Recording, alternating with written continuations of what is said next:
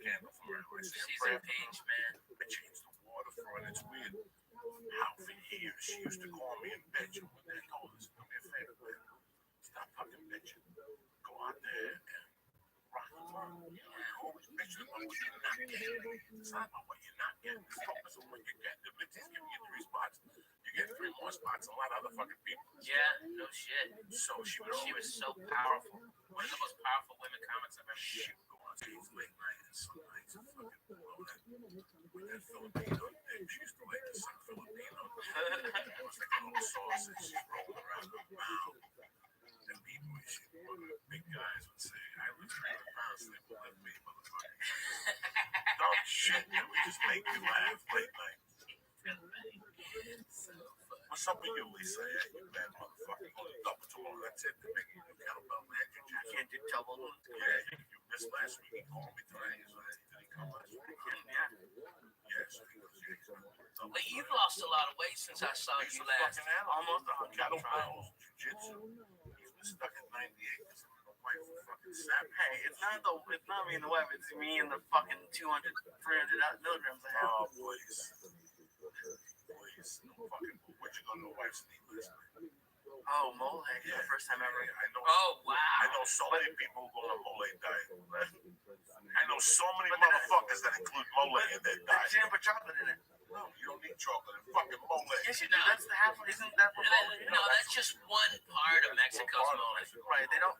Her mom and her don't like chocolate in it, so we just have Good. It's just chicken. What's in the sauce? I have no idea. It's fucking amazing. It's amazing. It's a little bit of Jesus. But yeah, it wasn't. I'm getting used to spicy. You know, it's not spicy at all. You can be depending on the I kind. didn't, but now I do. It's just flavorful. That's what, all these white people are afraid of Mexican spice. If you watch Mexican spice food, they just put a little bit of salsa, like a little bit of, you dumb white people are used to fucking ketchup on their goddamn tacos. They're retarded. I was in Washington, and my fucking buddy goes, let's go to Taco Time. Okay, it's a shit chain up there. And the fucking lady said, do you want mild salsa or ketchup on your tacos? And I fucking laughed. I go, bro, if you eat that, I'm going to fucking fire you because I can't stand to look at your face. And we just left it there. We paid for it and left it. Fuck anybody wants it. Time ain't no Taco Cabana. You fuck no, man. No potato tacos for breakfast. Oh, stop. Stop with the motherfucking kolache fucking back. They don't know, man. They don't know. We used to fuck it up. What's been going on? Man, the summer was a little crazy for me. My PTSD I thought was being handled with antidepressants, but it's not. It wasn't. And now it is. Now it's antidepressants and mood stabilizers. And man, I feel fucking like I haven't felt in 5 years, bro. I don't hurt. I am up at 7, throwing sidekicks for Jesus. I'm fucking the wife real good. I'm putting her legs up. I'm hugging my babies. I'm playing with my babies more. I'm more focused on it, and it's like, man, you were absolutely right. I didn't like the fucking truth being told to me, but man, it was the goddamn truth, Coco. When you broke it down, hey pal, you've been slipping a little bit. You were fucking right. You were goddamn right, and I didn't know how bad it was until I fucking went to the goddamn doctor and describing all my shit, and he goes, you're under medicated for your PTSD. You're way the fuck under medicated. And now, man, I feel like I haven't felt in years, man. Like the whole world isn't closing in on me. Like LA is not bothering me as much. Traffic doesn't bother me. Fucking nothing bothers me no more, man.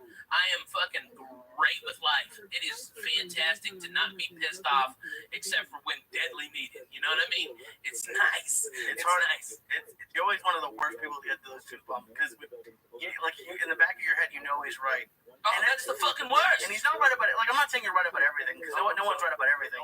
But we've had a couple of those talks, and during it, you hate him. And it's just brutal. You hate, and I think it's just anybody who you hate. It's so. Like the most, 9 out of 10 men are mad at their dads because they confront the stare are mirror. But they're not doing that. You hate the people. Growing up, I hated my stepdad because he would break my shit. He would break whatever move I made. He was 2 steps ahead of me. You always don't like the people. I grew up around people, and in all those years, I would fucking up. At the end of the night, when I was coming down home to go, they said, listen, we had a great time. I got love you. So they came and talked to me. They know that this guy, you robbed his house. I don't mean to bring this up. I didn't want to ruin your night last night. Sleep on the couch. Get up in the morning. We got to handle this. And they're not telling me what to do. They're not asking me what to do. They kind of hint into me what the right thing to do. And I get pissed. One of the worst conversations I ever had was with that boy. He came up to me at the top of the conversation. Why do you come here? Rabbi, 95. I'm ready to kill my ex-wife. I'm living in a basement. I have no food in the refrigerator. I'm sustaining just to do below. Pay my rent, I pay child support. I'm lifting weights, I'm doing the right thing, but I'm on a fucking roll every night. And I would cancel all the time. This guy came up to me. He was like, okay, he's like, hey man, why do you come down? Where's your good time? He was like, here's the honest I can with you. He goes, just being you. You're the funniest out of all these open micers. God forbid you wrote a joke, and God forbid you showed up. Look at your t-shirt. You got a white t-shirt on. You got a white t-shirt on. Look, my hands were fucking clenching to punch this guy in the mouth. Because I'm not saying that bad way. These guys just being you. And you're throwing them away. I know you're doing blow. I know you don't do it here, but I know you're doing it. This guy just read me the writer. I walked to the bus and got him around. I walked back to beat him up. And when I went back down, let him know to get the fuck out of there. He got out of there. You don't mind seeing the guy again. Bumped into the guy again. In 98 at the parade ball. Wow. And I followed the guy that used to come up with the hat and go running. I was like my wife and like my fits, the brown coffin. The guy was like a detective. Yeah. White something in the 80s. Yeah, Dwight Slade. No, Dwight Slade, the guy's from Portland. Yeah. Friends with Hicks, this is a different guy. Dwight something, the guy followed him and ripped the room apart. He was back there with Brian Double. Oh. They had just moved to LA together. Man. And he came up to me. Dos pesos de la muerte. And I pulled him aside. I go, man, boy. And he goes, Dad, boys, he was really proud. He goes, you know why? Because I told you that. And he took me outside. He goes, I was never more scared in my life. When you had here, he goes, me, Todd, and a bunch of comics going better. And Todd didn't have the balls to say something. He goes, I know you're going to punch me in the face. And what changed my life? It changed who I am today. I'm in LA because of the fucking words you said. Yeah. As much as I hated them that night, you know, you are, in my eyes, when I talk about headliners of this decade, you're the top guys I learned from. You have no time to slip. In The Godfather, there's a line, and every time I hear it, I'm going to punch myself in the face. And it's the fucking worst line you could ever say. But where I come from is true. Women and children can slip. Men don't slip. That's it. Yeah. Women and children can make a mistake. Men can't make mistakes. We don't have. I don't have time to make a mistake anymore. I do not have time to do anything. We've got handed the keys to the castle. Yeah. You and I have been handed the keys to the castle. Without a doubt. I haven't had a job in 20 fucking years. I've never had an answer to somebody. After I went to prison, I didn't like a man kicking my bed. I haven't had an answer to somebody. I haven't had an answer to somebody since I was 15. But for a job to make a living, and somehow it came together. Even you in your fucking apartment. Yeah. It always came together. That's when you were out every night. Right. You were writing every night. You fucking hustle, right? Every day, work every night. Is it scary when you see like how close it is? Like, so I just did that seminar, and now I'm trying to start doing more of them. And I wasn't even really scared before the first, but now that I'm like, oh, I could see I really enjoy doing it. And now that I can see, not that it's gonna be easy, but I can see that but it's possible.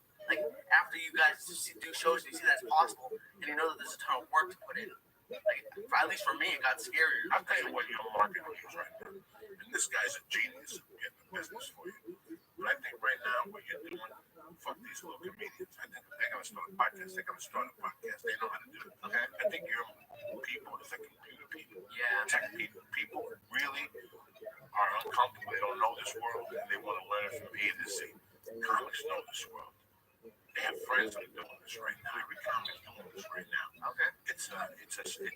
You're going after pennies.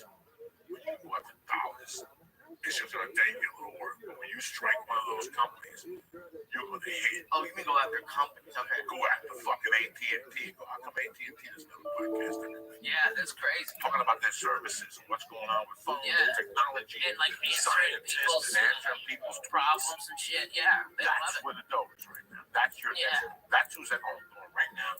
There's a board meeting going. We're losing 22% because we're not computer. We're not savvy. Savvy. Yeah. What is going on? Tell us about Man, this. look at fucking Amazon. Amazon today's getting slammed by fucking shit work conditions for people. I mean, they're keeping people working in fucking warehouses over 110 degrees with no breaks. They time everything. They need some fucking counter that shit. I mean, I don't want to buy Amazon now. I mean, but if they would have a podcast that could explain it and tell me, hey, the air conditioning broke. You know, maybe I don't know the full context. Maybe the full context is not being reported. You know, those fucking news agencies is always a fucking by the way. I'd like to hear the other guy's fucking side of this shit. All right, and that's exactly what they need. Lee. I mean, you can fucking kill that shit, dude. You know what told me this one? Yeah. The late 90s, it was really old. One day I went to a tail night the day Cooper's Day. And I looked at Dave like, dang, and I was Houston. He goes, man, that's a great club. He goes, you know what? There's too many shows for the money. I gotta figure out if there's no one big show. 5 years later, he was doing theaters. Yeah. Wow. Yeah. Set a goal. Clubs around the country. There's expenses. And, you know, how expensive is being out there, probably. It's fucking the biggest expenses. So there's a lot of expenses for the price you would charge. Your thing is a workshop. Right. It's 9 to fucking 5 type deal for these people. Your thing is a workshop. Your thing isn't just 1 hour. Your thing is a fucking workshop. Yeah, we did like almost 2 hours and it wasn't enough time. No, your thing is a workshop. There's 2 parts to yours. They gotta go eat lunch and come back. And Do you think they should just do like rent a room at a hotel? That's what I've been thinking about. like fucking Yeah, and get it and do it off days. You can save a lot of money if you do it off days, bro. And you know, if you could and look into it that you can adjust the size of the room. All right, so if you have a big turnout, they can open it up. If like not, bananas. a small boom like bananas. in Jersey. Yeah. You can As per bags. you ever see those commercials for real estate people that come to your town and teach you how to make $1 million? Yeah, but that's a scam. I don't want to scam You're anyone. not scamming nobody. I'm just saying it's the same type of thing. Lisa Yeah. Apple be in your area, and then what you can do is maybe do a big one and then do a comedy club, so you can do bang for a buck. Okay. I bet Zany's in Nashville would do it, bro. Yeah, Zany's in Nashville. There's a ton of comics there that need to be podcasting, and if you had there, I mean, you could do. They put out to all the comedy clubs in the Southeast, and all of these comics that come. There's fucking 40 guys in Memphis. There's fucking shit ton in Louisville, Lexington, fucking Knoxville, Chattanooga, Atlanta, Birmingham. Man, all of those guys will come up.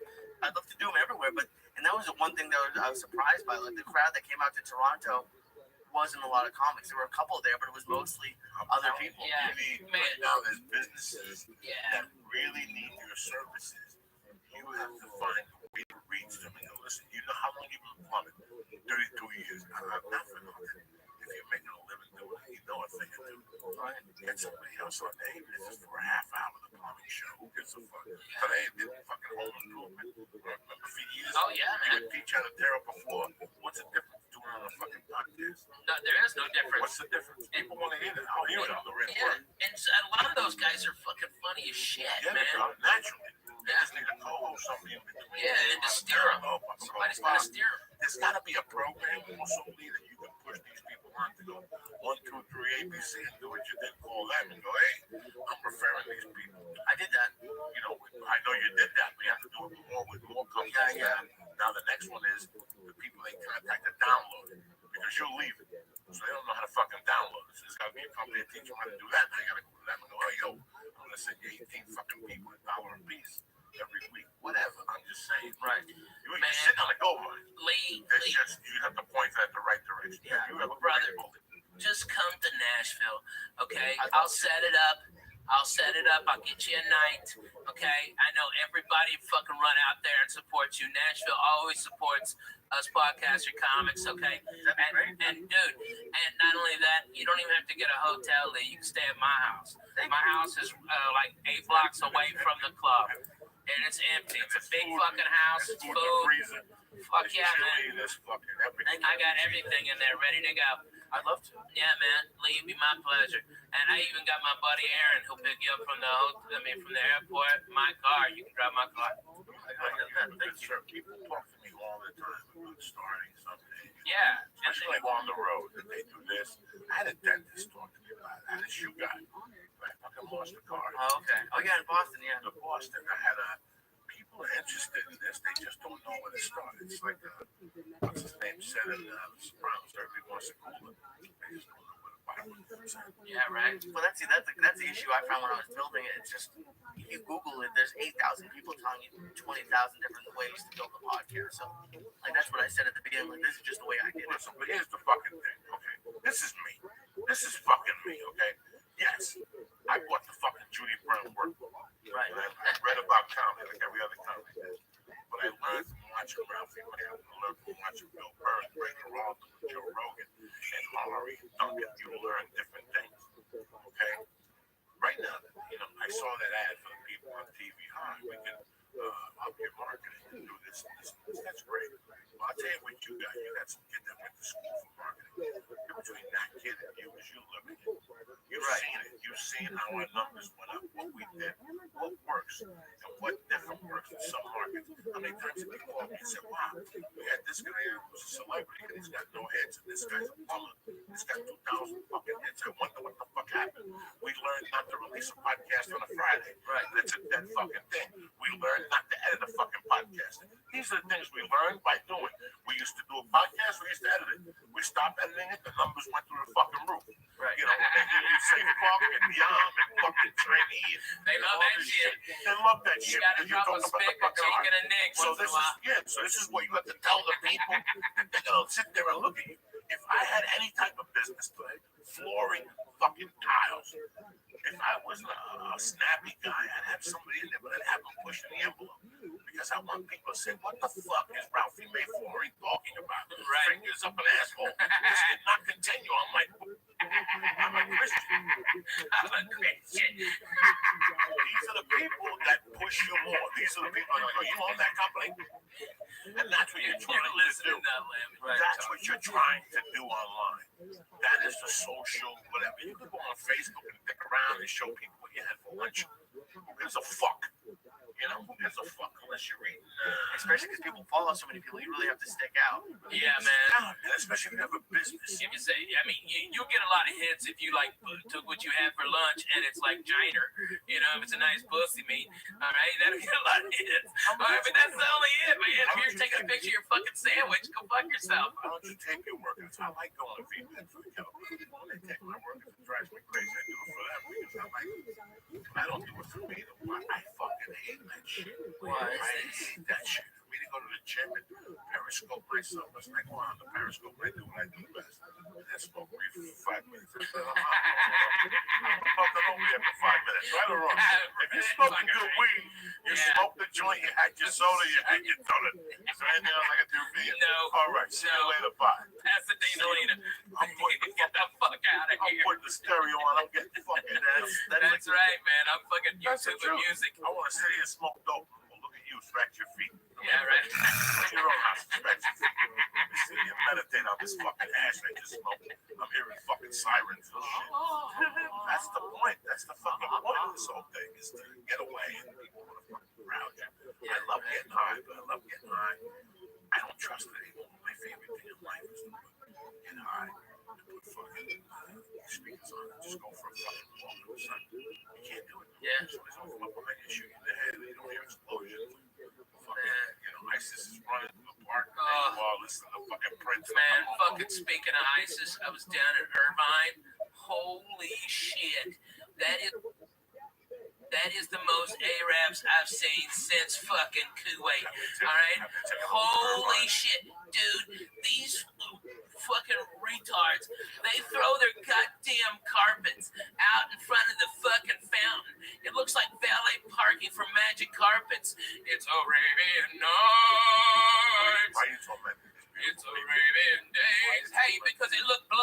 as fuck out there. That's why, because those fucking, they're very combustible. That's why. And I've gotten shot at by those cocksuckers, That's Coco. those people I've over been to there. Iraq. Not the ones here. I've been to Iraq. Ones here, they're nice people. Hey, I'm telling you. I don't know they're nice people, Coco, because I can't fucking tell their difference. They're walking around with that fucking hot tea or whatever the fuck that shit is, looking blow uppy like a motherfucker. Man, I'll throw a ham sandwich at them. They'll kill themselves. I'll solve this fucking problem.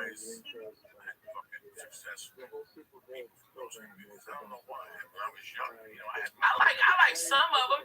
You know who I really dig, and it's fucking crazy? Iranians. I fucking like Iranians more than I do the Arabs. I fucking way more. I love the Iranians. I love the Armenians. Oh, I like the Armenians too. They're fucking crazy, and it's like, hey, comb your shoulder, bro. At this point in my life, I mean everybody. Yeah, right? Listen, I hate Russians. I'll tell you that. I don't like fuck Russians. Why don't you keep it Fuck up? Russians. Keep it up. They're gonna drop a grenade. Good. Russians and fucking Arabs. I hate fucking Russians. Russians are I've hated Russians since goddamn '84. When they killed Swayze and Red Dawn, they can suck my dick. And you know what? They killed Apollo Creed too, nigger. Don't forget, you slipping. Hey, go fuck that stuff. All right, those cocksucking Russians. They put baby in the corner. Fuck them motherfuckers. I hate those cocksuckers. Eat his dick, Russians. They got nice fucking weed stores. They don't follow nobody. They always give me an extra gram. They know what's going on. Yeah, the Russians here, they're the ones who are seeking the great American dream and taking over white people, punching them in the face. I'm talking about the cocksucker Russians, okay, that are in Russia. Okay, I mean, Lee's probably fucking Russian Jew. Yeah, he's Ashkenazi like a nigga, man. I love that guy. All right, but that's what it is. That's what it is. Lee's down. Okay, I like Lee. Yeah, right. For real, because look at you, Lee. You ain't wearing no sweater in the fucking summer. Okay, you ain't smoking shit, crazy cigarettes. You don't smell like smoked fish. All right, those Jews always smell like fucking fish. Those fucking crazy Russian Jews over there in West Hollywood. That's all they got. That's all they got, bro. Where are they? On Fairfax. Oh man, I wish they were on Fairfax. They're on Sunset. That's a big place. That club by that urban ramen place. That used to be that. I mean, it's been like 1,000 places. It was right across from Green Tea House where we used to go. You remember we used to go over there for fucking. It's right across. That's a big Russian hangout, dude. They're all Russian gangsters. All right. One of their girls hit one of our cars, and they came out and said it was our fault. And the car was parked, and nobody was in the car, and they started fucking saying something. And you know me, Coco, I carry a pistol a lot. Okay, I've got a class 3 weapons license. Okay, and I've got distinction from the FBI. All right, I can carry the fucking thing anywhere. Okay, I can fly with it. All right, and I'll just fucking pull my gun. I just pulled the gun, and the guys backed the fuck off, and we got to exchange information and fucking went there. No drama. All right, but they were fucking surrounding my wife. What the fuck am I supposed to do? I got hit by a Russian lady in the parking lot up here, and she refused to, but it was her. Yeah, She was like 90 years old, so I felt really bad. But she was like, no, that wasn't me. And her car was filled with dents. Just, oh my God. I got hit too. I got hit by a Russian. Me too. Sean Stanley. Fuck you, baby. Fuck you, baby. I got that blood insurance. I don't know who the fuck they are. Fuck you, pay me, see you later, bye. It's crazy though. I used to, I always crack jokes, like I say on stage. I'm not really a racist at all. I'm not whatever, but I say racist remarks for a laugh with myself. At least to keep me the fuck safe. Because in the back of my mind, I know they're saying shit about Space. Oh man. If I'm not around, I know people are talking about Mexicans, and I'm not even fucking Mexican. I hear them. I hear people talking about Mexicans, they're real views. Yeah, man. And I giggle, and I don't make a joke, but I fucking know. Now at least I know how you feel. It doesn't bother me. I'm not. Listen, I felt insecure growing up to like being second, like being third tier because I was Cuban. But I never got offended when people said shit to me, bro. Dude, I was white trash. I was fucking white trash, and now I'm fat white trash. You know? Right, exactly. Fuck it. I learned early on. They say that type of shit just gave me just I never had a beef with him. One time I had a beef with him. And I was mad anyway, so he just gave me this. What's up, Lee? Look at you. You're back in Como, fucking. Hell yeah. Mama waiting for you today. Yep. Oh, shit. What you making over there? What's she making for dinner? I don't know what's for dinner. She's surprising. Yeah, I guess. What do you think? What up, baby? How you living? You know what I mean? That Fucking kitchen turkey sandwich. I don't know. It's like 11 o'clock at night. You know, you gotta come to my house for a turkey sandwich. I get Jewish rye, all right, and I put a little Russian dressing on there. I know I hate the Russian, so it's ironic that I like the dressing. All right, and then good ass turkey right there, a little sauerkraut, make a Reuben right there, man, fried egg and cheese. What? You'd love it, Lee. You'd love it. You'd love it. Man, you are the shittiest Jew of all time. You know that all the time. Yeah. He's so removed from the rules of Yeah. I love how your guideline for and the what food rules I'm eating. and the rules of being from Boston. He felt Did you ever get bar mitzvah? Yeah. Okay. My portion was Noah. Your what name is Noah? No, you have a portion like every week. It's a different story. Good story. Yeah, he read part of the scroll. Yep. Mexican chicken. No, he's the one that had the art. Yeah, man. No, put all the animals into by itself. It's just I have my Sing some of that for us. I know you still remember it. I don't remember shit. Don't you bullshit me. Especially Those right Jews drill that shit into you for 6 fucking years. I know. It's terrible. I don't like Noah or just Oh, anything. just any of that. Come on, sing it. Come on. See, Baruch atah Adonai, Eloheinu melech haolam, I think that's like one over bread. I'm not sure. Yeah. That's all. Yeah. I need this shit. Sure, why not? You gotta know. Why not? What if you're ever in Israel? You gotta bless some bread. No shit, man. Hey, and you know what? Fucking #1 in Israel right now. Church of what's happening now. Fuck yeah. Dude's just going crazy if I got it right. Fucking them up right now. Man, I like Israel. I like the way they fucking roll. I do. Yeah, it's kind of scarier. Like, Fuck yeah, it I is. went over there and it was fine, but now you see, like, I used to be all pro-Israel, but now you gotta look at it kind of objectively for this.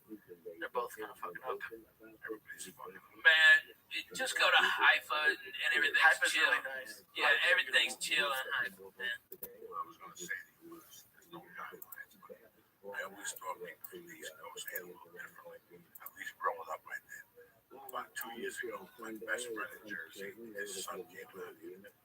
His sister's son came out here who went to see the little kid. And we were talking. Somebody comes out, they're fucking 17 to go to the Navy. I said, "You want to go out to dinner? Where do you want to go?" He's like, "I don't care. You can take me to the Subway." And I said, "You're from Northburg. The projects in Northburg. And you want to go to the Subway?" He goes, "That's all I eat is Subway or my grandma's spaghetti." I go, "So that's all you ate growing up? Joan didn't take you to Beacon's Room. Joan didn't take you to What's that? Chance Chance, yeah, Dragon Inn. No, and she goes, You get one of them fucking tiki no." drinks. So I didn't know that. You been there? Yeah. It's so good, man. Them fucking egg rolls. Fucking spare ribs are really good. Oh, man, the spare ribs. Counting the fucking days. Oh, But it's so weird. I thought people ate fried rice. differently. That's what it was. I just thought I ate differently. But, you know, when I went to New York City 10 years ago and I saw the red lights, Olive Garden. Oh, that's down on disgusting. 48th Street. In the middle of Times Square. Times Square. I knew it was over. I thought there was a lack of everything. Whoever rented that building should be fucking shot. Huh? No times ahead. But that's the way I was on Long Island in the elevator. I saw a kid coming up with Domino's pizza. And I almost died. One time I was stuck in Long Island overnight. I just went to the hotel. It was a terrible hotel. I went to the guy and I go, "Can I get a menu?" And he gave me a Chinese menu. And I just ordered because I was hungry. We ate the best fucking food I had in years at this place. Long Island has 2 airports. They have that big airport, which is Kennedy. Yeah, JFK. And they have that little one. Out there, the Southwest flies into it. A lot of people don't know about that airport. yeah, But bro, that's a it's long. Islip, right? It's Iceland. That's a long flight. From fucking, they took that flight on a cheap run on some Howard Stern radio show that either Rick Gas was supposed to go on Howard Stern. Howard Stern hung up on him. So we only sold 80 tickets. And I got a big song and dance at the end of the fucking show. It was horrible. Oh, about how we didn't sell enough, we can't pay you. Man, there's always those motherfuckers. Usually it's a black guy. All right, at least I had the it black used to guy. be, yeah, in Texas. These guys were white. Oh my God, there was an asshole named Vance Bradford that still owes me for a gig at Texas A&M.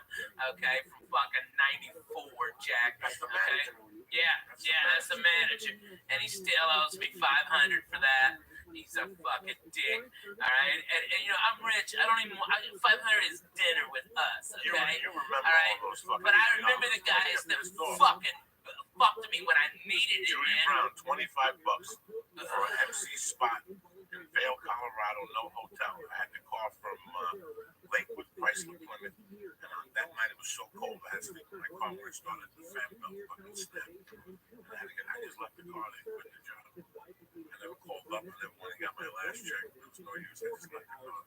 Wow, I called them, said the fan belt broke, and I'm going to tell you, I'm not coming back. And what happened, I just saw my, this was a sign from God.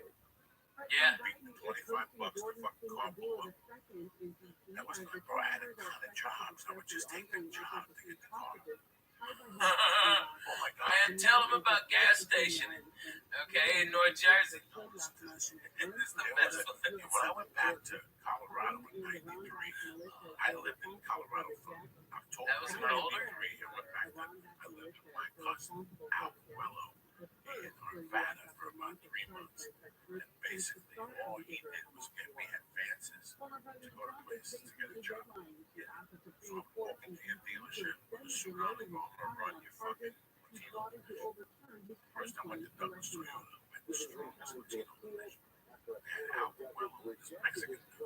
They put the Mexican dude on television and said, we'll fucking finance you, we speak Spanish. Fucking Douglas Toyota would be selling 300 cars a month to 450. 150 cars a month to the Mexican community. Fuck yeah, man. Selling 150 cars to Mexicans. Shut Al Coelho and another Mexican, my cousin and this Mexican. Al Coelho bought a home.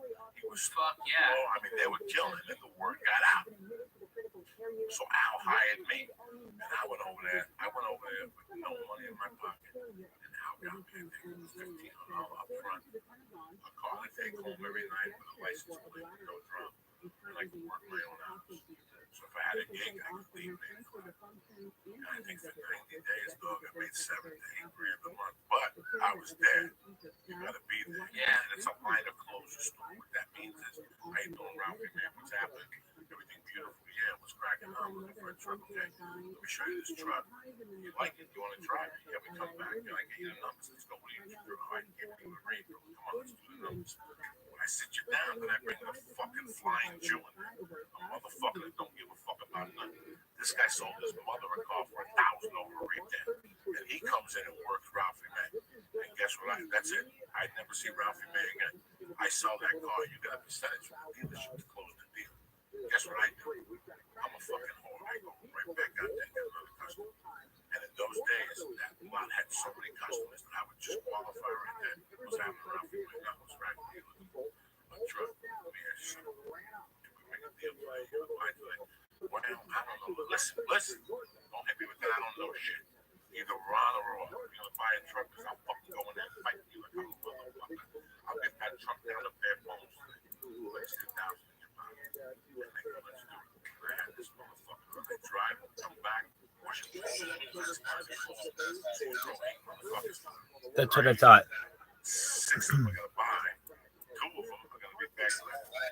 It's just numbers. You just gotta talk. You gotta grab people. In those days, you're gonna hide behind cars and shit. Just people think I'm fucking kidding. You think I'm kidding? You gotta stand.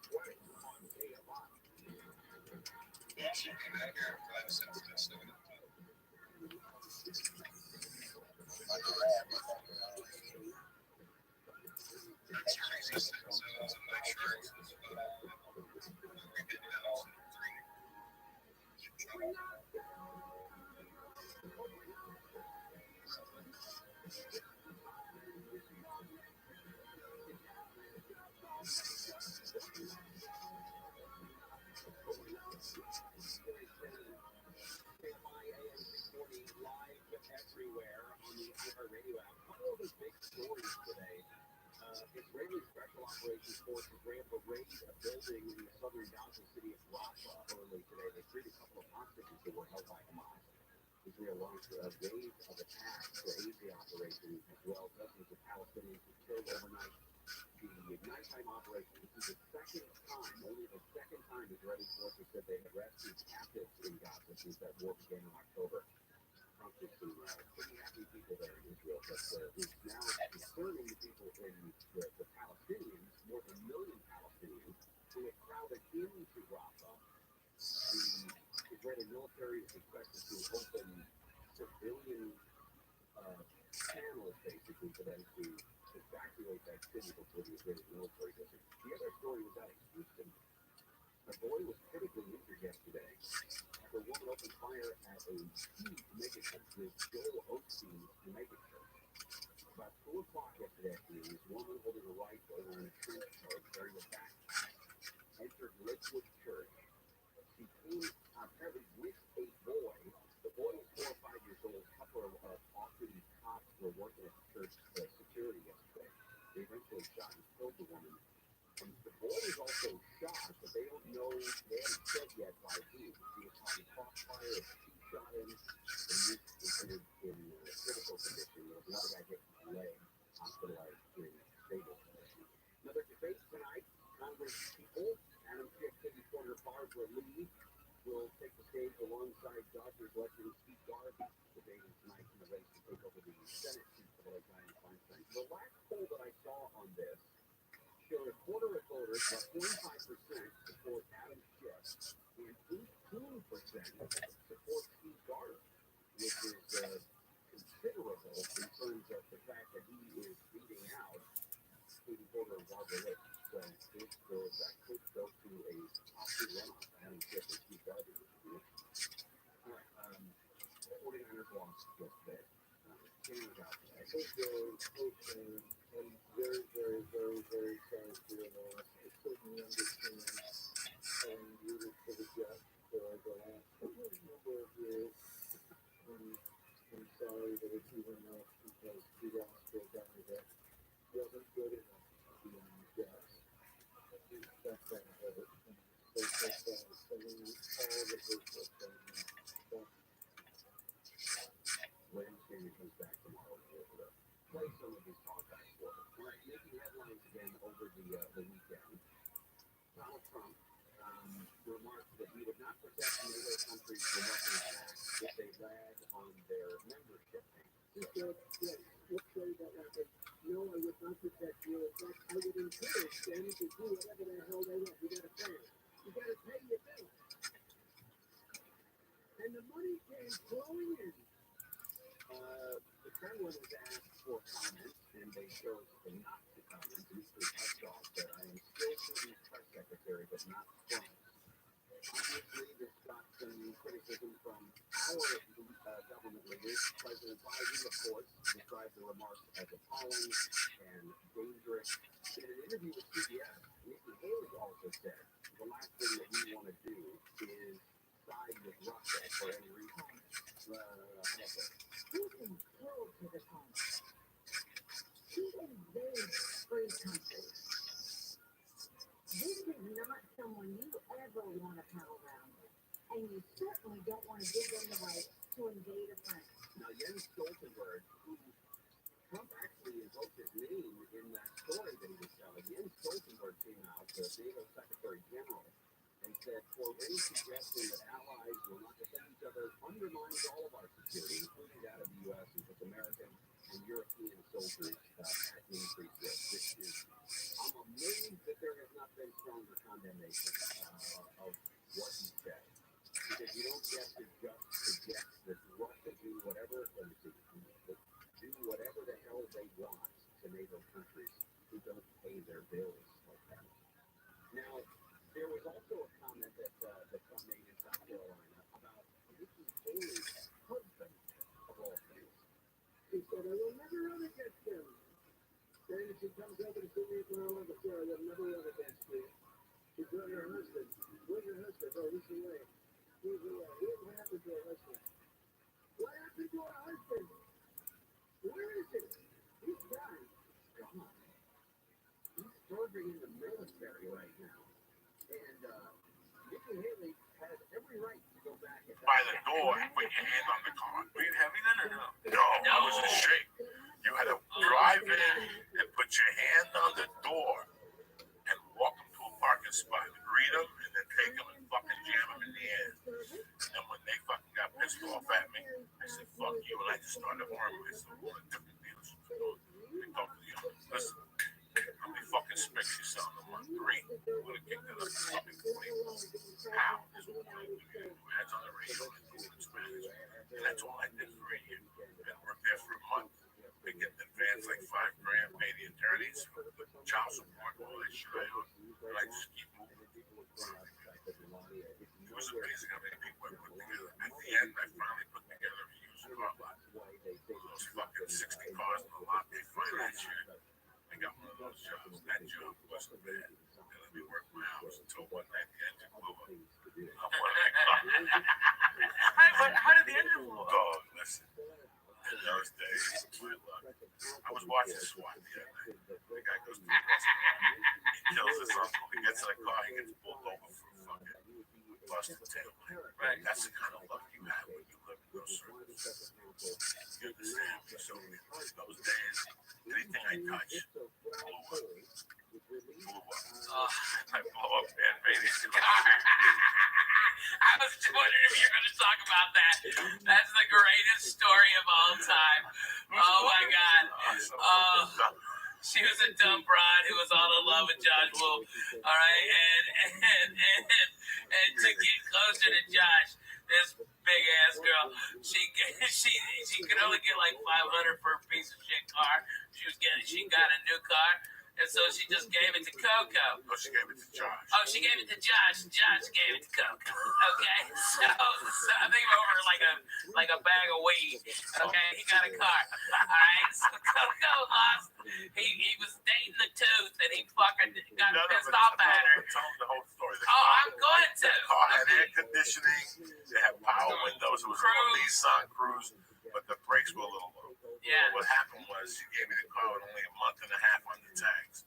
So I used to sleep in this motherfucker at night. Yeah. I would snort coke, go in that car, open the sunroof, put a blanket over me, I'd jerk off into a sock, roll over, listen to air conditioning, I'd wake Robbie up at 9. Yeah. So once the And place shower. expired, You always shower. or at You the shower comedy 2 store. times a day. Or at the You comedy shower store. 2 or 3 times a day. At the comedy store, I would shower at 9 when it opens, and then I go back about 7:30 before anybody would go down there because I didn't want Jeff to catch me naked. Right. The motherfucker give me a shower.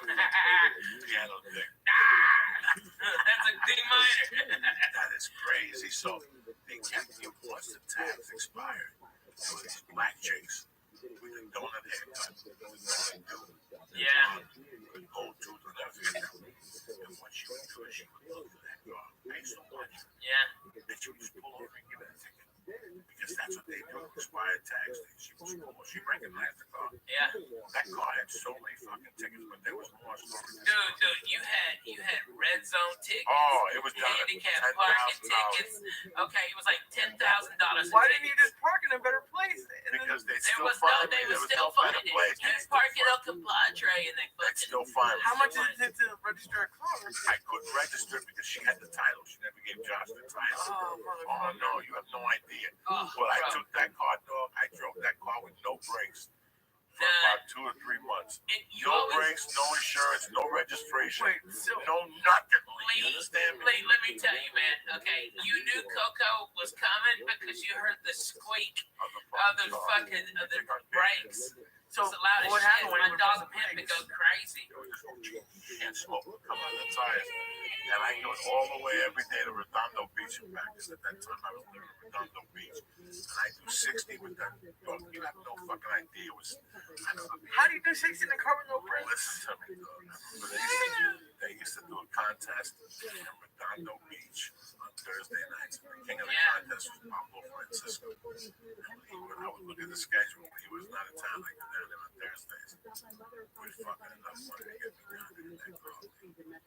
It was $100. It was $100, 50 for second place, one pizza for third place. Yeah, and the first place got free food. And No, I just wanted the 100 because I had to come back. No, you got both. No, I You didn't got eat. both. I didn't eat. Oh man, we always did because we The bring winner is you Joey ate Diaz. plenty of time because you Listen. fucking eat it at my house Listen on to me. Thursday Listen morning. to me.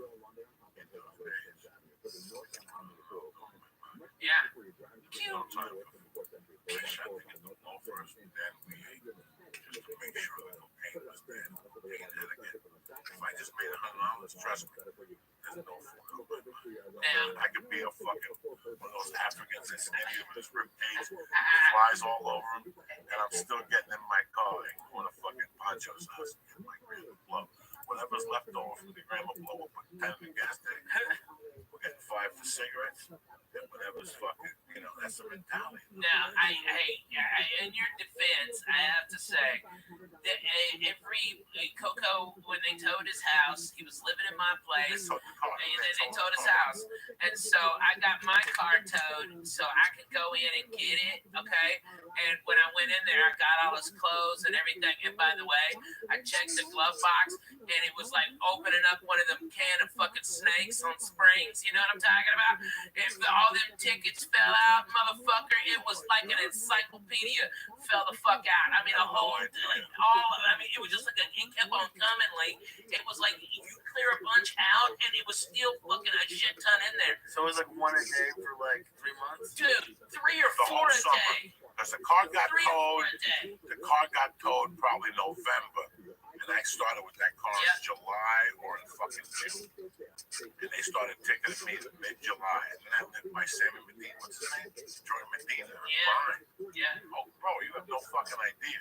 I lived over there where Ralphie first lived. Yeah. Ralphie moved down, then Joey needed a roommate, and I went over fucking there. She like bought new license plates. Off Clinton. So there was no money for like, listen, you get $15 a spot. You get 40 at fucking, Dude, Mexican, Rose meat, fucking Alhambra, West you put Covina, clothes on the road. Corona. You put clothes on the fucking road. You took a bus. They used to drive me to take a bus to El Paso. That was the Joe Diaz Express. The Joe Diaz Express, Monday night from being El Paso, Tuesday morning and 1 in the afternoon. You understand what commitment is for $550? Yeah. Fucking 1, 2, 3, 4, 5, 6 fucking shows in those days. You pay 75 a fucking cent. If you bought a Southwest flight, that was half your fucking Yeah, there it salary. goes. So for you to snort coke, go to Taco Cabana, and party, you had to take a fucking bus. So he used to book me for 2 weeks, and I still don't know fucking road. Fucking great. It's sickening what we did in the name of comedy. And party. I'm not gonna lie to you. But the whole time I was serious about it. That's why I could party at the store. I was still serious about it. I just had to party on it. And in those days, El Paso, they would Man, there was, I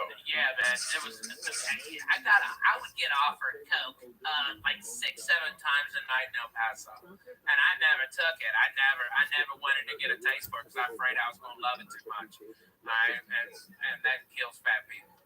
You know, Let me just tell you avoid how. the A. how weird the road is. So I'm in El Paso, and it's my birthday. I'm in El Paso, it's my birthday, and it's a Monday. We just take a week, and I'm staying for another week. I got a call on Saturday night from Rabbi and Jody. This is 1998. I get a call from Rabbi and Jody for they're coming down. They're going back to LA, but they're coming down. So I hang out on Sunday for my birthday. So it was me and Noe Gonzalez opened up the Carlos Museum. And that was like a good money week for me because you stayed on Sunday and you did 3 shows on Saturday and opened up the Carlos. This is 98. What's his name really like me, the owner? Yeah, Bart Reed. So you had to give it a bigger name. He kept telling me that to open the Carlos. I'm like, well, I'm not going to go. You don't like me. It was one time. Carlos said, yeah, but I had to work with Noe and I love Noe. I love knowing. So it was I perfect. see knowing from him. So it was my birthday on Sunday. It was Ralphie's on Friday. And they come down Sunday. Oh, yeah. And Jody got into a fight with Carlos. Yes. There you go. Oh, See? man. Bro, I She got a called him memory like out a on fucking shit, hawk. bro. She called him out on her shit. I'll give it They to were her. playing Nintendo in our Yeah. room. Yeah. Why is Carlos, who's got a 5-star hotel across town, in our fucking comedy condo, playing fucking Nintendo with Noe? Yeah, nobody's smoking Jody's drugs. Nobody's drinking. doing nothing. You're on the floor. Fuck I'm yeah. in the room. I'm on the couch. I gave the bed to Jody. There was 2 bedrooms. And this is the old comedy condo. Yeah. Not It the, sure not the was. Yes, the one by the supermarket. Yes, sir. And her and Carlos got into it. But the next morning That we was the woke up. fucking greatest. The next morning we woke up. We didn't have much money. We went to Arby's. No, we went to a Mexican place and they make these fucking fried tacos that they do in El Paso. We went to Arby's Fuck that no, time. Because I man. met you guys by Arby's. Yeah, I yeah. walked down the hill and ran you by Arby's. Yeah, because we couldn't find the Right, place. you brought your car and Jody brought her car. Yeah. You guys were coming back to move here or something. Okay. So we go, what are we gonna do? Let's go to fucking movies. Oh, And Payback was the movie theater. man, and Lucy Luke had us all boned up. We were all horny looking at Lucy Luke karate chopping niggas. It was awesome. It's the I one love that shit. This is 1998. It's 2015, guys. Just to show you guys the comedy journey of broke comedy. We're on the movie theater. And it's got to be maybe 16 people. It's 1 o'clock matinee on a Monday. Yeah. And whatever the fuck we ate, I ripped a fucking thing. Whoa. Lee, and it went, and then it just paused, and it went, plop. And Lee, everybody looked at Ralphie, right? Yeah. I mean, everybody looked at And Ralphie. by the way, it was like shooting, Oh my God. explosions. And it stopped. Boom. Dead fucking silence. It was the greatest fart timing of all Oh my time. God, Lee. Okay? Everybody's looking at me, okay? And then Coco goes, God damn it, Ralphie, mate! Jesus Christ! Jesus The fucking fucking Christ, Christ. Ralphie, mate! He was yelling it. And everybody's looking at me. You know what? I didn't fucking howling. I'm howling inside. Which one you better, that guy? So funny. And then we went to the movies in Universal City when I threw the M&M up. And that ball guy in the head. We threw peanut M&Ms at this motherfucker because his head looked like a peanut M&M all oblong. Alright, and we just see the movie, and every now and then you see just a big ass M&M fly the fuck up in the air. Okay, bounced off the light. Alright, and he was like looking back, like, who done it? Oh my God. And we were leaving there, and his head had candy. Okay, had candy like different colors, and he was bitching to the manager, help, somebody, this scoundrel, these teenagers throwing fucking M&Ms at me in the Here's the goddamn whole head. story, guys. We're walking out. We forgot all about that. We threw a peanut on this motherfucker. All I know is the peanut bounced off his head like 3 feet. How many times did you throw M&M's at him? Oh, like 15. Oh man, it was a whole package. Until it Like went. they would give 2 M&Ms. It was a promotion, so it was 2 of those bags of M&Ms. And even though we were high, we're fat fucks. We're like, we don't need a whole nother bag of M&Ms. I just And want to call Coco goes, yeah, give me those cocksucking M&Ms. Boom, this guy. whipping them during the shit parts of the movie. How old are you at this point? This is 10 years This ago. is 10 years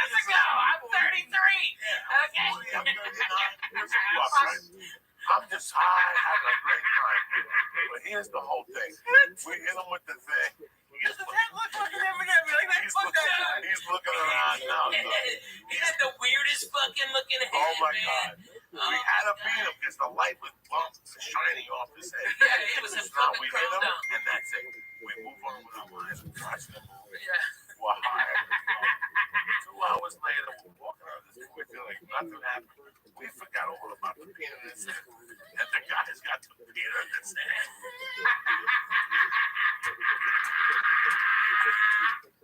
And he's giving a hippie. Imagine hippie. All these guys hit me with that. We're fucking howling. I'm howling. I'm fucking howling right there in the guy's face. He had to know it was us. Oh my God, we were fucking crying.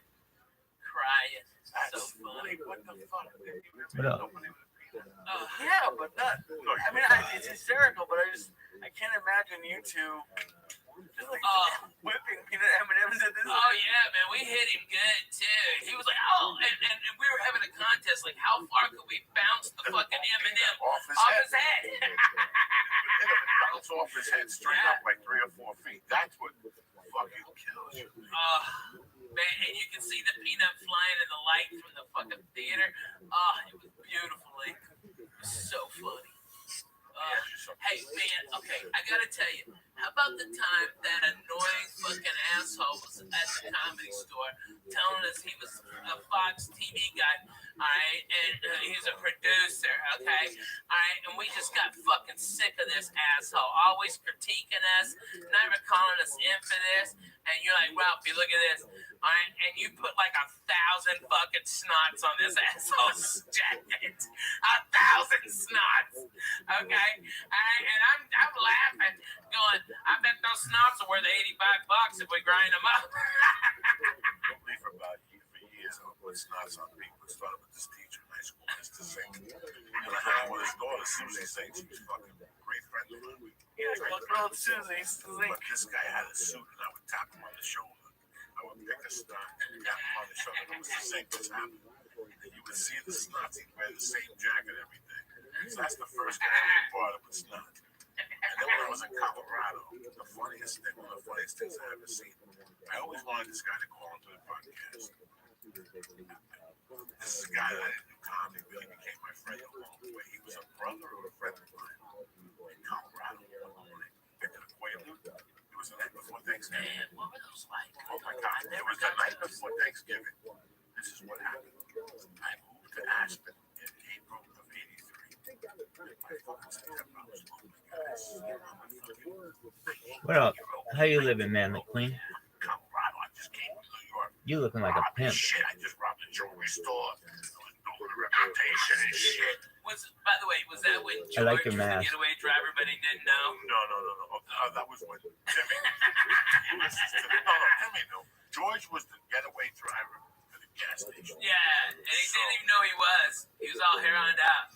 I love it. I'm sorry, Aspen, Colorado. You were homesick. I was really fucking homesick.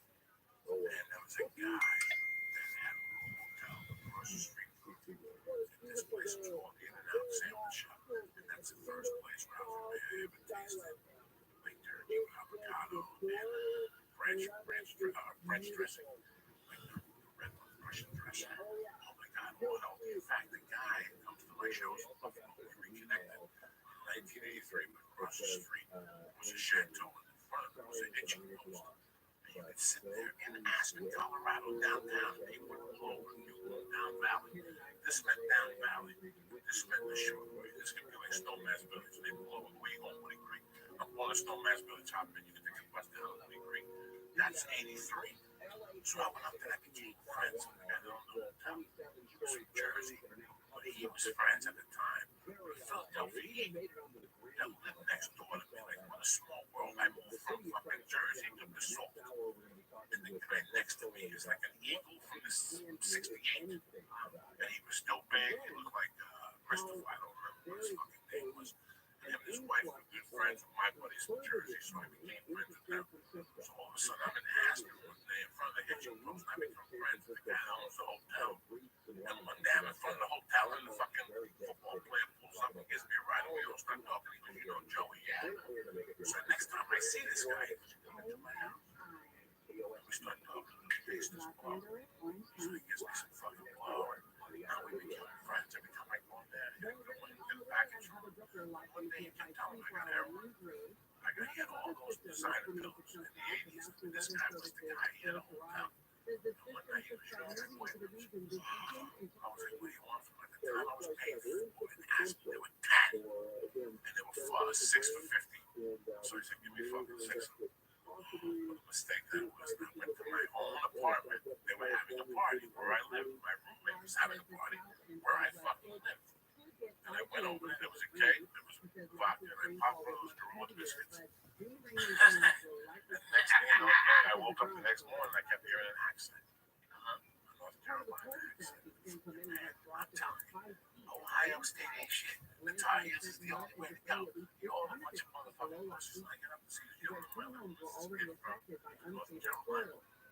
White dude, tall, just a redneck, Opie Taylor looking freckles and shit. I sat and sit down and arguing. We always became fucking I don't know what the point of the story is. What I'm telling you about Carl. No, I want to hear about Quaaludes, man. I want him to call in. Oh yeah, what happened with the about 5-6 minutes?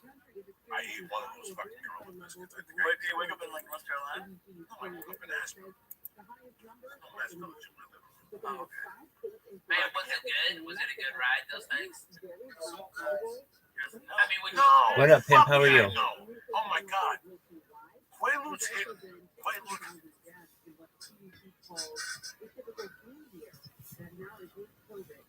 What's new with you? What's new with you? Federal investigators say they've recovered all parts of a helicopter that crashed in the desert about 75 miles from Barstow. The co-founder of Nigeria's biggest bank is one of the 6 people killed Friday night. NTSB member Michael Graham says so far it looks like weather may have been a factor in the crash.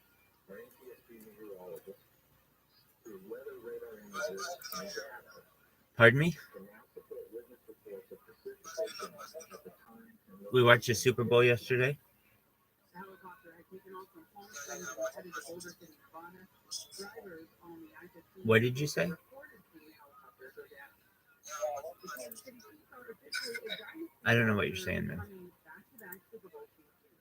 The Chiefs defended their title after coming from behind in overtime to beat the San Francisco 49ers 25-22 in Super Bowl 58 at Allegiant. Oh, he watched the Super Bowl. Oh, okay, cool. Did you like it?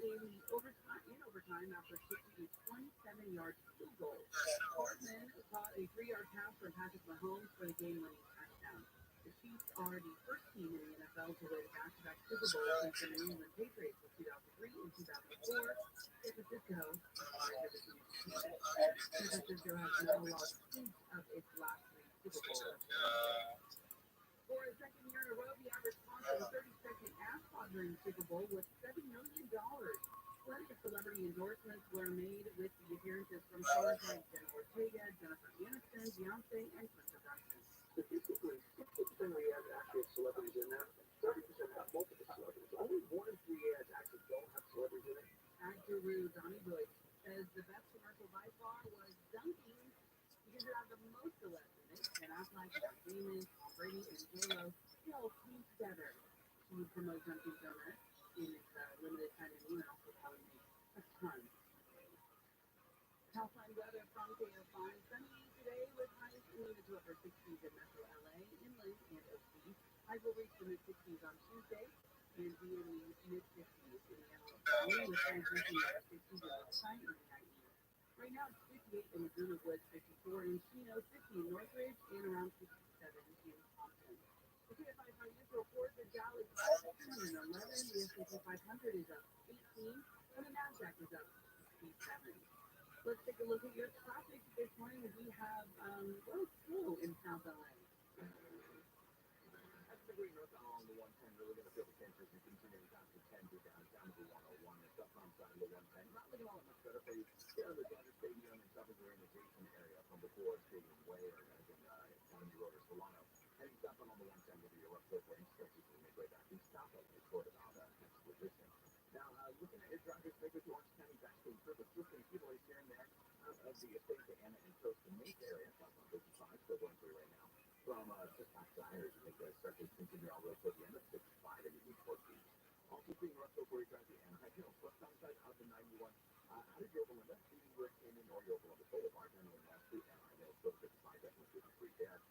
Do you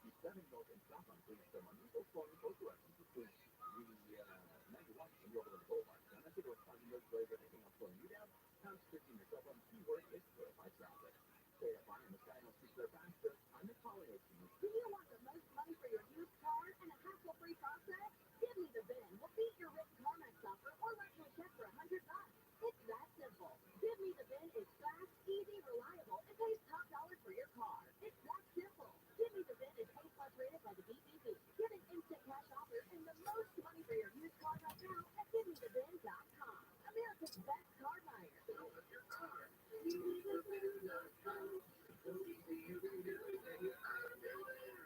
Hi, this is Scott Trout of Cordell and Cordell. Your dad is facing divorce. There are extra layers of stress that may include stereotypes and assumptions. No two situations are the same. Our legal experience and dedication prepare us for whatever legal challenges we face together. We need a partner you can count on. For more than 30 years, Cordell and Cordell has represented men and divorce. 1455 Gracie Road, Suite 1050, San Diego, California, 92108. Online at CordellCordell.com. Hello, this is Susie Essman and Jeff Robinson, and we are the hosts of the History of Curb Your Enthusiasm podcast. So we're going to be rewatching and talking about every single episode, and we're going to break it down, and we're going to be joined by special guests, including Larry Davis and Cheryl Pine, Richard Lewis, Colton Kirk, and so many more, and we're going to have clips, and it's just going to be a lot of fun. So listen to the History of Curb Your Enthusiasm on the iHeartRadio app or wherever you get your podcast. Listen on the free iHeartRadio app for all your music, sports, talk, and podcasts. Free never sounded so good. KMR AM 640.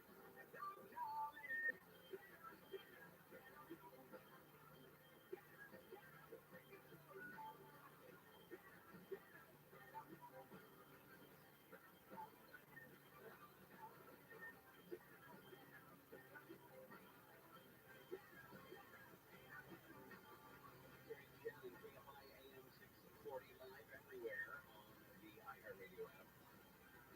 Speaking of the Super Bowl, I don't think I remember this one, but Robert Kennedy Jr.'s presidential ambitions resulted in a very public family spat yesterday. A political action committee aired a Super Bowl ad that invoked the Kennedy legacy. The 30-second commercial was financed by a super PAC called American Value 2024, and it featured a shortened version of a campaign song that JFK used in his campaign back in 1960. It also mimicked the cartoon, the newsreel effect, and actually showed pictures of RFK Jr. similar to his uncle. But one of the Kennedy cousins apparently was upset with him, and in a statement on social media, RFK that is came out and apologized to any of his family members who may have been upset by that. Shooting at a Lakewood megachurch in Houston has left the shooter dead and two of his wounded. Just the latest incident of shootings in Texas at a church. Shooting yesterday underscored the ease of bringing weapons and sanctuaries there in Texas. This woman apparently armed with a rifle of some kind was with a child that had brought a 4 or 5-year-old boy with her. And off-duty officers who were working security were able to kill this woman, but the boy was shot. They haven't said exactly who shot him yet. He was caught in crossfire. There was another person who was shot apparently in the leg, and he's expected to be okay. Well, the Chiefs beat the Niners 25-22 in overtime. Several topics are going to linger in the aftermath, like why in the world are the overtime rules different in a Super Bowl than they are in other games? You don't have to have it end in a tie. You can always just continue to play out the same way you would at the end of a regular season game. But so we've been taking talkbacks for people to help. Just words of affirmation. You don't have to be a team. Just you don't have to rub it in. It's what kids that God in those schools. Just want to tell you this. Pull up your pants and take off your bra and be a man.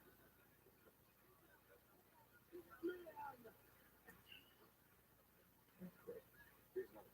You with God, you with God, you with the Lord. Of course, that's from my house.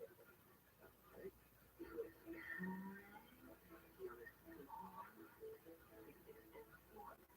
All right.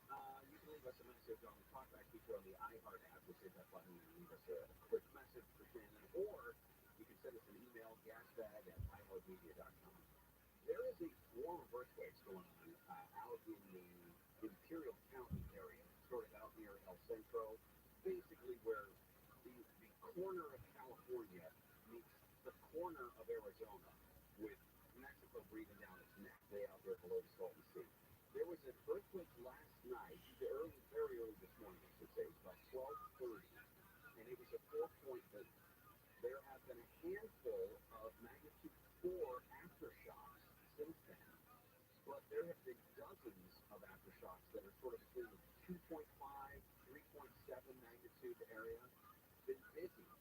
The National Weather Service actually posted several small earthquakes that occurred in El Centro. They said that there were 13 earthquakes within the first 20 minutes, basically, of that 4.8 that hit at 12:30 this morning. The shake alert system from the Geological Society estimated that at least one of the earthquakes was above a 5, which would trigger alerts to cell phones. But then, of course, it was downgraded to a 4.8. All of this comes after that 4.6 magnitude on Friday. Did you feel this on Friday? This was right after our show. I actually made it home by the time this earthquake hit. And I was standing in the kitchen talking to my wife, and it sounded like somebody walked into the wall. And that's all. It was just, I didn't feel it, but it sounded like somebody knocked into the wall of the house. And that's why we knew there was an earthquake. I felt it pretty strong. I was in my office in Glendale, and the whole house felt like it's like a train going by really fast. It was close, and the whole house started to rattle, and I was like, It's not new. You felt it. "That's true." I mean, I knew what was happening, but at the same time, I'm like, "Is this the thing?" I saw a funny reaction to this, which is if you're from California and somebody says, "Did you just feel that earthquake?" You feel left out if you didn't feel it. You know, you feel like you missed something important. Yeah. But if you're not from California and you feel an earthquake, it'll destroy you. I mean, it will rip your guts out because it can be terrifying if you're not used to it. You know, I was in Tulsa with my maritime. They asked for it. I was in Tulsa a couple of weeks ago visiting my family, and there was an earthquake about 11 o'clock at night. It was about a 4.2, and I knew immediately what it was. The whole bed, everything started to shake, and all my friends were like, "Oh my God, are you okay? Are you okay?" And I was like, "It's just an earthquake," but they're not really used to that there. Yeah. And then they have to come check on you, check your pulse and everything. It's not that you're still alive.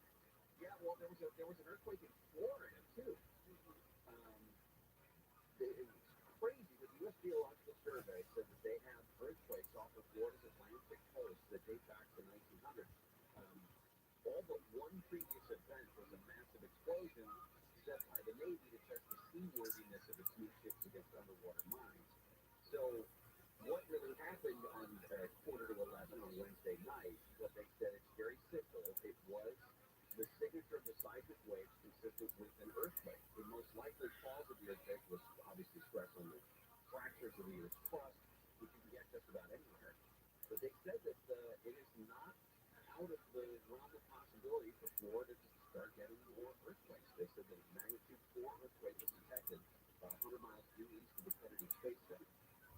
So it is highly unusual, but not completely out of the realm of possibility. So they were surprised when they heard about it.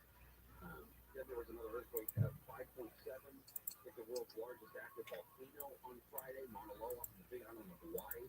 Knocked out its ROTHSCHILD tower in the nearby town, but did not report any other serious damage or anything. Did not cause a tsunami. You may have gotten a load on your phone for this one. But the Geological Survey said it was a 6.3. And it shook us bad to where it wobbled some knees a little bit, according to the manager of the Kona Peninsula restaurant on the street there at Kona on the west side. Took all the windows in the village. They said there was a power outage in Hawaii. In Na'alihu, it appeared to be related to the earthquake, but they didn't have specific reasons to why they lost all their power. Yeah, earthquakes used to be such a California thing. Everybody just said, "Oh, it only happened to California," and now everyone's trying to steal our earthquake. Right. Didn't have anything to do. They have in Washington, D.C. Everyone's trying to be like that. Yeah, they don't feel special anymore. Not special. So that's why we go for now extreme flooding to extreme drought. We'll see what we can do. See if we can cram it all into natural occurrences over the course of this year. All right, Santa Barbara has a plan that I think you're going to see echoed in many, many places, not just in California, but a plan to convert a dying mall into something useful. If you've ever been to some of these malls lately, you can see that these things are on life support. Talk about what they're going to do in Santa Barbara when we come back. Gary Sager will continue. Heather Brooker is live on the 24-hour newsroom. A woman in Texas who walked into Joel Osteen's megachurch in Houston with a gun and a child has been shot and killed by two off-duty officers. A couple from San Bernardino County have pleaded guilty to causing a brush fire in 2020 that killed a Forest Service firefighter. And the Kansas City Chiefs have won back-to-back Super Bowls. They beat the San Francisco 49ers 25-22 last night in overtime. Let's see what's happening with your drives this morning. It is slow in Van Nuys on the 405. So fun starting so that's a good time for you starting to right around Victory Boulevard and seeing those delays and they go to West LA for Sunset. Also seeing our West LA there's a one southbound. Out of Tarzana as you're coming from before we see the Boulevard and heavy delays through before. Kind of like passing for this southbound through the Studio City area into the point at time in Hollywood Hills. Tyler with existing Hollywood and for the south on the 101 you will see delays again from just before the Mount Avenue. You go toward the 110 back to the 405. For your northbound commute coming out of the southwest. Delays overall leaving storm from before Crenshaw Boulevard and then stick around for your West LA towards the Moscow Boulevard. KFI in the sky helps you start faster. I'm Nick Collier. This report is sponsored by ViralRabbi. 70% of your dog's immune system begins in the gut. Good nutrition is vital. Be sure your dog is getting what they need with ViralRabbi. The supplement has helped over 1 million dogs boost their immune system. Try it for free. Just pay shipping and handling. Visit PINODICE.com/radio. Hey, it's Deborah Mark. Is your site being faster? Could your backyard patio use some work? Time to call System Pavers, the nation's leading outdoor remodeling company. This February, System Pavers will kickstart your outdoor remodel by demolishing your trash, old hardscape for free. You can save up to $800. From driveways to curb and outdoor kitchens, get started by calling 800-K-004 or visit systempavers.com/radio right now.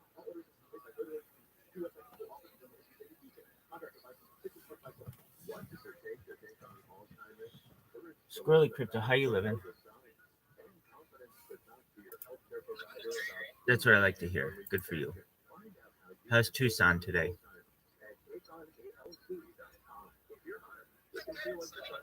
Good. Good to hear. Good to hear. All right, back to the podcast.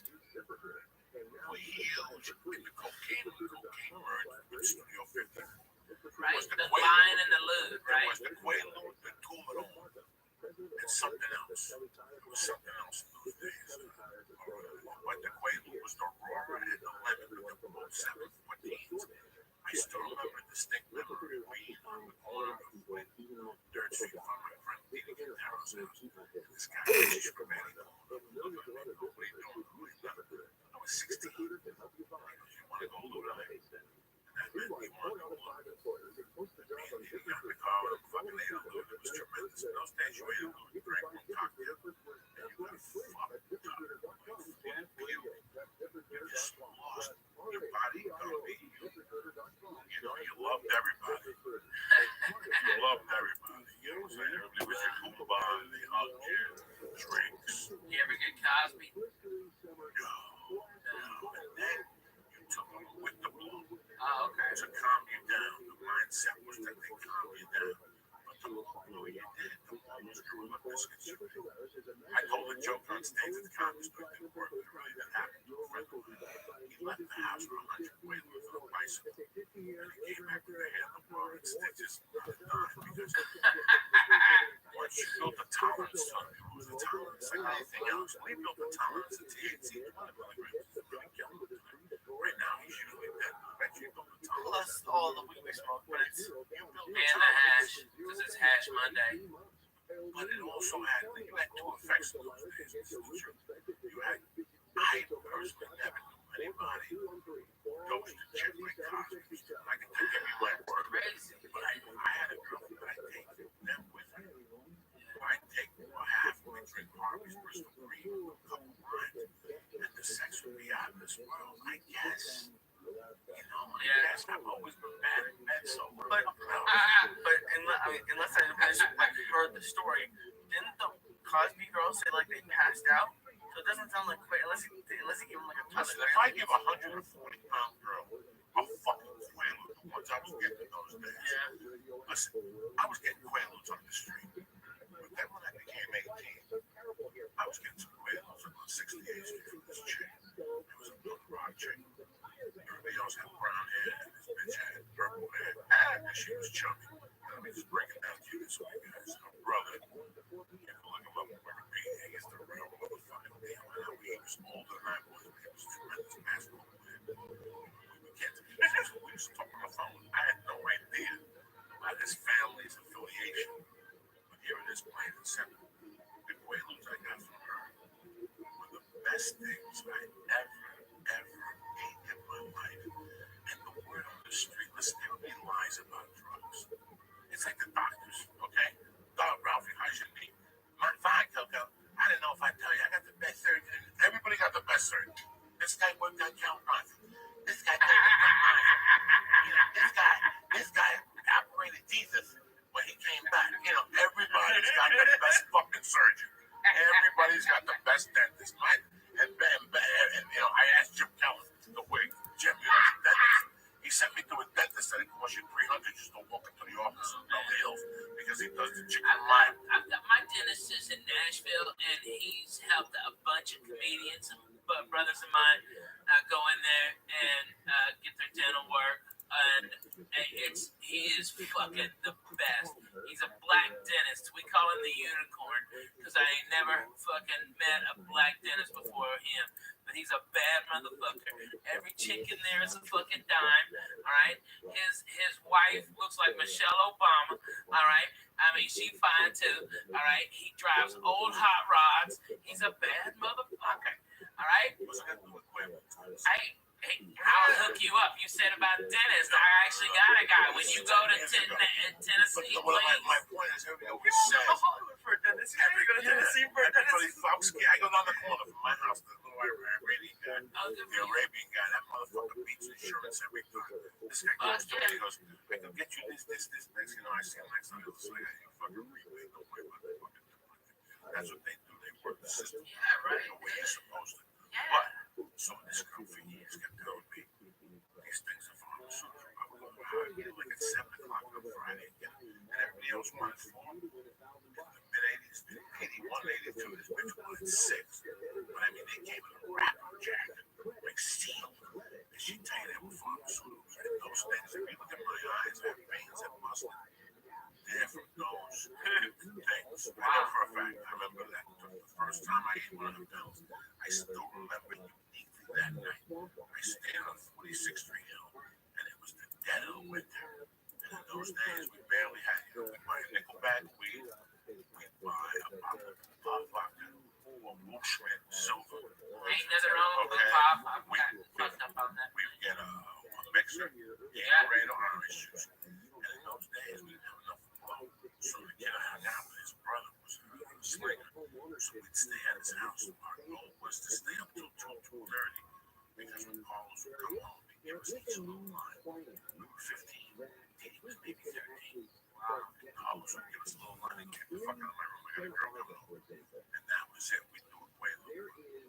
One Friday in particular, me and this kid ate one of those pills and went back to his house and put on Led Zeppelin 3, particularly Gallows Pole.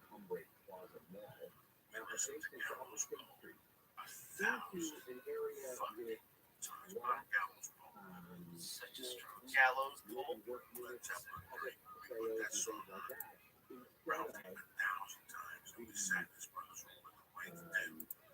And we just drank Snoop Dogg and listened to this fucking song over and over and over. I remember the brother got me and give me a lot of help in those days. My brother just died. I was living with Memphis. And I walked over to Memphis fucking jazzed up at 4 in the morning. What are they going to say to me? It wasn't my parents. I was just living there. All night I was listening to the song. Wailing it up. Next morning I woke up. I had fucking, my eyes were bloodshot, and there's veins that stay purple. Like they just stay like that. And that was the end. That's the story of the fucking vein in my eye.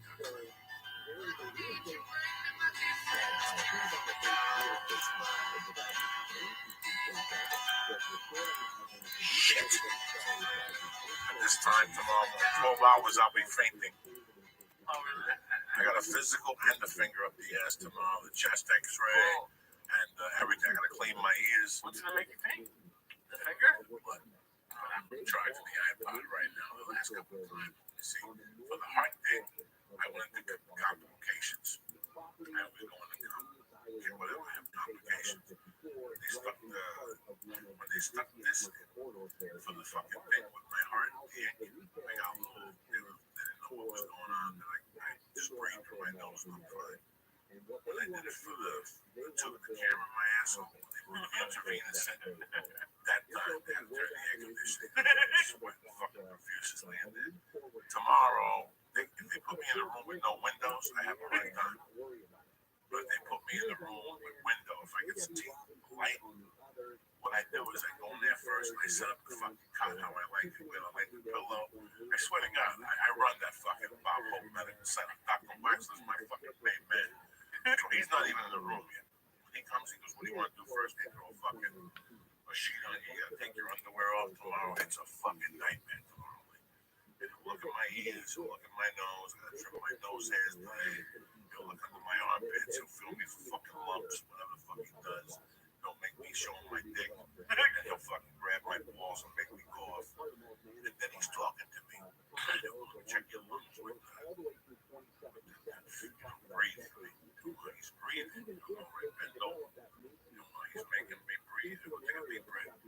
So I feel the cold finger fluid going into my ass. And you can hear him fishing in there. We're looking for a watch. And all of a sudden, he's like, "You okay?" And after that, there's not much you can say. Yeah, right. Are you okay? It's gonna be a fucking minute. Am I okay? You just fucking destroyed my hopes at 9:50 in the fucking morning. Now I gotta go down the hill and let this bitch take blood out of me, which is now even more mortifying. Now I gotta breathe and sit down, but we're gonna sit down. I just had a finger up my ass. I can't fucking sit down. It's so embarrassing. So now they take me into another fucking room after that. So I did 2 tests, right? So now they take blood out. So now what I do is I go in there first. They usually want to put me in the dungeon next to the chest x-rays. There's no windows in there. There's one of those school fucking chairs. Last time I did that was in prison. I didn't like it. I go on the back and there's a fucking cot and I fucking fix it the right way. There's a little bit of light and shit. There's a sink in there. It's an examination room. But it's right adjacent to it. And I get on that motherfucker correctly. And I put my iPod on, dog, and I don't hear nothing. And I leave my arm out, and I just leave it there. And then she comes in, and I'll tell her, "Listen, use the kid needle on me." And I spray the liquid cocaine on my arm. And she'll say, "No problem." And then she'll come over, and she'll go, "You'll be fine." And I'll just start breathing out my nose, and I'll put Santana away and go off. And I just keep, that's it. And she'll lift up my arm. Dog, if she does the tape, and I'm okay. I gotta get up slow. I'll stop and get a can of Diet Coke to give me a little pep in my step after that. Because the Coke is too sweet. It'll fucking give me diabetes right off the chart. And then I walk them down the hall and they do a chest x-ray. And once I'm done, I put my clothes and I get the fuck out of it. And then I go around the corner to Mimi's and I get 2 eggs. And I get 2 pills because I deserve that nourishment. I haven't eaten. I can't eat after midnight. So what are you gonna have when you get home? A protein shake with no sugar in it because I don't want to raise my sugar levels. Like I can't even put a fucking banana in there. But why don't you'll be home before midnight? It doesn't matter. I can eat before midnight, but I don't want to put like anything in my like if I eat a milkshake tonight, my sugar level's gonna be high. And he's gonna make me come in there in 2 weeks because he thinks I got fucking diabetes. And I gotta go in there and do the whole fucking test over because I want to go hang out with you in North Hollywood Diner and have a little milkshake concert, which I would kill for right now. But my point is, I just don't want to do it one time. That sounds strong. I didn't fucking I haven't think had a about it. vodka milkshake. I'm a bad guy. I went in my trunk to get something right before we went to the doctor. I go, "Hold on 1 second, I went in my trunk." It's about a year ago. You know how much I hate needles. I went in my fucking trunk. My wife was down there with me. I get out of the bottle. And she goes, "Did you find that there?" I go, "Hold on, I left it in the trunk." And I open the trunk. I go, "Oh my God, that vodka piece in there." And you know me. No, please don't. You know how much of a fucking momo I am. Without even I can't have a milkshake, but listen to me, Lee. This is at 8 in the fucking morning. Without realizing it, I take the cookie, open it up, and take a bite out of the fucking pot cookie. And I go inside and I sit down and I go, that fucking cookie is going to raise my blood, my sugar level, my blood. And sure enough, Joey Diaz, Jose, they go to the fucking thing, they take my blood. 2 days later, who's on the fucking phone? Dr. Waxler. Listen, you got diabetes. No, I don't. I ate a fucking pot cookie before I went in and raised my fucking sugar level. He goes, well, you got to come down here. I had to go back down there again, give him blood again. And then he was like, you're right. Don't eat a fucking cookie before you come see me. Yeah, man. So that's why I'm just going to have a milkshake. I got no sugar in this protein shake. I got no carbs. I won't put fruit in it. And I would just go to bed. My hope is that I sleep till 6 or 7. That's my big fucking dilemma here tonight. I gotta sleep till 7 so I don't think about it. If I get up at 5, I'm fucked. Because I gotta eat. what's going through your head? Like when the taking blood pass out. Like what's going? Like what do you get? What part of it is nervous? Lee, can I just kind of answer that because Oh, I hate you. I don't know what's going through his head, but when we were at UFC and I had to hold him the fuck up, okay, I know what the fuck was going through my head. Coco, come back, all right, and then he was all right, but he got lightheaded. Oh my God. He wiped the kid's face. The towel. I looked at the towel. Yeah. And I focused on the towel. It had blood on it. Like maybe 2 months, maybe 4 months before that, I was home lifting UFC. And BJ Penn fought Joe, whatever. And they were fighting. He busted his head. And that's the most blood I ever saw in my life. I passed it on my couch. And I go to UFC and I focus on the towel. And I fucking lost it. That guy Ralph was there. There was a chick next to me with a huge fake tits. She was a doctor. Oh my gosh. And that's what fucking happened, brother. So no, but like you said, if you wake up early tomorrow, you're gonna like get to know. Where are you? Like what freaks you out? Just first off, when I don't eat after an hour in the morning, I might go somewhere else and eat something. A bowl of fucking cereal. You know, I'm not gonna eat something shitty, like an alcohol, something, some water, and an apple. Just to wake up and not be able to eat for 2 hours, then go down there and do what I hate the most, your blood and the finger of the ass, a double level. And once they put the finger up the ass, it just jams up your electrodes. Trust me. When you turn 50, I think about what I told you. For people that don't know what I'm saying, like Chuck Lee told them, it like jams you up for a minute, especially if that's not your world. If that's not your world, the first time they I was going to testosterone doctor. He was, listen, I got bad news. My partner wants to see you. All right. I didn't even fucking remember when I could take a shit that morning. I wiped my ass. But you know, sometimes you take a shit and leave some in your little muffler. And I go to this doctor. He's like, come in the back. I gotta check you out. And I go, you're not drawing blood. He goes, no, I gotta check you out. He was turning around. And I remember him putting those 2 and I could hear like the glove that was in there. I didn't want to look at the glove. They take it out. This guy ripped me apart. He had his finger deep in there. He was looking for shit. And I was like, did he find it? I don't know. I almost passed out. I've had that twice. Oh man, I've had that twice. And That's not my world, people. So please don't think I'm You never had a girl do that to you? no, guy. What the hell's wrong with you? Yeah, we all find your line now. That's your line. It's not a girl or it's not a. It's just something. It just feels weird. It just feels fucking. It's the weirdest feeling I ever had. Like it made me feel weird. And I'm prepared for it tomorrow. Let's not get my fucking car. You know, the one when I come home and move on. I just want to be able to do shit the rest of that day. I don't like fainting. It kind of ruins my fucking day. You know? So let me ask you something. All of a sudden, I don't know where special pops up. That place that you taped in Vegas. Tape this with a fucking head on like a magician. I taped it as part of a deal with a production company, and I recorded it at the South Point Casino and Spa. It's a fantastic place to go there. And I put it out, and Netflix, they saw me, and I had it for free. I had it all done. It was part of a deal. I'd host one of their shows, and they would give me this, and I was like, sure, no problem. And we had it fully done, and then Netflix goes, hey, they saw me at the Wild West Comedy Fest in Nashville, and they gave me a big deal, and they go for 2 specials, and I go, I'll deliver both in November, and they're like, it was like a month and a half later, and they're going, no way, and I go, I guarantee it, and I gave them 2 by the 15th of December. And they put the Unruly out first, and then they did a soft on Imperfectly Yours because they thought it was a smaller venue, but they liked the material. So, I'm just very fortunate. Netflix is sponsoring my fall tour. I've got 80 theaters I'm doing across North America, and I'm coming to a place near you. Coco, we start in, it's warming up now with a couple of club dates. Like, I'm getting the new show down, okay, is what I'm working on right now, in San Jose this week. It's kind of a mini theater, and so it'll start giving me the feel, like, and then Utah, I'm there, I'm warming up because I want a tough audience, and there's a lot of Mormons, and Jack Mormons come out, and I'm controversial, and they don't like that shit. All right, and then I want to work on my Mexican stuff in Phoenix, and then they all start all over the country. I think I've got Mondays off, and then there's like a week in October. Yeah, man. Yeah.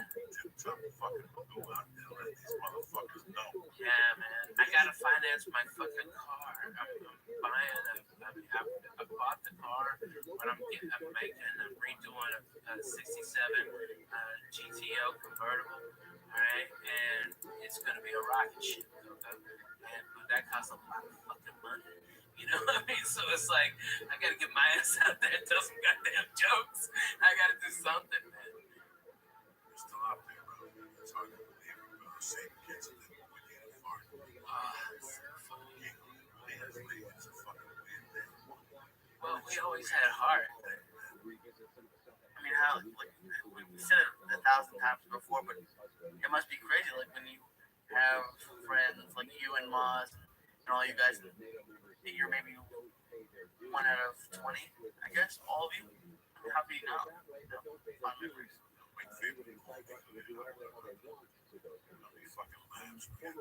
Oh my god. That magic shoebox. And these comments are still here. Yeah. And some of them have disappeared. You go on Facebook, you Right. find them, they pop up on somebody's page, you go, there you are. Yeah. And back in Toledo, whatever the fuck they are. It's a weird fucking journey, man. Really. You just get into something, and it takes you to a different place. If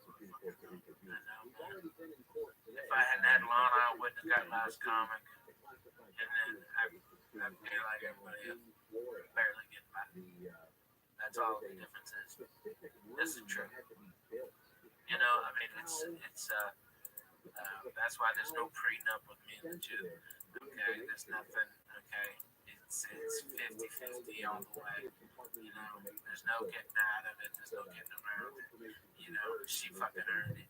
Actually, she'd probably get 60-40 to me. Okay, without her, I would never been able to. At least you know that going in. That's true. That's true.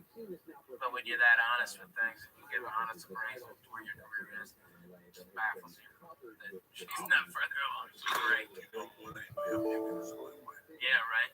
That's what I'm not getting. They get on the same way. One team, I want to throw away that TV. The first TV I bought with a 2-around TV up in Akron, we used to find one up in Oxnard or some shit. We stopped at a Walmart, the TV didn't fit in the fucking backseat. It's crazy. I won't get rid of it. I refuse to get rid of it. She said, you gotta get rid of it. I ain't getting rid of that thing. That thing still fucking plays. That thing was the backbone of the organization. You know, they fucking, episodes of Law and Order that they played for us. I'll eat the fucking turkey sandwich with American cheese. Something, you have any fucking idea? You just can't get something up like that. That's simple. I remember all those days, man.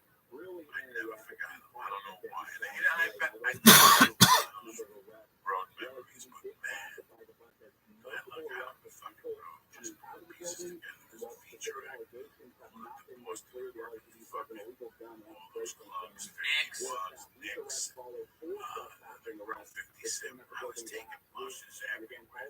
I would go online and get Kowloons. Kowloons.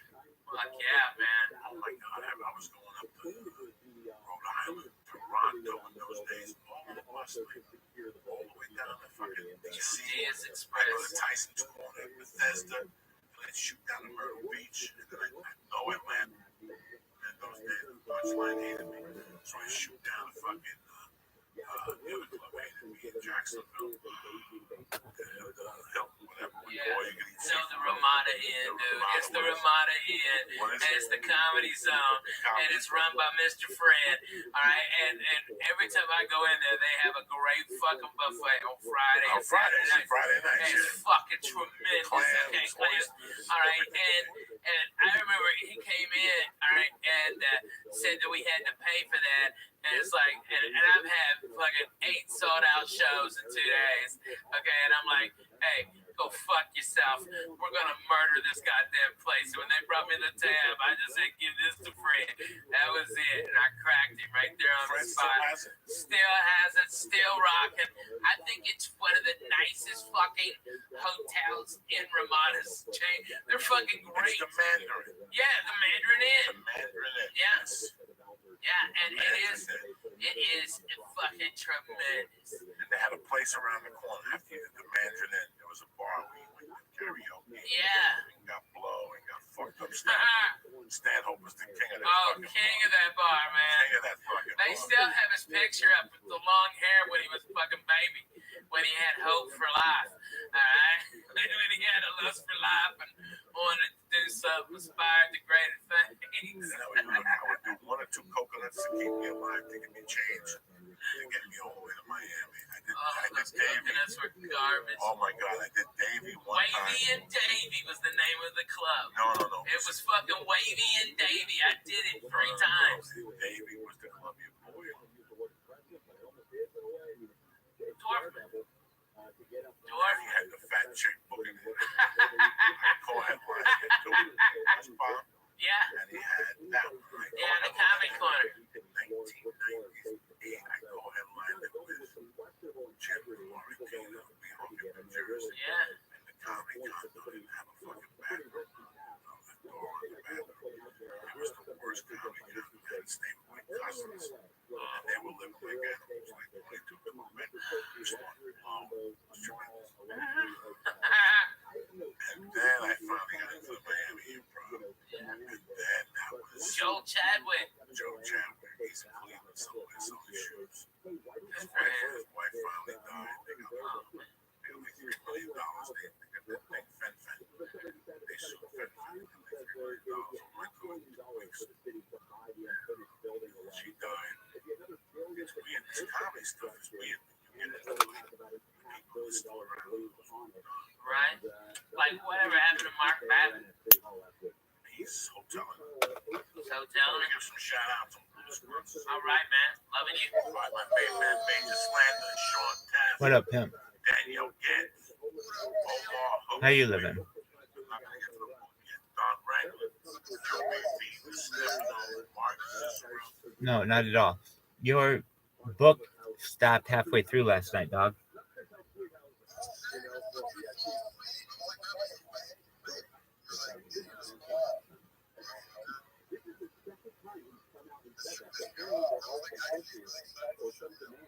Well, I was listening to it, but I fell asleep. You're absolutely right. But then,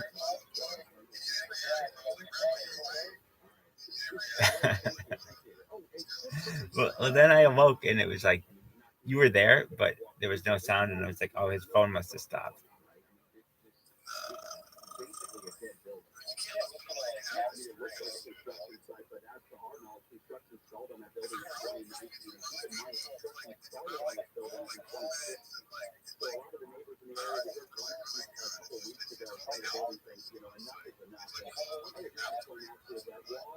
Very well. It was written in 1988. I can tell you that.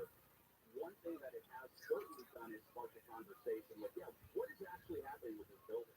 I mean, we're almost a decade into construction, and Good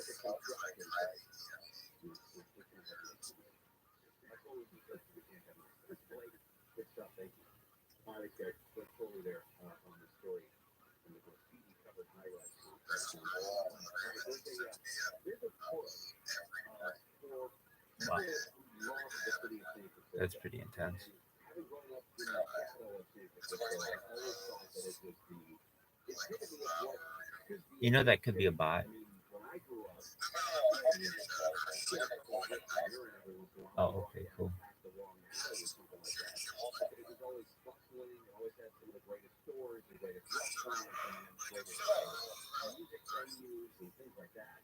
And it's just Cool. attraction. We know there is a new push from people. Back to podcasting. Alan George, sarcastic best, and Mulch for 85 unlucky cuts. What's up with you, dog? You are not. I don't believe you. You know, he shot some dude with AIDS blood? Fucking, not Biggie. Fucking, what's his name? Who's the guy that got ran over? My whatever shirt. What the movie? Who just, Cat Williams' manager. What's his name? Suge Knight.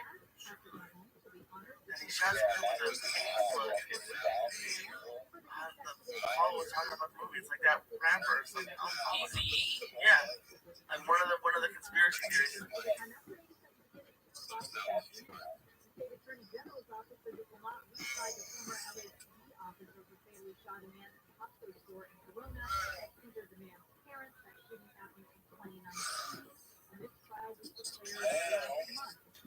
Making copies, making accounts.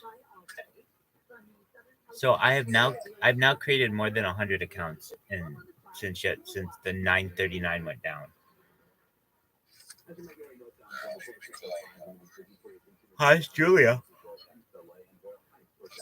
Yeah.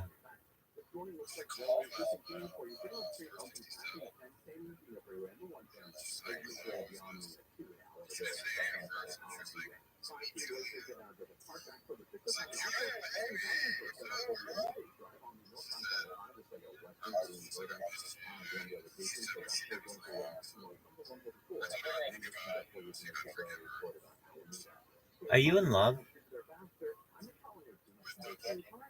Yeah. Cool.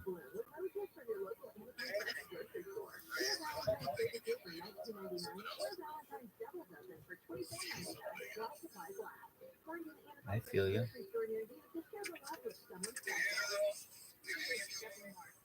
I think I do.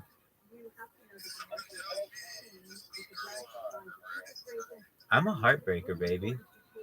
I'm a woman's fantasy and fantasy all wrapped up into one fantasy.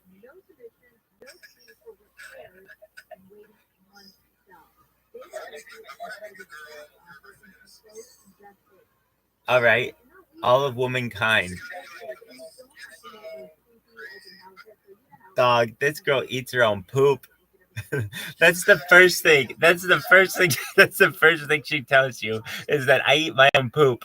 And it's like, oh, okay. And she's gonna be like, actually, I just want you to know I've done so in the past. And you be like, okay. That's literally the first thing. But you want to know something? Everyone has tried poop. Everyone on earth. When they were a little kid, everyone tried poop. If not, you'd be eating it all the time. Everyone's tried it. You just don't want. You've tried poop. Everyone has. You just don't want to admit it. No, not what I'm saying. I'm saying when you were like 3 years old, one day you were potty trained and you took a shit and you were like, dude, I'm going to try to eat this. And you did. And you realized, oh, this isn't very good. I don't want it. And that was the end of you eating poop. Everyone's tried it though. Dog, do you know who Joey Diaz is?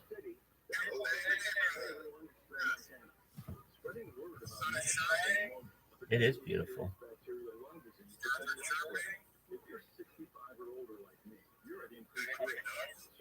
Dog, I just looked at a bus ticket to the Midwest, and they want me to go through Dallas. So you might have to say hi to my boss.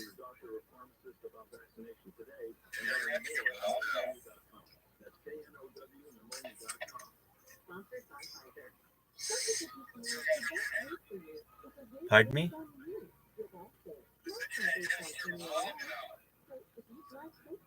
I don't have a boss.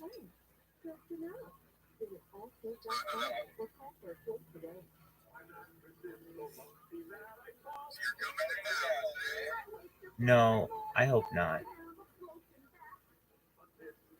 But maybe.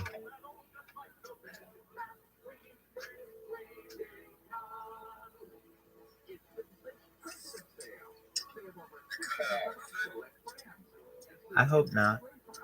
Where are you off to? To where are you off?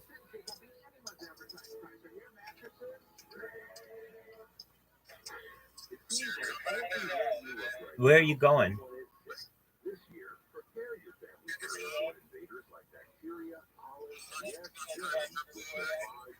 Have you ever been to a strip club at lunchtime?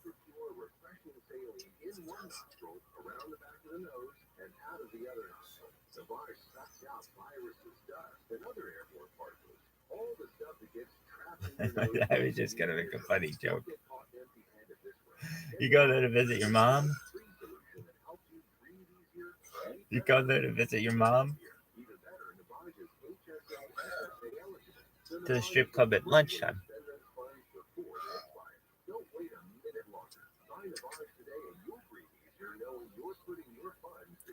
Do your parents live in Dallas? Oh, okay. So just close enough to like say hi, but far enough away to bounce, right?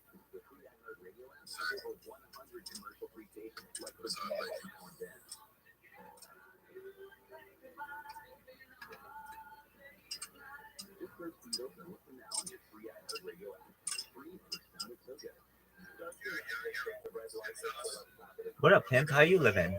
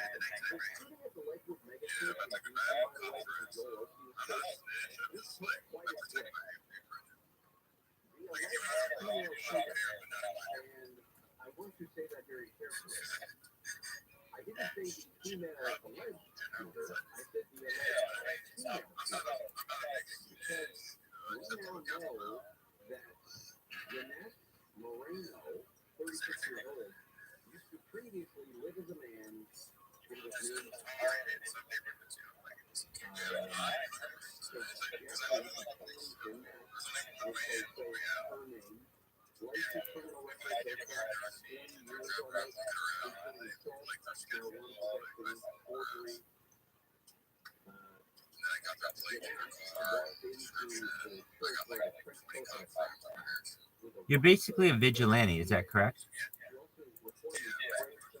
Do you have your own? Do you have your own motorcycle gang? Are they known as the? Are you guys known as the Pansies? Is that correct?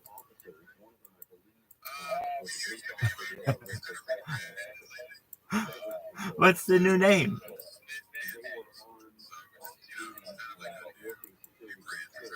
Okay. What was that again? Snitch pansies. Okay, I like it. I like it. It's like little flowers that will tell on you. That's cool.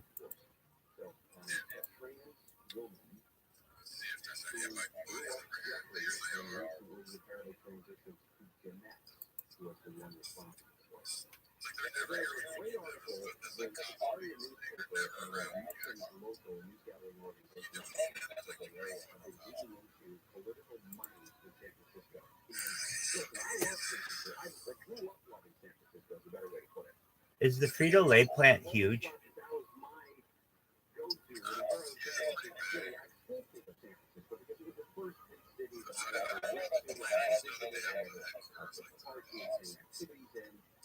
That's amazing.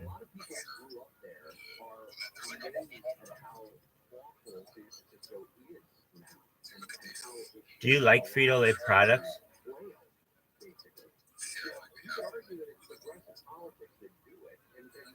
Are they everywhere there? What's your favorite Frito-Lay product?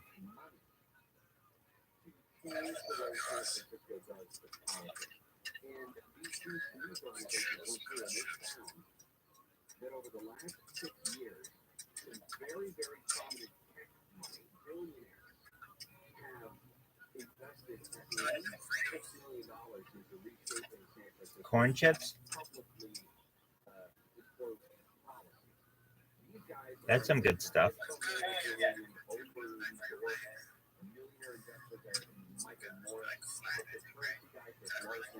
Yeah, it reminds me of like super old people from the Middle East and toes.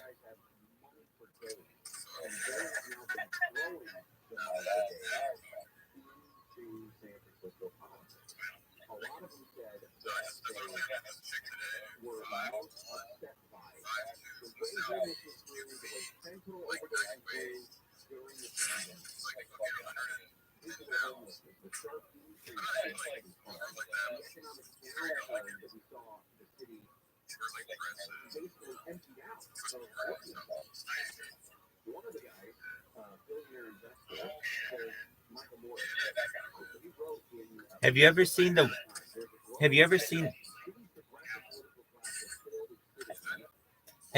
the guy with the world's longest fingernails? You know how they like curl? That's what Frito-Lay reminds me of. Or Frito, the chip.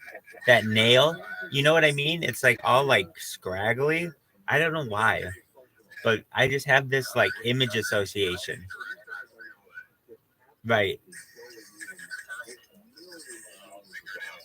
And so I'm not saying that I don't like Fritos, but I'm just saying that like the whole, like I think of that and it grosses me out. I have another thing like that. What is it? Oatmeal. So when I was a little kid, I would watch cartoons in the morning and I would eat oatmeal occasionally. And when I would eat oatmeal, I would watch those commercials of the people who are in Africa who are starving and they're eating this like muck that has like flies going in it and going up their nose and stuff. And the people on the commercials are like, please help these starving children. And I remember just associating that fly in the muck with oatmeal. And so I have this image association with it. Now that I don't eat, I can still eat Fritos.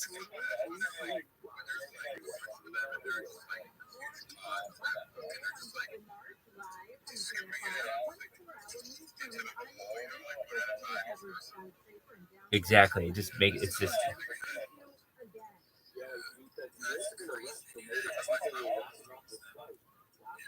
City Council demanded the building's owners clear the issue that now covers more than 25 stories of the unfinished building. City Council said to post an altar call for the building's owners to keep up the security. The OSCD is not a security firm for private development in the city of Apparent.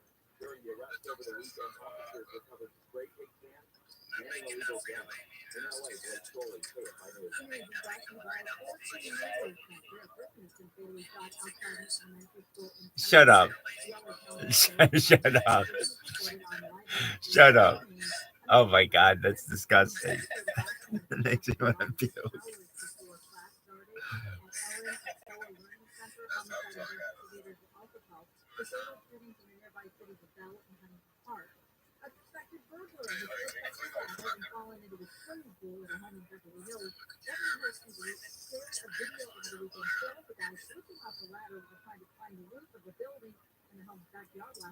We have GB in the house. GB, how you living?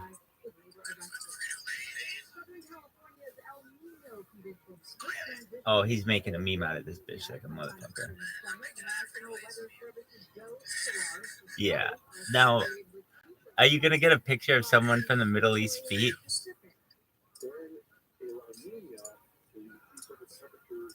Because that makes me want to vomit. You have to get that. That's the sick part of it. That's the disgusting part. No, it has to be their feet because it's like free toes.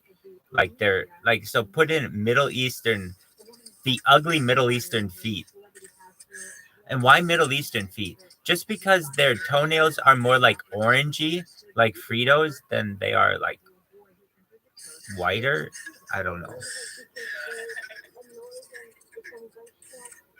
So it's not necessarily like I'm not saying it's just something about it. I don't know if it's a fungus or if it's just like I've seen it on some old guys at like Disneyland, and it's like, oh my god, it looks like you have Frito toenails. It's just that's ridiculous.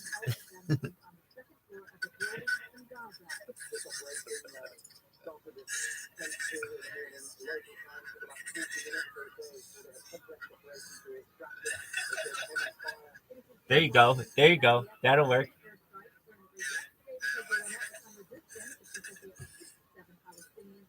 Is that a really long toenail? Yeah, that's disgusting. Oh, like a Frito? Does it look? Yeah, there you go. Does it look like a Frito?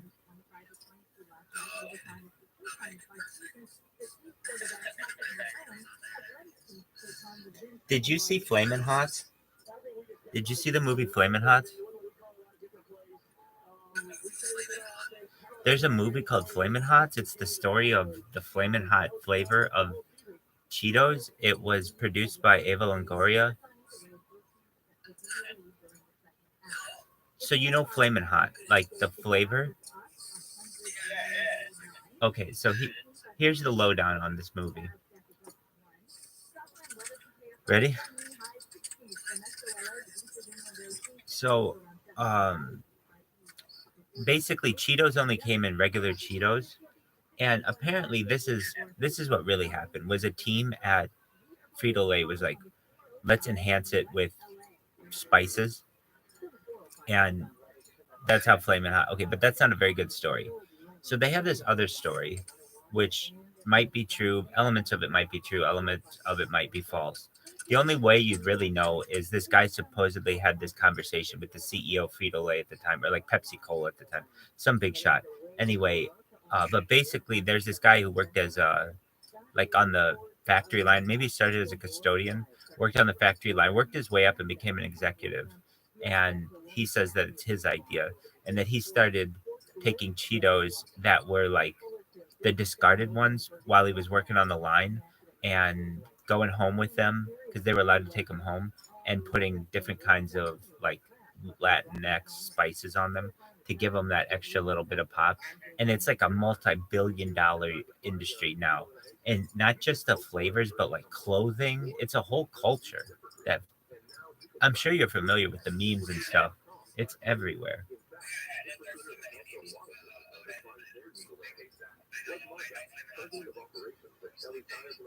It's ridiculous.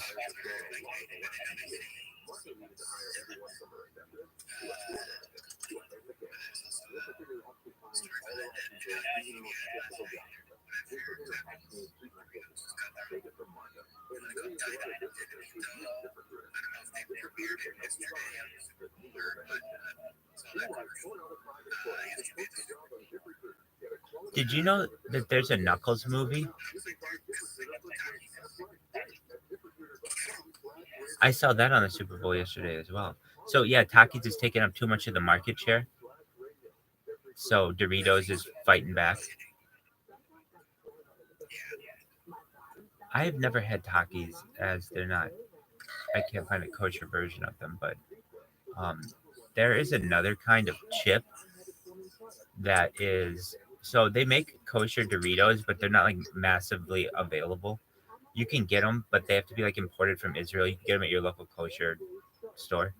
But they do make I think a very similar equivalent called Packy chips, PACQI, or like PACQUI, and they taste just like Doritos, and they're kosher and they're amazing. So if I ever have any, that's my go-to, Packy chips, and it's like Taki chips.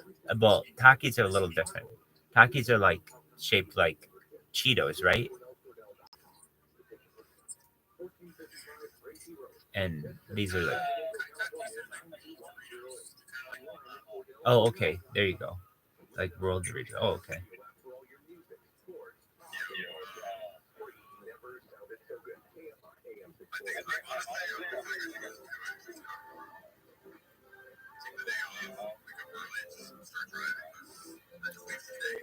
Dog, I'm telling you right now, you don't have the balls to do that.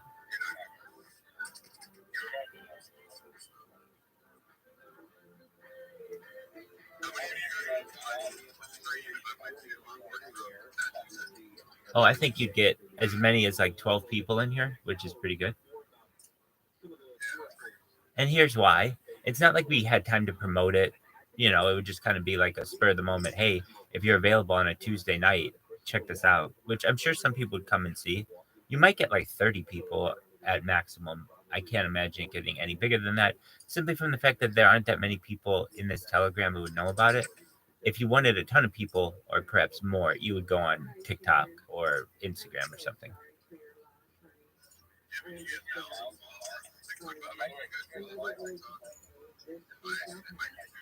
That's why I created 1,000 TikTok accounts, so that they could all just follow each other.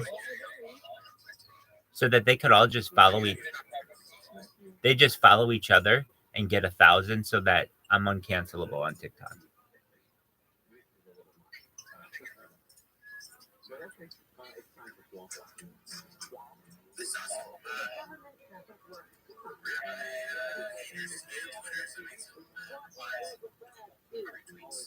That's baller. I appreciate it.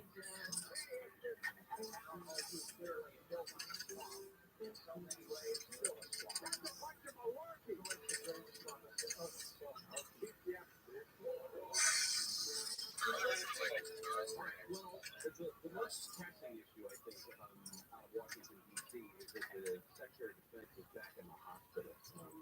Defense Secretary was often hospitalized yesterday afternoon for what they described as an emergent bladder issue. Of course, at the beginning of this year, he came under fire because he went to the hospital with talon virus. This was much more public, I guess, in the way that they did this. About 2 o'clock yesterday, D.C. time, they transported 5 injured details to Walter Reed National Military Medical Center. They said that the person was suggesting an emergent bladder issue. I'd see if I could basically about what that could be. I understand. They said that it's not necessarily connected to the prostate cancer treatment that he was receiving.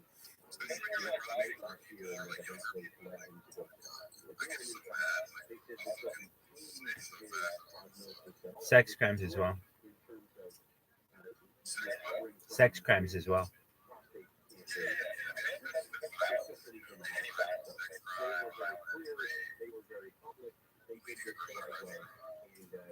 That's your modus operandi, dude.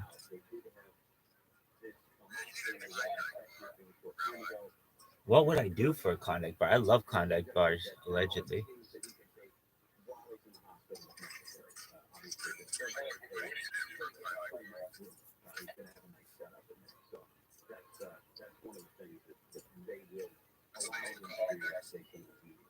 Klondike bar?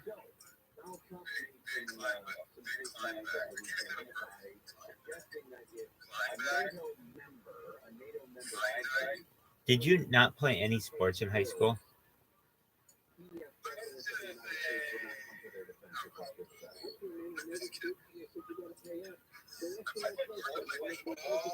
Did you?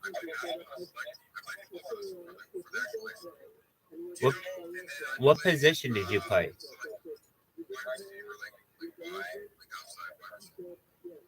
And you just can't catch. And you just can't catch for shit.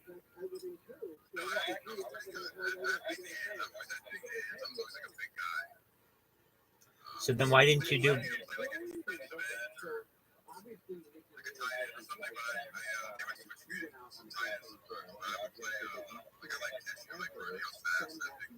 So you know something about football. Okay. So you know something about football.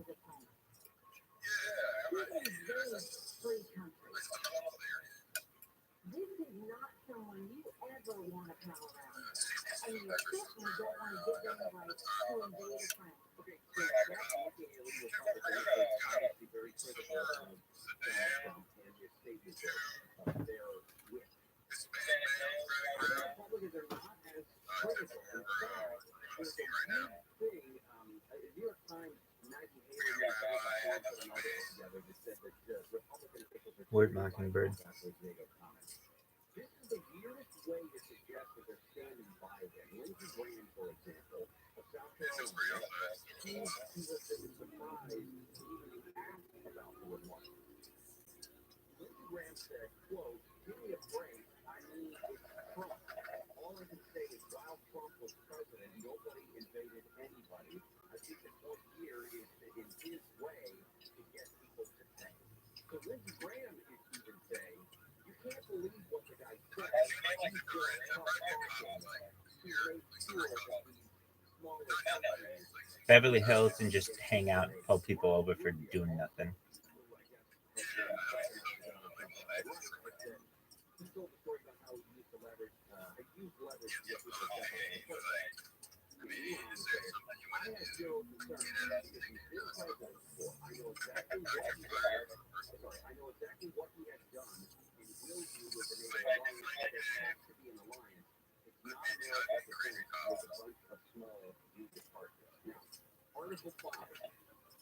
NATO's Article 5 says an armed attack on any member shall be considered an attack against them all. And yes, you have to know Donald Trump has been successful at getting those other NATO members to make sure that they keep current with their obligations to NATO. You have to agree with that. It's just a fact. He's done that. But the idea that you would then use Article 5 or the threat of armed invasion for some other country as a reason to, I guess as the carrot to get them to continue to fulfill their obligations seems a little bit weird. Obviously, Jens Stoltenberg, NATO Secretary General, said any suggestion that allies will not defend each other undermines all of our security, including that of the U.S., both American and U.S. Do you know who sang that originally?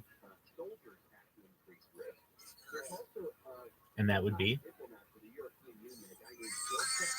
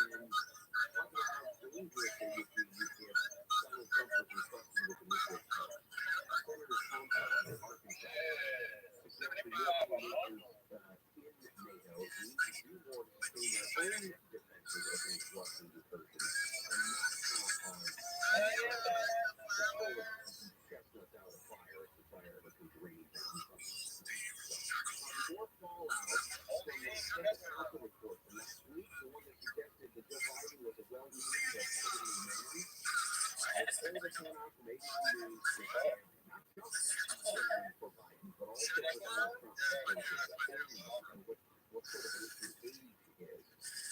We'll talk about that. $1,000 coming up. Deborah Martin live on AFI 24-hour news.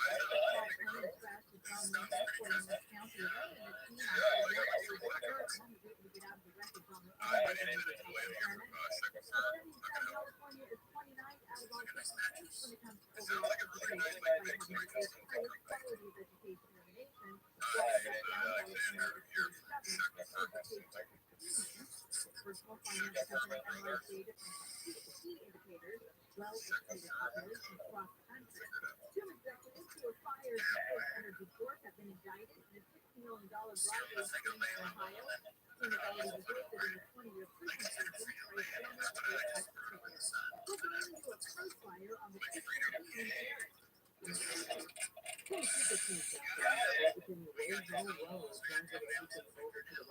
Yo, it's disgusting.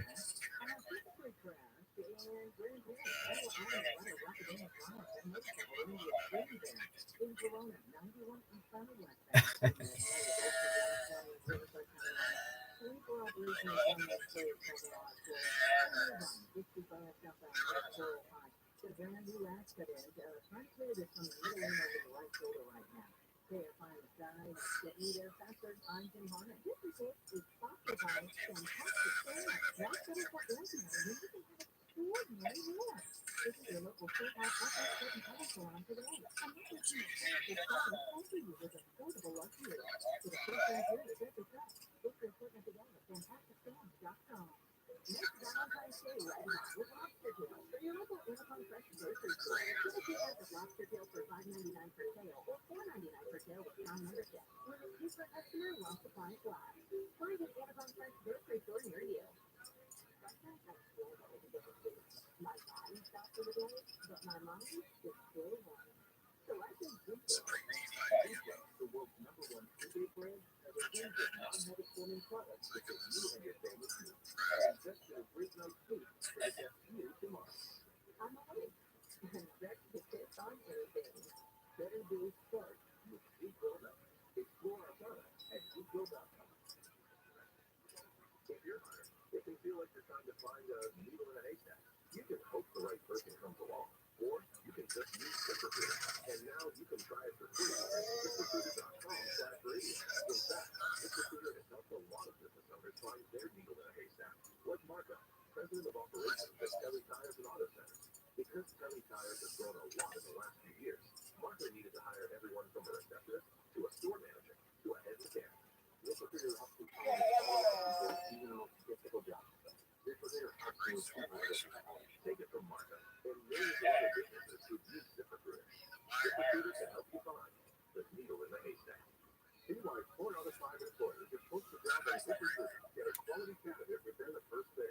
And right now, you can find ZipRecruiter for free. That's right, free at ZipRecruiter.com/radio. That's ZipRecruiter.com/RADIO. ZipRecruiter.com/radio. ZipRecruiter, the smartest way to hire. Business owners, large and small. Hey, it's Dean Sharp, and I want to talk to you about emergency backup power. It's no longer a question of if the power is going to go down. That's the power that runs your business. There's only one name you need to know. That's power. Whether it's a new generator, 24/7 repair, maintenance, or an emergency rental, Justin Power has you covered anytime, all the time. Learn how to protect your business from the next outage all the ones after that at JustinPower.com. JustinPower.com. Women are feeling like healthcare for the morning in the hospital. I asked her to be diagnosed with metastatic breast cancer or ABC, which is breast cancer that is spread to other parts of the body. And even more. I take Ibrance. How does that work? Ibrance 125 milligram tablets with an aromatase inhibitor is so good. It's HR positive, HER2 negative, MDC, as the first hormonal-based therapy. Ask your doctor about Ibrance and visit Ibrance.com. Ibrance may cause your white blood cell count that may lead to serious infection. Ibrance may cause severe inflammation of the lungs. Both of these can lead to death. Tell your doctor right away if you have any worsening symptoms, including trouble breathing, shortness of breath, cough, or chest pain. Before taking Ibrance, tell your doctor if you have fever, chills, or other signs of infection, liver or kidney problems, are or plans to become pregnant, or are breastfeeding. Common side effects include includes low red blood cell and white platelet count, infection, tiredness, nausea, sore mouth, abnormalities in liver blood tests, diarrhea, hair thinning or loss, vomiting, rash, and loss of appetite. Hi everyone, I'm Paul Lecter. What happens when two old friends take their decades of experience in the business and sit down to laugh about it? Our way here, brand new show from my Heart Podcast, where we chop it up with our pals about everything under the sun. We're amazing guests like Nathan Bateman, Michael Bublé, Mark Burnett, and many more. I'll take it down with Colin Skip. This is our podcast, and we're going to do it our way. Listen to Our Way on the iHeartRadio app or wherever you get your podcasts. Let's go to Denise. I work at the Boys and Girls Club, and I drop her off at 30. Every night, it's so nice to have adult conversation after I leave their place. So, Adult as in grown-ups or adult as in adults? Look, Kelly. don't make me take a dip about we are Live 7 to 10 p.m. on KMI and on demand anytime on the iHeartRadio app.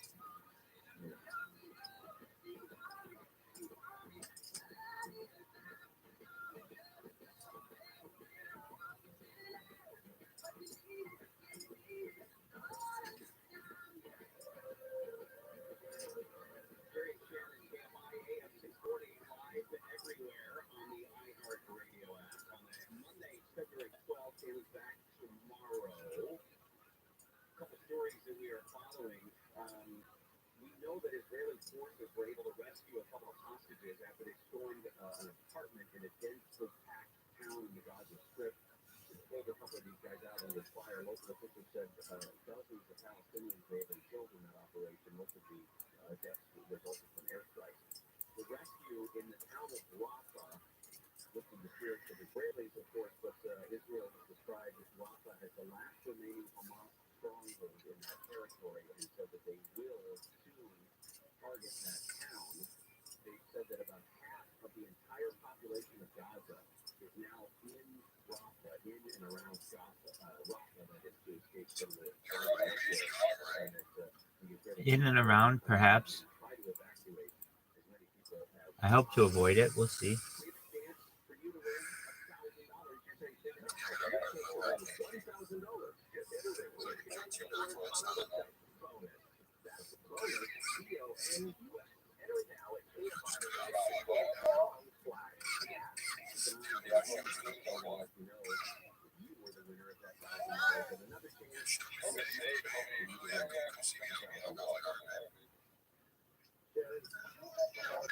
For you.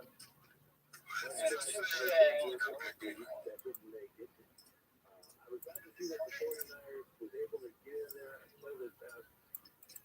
Unfortunately, they come out with something up their sleeve. It was just looks like my Denver Broncos. Wait, give us tomorrow. Thank you.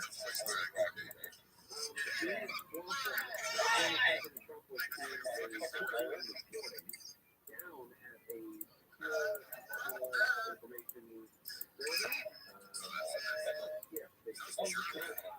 That had to be constructed at the courthouse in Florida because it didn't exist. That was part of the classified documents case that's going on down there. This is so that case is going on in Florida. He was there for the game. It was all about evidence, which evidence is going to be allowed, and because they're talking about extremely sensitive documents, they have to do so very secure facilities. That's why that took place down in Florida, and that's why he was there today.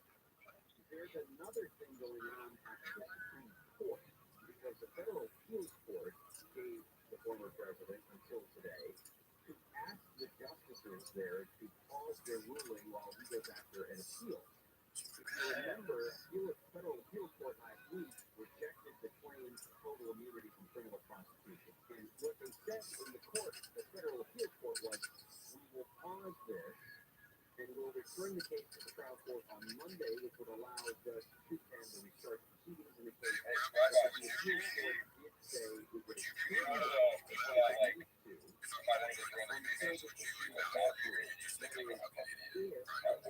I would. I can only do it for someone in the state of California.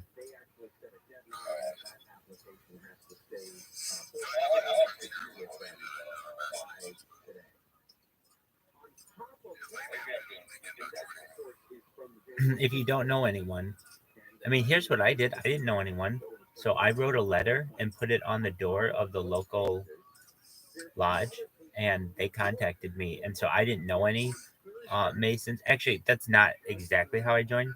That was in Chicagoland. Then they were gonna make me a Mason in January, and this was in December. Actually, in February. So I was gonna have to spend the winter in the Midwest, and I did not want to do that. And I asked them if I could have my application back because I was going to move to California. And so they said, okay, um, best wishes. And then I came to California and had to follow the California rules, which were live here for a year and all the other things that you have to do. And then I was able to become a Mason in 2017, I want to say. Or early 2018, something like that.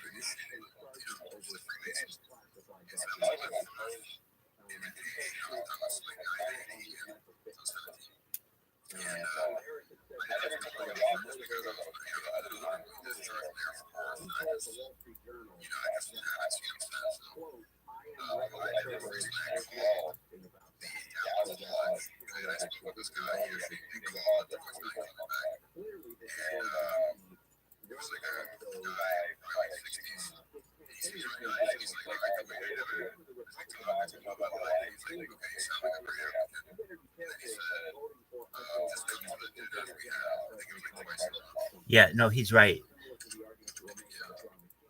That's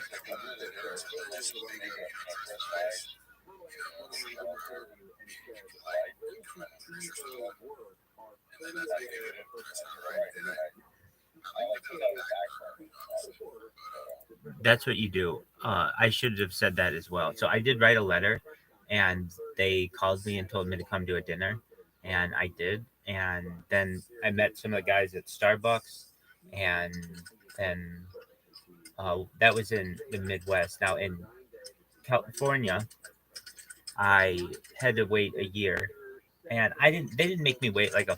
Well, I did wait a full year. Technically, I think I waited 13 months.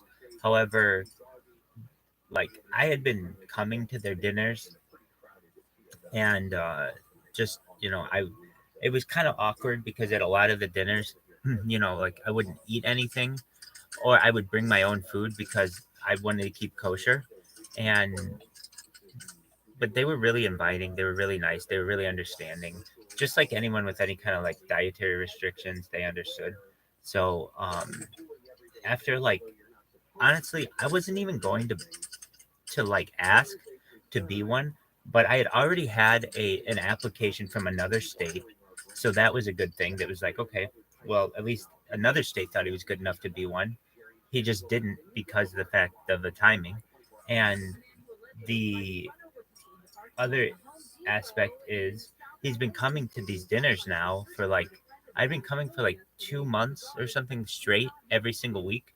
And so one day they're just like, all right, here you go. And they gave me an application, and I'm like, what's this? And they're like, an application. And I'm like, yeah, but aren't you supposed to ask? And they're like, you did ask. And I'm like, no, I didn't. And they're like, yeah, you did. You wrote us an email. when you first joined and when you first petitioned, and I was like, yeah, but I didn't ask to become a Mason. You read the email; it doesn't say that. And my friend reread. He would become my really close friend, and he reread the email, and he's like, "Oh my God, you didn't ask."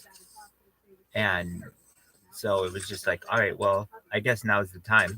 So I filled out the application, and so I didn't know anyone here in the state who was a Mason, certainly, and they provided them for me. So if you don't know anyone, just go to the dinners. Even if you don't eat, I mean, you probably will. They make great food, um, and just enjoy. Some places they drink. So I'm also a Shriner, which is a higher level Mason, and we have a whole bar at those facilities, and those are the partiers of Freemasonry. So there's all kinds of aspects of Freemasonry to explore.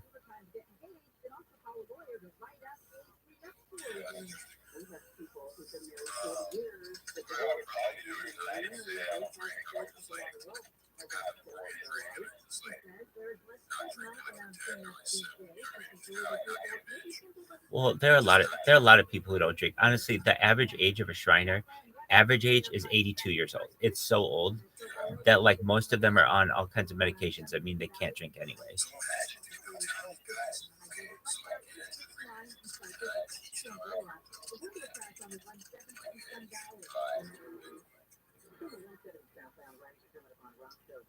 That would be the people with whom to do it.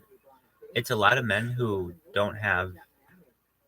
I mean, I'll say every person who was there was successful, and every person there had their own niche. Like everyone, there were doctors, there were lawyers, there were like people in the military, there were professors. They're just like everybody was something different, and there were people in tech, and it was like we all had one thing in common, which was this brotherhood. And I mean, you're not supposed to go there and ask for a job. That's the big thing. And like obviously you're not doing that. And and right. And so I know I'm just making you aware. That's like the one thing you're not supposed to do. However, that isn't to say it still doesn't happen, but you still won't get offers. Meaning like when I was there for a little more than a year, it was probably the happiest year of my life. I worked as an accountant for a bridal company, and actually, I was more than an accountant. I was a controller, so I handled all the finances of this. I think, yeah, I do. You know why? Because it's dead skin cells, and it's basically a natural. It it it's a natural immunity. Okay, so I was it was the happiest year of my life. I was working as a controller of a company. If you don't know what that is, it's basically the chief accountant. And I what go ahead.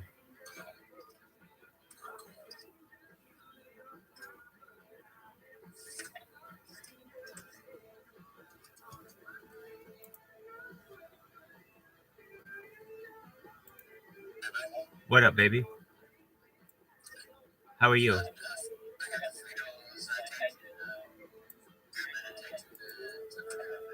Oh, I have to take a look at it right now. I bet it's disgusting as fuck.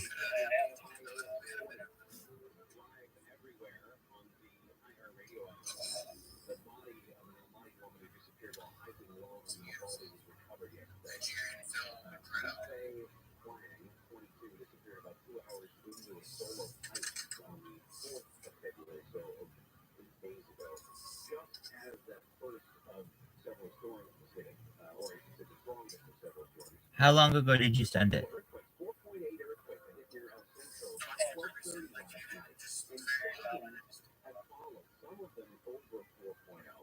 Oh, I see it now.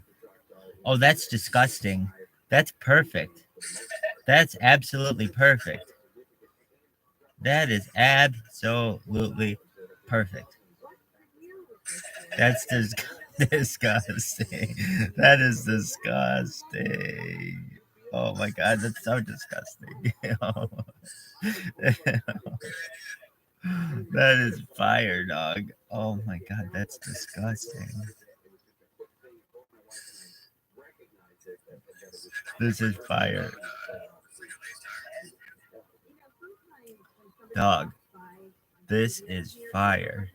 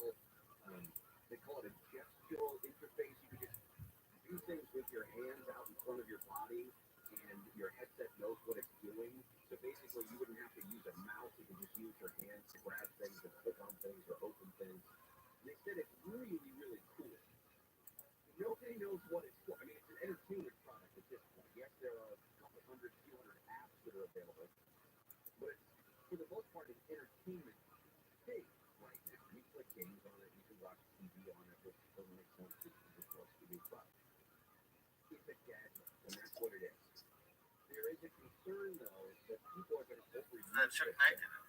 I don't know.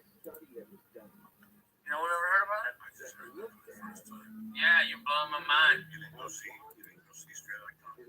Not yet. Good reviews. I think we're gonna go tomorrow. What's that? I have no idea.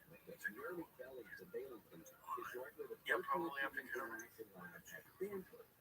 love it. It's good. People say it's good. But I'll see it. I saw Dope. That was good. Have you seen that yet? That's really good. What is it about? It was about this like nerdy black kid in Inglewood, and I'm really high, so I don't remember the rest of it, but it was good. It was kind of around the same. Like he was like nerdy. I don't know what he was doing. Oh yeah, he got a bag from a drug dealer, and they worked together. That's a great story. Yeah, this is what happens. Why you gotta bother me with this shit for? Why are you asking questions? Good conversation. You give me all this fucking. I asked you about You give me all this fucking. I asked you about Straight Outta Compton, not fucking. I haven't seen it. Dope. You know I haven't. All you gotta say is I haven't seen it. But then, I don't know about Straight Outta Compton. I know about the movie Dope. I saw that. It's about a kid who bought a bag of dope and moved on. Where the fuck everybody buys a bag of dope, Lee? That's all you got from me. You watched the whole fucking movie. That's all you're high as fuck. So funny. I'm crazy. What up, Pim?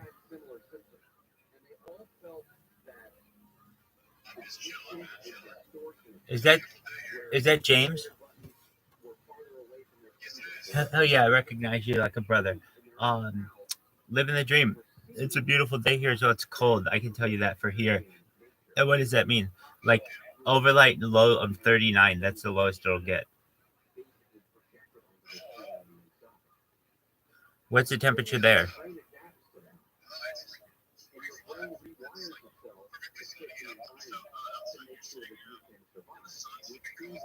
Well, it's it's like 65 degrees outside now, but overnight I'm saying. That's nice. The sun is out. You're just enjoying life. That's a, oh, I appreciate it. Thank you.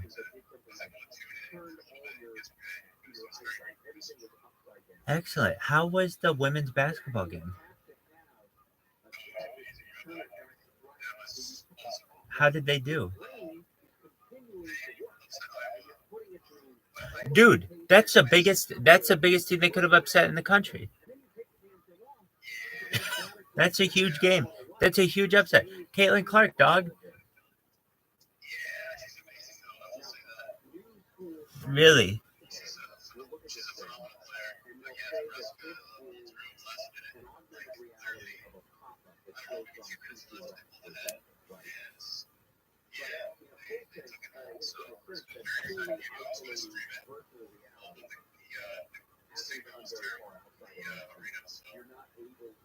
Isn't that something that we're not past that yet? Poor signal quality at sporting events in public places.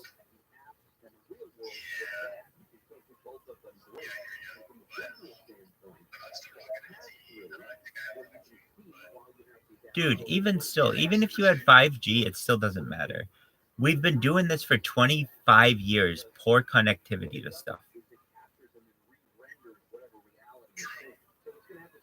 I just find it amazing that it hasn't improved, and we haven't seen a major improvement in connectivity ever, really, when it comes to big sporting events. I mean, if you go to a University of Nebraska football game, I bet you it's difficult on game day to call people. Maybe it's not, but I could be wrong. But okay, there you go. So I don't understand why it's. I mean, like why these companies know that. In fact, they sponsor the schools. AT&T will sponsor University of Nebraska. Yet on game day, when you want to use their service, it doesn't work. It's ridiculous.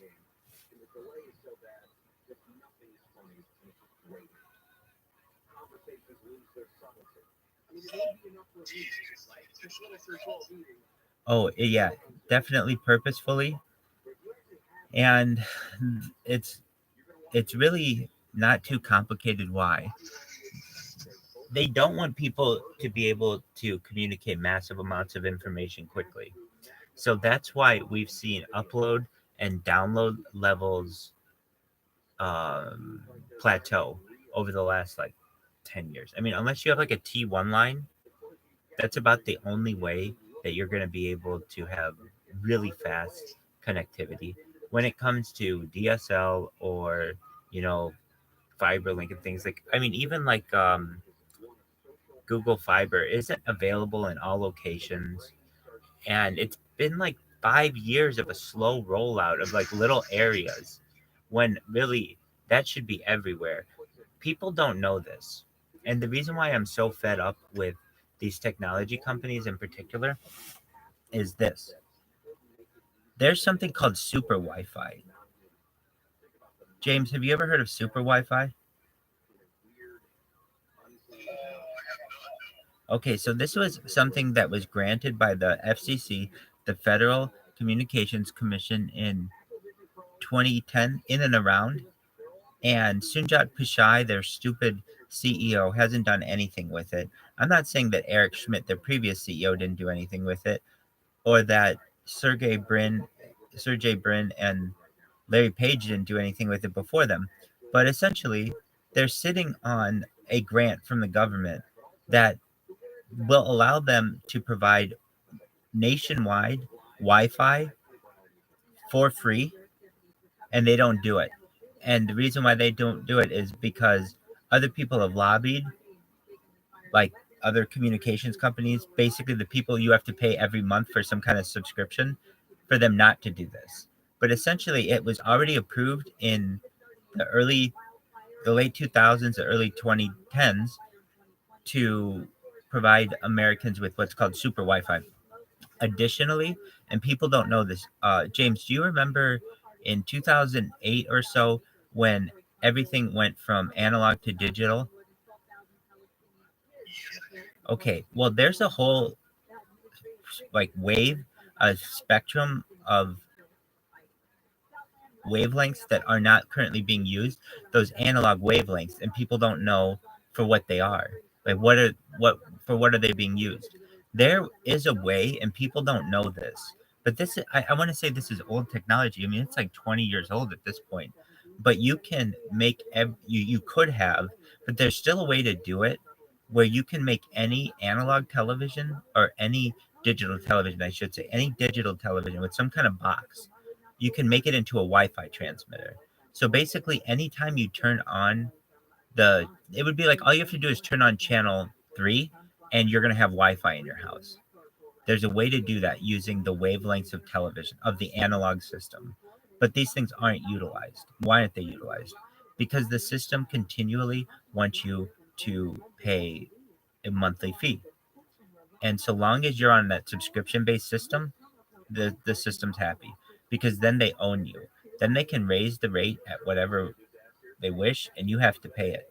And think of like Netflix and Hulu and Disney Plus and all of that. That all started at like $3.99 a month or $5.99 a month. Now they're $20 a month, and $20 is going to look cheap in a couple of years when Netflix is $99.99 a month. That's exactly what their hope and their goal is. It'll sit at that for a little bit, and then it'll go to $149.99. And look at YouTube Premium. YouTube, the thing that's free, that has always been free, will not perhaps be free in the future. Now, yes, people get around it with pop-up blockers and stuff, but YouTube's getting more serious about it and realize that their server costs and their shareholders are demanding that they turn out profits, and in order to do so, they need to suck the consumer dry. And the way that they do that is through essentially taking donated product videos and hosting them at cost to subscribers.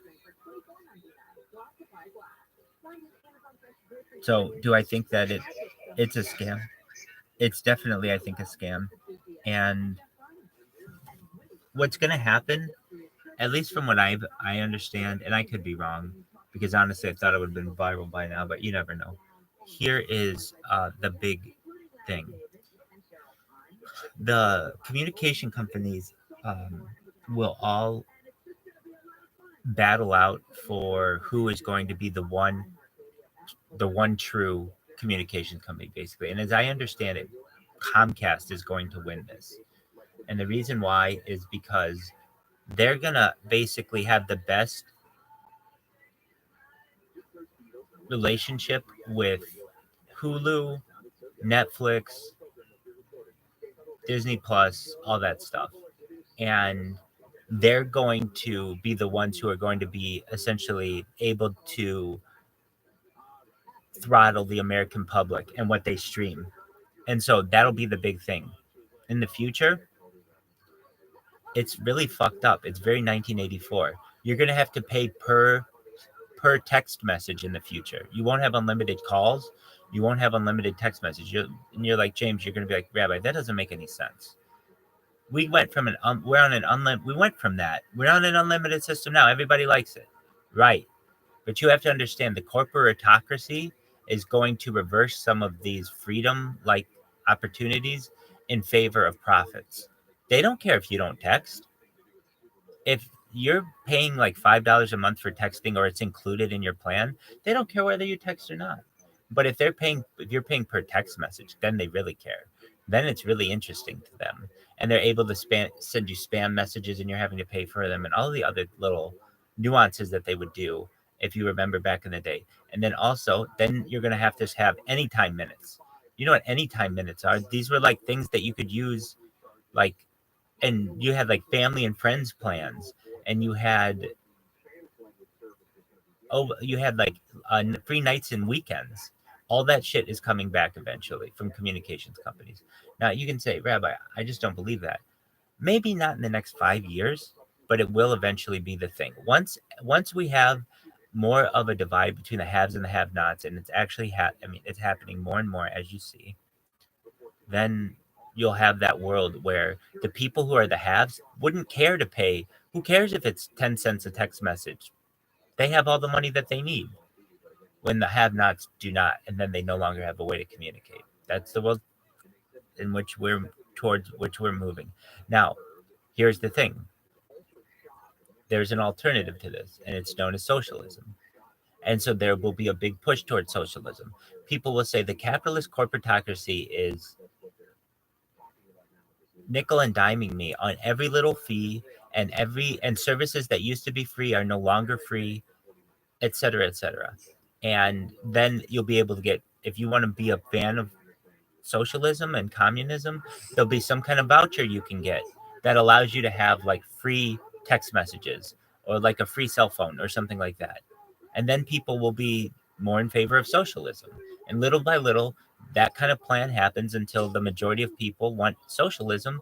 And truthfully, all your rights go away at that point if they're not already gone now. And that's the future.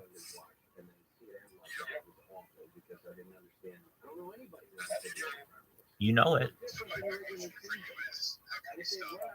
Okay, that's a great question.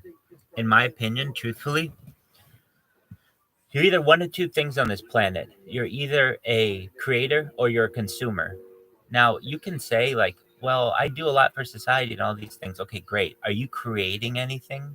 If you are, then you're a creator. If are you just a consumer, then and in my opinion, one of the things that you could do if you're like, look, I'm just a regular person, is to start creating as much content as possible. Why? Because the more content you have, the better perhaps in the future you would be. Everybody says, man, I wish I would have started a YouTube channel yesterday. And I don't know what your interest is. It doesn't have to be anything, it can be your entire life. But when you have a huge amount of data that is stored, it's powerful. I can come in here and basically have as much confidence in front of anyone on camera. We have multimillionaires who come in and, you know, I feel at home with them in any way because I know that this data is valuable. And we're still in the wild, wild west part of the internet where you can create data whenever you want. You can create a YouTube account, you can create 10 YouTube accounts. Now, that is one way that you can diversify yourself because the plan of the one world government, the new world order, the corporatocracy, whatever you want to define it, is to replace you and replace your job. So then there are other opportunities as well. Ensure you have a job in IT so you can work remotely wherever you need to. That's a really good way to do it. So you can pay for these things so that you can create content and all of the other things. And then finally, make sure you're diversified in cryptocurrencies, which James you are. And you never know when one of the NFTs that you have in your bag or one of the cryptocurrencies you have in your wallet can blow up and just absolutely make you a multimillionaire overnight. You have no idea. And that's very exciting. And you're so early into this. And you should just know that it's about data. Like, think about in the future. Well, just think about now. If we think about art of the past, we don't think of someone like if I say to you, think of the 1930s. We don't think of someone who's like necessarily like we think of the Depression in the United States, perhaps, but we don't. We think of like images in our head of that time.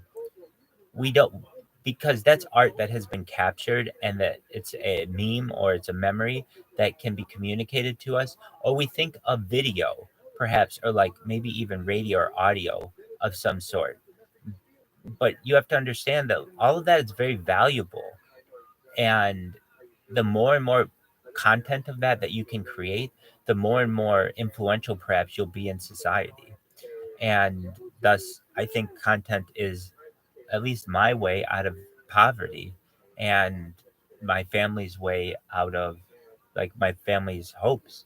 I mean, the longer that you do this, the longer that you're able to do this, the more content you generate, and it all builds on itself. So here's the interesting thing. If I have a like even a business too, I mean, things can happen. They can take away your accounts. But basically, if I made an impact on somebody yesterday, that builds on it until today and the next day and the next day and the next day. And so basically you continue to have a certain amount of influence over people, and you're able to essentially diversify yourself from the rest of the pack because you have at least some kind of impact on someone, made some kind of impression on someone, and that will grow over the course of time. The more and more content that you have, and whatever it may be, if it's interesting content, great. What's interesting now in content won't be interesting in 10 years. And what's interesting in 10 years in content won't be interesting in 20 years. It will change. People's tastes will change. But the fact that someone out there, and perhaps other people, if it's of interest to you, are capturing life live and capturing the ebbs and flows of life and the history of society is very exciting in any of those decades. That you could go back like a time capsule or a time machine and watch what someone's life was like. That's very exciting. So I think it's just a matter of time, at least in my case, that this blows up. And then really, James, you're going to be a famous person on it, and you're going to be able to write your own check. So I,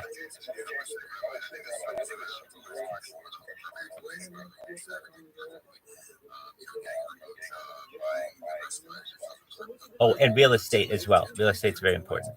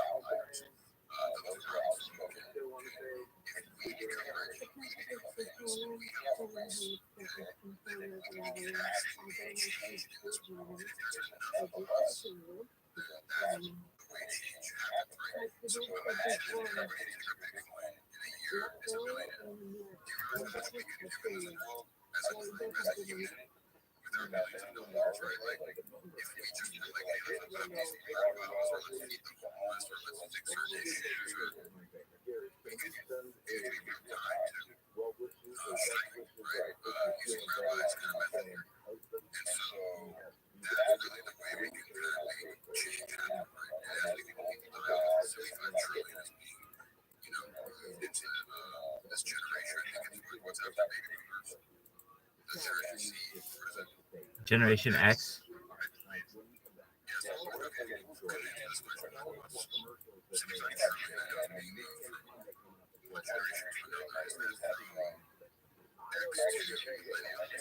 I believe that's baby boomers to X.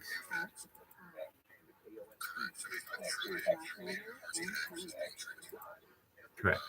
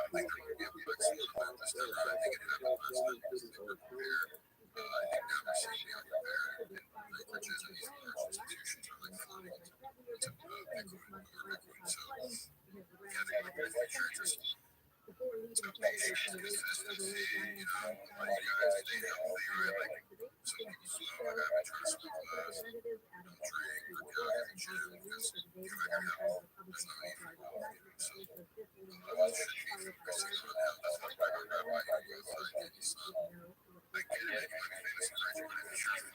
Dog, I have the sun right here. It's literally right here shining in on me. It's right on my face. Dude, the sun is shining on me right now. Yeah. The bathroom's right there. I appreciate that.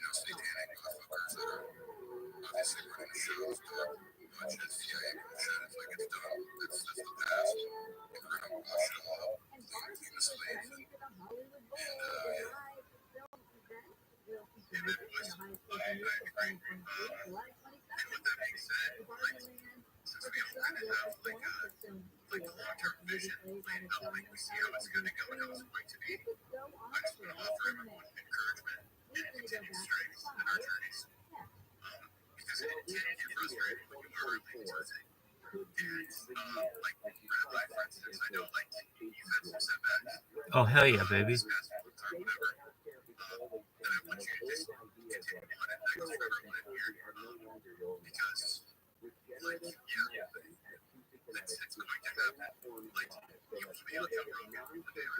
I think so.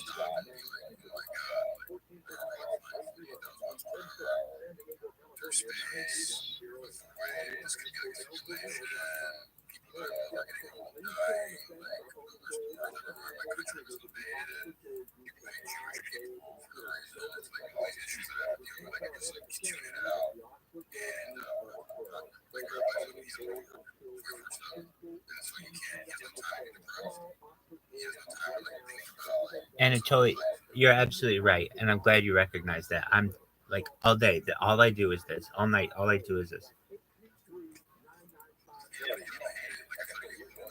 No, I do, but you got to understand at a certain point it wears on anybody.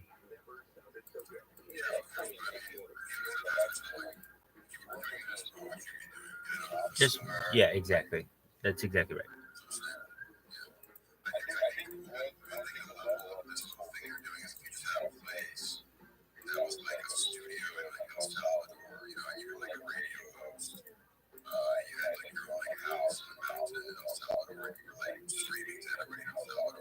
That's the only thing that's missing, not my ability to speak Spanish.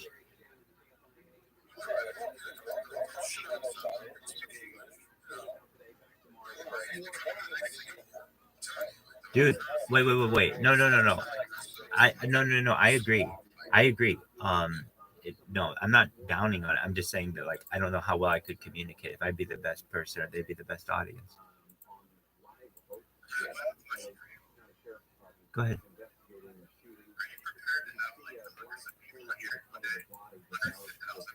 Tens of thousands.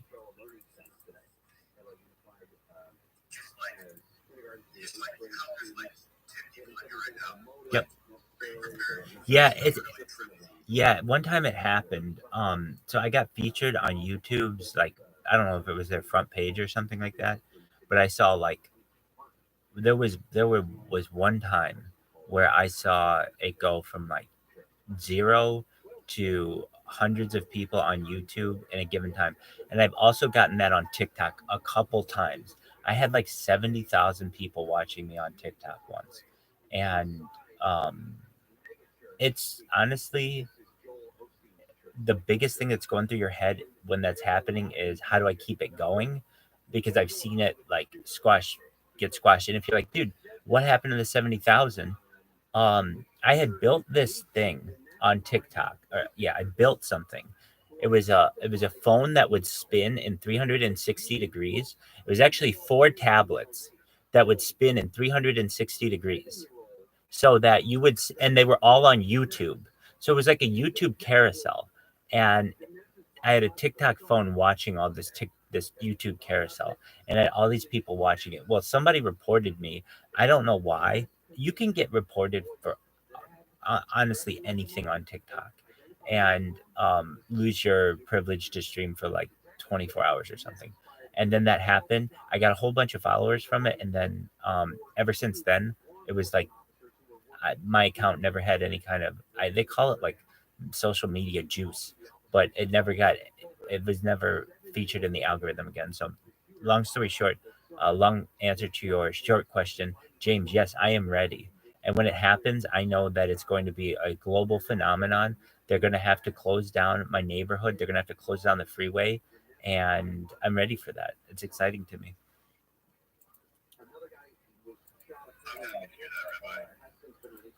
Excellent. I've had, 2.5 years to prepare for it. There was a certain time when I was on the stream where I remember saying to myself, like, I am very slowly taking over the world. And at a certain point, I took it over and I didn't even realize that I took it over. And no one else on earth realized that I took it over. But this was like a year into the stream. But I was like, I now have like an entire year of my life captured. No one has done that, where you can go back and watch it, and basically just nobody knows about it. once people know about it, it's going to be perhaps very famous. And if it is, it's about this time where I would have exceeded the most amount of data that any person really has of themselves uploaded to the internet.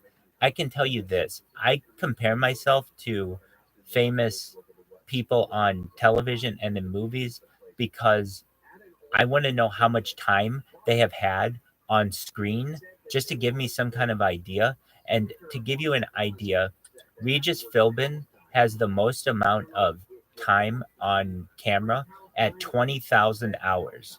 I have over 400,000 hours, which is, 20 times what he has. Just to give you some kind of idea in comparison to how much data I have. So I know I have this incredible amount, almost like a giant glacier full of data that just needs to melt. Once it gets hot, it's going to flood and it's going to be everywhere because I have so many different, so much media to digest. So, sure, you have my daily live streams, right?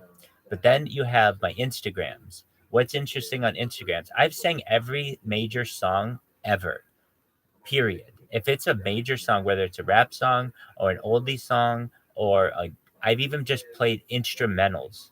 So I have on Instagram tens of thousands of videos that people can delve through. That is going to take humanity a long time to just check it out. As I understand, what will happen probably is people will say, wow, this is a project. So you watch one video, I'll watch another video, and we'll have like a standardized way that we say what the video is about. Because not even I know what every video is about because they're all so diverse.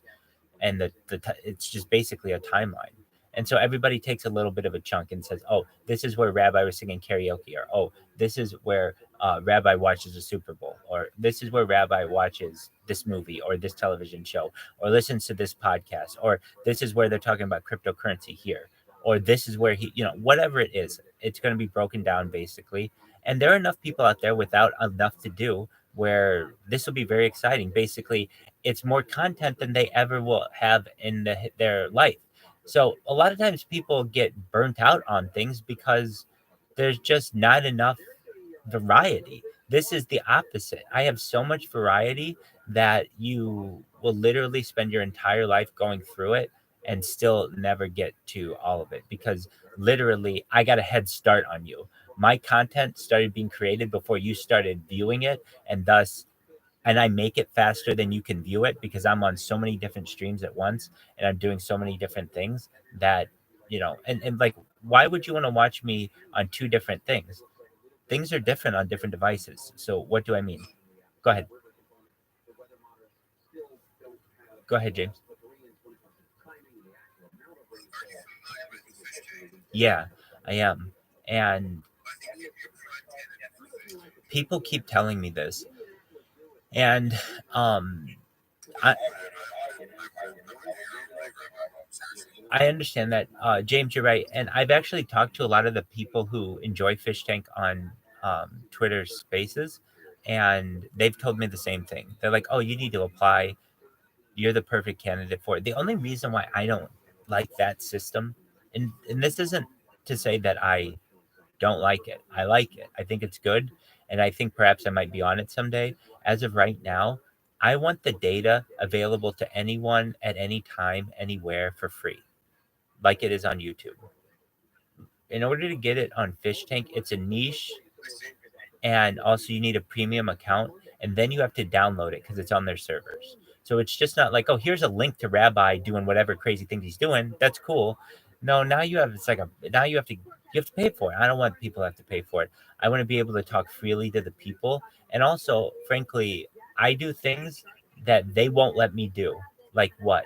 I like using electronics. If I don't know the answer to something, I want to look it up immediately.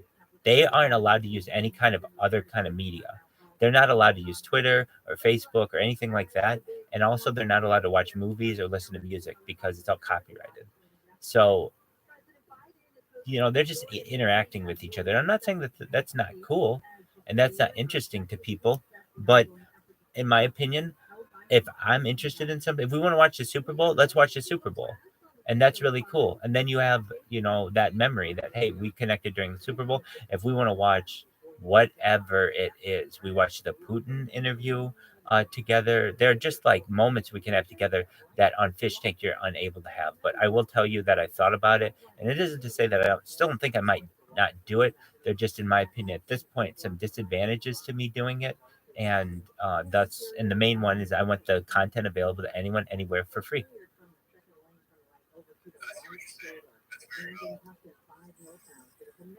It's just a matter of time, and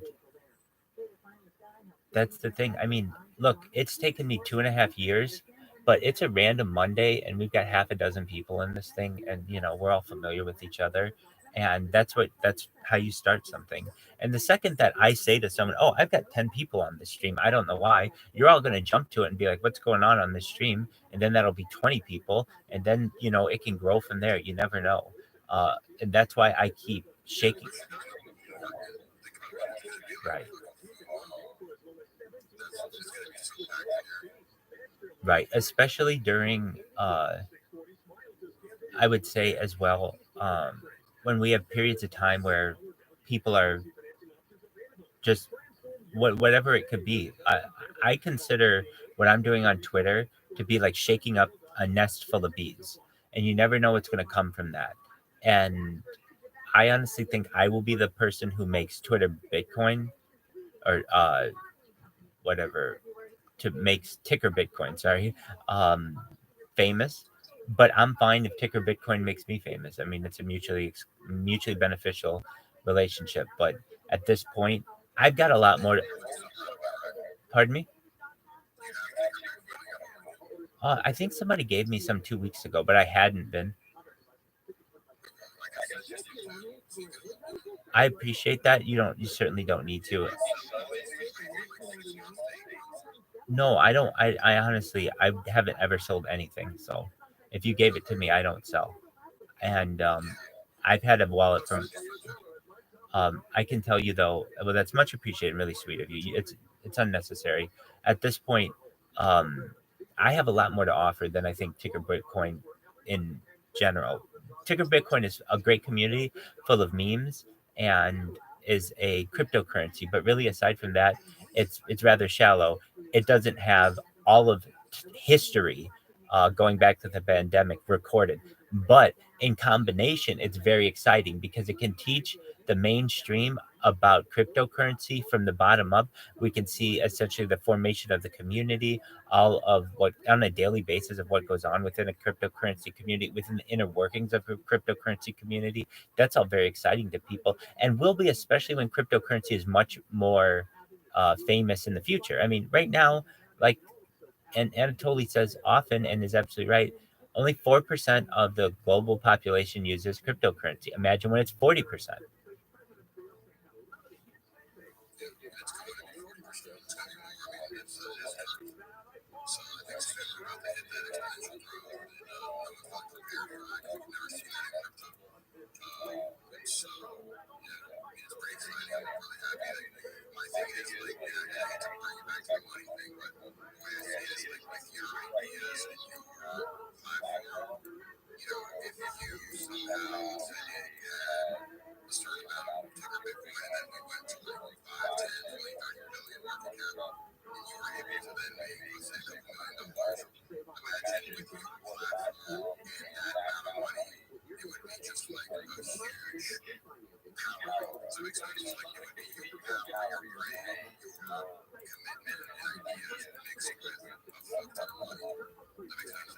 Absolutely.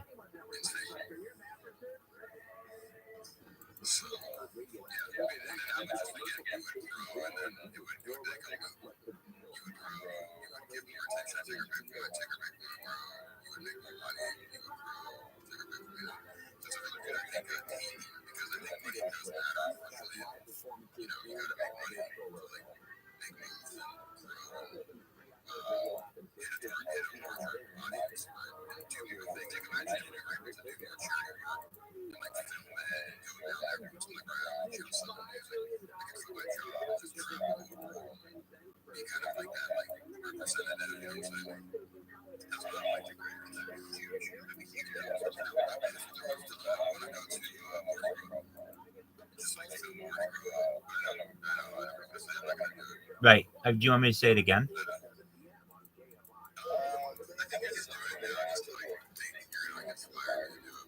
You're right. I want to spite you because I really want you to do it. So I don't think you're gonna do it. You're definitely not. You're definitely not gonna do it. So just you should really just stop talking about it because you're not gonna do it.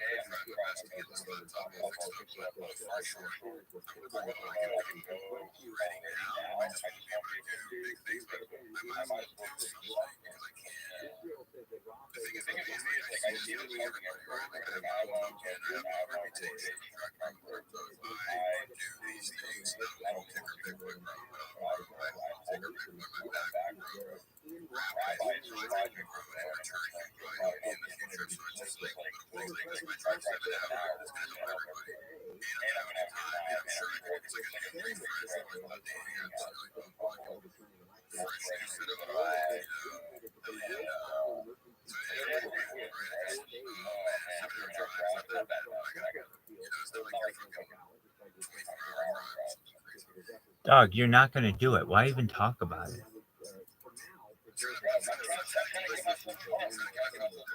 But you're not. That's the thing. It's cool to pump yourself up if you're really gonna do something, but we all know that you're not gonna do this, okay? I mean, I want you to do it.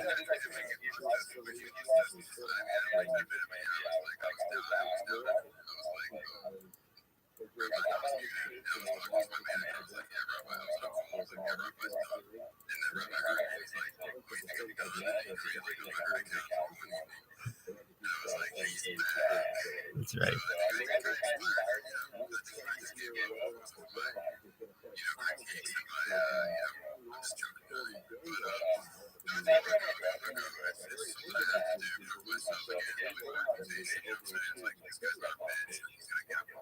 Dude, you're not gonna go. You're not gonna go, but if you do,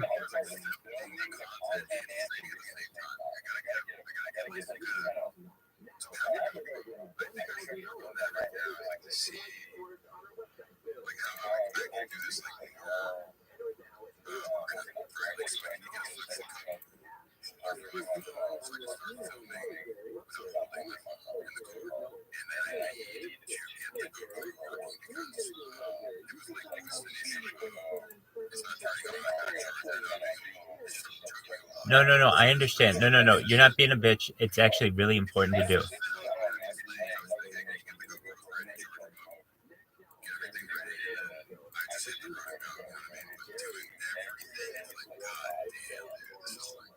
Dude, if you were gonna go, you have to start getting ready now. So let's just throw that out the window. Okay, cool then. All right, well then go.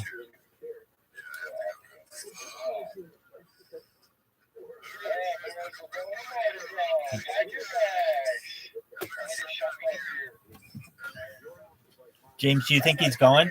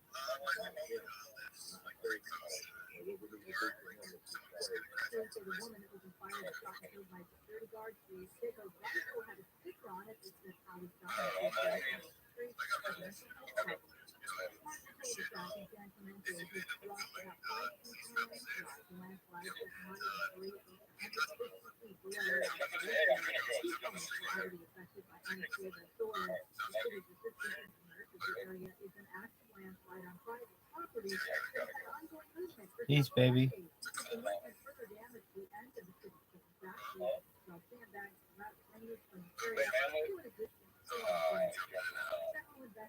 They recovered all parts of the helicopter that crashed in the desert about 75 miles from Barstow. The co-founder of Nigeria's biggest base was one of the 6 people killed Friday night. NTSC member Michael Graham said so far it looks like the weather may have been a factor in that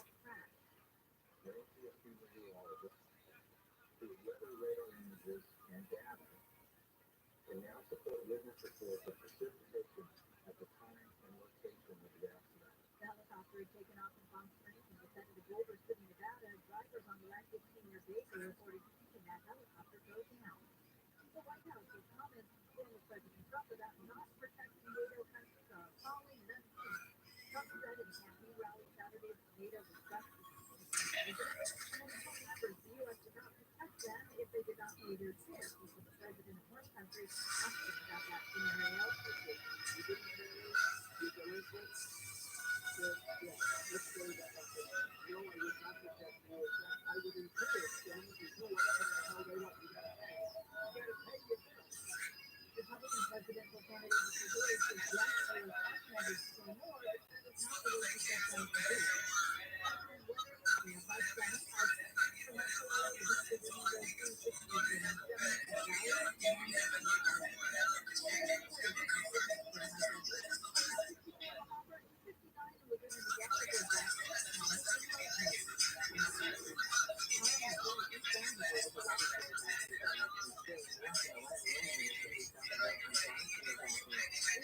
Thomas and Lightning.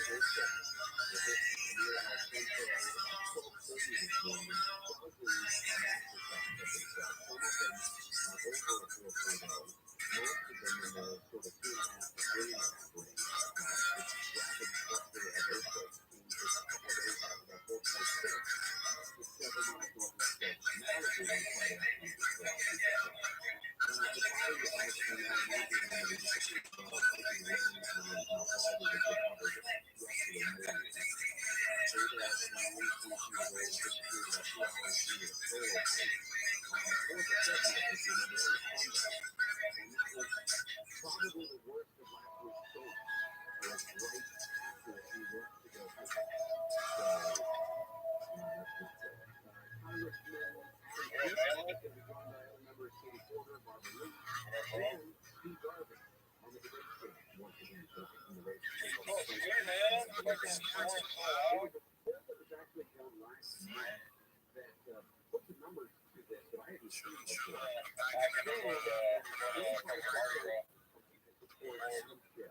And in second place with 2.18 Porter. I think Katie Porter came in at 13%. Barbara Lee in fourth place. 4% say they are undecided. But that is a significant. I didn't expect to see Steve Garvey in second place in that poll. And then next, virus that was just discovered a short time ago, and I'm sure the virus timing 9 years ago, claimed its first victim in Alaska's largest city.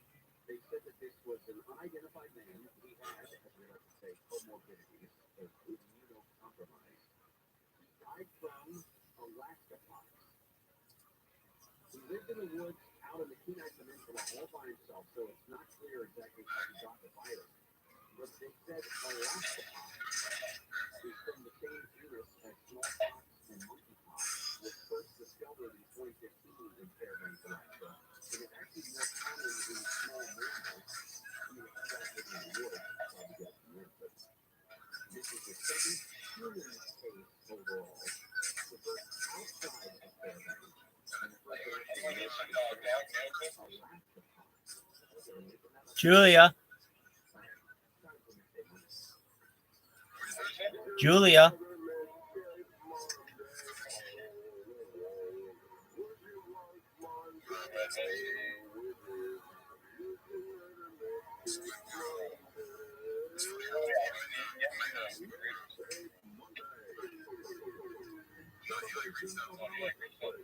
Performing America the Beautiful.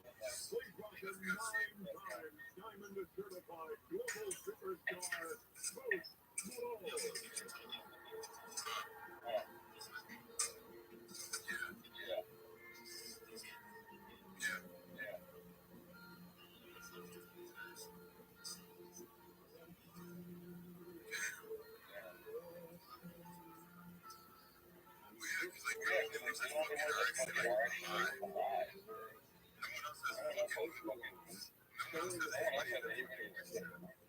Play guitar while he's doing it. Of course, they showed here with they showed it during every part of this, but they had to cut to show her. But he said, Post Malone said, I sing it all the time. So I used to sing it at the top of my lungs, randomly and in the most patriotic moments. It's a song that's always been up my head, and I'm very girls, so just walk around and I'll sing it at the top of my lungs. Because I'm very excited, this is 100% not nervous at all to sing it in front of millions of people at the Super Bowl. We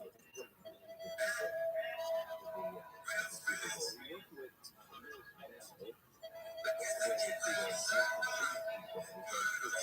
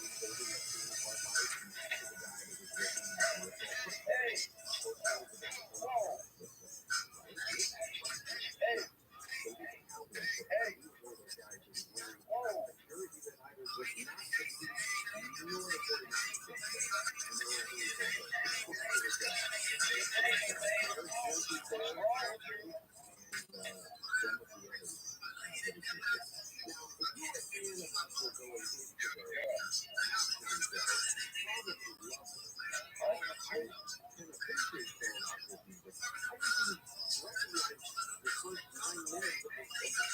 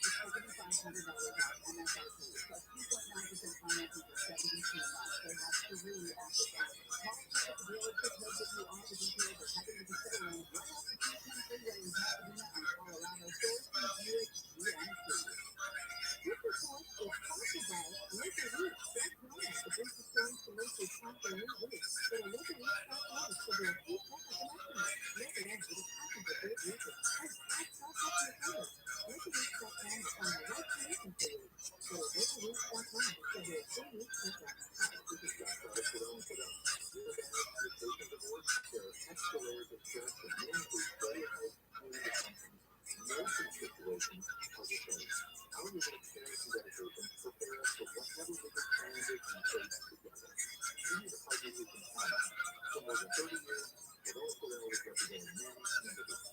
1355 Tracy Road, in San Diego, California, 92108. Online at photooftheday.com. Get more on people your dollar. My taxes on deals and people. Just watch and prices and dropping people on the day for now. Motorhome, travel kits, diesel bushes, and more. Shop Florida on import equipment and 6,000 on top brand. MySelfie.com.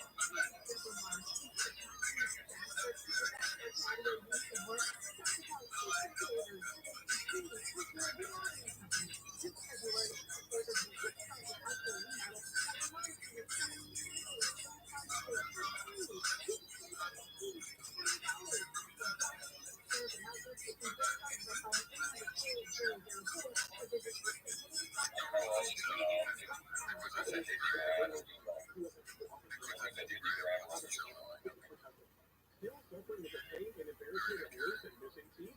You deserve a beautiful new smile from Cunning Dental. Transform your smile with teeth in one day for as low as $17,000 with no hidden fees. That's their lowest price ever. Call 888-640-SMILE to schedule your free exam. You stand in the crack for $2,500 out. Transform your smile today with Cunning Dental. Call 888-640-SMILE or visit cunningdental.com.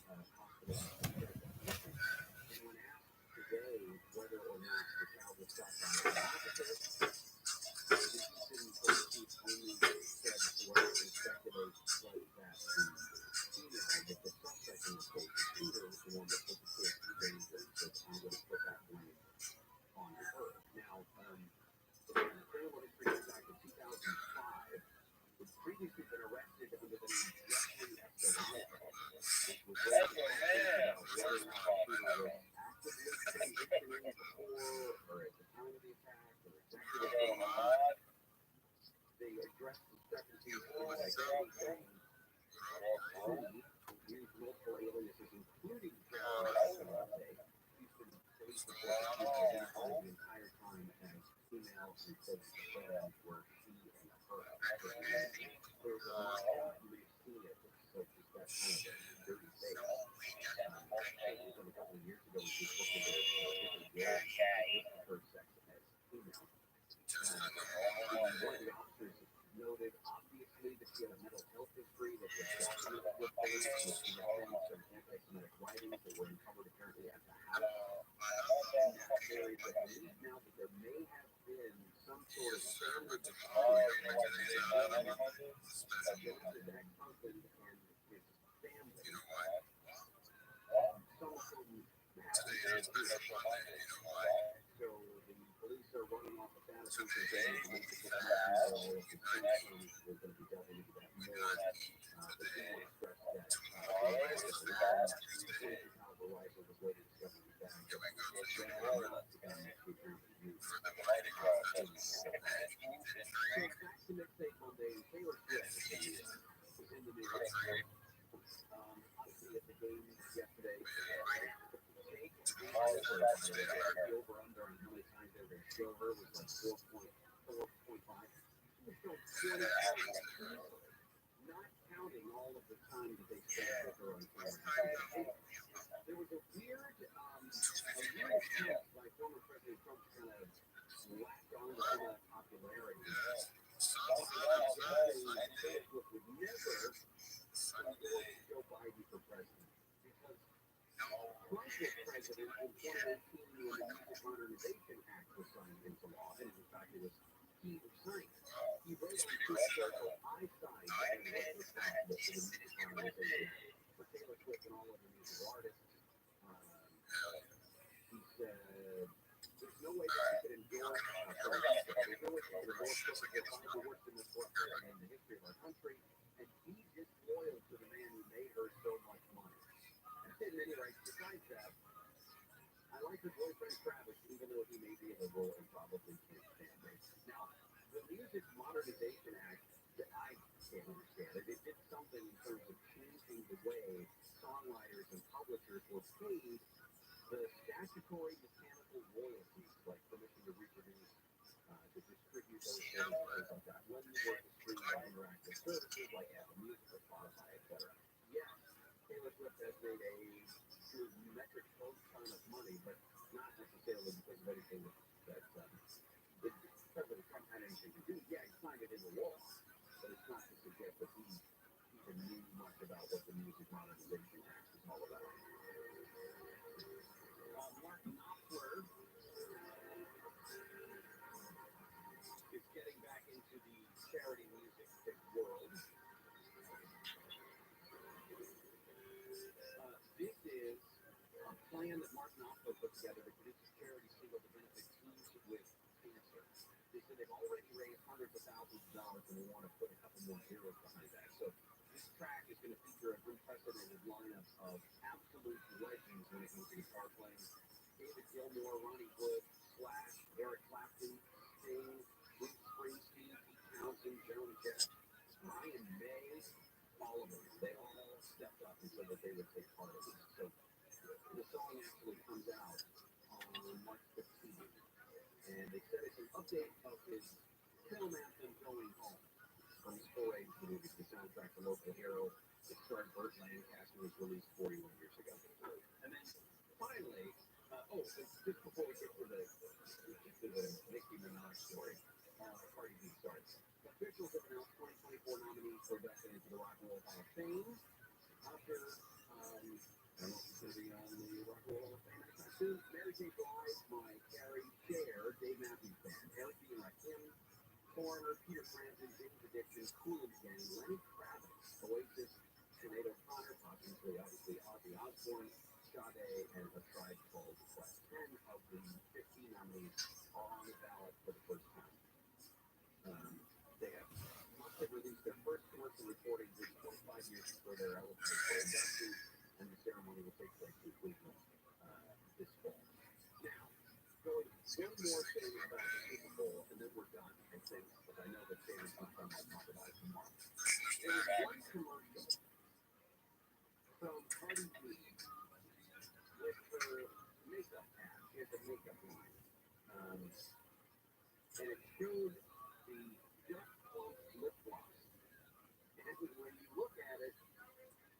what it looked like. Let me just say that. One of my buddies laughed because he thought that was actually, it didn't say done. They thought it said something else. It turns out the NFL did not allow the entire commercial to air on the broadcast because it was deemed not safe for work. So the commercial show started introducing the Duck Trump lip gloss, which promises to make it fuller and plumper. But people misread the view and put the product to work in a rather unexpected way. So the original spot, as we get it, the first part of it, the first 20 seconds or so, you cut from her to this breaking news report. And then hilarity ensues.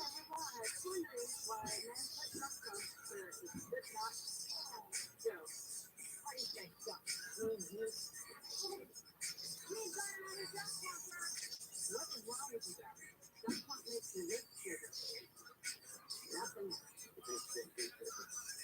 They put out by a professional makeup brand, Nick, NYX. So the female brain with female creators trying to work with all of our creative idea with good script on male stereotypes with lighthearted humor. If you're interested, you can find out exactly what the uncut version looks like on YouTube. It really played out both stories. But they say that the Bulls brand really famous. The first time advertised on Super Bowl Sunday, they wanted to make sure everyone was watching this with them. So it was funny because it's caught up by surprise. You just couldn't read it from the video. The John Kovac show is coming up. What do you have on that? Well, only weeks away from the primary, just the trade during the show. It's good, yeah. They can know that. That's great.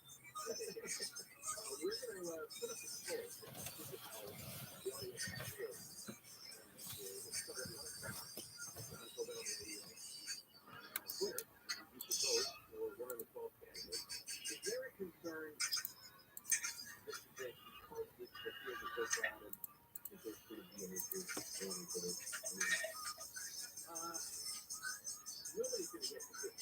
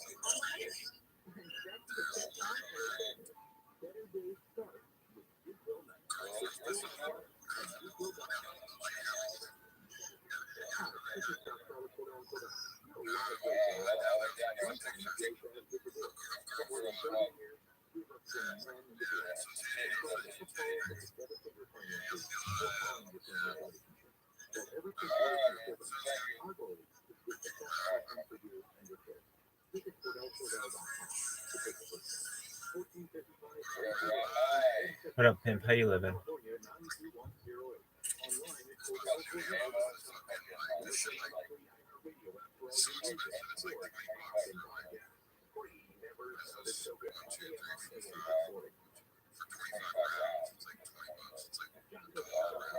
Wow.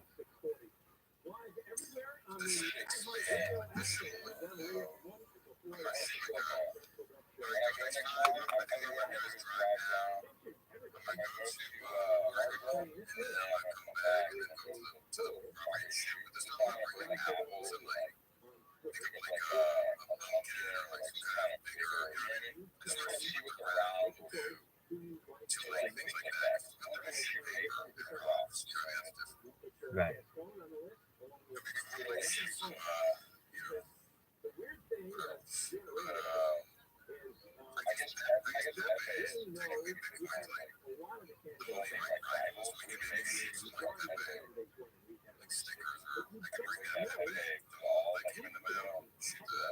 That's a thought.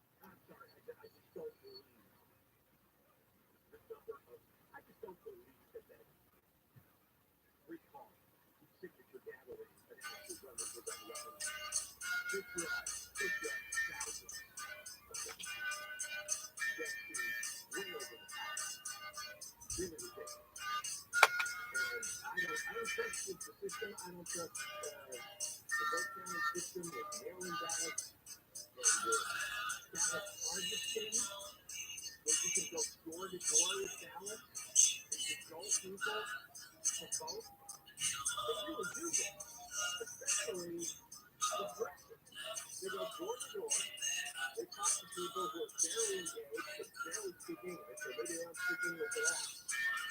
And they give them a ballot and say, here's who you can vote for. There's a lot of that going on. It has gone on for several election cycles. It has had a material effect on who got voted in, especially local. So it's a real thing. I imagine if you don't get things, it's going to fight them very, very quickly. I think they're going to get things up going back to the opponent's table. And a lot of the guest guys have no trouble lying. I'm sure that he said that the highest one is campaign will no trouble lying. And we have a situation where the electors have created that stuff. The electors have created with us George Stone, Eric Garcetti, that there's the Gavin Newsom heavy, that put Mike Biden into office on the West Side twice. Just think of this, okay? Jack Stone got in, Garcetti got in twice, Biden got in twice, Kevin Newsom twice. We still have that same election. It's people dying. It's people being terrified of going out shopping and going to dinner. You had a smash and grab robbery featured on the news most nights now. We needed tens of thousands of drug addicts, mental patients, on the street before people would even consider maybe the DNA. Very cool. I mean, he's got the original sin hanging around his neck here, so he wrote Prop 47. Doug, you're not going down there, so I don't even know why you're asking us.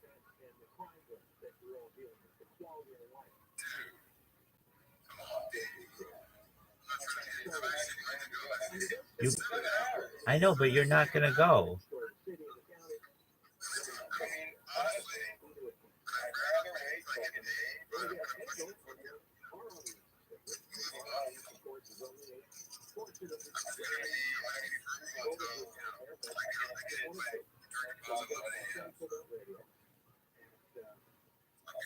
You kind of make me want to move.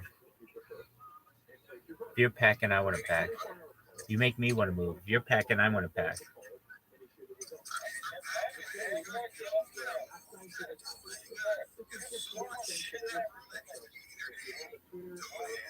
Oh, I'm not donating it. I'm just going to abandon it. They can do with it what they want. I don't care.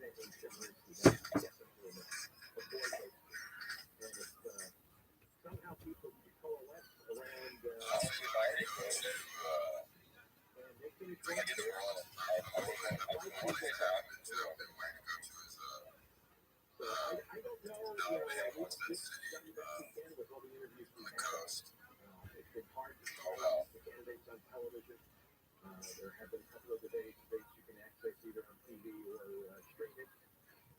There's very little coverage since we don't have a daily newspaper that covers LA anymore. Really, it's a tough go. Oh, by the way, speaking of newspapers, the LA Times did its all-time bottom. This morning, on their front page, I'm scrolling, and I see they have a Super Bowl story, and the headline said, "Has a Super Bowl ever gone into overtime before?" Right? And hit the story, and this person is 6:57 yesterday, and it says, "Well, the Super Bowl right now between the 49ers and the Chiefs is tied at 16-16, and could go into overtime." I'm looking at this. This was 18 hours ago. 18 hours ago, they still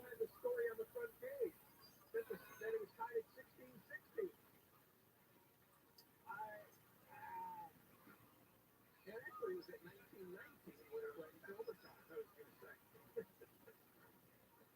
So they don't have a guy at the LA Times who would watch television and update the score. Well, they ran up the entire sports. Apparently they did. Well, they got it. Yeah, the whole staff was done, right? Yeah, they got rid of the entire sports section. Yeah. So they didn't have one guy, I don't know, somebody's kid, just say, watch the game, and when the score gets updated, post it on. And I noticed last year with Biden, after that report came out that he's senile, after Biden came out and proved it to the world, they didn't have a story on that until the next morning. Or in the New York Times, had 5 stories on it right away at the top of the page. LA Times had nothing. They don't know. They're like a week. They don't do breaking news anymore. They don't even do news at 18 hours early. So that's what we're dealing with here. Instead of coverage with the ad break. All right. Give them more quiet. Stay up like 24 hours. First back at the Mahomes will be honored with the traditional post-Super Bowl parade at Disneyland for the second straight year. Today, that parade is begins at 2 o'clock on the main street, then continues through the park.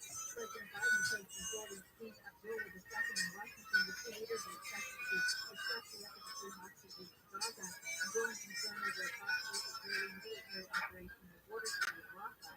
And Egypt is trying to avoid its decades-long peace treaty with Israel if it begins that large-scale offensive against Rafah. Here's the 91 next. If you're looking to sell your home, you got selling today with an energy cash offer. And there's no need for repair. Selling today with no agents or closing days or no cash. And they might even offer a $10,000 advance to help you get it. Look at the reviews online for a technical obligation offer. 888-321-AIRBIZ. 888-321-AIRBIZ. 888-321-2747. Sellers.com.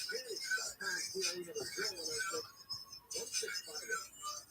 Yeah, going to a class on the 91 in Long Beach. The 91 sounds good. It's very Avenue, Time City, with Astro, also 710 North at 405. Coming off that blocking the shoulder and transition. Hello, 61 for the gas rate. I'm the also district for the over on the shoulder. In the Roma 16 southbound for the 60. Ground accident, clear from the right lane. The children are just in the 10. And then for 910, 15 southbound, just that Oak Hill Road. 7 for the crash over on the right shoulder. Some debris across all of the lanes there. Clarifying the sky, how quickly there's something, signs and minors. Looking forward, it's sponsored by Personal Injury Firm, Owen Patterson and Owen.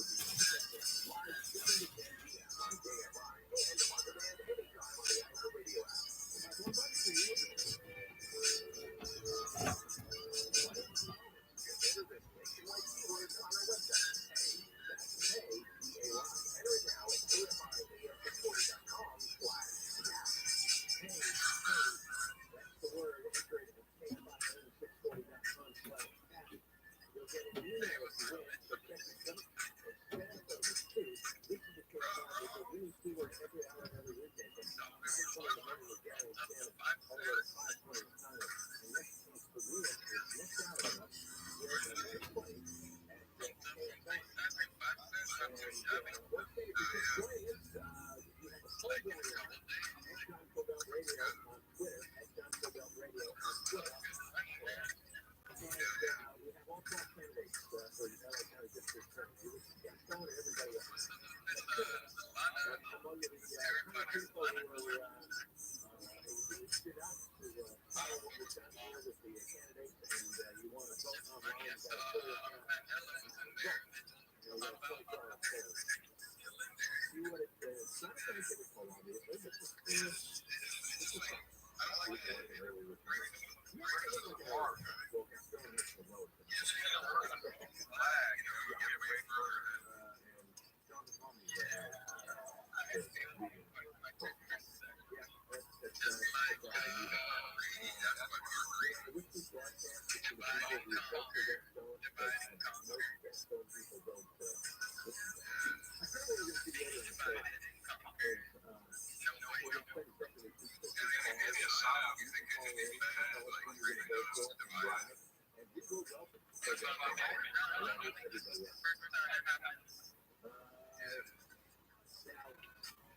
Black Thursday will go down as a day, an incident on the Biden White House.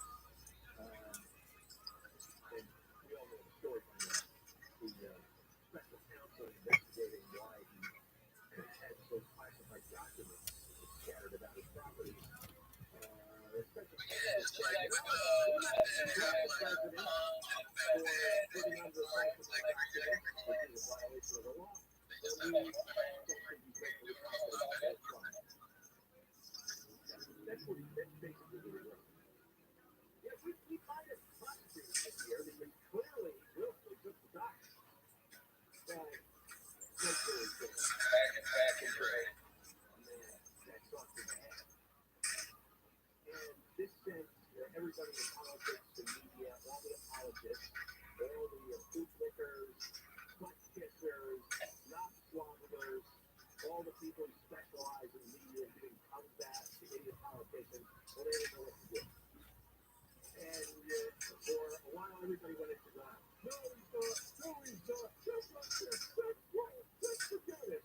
And then Biden, the genius he is, goes out and proves special counsel what?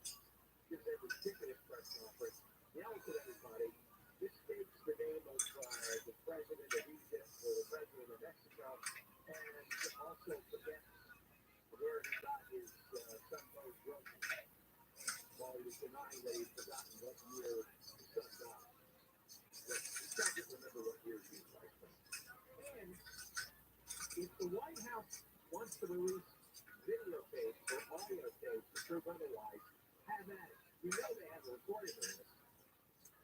If he wasn't completely senile, they would have released it by now. But they never will. Boy, I wish somebody would look that. But you know what? Eventually we come to a day where most of America doesn't give a crap what political people think, whether it's politicians or staff members, or it's all the liars and frauds on television and who writes the news sites. Because according to ABC News, Ipsos, they had a poll, and 86% of Americans say Biden is too old to serve another term as president. 86%. That is an astonishing number to get most people to agree on a political issue like that. 86%. And by the way, too old is being used as a catchphrase. The actual age is not the point. I hear frequently on television and radio people in their 80s who are quite coherent and sharp. Biden just doesn't happen to be one. It's not that he's 81, it's that he's got dementia and it's progressing, noticeably, from month to month. Also, 59% think both he and Trump are too old. And in fact, if you take Trump by himself, 62% think Trump's too old.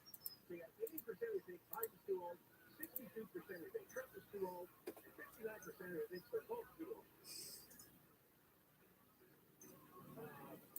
73% of Democrats think Biden's too old. Now, when you have 73% of your own party, roughly 3/4 of your own party saying you don't want to vote for this guy, are they actually going to put him up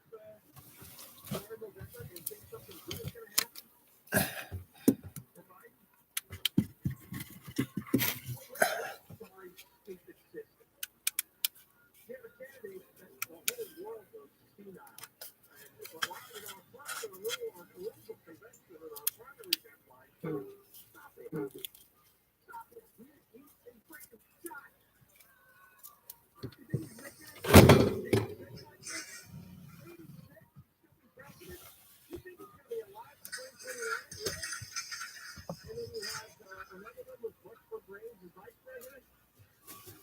I was just stunned. 86% of Americans think he's too early. So he needs to go. God knows what's going to happen this year. Around the world, we've got nobody driving the car anymore. There's nobody home. All right. But when we come back, got somebody coming on. Yes. Speaking of what's going on, we're going to talk to Jordana Miller from ABC News. We've had her on frequently. She's going to be reporting from Israel. Israel rescued 2 hostages today, and 67 Palestinians in the process.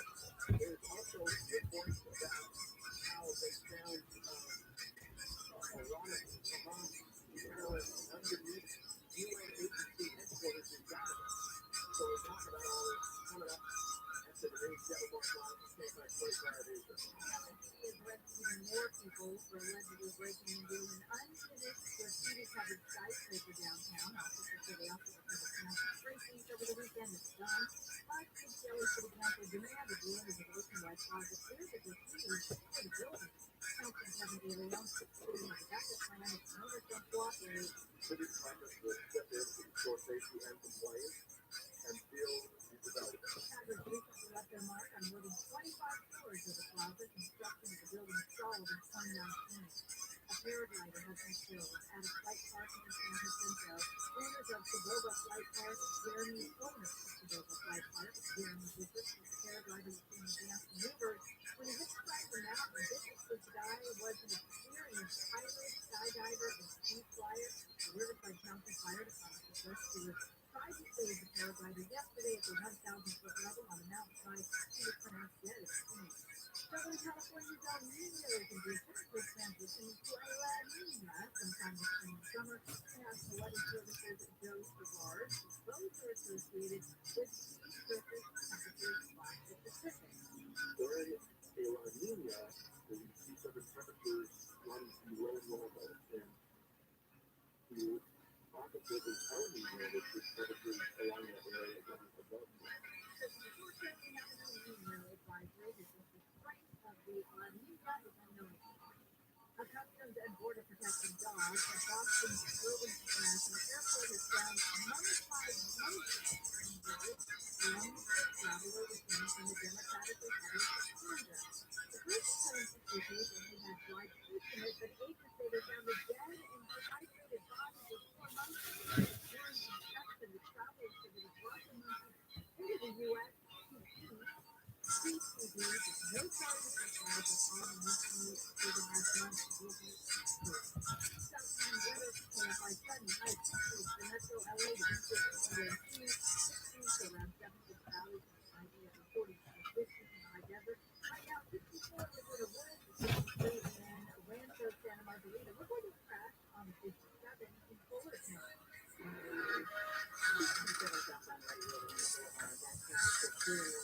Shoulder of that arm brand, dancing, phone, diamond, the east on right edge on Boulevard.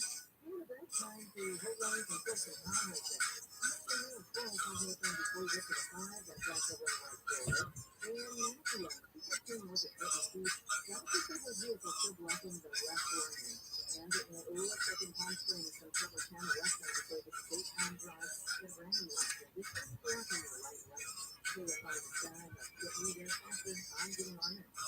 Why choose the 300 Plus? Because no two people think the same. Only the 300 Plus has a unique view of the permanent and also your 300 Plus. The Classic 50 Plus with straight water, keeps it cool to warm, and 13 degrees on either side for your ideal sleep cycle. Now during our President's Day sale, save 50% on the 300 limited edition Smart Set, plus free home delivery when you add adjustable base. And Sunday, find a full review for 300. Devil Mark, is the country faster to the backyard patio used to work?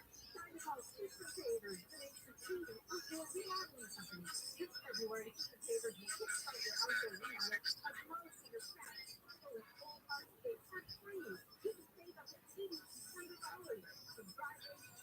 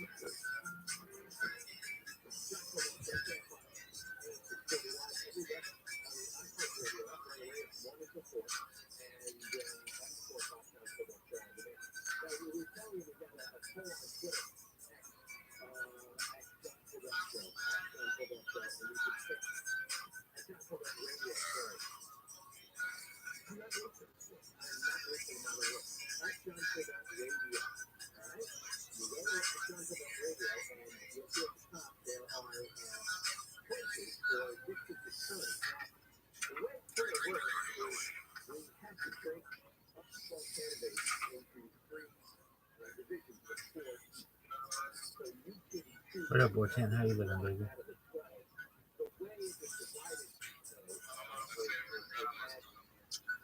Kicking ass, taking names all day, every day. Every day's a holiday, every meal's a feast.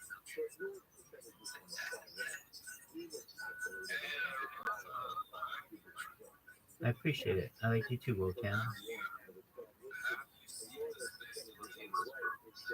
Have I seen the Space Latinas? Help me.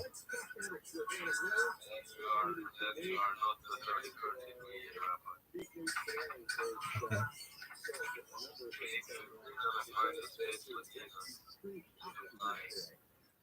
Sounds good, my man.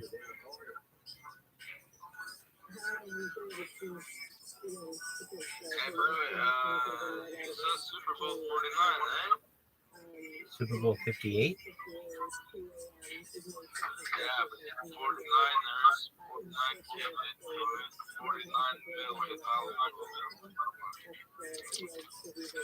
But the 49ers lost. The Chiefs won. And it was Super Bowl 58.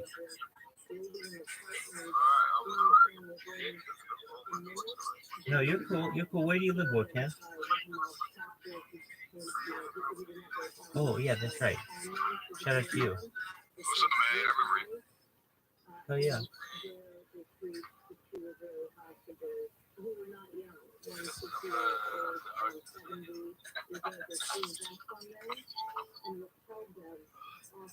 Marcus Wentz in the house. And then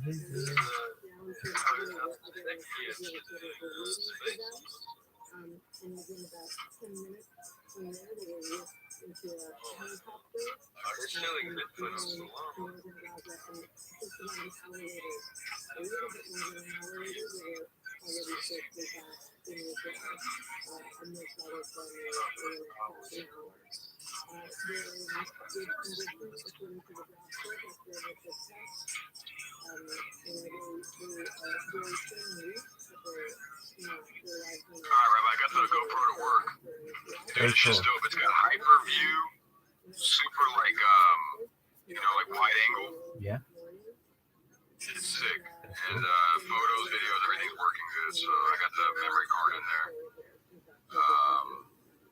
Yeah, so let's see what's gonna happen. That's very cool. Putting it together, putting it together. But the intense airstrike that provided cover for the commanders who have their hostages and airstrike to divert and prevent Hamas from coming to the area. So what I can do is I'm just gonna make a bunch of footage, and then I can like give it to somebody within Ticker Bitcoin to like edit. You know what I mean? Because I'm sure everyone out there is gonna be drunk as fuck, acting crazy. We'll see. I hope so. Yeah, this Bitcoin chart's crazy. Boomer Bitcoin. Why? 50,000 just fucking zoomed up there. 48.3. Wow.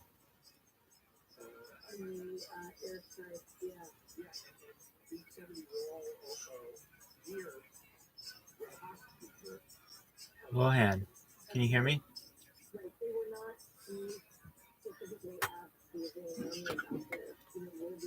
Wohan, Yes, sir. can you hear me? Yes, I can. Okay. I'm going to show you something. It's going to blow your mind. You're going to be like, oh, okay. That's Rabbi's site. My mind is quite blown out already. Excellent. I have created a robot here that I'm going to show you. That's going to start in a second. That will automatically follow people on Twitter. I had 939 people, 939 accounts banned on Twitter 2 days ago. Yeah, when you fucking were trolling the MAGA Cooper. You got it.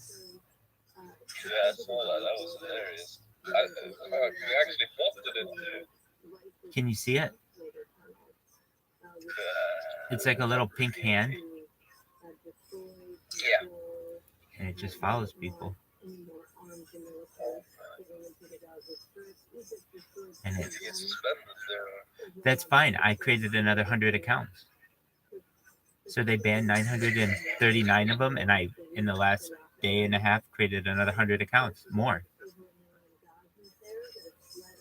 Does this mean you can also then manage to automate? I have a couple of devs that I work with. They develop things. I always wanted them to make an automated AI Twitter post. Well, that's what we have here, my friend. Yeah, I see. That's brilliant. Thank you. Because imagine you can automate that. It's also raise all the tweets of people. It helps out with raises. It can do basically whatever you need it to do within reason. If it's something that your mouse can do, it can do it. And the keyboard too, I suppose. And the keyboard, and what makes it a game changer is it can recognize pictures. Yeah. So that's what. Yeah. So that's what's the game changer. Is it has OCR, optical character recognition, and it has bitmap recognition capabilities. So that means it can recognize text and pictures.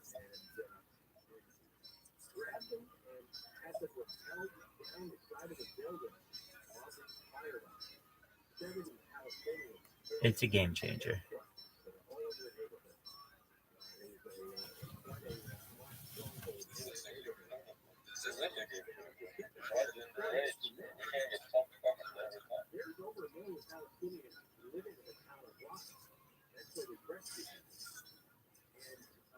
You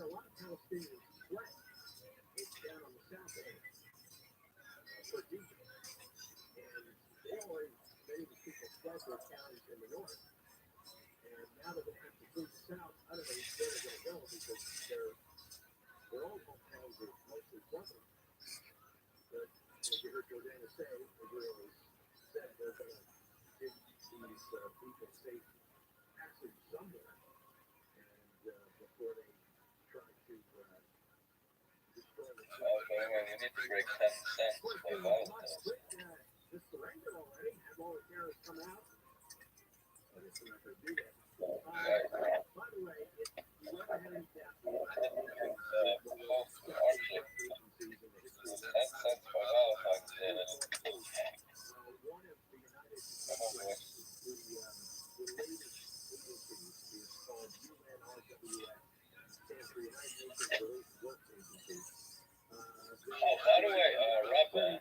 Yes, sir. Rabbi,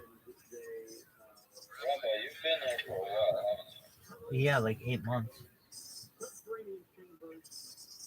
So, if someone theoretically were to launch a token that is quite rewarding, I would say, and they were to airdrop the whole Pokemon Mania thing, would people like that? The market is so saturated now that Yeah, but it wouldn't be a meme. what would it be? What's its secret sauce?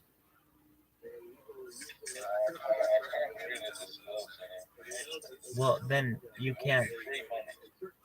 Oh, well, look, if it's a secret sauce, then you have to disclose it if you want me to comment on it. If not, I could say, well, yeah, if you have a money printing machine, that'd be great.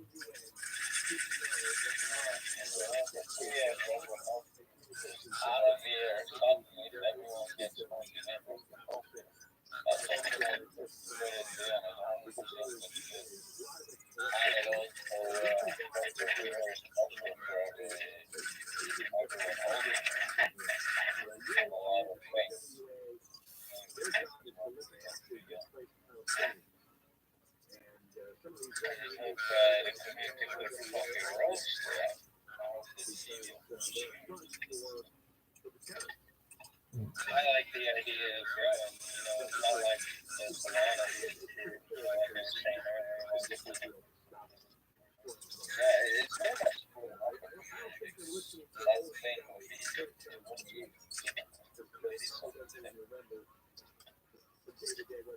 I was wondering, just about, like to gain momentum, whether or not we want to take but like Uniswap's, I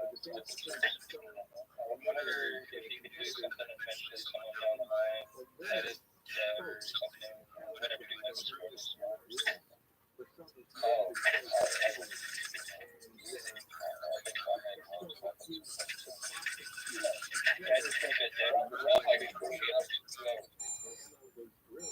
What'd you say? I just think a low feedback would be super cool.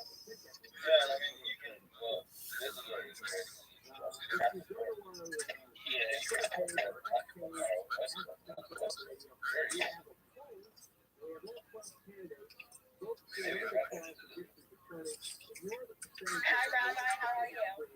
I'm rocking out with my cock out. How you doing, girl?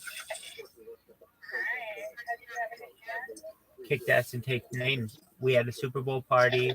Tons of people arrived. Telegram's been lit. How are things in your neck of the woods? What'd you do for Super Bowl? I didn't. I mean, like, it was Taylor Swift's first Super Bowl, so I watched her play. She did amazing. She got plenty of touchdowns. That's right. Good for you. Do you have a rookie card? I know. I should get it, though. Absolutely. I'm sure it's really a hot commodity among Swifties. I know. I'm such a fucking Swiftie. So, did they not get engaged? No, they didn't get engaged. What the fuck? What the fuck? She's gonna write a whole album about this. I know. I can't wait. It's gonna be amazing. The album's gonna be amazing.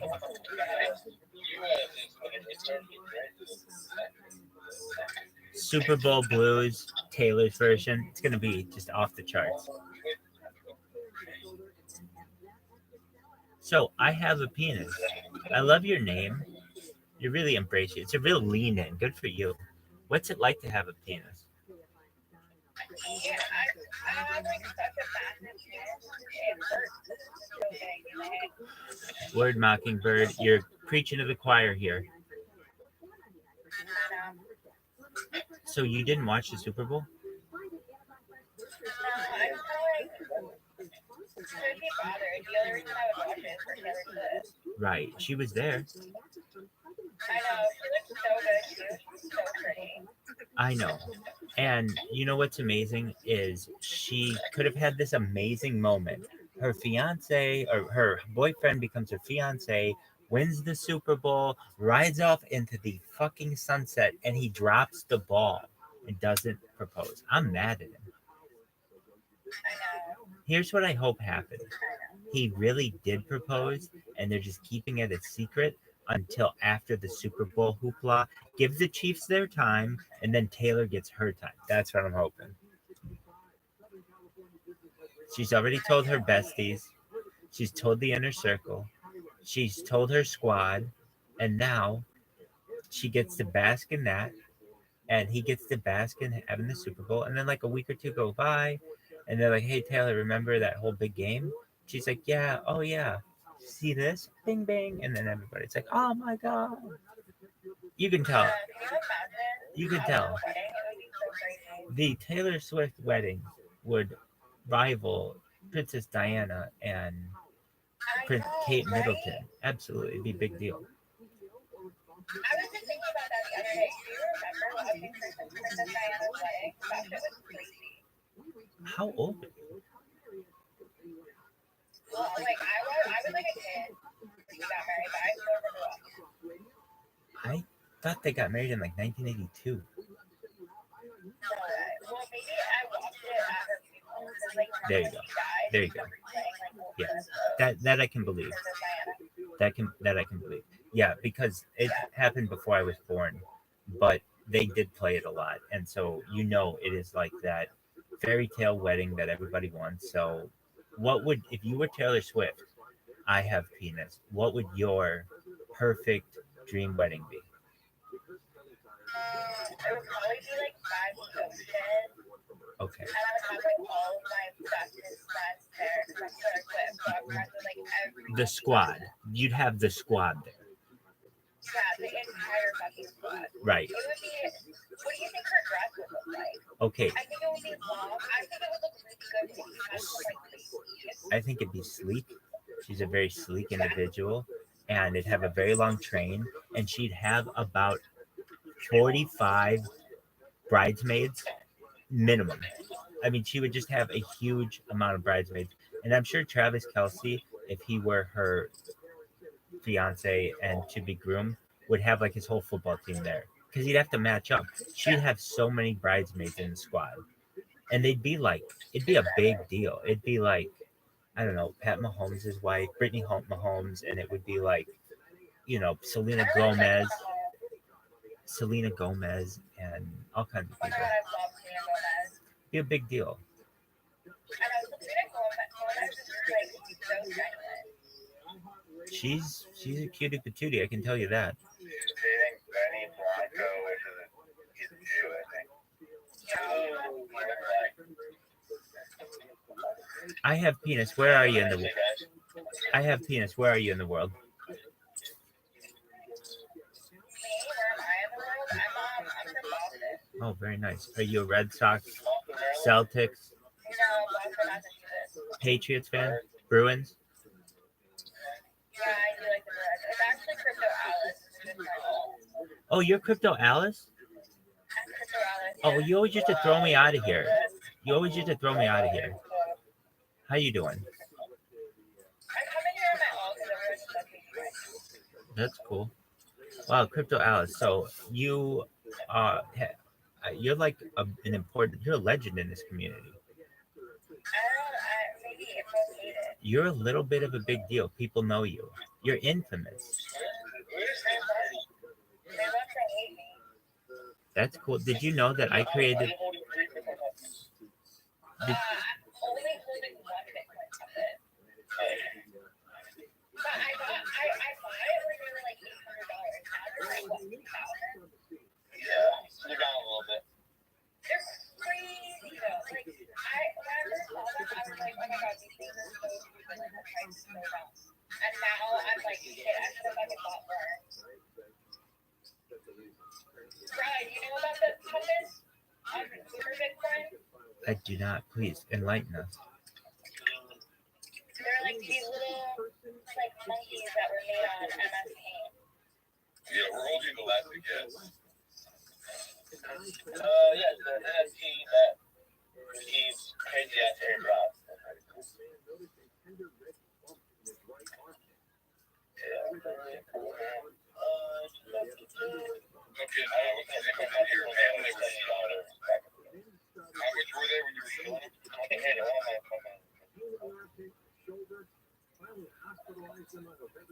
So, Crypto Alice, aka I have a penis. I don't know. How is the weather in the Northeast? Has it been a rough winter? It's been like cold, but this weekend it was like 60 degrees. It was so nice. Oh, that's very nice. All right, so you like the Bruins, Yeah, but it's been. you like the Bruins, but I do like the Bruins. I do like the Bruins. what about the Patriots, Celtics, and Bo Sox? I think that like everything other than hockey is well. I understand that. I recognize that, and I respect that. Very cool. Yeah, Can I tell you some cool stuff about the future? yeah, of course. Excellent. There is a change in gender. So normally we're here and it's like all guys. It's like we have a girl, let's talk to her, and that her role in society is changing. That there's a power shift, a major power shift between men and women, where women are becoming more powerful than men, particularly with the embracing of technology. Women will become more powerful than men in a generation. And why is that? Previously, women had a time. I hate to say it, but they had a time frame of fertility. But no longer is that necessarily the case with cryogenics and the ability to freeze one's embryos, where a woman can have a career and live a very successful life, establish herself if she chooses. She can do whatever she wants, but potentially have children into her 50s, 60s, 70s, or even 80s or older. Should she choose, should she be a step? It absolutely is. And so there's a major power shift in society. And you should also know that that's very exciting for someone. I think it's really exciting for humanity to see what that does to society, but also particularly for women. I'm an advocate for women as well, particularly on social media. So you're aware, you're on social media, you're on some kind of like you're on the big ones, I'm sure. I've seen you on Twitter, but you know that social media in general treats men differently than women, and let me explain. I can show you my nipples right now on YouTube. No big deal. No, nothing's gonna happen. But if you're a girl and you do that, you will lose your entire account. You will lose your ability to provide for yourself, provide for your family. And that to me is on its face, de facto, gender discrimination. It's discriminating on people based on their gender. And I don't like that. So I'm an advocate for women on, and I'm not saying that we have to turn social media necessarily into a nudist haven. It doesn't have to be that way, but the punishment shouldn't be that you lose your entire account because you have a nip slip or some other, issue like that.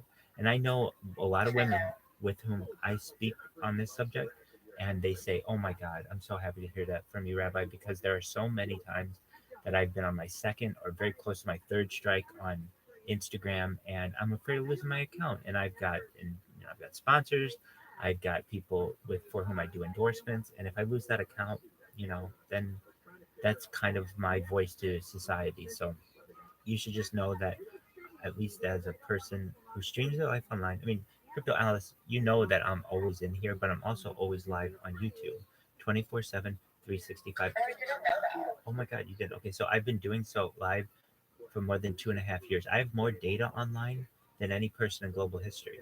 You're like, wait, any person in global history, you have more data online, then why aren't you super famous?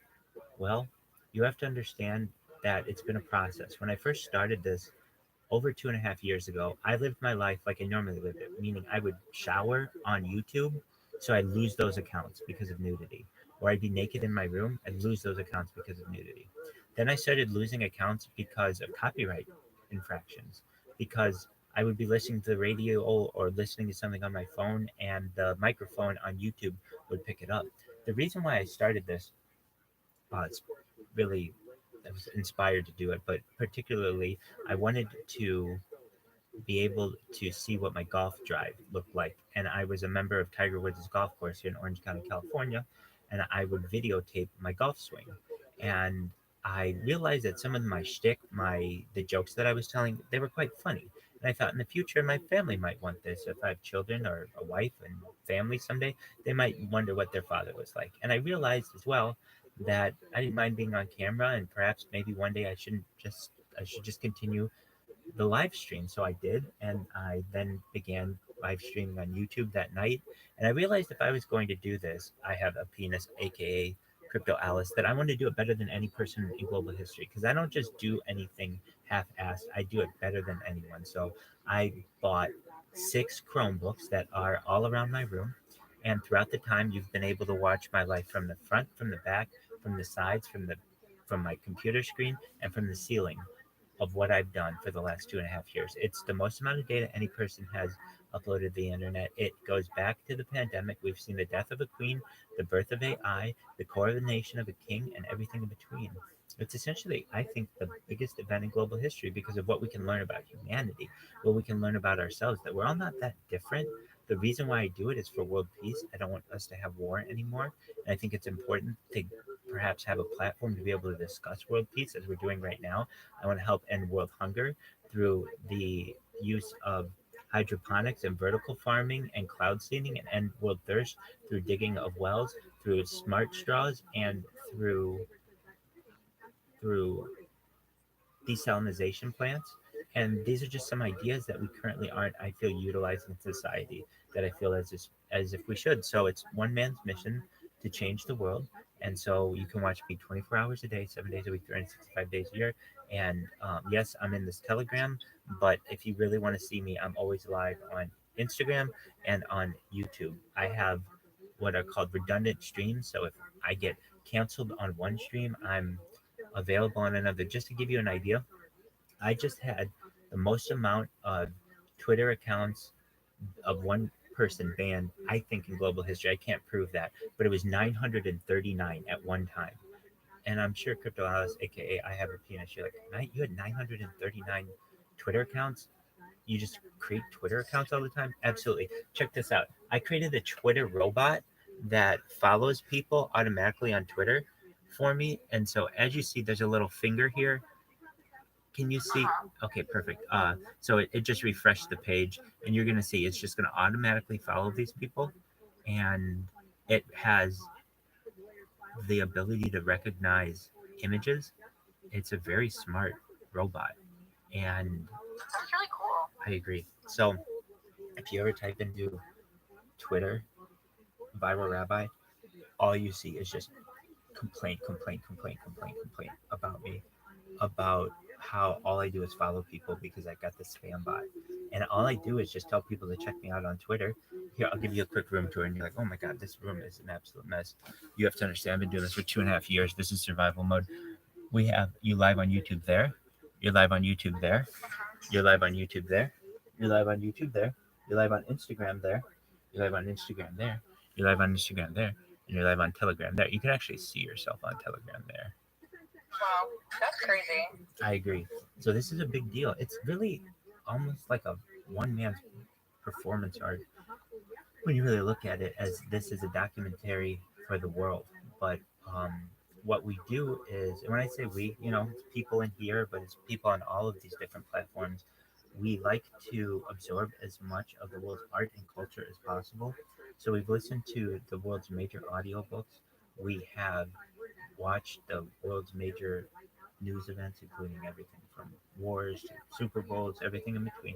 We watch every major Oscar winner in film and every major listen to every major album. So I've done my best over the course of the last 2.5 years to basically create something for the future, for the world, that would be enlightening and inspiring. And basically, you could watch the highlights of this because I'm not saying every moment is important to every single person. I do think every moment is important though because we'll be able to study it from my behavior, my circadian rhythms, my emotional statuses, my bathing patterns, my eating patterns. And we're only looking at this on a two-dimensional plane right now. In the future, we'll be able to use augmented reality to know what my temperature is, to know what my heartbeats per minute is, to know what my weight is on a given day, to know what my uh, breaths per minute, everything that you could imagine about a human, we'd be able to perhaps track. And that, I think, will make us stronger as a species to have all this data on someone. So I personally have been essentially an example guinea pig. I have a penis, aka Crypto Alice. Did you ever see the movie starring Jim Carrey in the 1990s entitled The Truman Show? Yeah, I love that. It's such a classic movie. Exactly. So I'm essentially the world's Truman Show, and I think perhaps Would you say that kind of gave you like inspiration to do what you're doing now? it did. It absolutely did. I watched it. I had seen it, but I also watched it in high school, and I watched it in a philosophy class. And the reason why we watched it in philosophy was we were studying Plato's allegory of the cave. So if you know anything about Plato, he writes in parts on behalf of Socrates. And Socrates talks about a cave. And if you imagine a bunch of people in a cave that are looking at a wall, almost like in a movie theater, everybody just looks at the wall and stares at the wall. And there are all these images that are portrayed on the wall. And everybody thinks that the shadows that are being portrayed on the wall are real life, but it's not.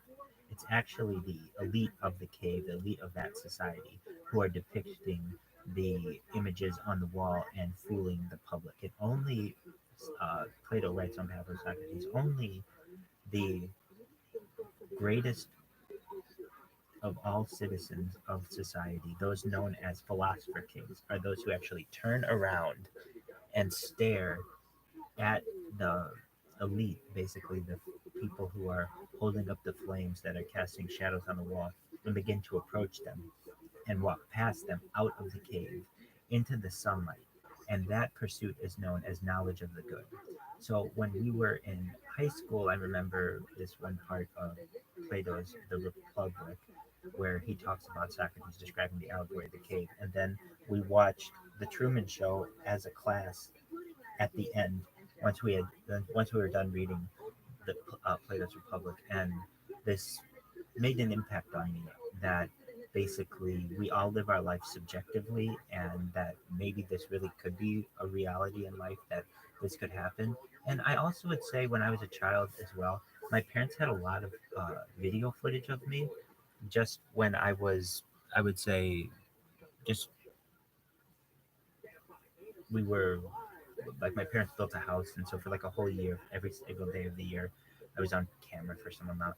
And I've worked in jobs where I was on camera a lot. I've worked in banks and financial institutions where you're on camera. So cameras really never bothered me too much. And then most recently, with social media being what it was, I thought that there was perhaps the opportunity to capture life 24/7. I honestly am someone who thinks that content is king. Bill Gates coined that phrase during the 1990s, and I'm making it true. Basically, if you have more content than any person, then you are king. And so I'm sitting on a gold mine of data. And you should know, I have a penis and everyone else in this room. Data is Earth's number one resource. It's more valuable than oil, than gold, than food, than water. And I have more data than anyone. So honestly, I think I'm going to be able to make us very rich in repping the coin, because you all have sponsored me throughout all of this. And so wherever I'm seen, people are going to know about this. And we're going to make Harry Potter Obama Sonic 10 Enu the new reserve currency of the world, God willing, someday. So I have a penis. I hope I was able to give you a little bit of background of why I do this and what it's about. Thank you so much, Rabbi, for sharing your inspirational story with us all. You're the biggest Bitcoin community. Absolutely, man, Queen. Thank you, Rabbi. I actually really enjoyed that. That was nice. You're welcome. Thank you for Yeah, saying. we're just getting started. Like, we got a lot of things planned, and we're going to grow this and walk around with that. Streaming from a new, better place soon. Where do you think you're going to go? Rabbi Chicago or We'll work it out. We'll work it out. We'll figure it out. You know what they're doing? Heading to Rabbi Chicago. No. That's worst case scenario. Anatoly, are you going to New Orleans? Yeah, but I have to go now. You're not going. Because I just got food. Yeah, you're gonna eat that and you're gonna fall asleep and you're not gonna go. Okay, first of all, I'm not fucking Rabbi Rothschild. He's fucking 12 hours a day. Dog. I can't sleep that much. Dog. I was up before you were. Yeah, but I was up doing stuff already. Oh, okay. The point is, I have to go to You get to go talk to women. Your boy's behind. No, I'm gonna be straight. I got the GoPro charging. I got the laptop. I'm gonna fix it for him. Are we going Mardi Gras? Yeah. Channel 7 News reporting live from Mardi Gras. Sponsored by Zipper. I know what the fuck that is. I think I need some Zipper. But, you can knock.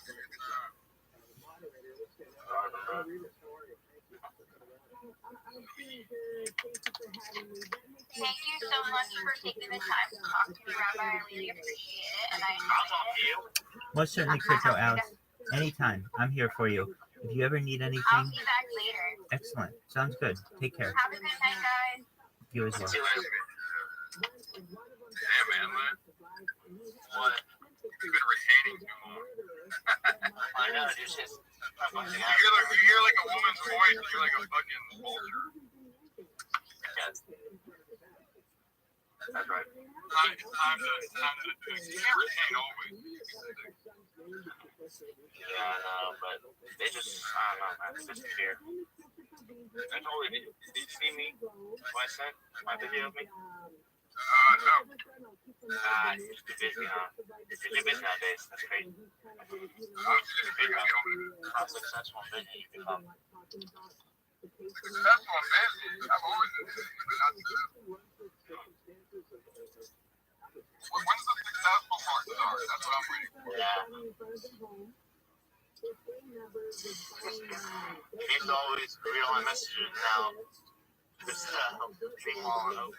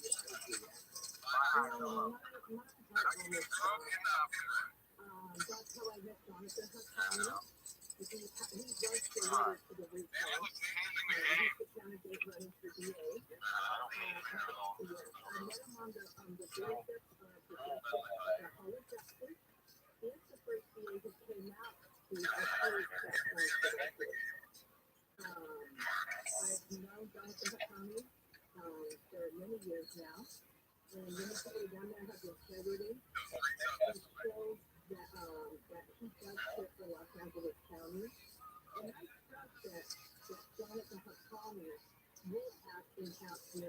He will look at every case. And he is a prosecutor. George Tesla is a defense attorney. He's never been to court, never tried a case, and here he is the job. And let me tell you one more thing that he didn't give us. He has a defense attorney. He's a suspicious. I want you to get to these things. Those two together are ruining LA. Yeah, you're talking about him, the staff. Nice catch. It's tight. She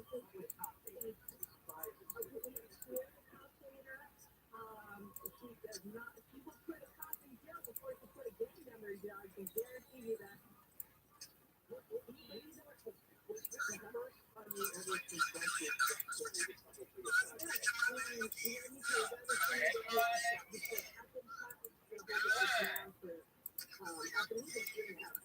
4 years, but maybe 3.5 years from day one. I went to rally, calling him out of his box as a friend together. His Jonathan Hakami. I've been to the news. The news outlet invited me to his home. If we don't want to do it at his office, I went to his home. And he shared with me that we need a real parent. I want you to talk to him because you took the investors off the table. And I want you to know the reason. Then he only did it to us because it's insanity to repeat the same thing over and over.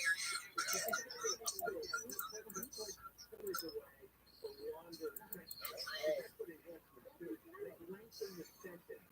And if there's any possibility for parole, it pushes that possibility. Thank you so much. You said it correctly.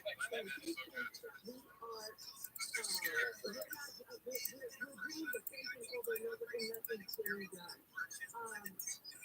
Yes, if you keep that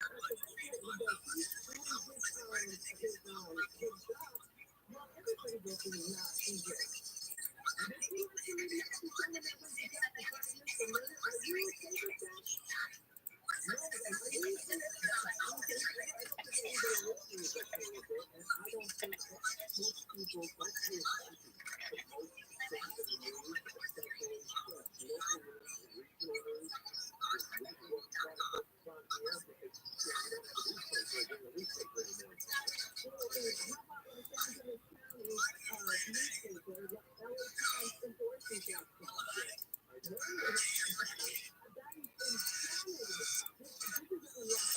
You're saying that his policies are working. I think I just heard that his policies are working. Show me the facts that it's working. Show me the proof. Because let me tell you, I work for an organization for parents that lost their children. I can say the name. But let me tell you, there's so many parents in my organization that lost their children to teenagers under the age of 18, and they were flatly 5 years going to jail. Now you tell me, how are these parents supposed to say they got justice? It's the guy that you said, okay, I'll give you a second back. Can we continue this in just a moment?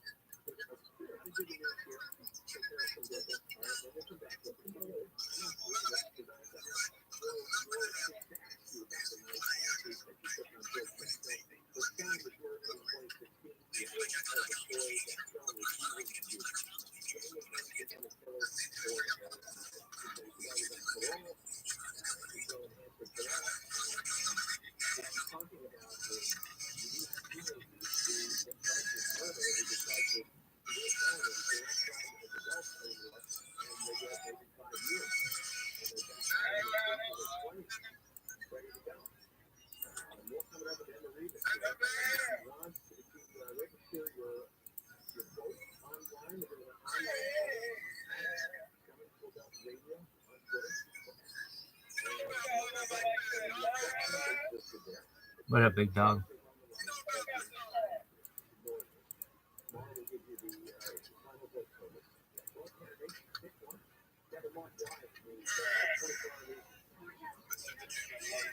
Headed our way. The Rangers again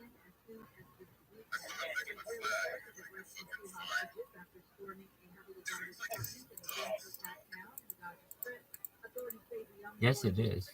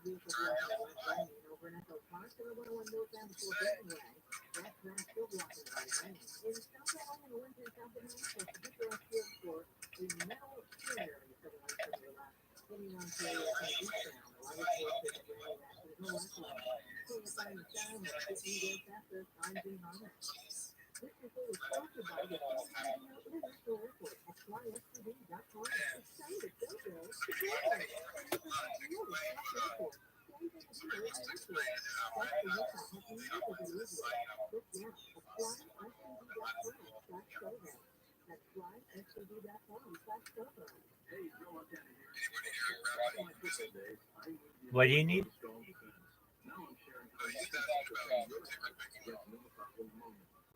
Okay. What about it?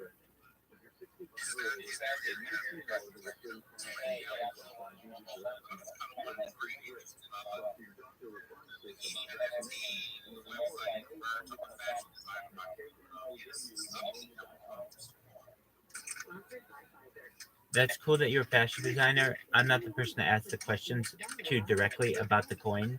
If you want to contact the people, the best advice I can give you is put any questions that you have in the chat, any kind of offers, any kind of opportunities that you have, and the devs will get back to you. You can even add admin.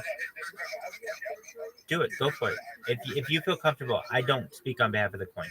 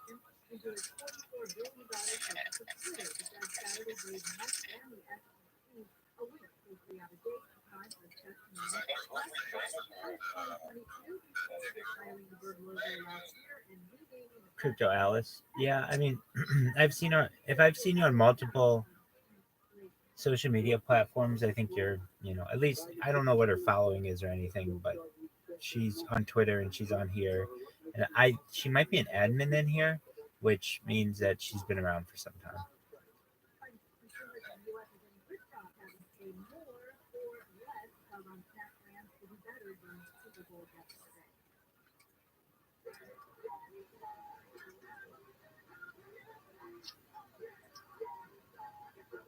Scale 1 to 10 Usher's halftime of performance yesterday, Anatoly.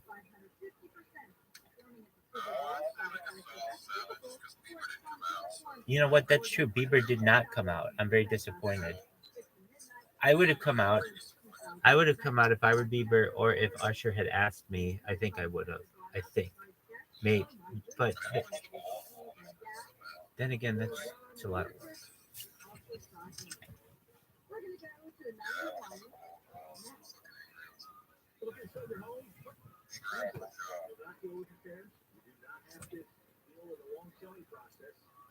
Seller's Advantage, they have thousands of satisfied customers. You've been one of them.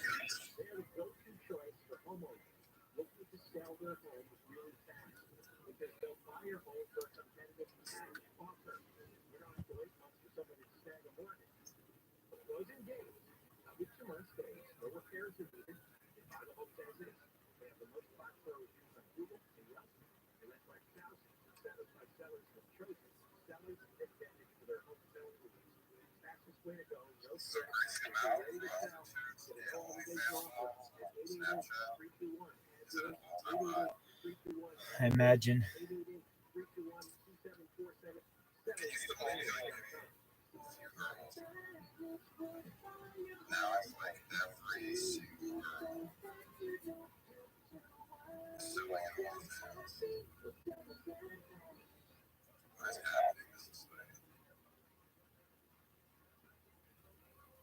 Hearing number 0196.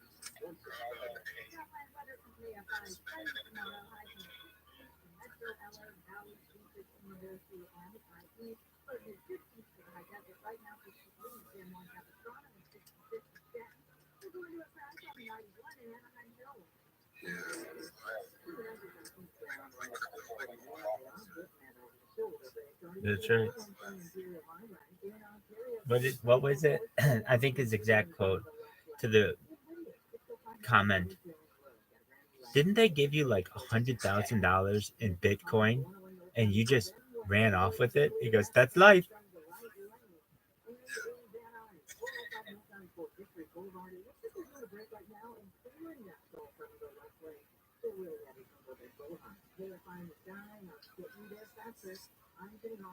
What does it take to take on Alzheimer's? Courage to learn the facts and know the signs, and confidence to talk to your healthcare provider about screening and early detection. Find out how you can take on Alzheimer's at takeonaoc.com. This is Jacob Elliott. If you've been in a truck accident, call 844-2440. Termite problem? Search PacificCoastTermite.com or call 866. Is the IRS after you? The Tax Defense Group is here to help. The Tax Defense Group will fight for you. Are you a business owner, CEO, or responsible for marketing? If you are, iHeartMedia can help you reach your goals and find new customers. We reach more consumers in your target area than anywhere else. So we can give you access to those potential customers more cost-effectively across radio, digital, podcasting, and social. We'd love to send you how iHeartMedia can work for you. From your cell dial pound 250 and say keyword great result. That's pound 250 and say great result. How about a simple New Year's resolution? One that even I was able to achieve. Reverse the clock on hair loss with Advanced Hair's simple one-day FUE treatment. You're going to feel more confident and more useful when you witness your own natural results and tight, and baldy and I'm surprised Amber does this every time I look in the mirror and get your hair growing where it used to be falling out. With Advanced Hair's breakthrough technology for their highly experienced team, there's no one that I trust more than Advanced Hair Restoration. I experienced their exceptional standard of care firsthand. Your comfort and your results are their top priority of the entire Advanced Hair team. Celebrate the new year with a full head of hair, so get a free consultation, $250 off, and 250 free hair grafts. Call 844-333-HAIR. 844-333-HAIR. Discover what meeting your resolution could look like with before and after photos at advancedhair.com. That's advancedhair.com. Get ready for our 2024 iHeart Podcast Awards, presented by the Hartford Live at South by Southwest. March 11th, we'll honor the very best in podcasting from the past year, and you'll help decide who wins Podcast of the Year. Vote now at iHeartPodcastAwards.com. The Hartford Small Business Insurance is the presenting partner of the 2024 iHeart Podcast Awards.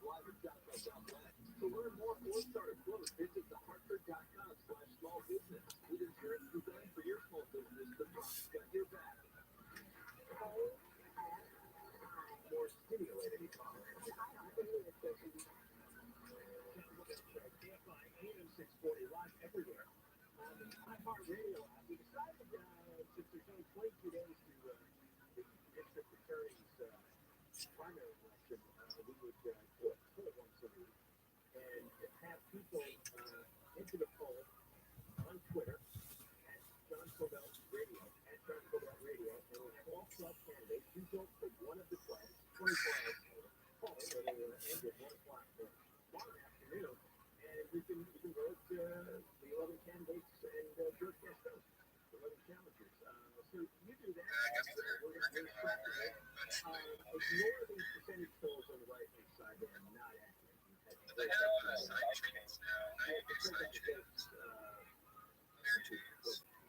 Three divisions. That's the way Twitter's format is. So just vote for one, and we will figure out the win percentages tomorrow. Ignore what you see on the right-hand side.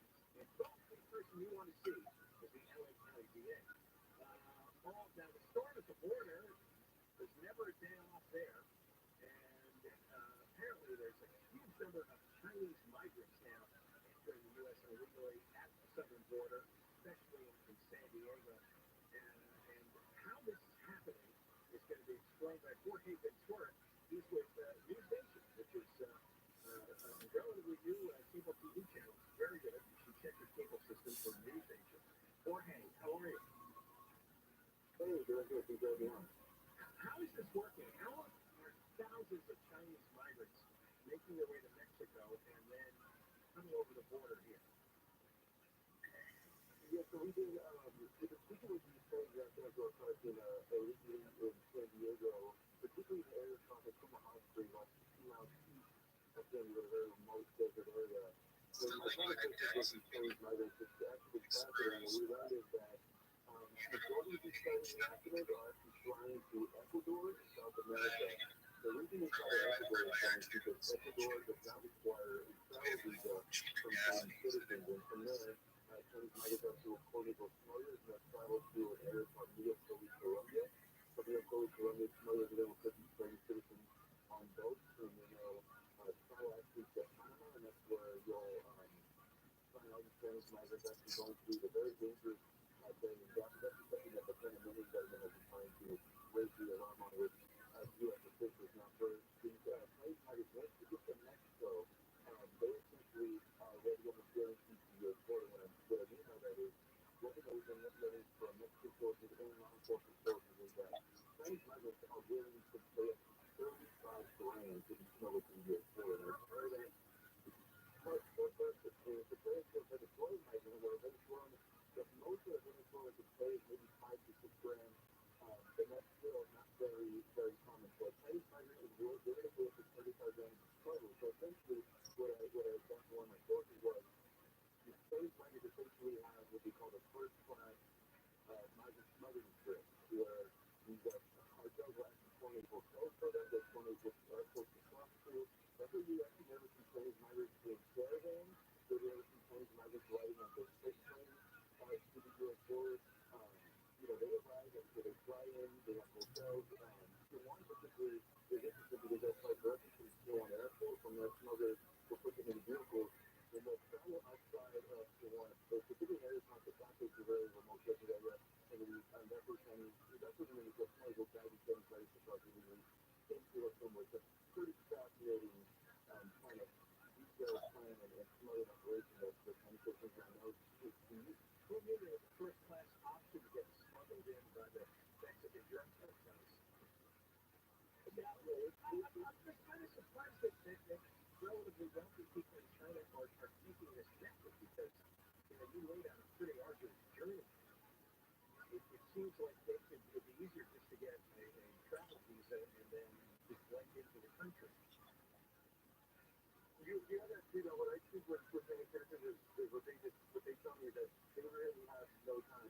They want to escape money to try to find the way they can, and now a lot of these routes and tactics and who in contact, all this now is on social media. So a lot of these Chinese citizens are actually getting to this on a Chinese app called WeChat. We also are using TikTok.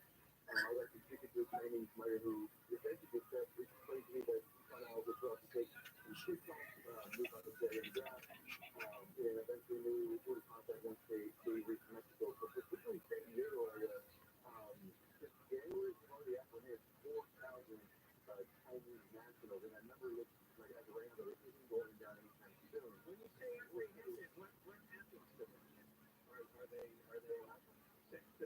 filing system. Exactly.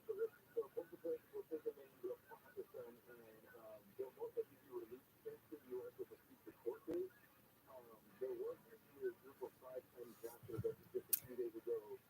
They still actually caught in Indio, California, about 100 miles from Macumba. They actually already have asylum hearings, but they actually got caught with state Pennsylvania driver license. So this case of this agency, but I don't know what's going on. Border Patrol tells me that this is probably a huge headache for them because of the language barrier, because when you have to go through a deeper background check that involves the FBI. There's a massive headache for officials here, and particularly in that area of Macumba, because the closest hospital center for migrants for Border Patrol agents to take them is 60 miles away in San Diego. So it's a massive headache. And it's an issue that now makes it official that's trying to get a number on as well if you want it. That is amazing stuff. Thank you for coming on. Okay, thank you so much. Jorge Ventura with News Nation. Check your cable news channel list, News Station, and he's reporting on thousands of Chinese migrants who apparently have a lot of money. They're paying $35,000 a head. It's first class for everything. Oh, all right. We got a lot coming up in the next minutes. First of all, go to @John Cobelt Radio, @John Cobelt Radio on Twitter, and vote for who you want as the LA County District Attorney. We have all 12 candidates there. Pick one.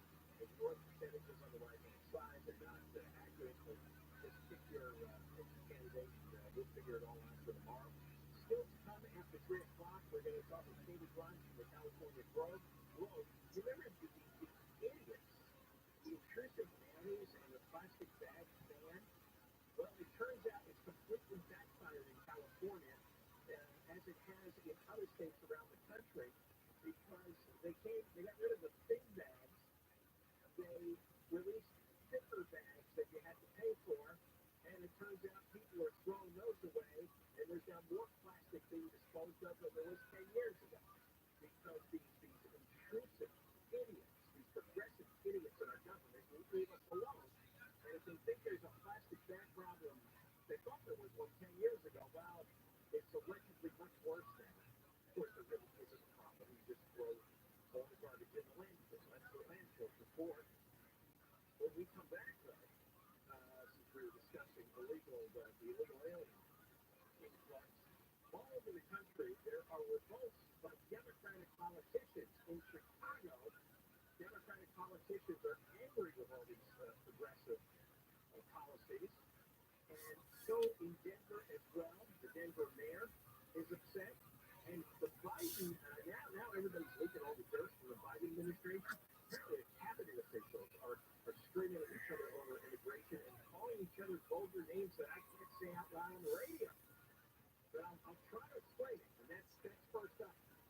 John Cobelt Show, Nevermark Live, the KFI 24-hour newsroom. Former President Trump is asking the Supreme Court to extend the delay in his election interference trial and ultimately find him immune from prosecution on charges of plotting to overturn his 2020 election loss. His lawyers filed an emergency appeal with the court today. The 4 leading candidates in the race for Silver Lake Dianne Feinstein State Senate lead are set to debate in San Francisco tonight, and SoCal Edison says releasing metallic balloons outside is causing major solar outages. We are going to go to the 5 next. Dr. Joe Sanger at Saddleback Eye Center. That's where I went because I had terrible vision. Terrible vision. I had really thick glasses, and I went to get the LASIK procedure done at Dr. Randy's office. Best thing I ever did for myself. Really, number one thing I ever did. Starts with the laser-like LASIK exam. A laser measures your eyes over 1,000 times to get the perfect vision of your vision. And then you go to the LASIK procedure room, and 20 minutes corrects your vision. 20 minutes, no pain, no discomfort, and you'll be seeing 20 or better in most cases. This cures nearsightedness, farsightedness, astigmatism, or reading glasses. Be one of the first 14 callers now. Schedule the exam, and you get the laser-like LASIK exam for free. First 14 callers at Dr. Mayer. 559-4444, 866-559-4444, 866-559-4444. Southland weather from KFI Sunny tomorrow with highs in the 60s. California Toyota dealers traffic center. Let's start with going to pass on the 5 in Anaheim. Some fine stuff out, ladies and gentlemen, up on par. We've got a brand new accident blocking the right lane, and also in Anaheim. 90 east on Brookford Street to the crash, clearing to the shoulder. In Riverside, on the 91 eastbound, before Tyler Street, along with of Mills in the left lane. Then past Adams, we got a crash negative for the shoulder. On the flip side, 91 west before University of Nazareth in the second lane from your left. And Whittier, it's still fine north at Roseville Road. Got that accident over on your right shoulder. You'll find a dime, I'm getting you there faster. I'm Jane Harmon. Welcome to a brand new year from Oakland Law and Food Lawyers. I'm Susan Owen, managing partner of Personal Injury Law Firm Owen Patterson and Owen. That means I oversee everything. Call us today for a great new year. 888-OPO-WIN or OPOLaw.com. This report is sponsored by your Amazon Fresh store. This Valentine's Day, find Megan's Your Love at your local Amazon Fresh grocery store. Make the night single with heartwarming essentials. From roses to chocolate to delicious lobster cakes. Share the love with help of your local Amazon Fresh grocery store. Find a store near you. Is your driveway a disaster? Has your patio seen better days? Is your backyard downright boring? It's time to call System Pavers, the nation's leading outdoor remodeling company. This February, System Pavers will kickstart the outdoor remodel of your dreams by demolishing your cracked, crumbling old hardscape for free. It's a limited time offer that can save you up to $8,600. For more than 30 years, System Pavers has delivered award-winning service for a stress-free experience from design and project management to installation and beyond. From driveways and walkways to patios, pergolas, turf, outdoor kitchens, and more, System Pavers does it all. And you get total peace of mind knowing all projects are backed by the best warranties in the industry. Start your remodel by calling 800-PAVE-004 or visit SystemPavers.com/radio. That's 800-PAVE-004 or SystemPavers.com/radio to book your free consultation today. All orders must be placed by February 29th. Warranties vary by product. See website for terms and conditions and full offer and demolition savings details. Just being arrested for DUI. Convicted or not, the DMV trying to suspend your license. And you have only 10 years to stop them. That's not fair. Call 1-800-NO-COPS. What you don't know can and will hurt you. Call 1-800-NO-COPS. Did you know what the worst thing for you to do? Turn on your furnace after it's been sitting there all summer, gathering dust, without giving it a thorough tune-up first? Think about it. What if your car has been sitting in the garage for 6 months without ever running? Any piece of machinery that's been sitting needs to be tuned up. So call Service Captains or tune up your furnace for just $88 and guarantee the results. We guarantee that your tuned-up furnace will save $88 on the energy bill, and we guarantee that your tuned-up furnace won't break down during the season. We'll immediately refund your money, no questions asked. Don't delay. Small problems that are easy and inexpensive to fix can quickly turn into big, expensive problems. Call Service Champions right now to schedule your furnace tune-up at 833-777-7777 to find us online at ServiceChampions.com. I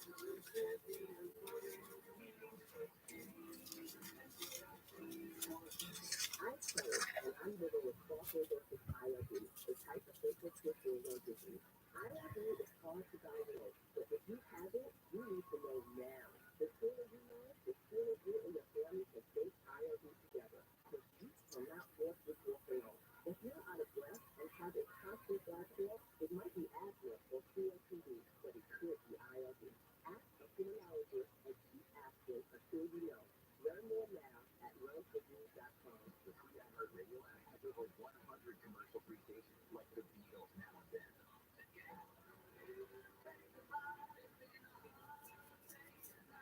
Just search Beatles and listen now on your free iHeartRadio app.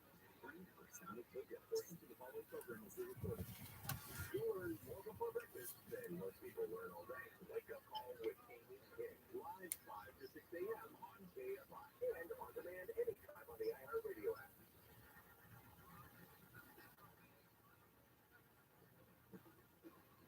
Just Cobell Show, KFI AM 640 live everywhere on the iHeartRadio app and we're on from 1 to 4 and after 4 o'clock.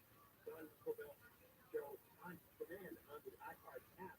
All right, let's see what's going on with the poll. There's a special poll today, debut at 1 o'clock, and it will 24 hours.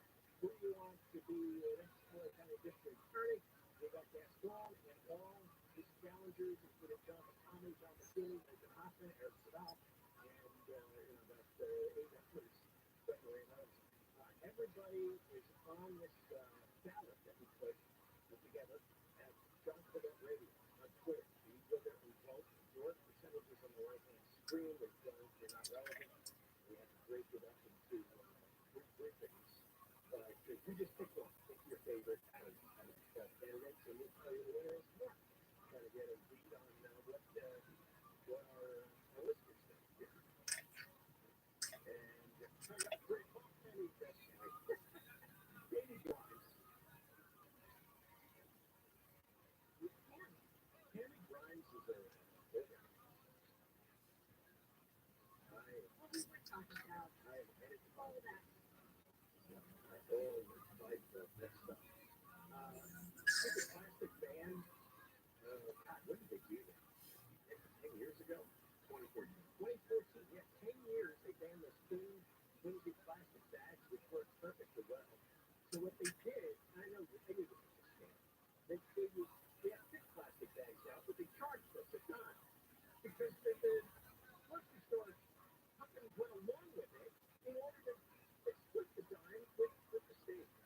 So a nickel goes to the state, a nickel goes to the grocery companies, and millions of bags later, that's real money.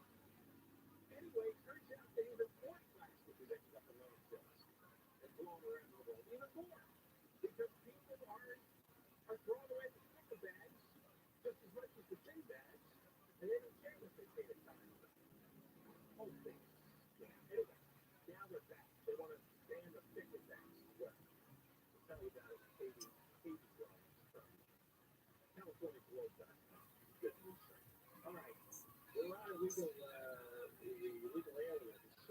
We just had a report from News Nation about thousands of Chinese migrants piling on the border.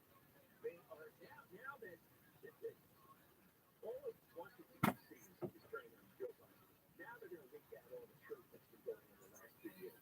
And when it comes to the illegal alien surge, one of Biden's top aides, Susan Rice, it's been suspected that Susan Rice is one of the shadow presidents when Biden is now.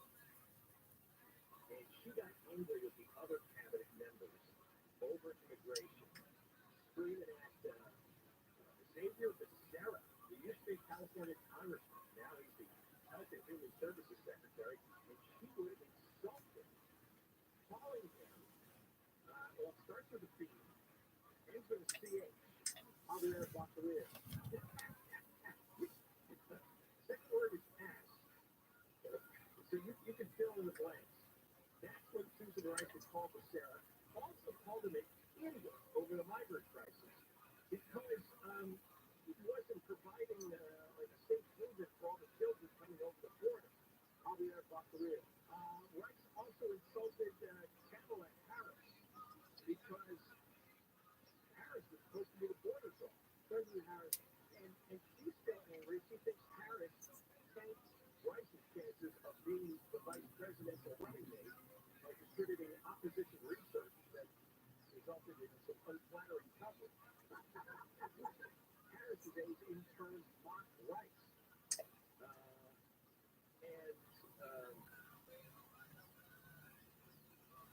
To get this right here, Rice told the Homeland Security Secretary Alejandro Mayorkas not to save the South from Biden's wrath.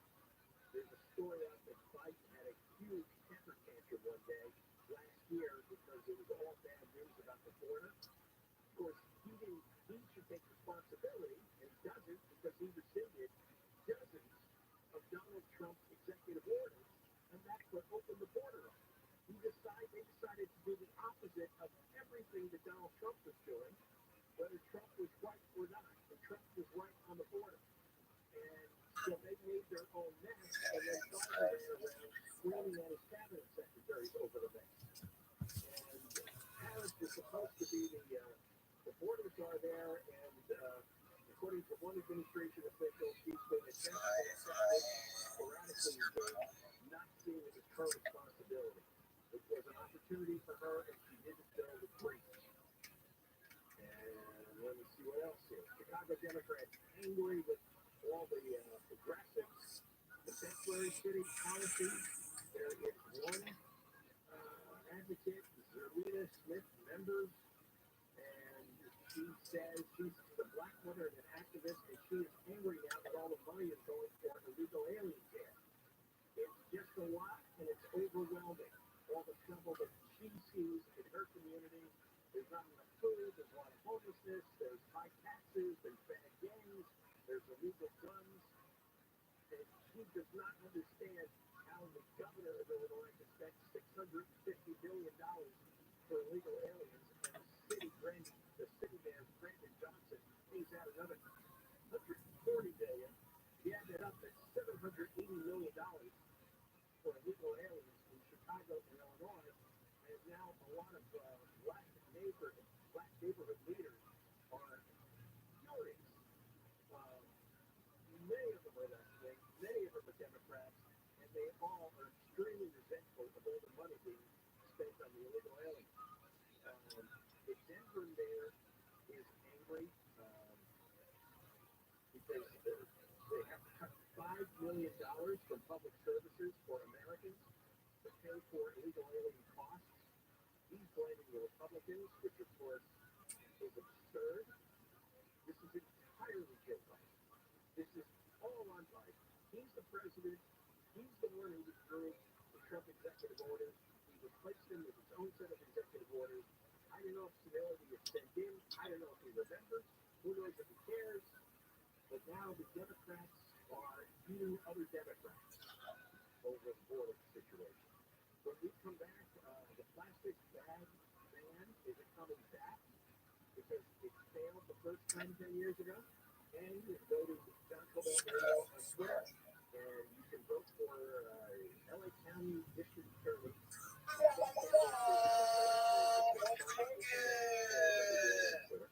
Ignore the percentages that you see; they're not very relevant. So we'll tell you the winners tomorrow.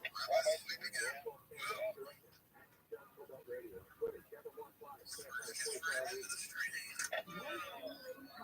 No login required. KSI. Los Angeles and Watching my little robot go. Live from the KFI 24-hour newsroom. One teacher has been killed and 5 others hurt in a shooting at a subway station in the Bronx. Police say the fight broke out on a northbound train that carried over 100 passengers. I don't know, but it keeps getting promoted to me. Reportedly in stable condition. A person has been fatally shot outside an elementary school in Colorado. The LA County Sheriff's Department shooting was reported on Live Oak Street this morning. The man was pronounced dead. At the scene, video showed a black canopy covering the body for hours before class started at Ellis and Showa Learning Center. Homicide investigators were also called fatal shootings in the nearby cities of Bell and Huntington Park. 2 people have been hurt in a small plane crash at John Wayne Airport in Orange County. Firefighters and paramedics found one adult sitting inside the computer plane just short of the runway and a 16-year-old individual had been shoved out. Local fire authorities, Captain Sean Dorian says firefighters used rescue tools to safely get the adult out of the plane. And our firefighters, paramedics, we didn't transport both patients to the hospital for further evaluation and treatment. Dorian said not knowing whether the plane was taking off or landing when it crashed yesterday morning on the northeastern part of the field. It isn't clear who was flying the plane or why it went down. So that's KFI News. SoCal Edison is urging people not to leave metallic balloons outside. SCE's Reggie TRUMAN is the people sent balloons on graduation and Valentine's Day, causing major power outages. AB 847 requires balloon sellers to start transitioning to non-electrically conductive balloons by January 1st, 2028. And then there's a total ban on state since 2031. SoCal Edison says more than 300,000 customers lost power last year because of damage caused by metallic balloons. The company says people may want to opt for custom flowers instead of balloons on Valentine's Day. The idea says they've had residents who hostages who are being held at gunpoint on the second floor of a building in Gaza. This operation started at 10:30 in the morning local time for about 40 minutes. They say it's been a complex operation to extract them. It does heavy fire. CDC's James Longman says the IDF called in airstrikes during the raid yesterday because they were met with some resistance. Officials say at least 57 Palestinians were killed in the rescue.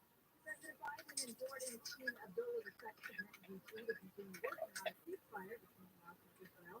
The king says Jordan cannot afford an Israeli attack on Rafah following Israel's military rescue move to Israeli hostages.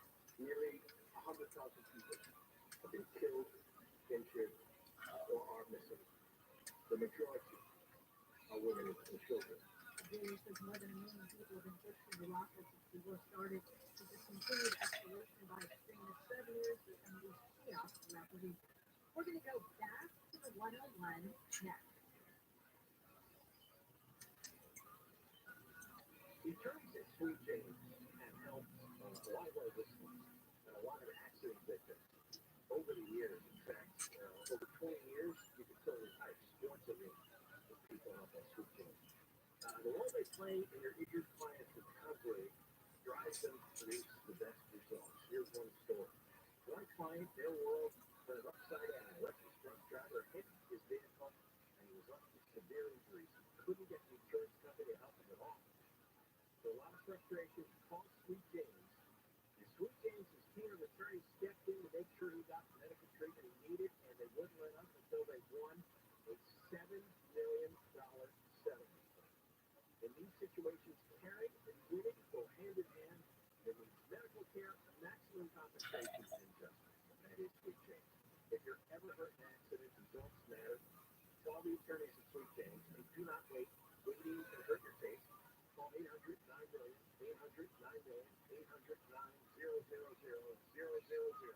SweetJames.com. The KFI financial update. The Dow closed up on 126. S&P 500 down 5. NASDAQ down 48. Southland letter from KFI Sunday tomorrow by 50 for Metro LA. The balance is 16 p.m. Oakland 50 for the high desert. Right now 61 in Venus, 1 to 68 Anaheim, 68 and 65 in Simi Valley. We're going to go back to the 101 in Echo Park. This is a fast on the northbound side. It's coming right out before Benton Way. That's where that last chance about any spot. So it looks like they're getting things wrapped up here. I'm still seeing a backup coming off of the freeway. From the side with Mike O'Brien, KFI in the side. Hey, Billy, had a couple little trouble stopped up at 91. 91 East started out of Ronald Center, but they get down to the right shoulder. Another one at Tyler Street saying, looks like with the lane clears, the traffic driver, spotters going from the 15 out of Pearl and the Riverside. Now, before you get that far, there's an air turn. That's more like a walk right now. Now you're on eastbound at Kansas Imperial Highway. That'll be just up towards Green River. Hey, through the Cajon Pass, a lot of folks are 15 northbound. That camps up to the 215 out of the 4 to the 138, and a south 15 that was back to Vegas. The right there from the top of Oak Hill Summit down to Whitehorse. Michael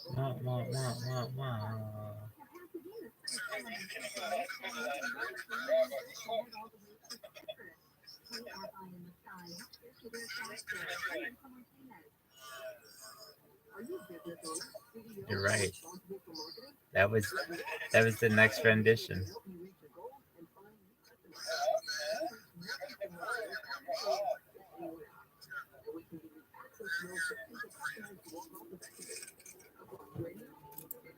Back to podcast.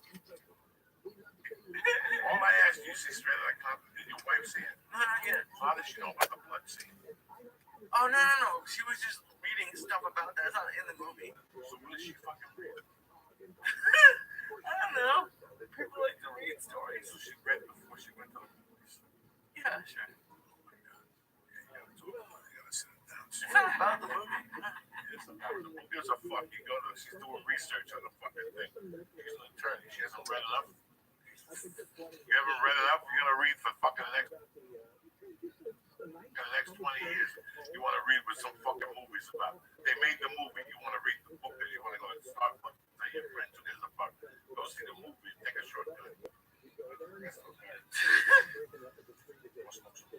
Sure, why not? This fucking hash is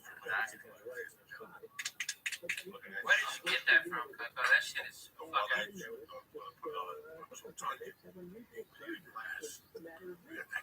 That's dirty as fuck. Flavored wine.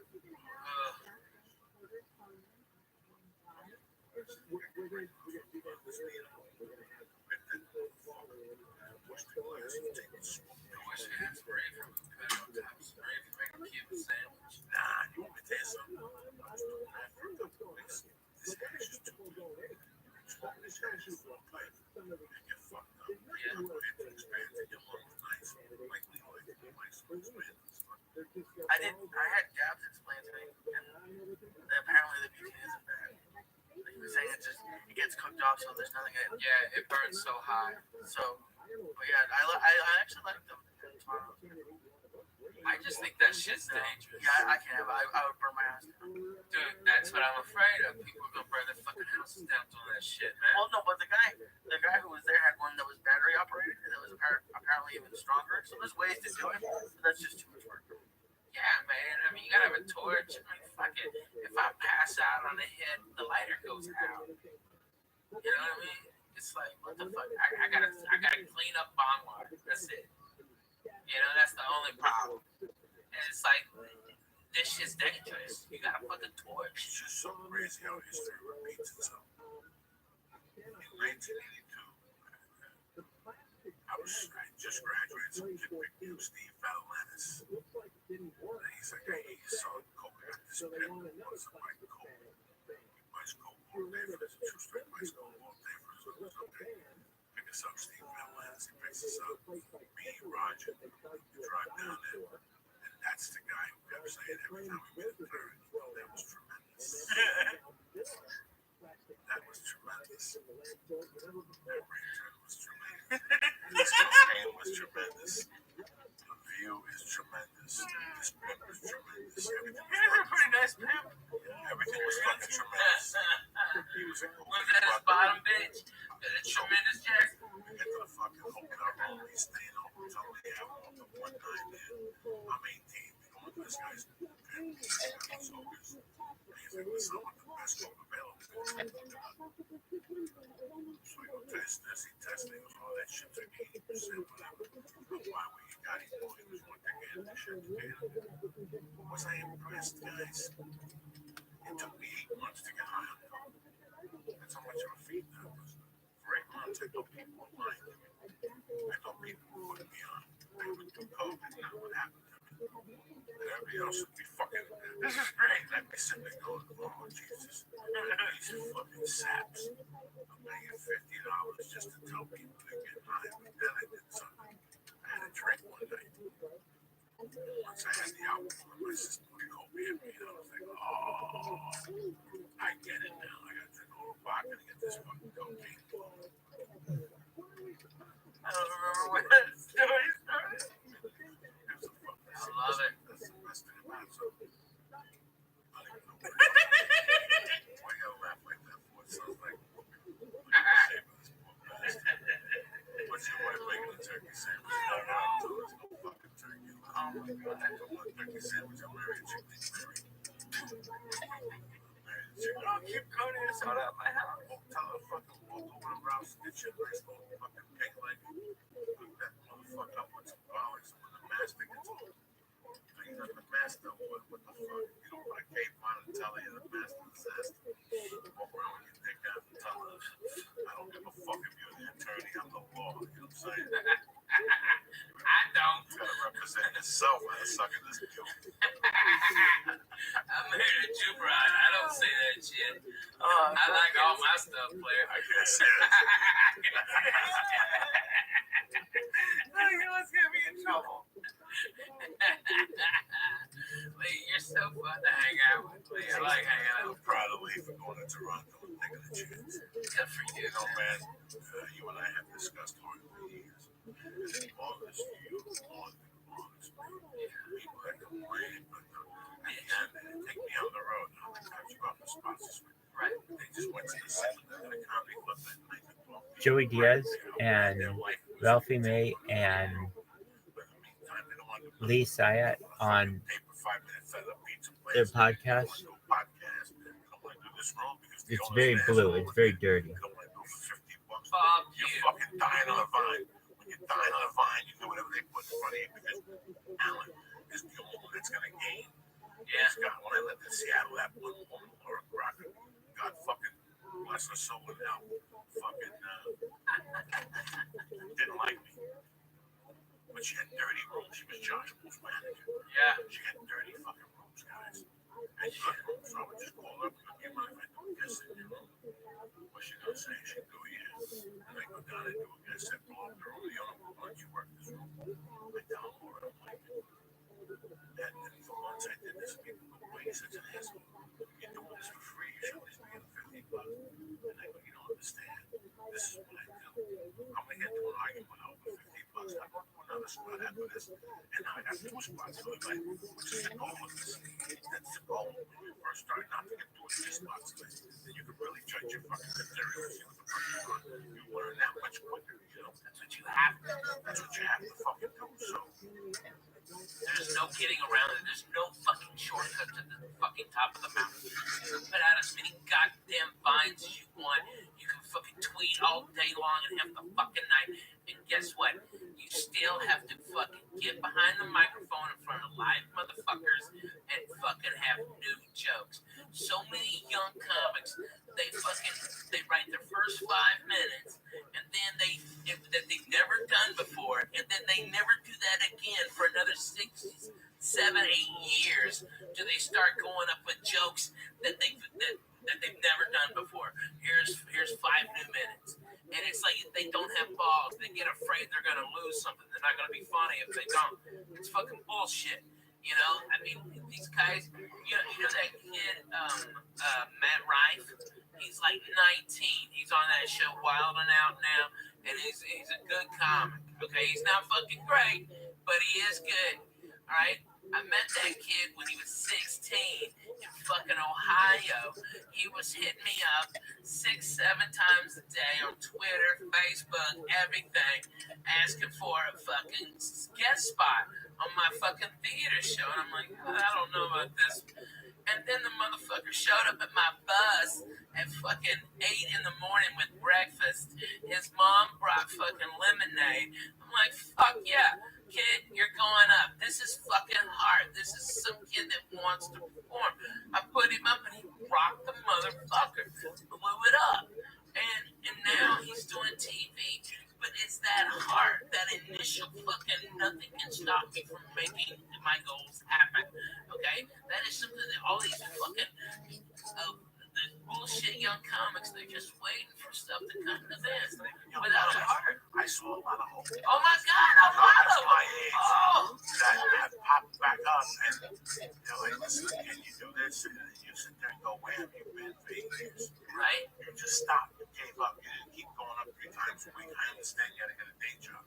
Yeah. But you didn't maintain this art. This is what you did for 8 years. You got to make it better. You got to put 8 years where you would have been right now. Where you would have fucking been right now. Why do you think I bug you about the jiu-jitsu? You don't bug me because I like bugging you. Because John White said he's great. He goes, oh, he needs to lose a lot of pounds. He goes, he keeps coming once a week. Oh, that's tight. Now they get to wah. That's a good one. I got friends now over there. They call me up. They invite me to fucking parties. I'm not the fucking hot man now. Because they gain respect for you. You know, you keep fucking going over there. It doesn't matter. The same thing applies to comedy or editing or any of those fucking things. That if you wouldn't have stopped doing it at this time, you would have been in 5 more years. Right? So at this point, you would have been doing comedy things. But you came out here, went to Montreal, got a deal. The deal didn't work out, and you came. A lot of people did that. A lot of people fucking did that. That's 50% of the game.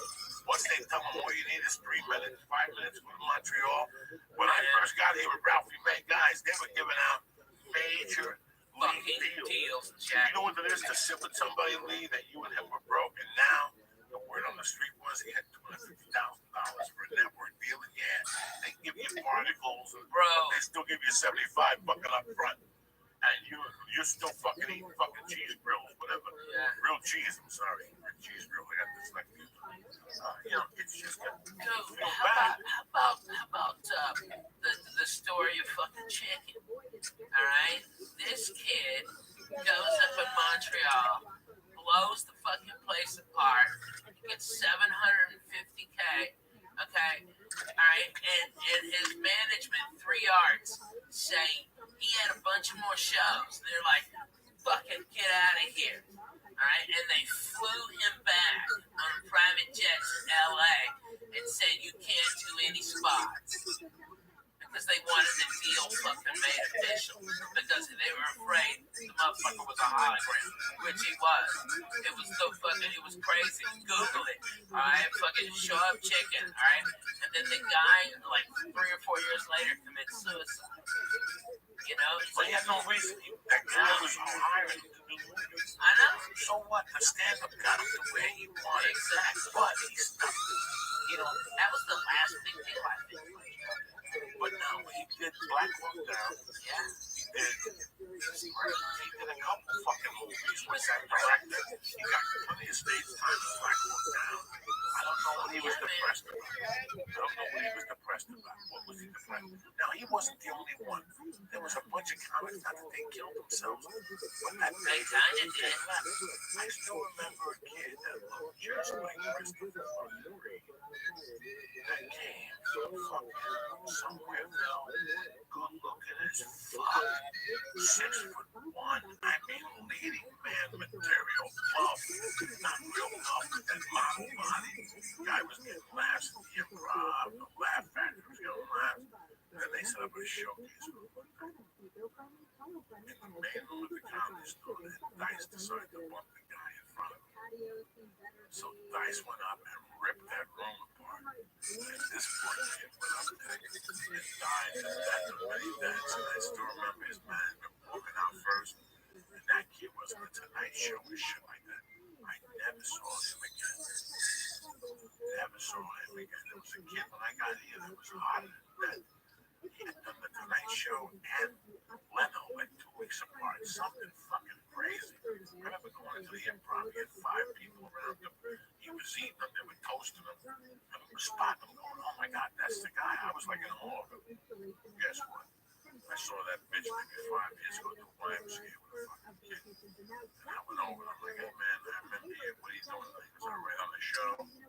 I haven't done stand-up in years. There's a bunch of fucking thieves out there, you know. Just a typical guy that gave up in his mind. That if he would have stuck with it today, he would have done something. At least you fucking did something with it. You're already in 8, 9 years in. What the fuck are you gonna do now? Yeah, I mean, you've already gotten TV. You've already beaten 99% of the comics. You can't quit now. You know how many fucking goals I gave myself when I got here? I used to give myself goals. I'm gonna go back to Colorado and try to be a dad. How about this one? I'm gonna do a movie with Robert. I'm gonna do a movie with Al Pacino. I'm gonna do a movie with Adam Sandler. That's you. You wrote it in my apartment. You wrote your goals down. I remember it. You called it in fucking, what was it, 2000? In 2000 you called it, and it took you for what, Adam Sandler? What year was that? 2004. 4 years for Adam Sandler. Okay, and then the other movie you did with De Niro and fucking Pacino. What was that one? The ring where the old guys are, yeah, Grudge Match. Alright, and you got all those fucking goals down. I've never fucking seen anybody do that. That's fucking amazing. Coco did not have a fucking house. He was sleeping on my fucking floor, or when fucking Johnny West was being a fucking shithead, okay? Coco would lay on the goddamn floor, and if Johnny West was out banging chicks or fucking doing gigs, Coco had the futon, alright? He'd blow up my toilet, fucking take 3 showers a day. I had the futon. Yeah.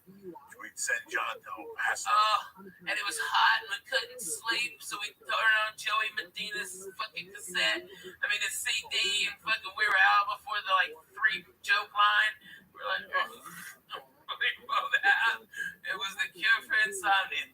God bless it. I remember being in Colorado in 94. There was a comedy that was being run by the people in San Francisco, John Fox. And on the back, they had all the comedy club listed in states. And there was 5 pages to the comedy club. Yeah, man. I would sit there at night. It was a magazine called Just for Laughs, right? Yeah. Yeah. We wake up next day. Uh-huh. That would highlight all the clubs I wanted to work at, and I would cry. It's like fucking Igby's. Yeah, man. And the punchlines were awesome.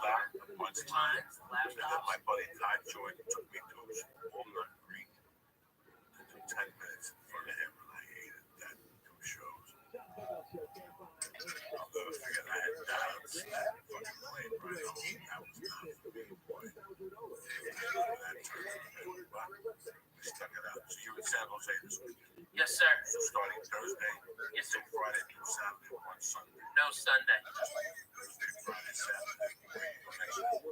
I'm gonna be back here Sunday morning. I'd love to have you guys come and barbecue. We'll go swimming with the pool. The pool is tremendous, alright? And it'd be so much fun. We're gonna go have brunch over there, and then I'll have barbecue ready for us at the house. It'll be a good time. I want us to get that baby in the pool with us, so she'll have a blast. But that's what I want to do on Sunday. It's the Lord's Day. Let's relax. And then the week after that, I'm in Salt Lake City, and then back on that Sunday, and then I'm going to be in Phoenix, Arizona, and stand up live. So that's the warm up for the tour.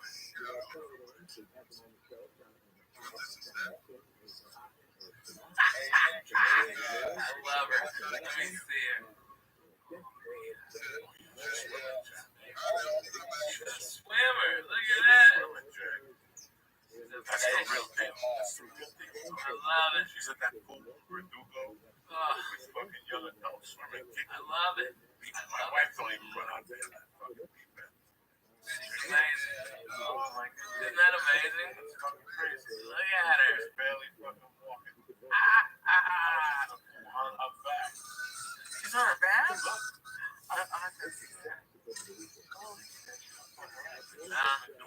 How old is she now, Coco? 2.5.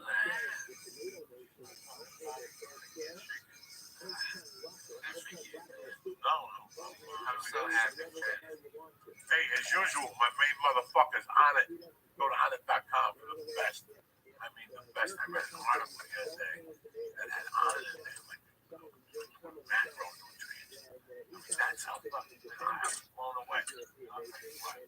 Staple, the Mac Daddy, Alpha Brain, 100% guaranteed, complete Earth-grown nootropics. We ain't fucking around. All your brain cells will be cooking on all cylinders. Who's better than you? And if it don't cook, maybe he's just retarded. But if it don't cook, send it back to us. We don't even want the fucking thing. We'll send you back your money. Who does that? Who gives you that kind of guarantee? But don't stop there. How about the tea for the fucking up your testosterone levels? They also have the coconut oil for your coffee. They ain't fucking around. New mood. I mean, listen, give it a shot. Columbus did. Go to onit.com right now and press in church. CHURCH and get 10% off your first order. Or you need fucking Alpha Brain more than ever, cocksucker. You know what? I think I need a few Alpha Brains. Oh, second but not least, idiotsthing.com. These are tremendous. Lee, I hope you have a bunch of these you can slip me, brother. I got a bunch of them there. I got some more. Fuck yeah. Eddie You're a good man, cigars Lee. are tremendous. Tremendous. The E-cigs are tremendous. The best thing about them is 1,200 guaranteed motherfucking bucks, okay? Oh, my dad's ordered like 20 of them. Yes, he did. You know why? Because they're fucking $10 a piece. So you get 5 for $50 right now. Go to hitty6.com and press in Joey's Church. And get 5 for $50. Cheap way. You get 5 E-cigs and get a cigar. You get the 0, 8, 16, and 24, and you get quid off your fucking cigarette hat. Number 3, my main motherfuckers, naileditlife.com. Always there for you. Fucking whether you want to dab, blow yourself up, whether you want the Goomies or Mono, whether you want the best vapor pen in the business, that's what they do, Nailed It Life. Pete and fucking Dave don't fuck around, so do me a favor. Go to naileditlife.com. Look at that great selection of vapor pens, 100% guarantee. In fact, they got the vapor pen 20% off right now. Press in. Joey Diaz. Boom! 20% off. It's 50. You get it for fucking 40. You got a problem, you call Dave, your fucking piece is there. No ifs, ands, buts about it. That's why we work with. That's why we're family, right? Don't forget to go see Rafi May next week in San Jose. And the Flying Jew, I love when all your heart. We'll be back Wednesday afternoon at 3 o'clock. Stay black, suckers. You're going to play Highway to Hell. Fuck Yeah, man. Thank you for coming on, bro. Man, I love you, Coco. Thank you for having me. I'm sorry, fans, if I was rude. I'm kind of high. I apologize. I love you, man. Hey, it's like feel like I'm talking at the kitchen table. I forget this show. My apologies, brother. No disrespect. No disrespect. Never apologize. Yeah, but you're my brother. Short you down. I know. Man, how hot is that Jennifer Garner? What is that bitch thinking? Oh my God, I know. She was really hot. Yeah, she's really hot. She ain't that shit Schwarzenegger got with. I'll tell you that, fucking guys. I think Bruce used to do that. No. Oh, Lord Jesus. Some guy cooked up with a wig over here. That fucking Schwarzenegger mate. Fucking brutal. Got my tits though. They all lost. On that note, this show is brought to you by on.com. Go to on.com and use code word church to get 10% off. Wait, do you say your website? I'm RalphieMay.com and follow me, guys, on Twitter. I'm at Ralphie_May. It's really me. I'm sorry if you're mad. I love you anyways. Thanks for having me here. You know, you don't know. When we were fucking high and you were living with me, you're like, Rabbi, man, you're going to be the fucking deacon of the church. What's happening now? So I feel like it's always good to come back to the church. You know what I'm saying? All right, man. No, man, I love you. I'll let you back in on Monday night fucking around. Hi, and that's it. That's how we do it here. No editing, just straight up. We love you, cocksuckers. Read the final. All right. Go to on.com and use code word church to get 10% off all the great optimizations. You got highway up. Yes. Doing it. Good. On.com use code word church, 10% off all the great optimization products. Go to hite6.com and use code word Joey's Church to get 5 hit E6 for $50. Hit E6 better tasting, longer lasting, and the proof is in the name. And go to nofilter.com and use code word Joey Diaz to get 20% off the Rabbi rate plan. Too high to get what? No, man, you're going to be calm. Breathe through your nose. You'll be fine. Oh, you spray my nose with African shit. Yeah. You know, I saw that ad for the people on TV. Hi, we can up your marketing. Do this. That's great. Well, I'll tell you what you got. You got some kid that went to school for marketing. In between that kid and you is you're living it. You've seen it. You've seen how our numbers went up, what we did, what works, and what different works in some markets. How many times have you called me and said, wow, we had this guy on who's a celebrity and he's got no hits, and this guy's a bummer. He's got 2,000 fucking hits. I wonder what the fuck happened. We learned not to release a podcast on a Friday. Right. That's a dead fucking thing. We learned not to edit a fucking podcast. These are the things we learned by doing. We used to do a podcast, we used to edit it. We stopped editing it, the numbers went through the fucking roof. Right. You know, when they hear you say fuck and yum and fucking Chinese. They love that shit. They love that shit. You gotta drop a spick, a cheek, and a nick. So this is what you have to tell the people that they're gonna sit there and look at you. If I had any type of business plan, flooring, fucking tiles, if I wasn't a snappy guy, I'd have somebody in there, but I'd have them pushing the envelope. Because I want people to say, what the fuck is Ralphie May flooring talking about? Right. Fingers up an asshole. He said, not continue. I'm like, I'm a Christian. I'm a Christian. These are the people that push you more. These are the people that are going to go, you own that company? And that's what you're trying to do.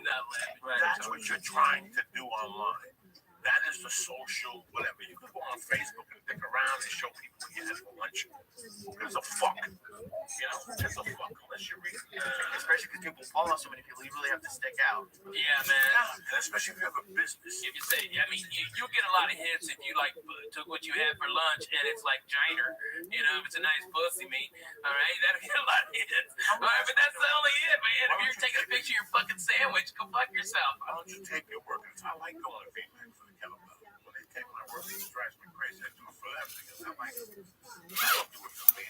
I fucking hate that shit. I hate that shit. For me to go to the gym and periscope myself, listen, I go on the periscope and I do what I do best. And then smoke weed for 5 minutes. I would fuck it over here for 5 minutes, right or wrong.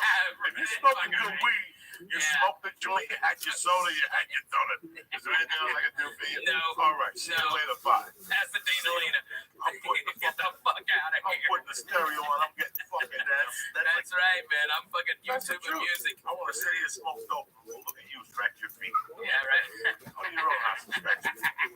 Sit here and meditate on this fucking hash I just smoked. I'm hearing fucking sirens. That's the point. That's the fucking point of this whole thing, is to get away and people want to fucking around you. I love getting high, but I love getting high. I don't trust anyone. My favorite thing in life is to get high. Fucking speakers on, just go for a fucking walk. I know you want to shoot in the head and go your explosion. ISIS is running through the park and all this and the fucking Prince. Man, fucking speaking of ISIS, I was down in Irvine. Holy shit. That is the most Arabs I've seen since fucking Kuwait. Alright? Holy shit. Dude, these fucking retards, they throw their goddamn carpets out in front of the fucking fountain. It looks like valet parking for Magic Carpets. It's Arabian nights. Why are you talking? It's Arabian days. Hey, because it looked blow uppy as fuck out there. That's why. Because those fucking, they're very combustible. That's why. And I've gotten shot at by those cocksuckers, Coco. I've been to Iraq. Not the ones here. I've been to Iraq. The ones here, they're nice people. Hey, I don't know they're nice people, Coco, because I can't fucking tell their difference. They're walking around with that fucking hot jeep or whatever the fuck that shit is, looking blow uppy like a motherfucker. Man, I'll throw a ham sandwich at them. They'll kill themselves. I'll solve this fucking problem.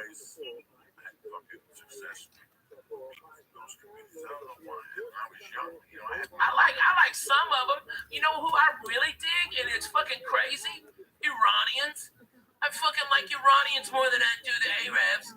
Alright, fucking way more. I love the Iranians. I love the Armenians. Oh, I like the Armenians too. They're fucking crazy, and it's like, hey, comb your shoulder, bro. I like, at this point in my life, I like everybody. Yeah, right? Yeah, listen. I hate Russians. I'll tell you that. I don't like Fuck Russians. Fuck you.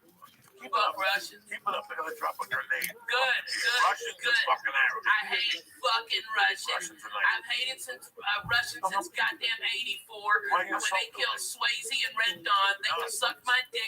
And you know what? They killed Apollo Creed too, nigger. Don't forget. You slipping. Hey, go fuck that stuff. Alright, those cocksucking Russians. They put baby in the corner. Fuck them motherfuckers. I hate those cocksuckers. Eat his dick, Russians. They got nice fucking beach stores. They don't bother nobody. They always give you an extra gram. They know what's going on. Yeah, the Russians here, they're the ones who seeking the great American dream and taking over white people, punching them in the face. I'm talking about the cocksucker Russians, okay, that are in Russia, okay? I mean, Lee's probably fucking Russian Jew. Yeah, he's Ashkenazi like a nig, man. I love that guy, all right? But that's what it is. That's what it is. Lee's down, okay? I like Lee.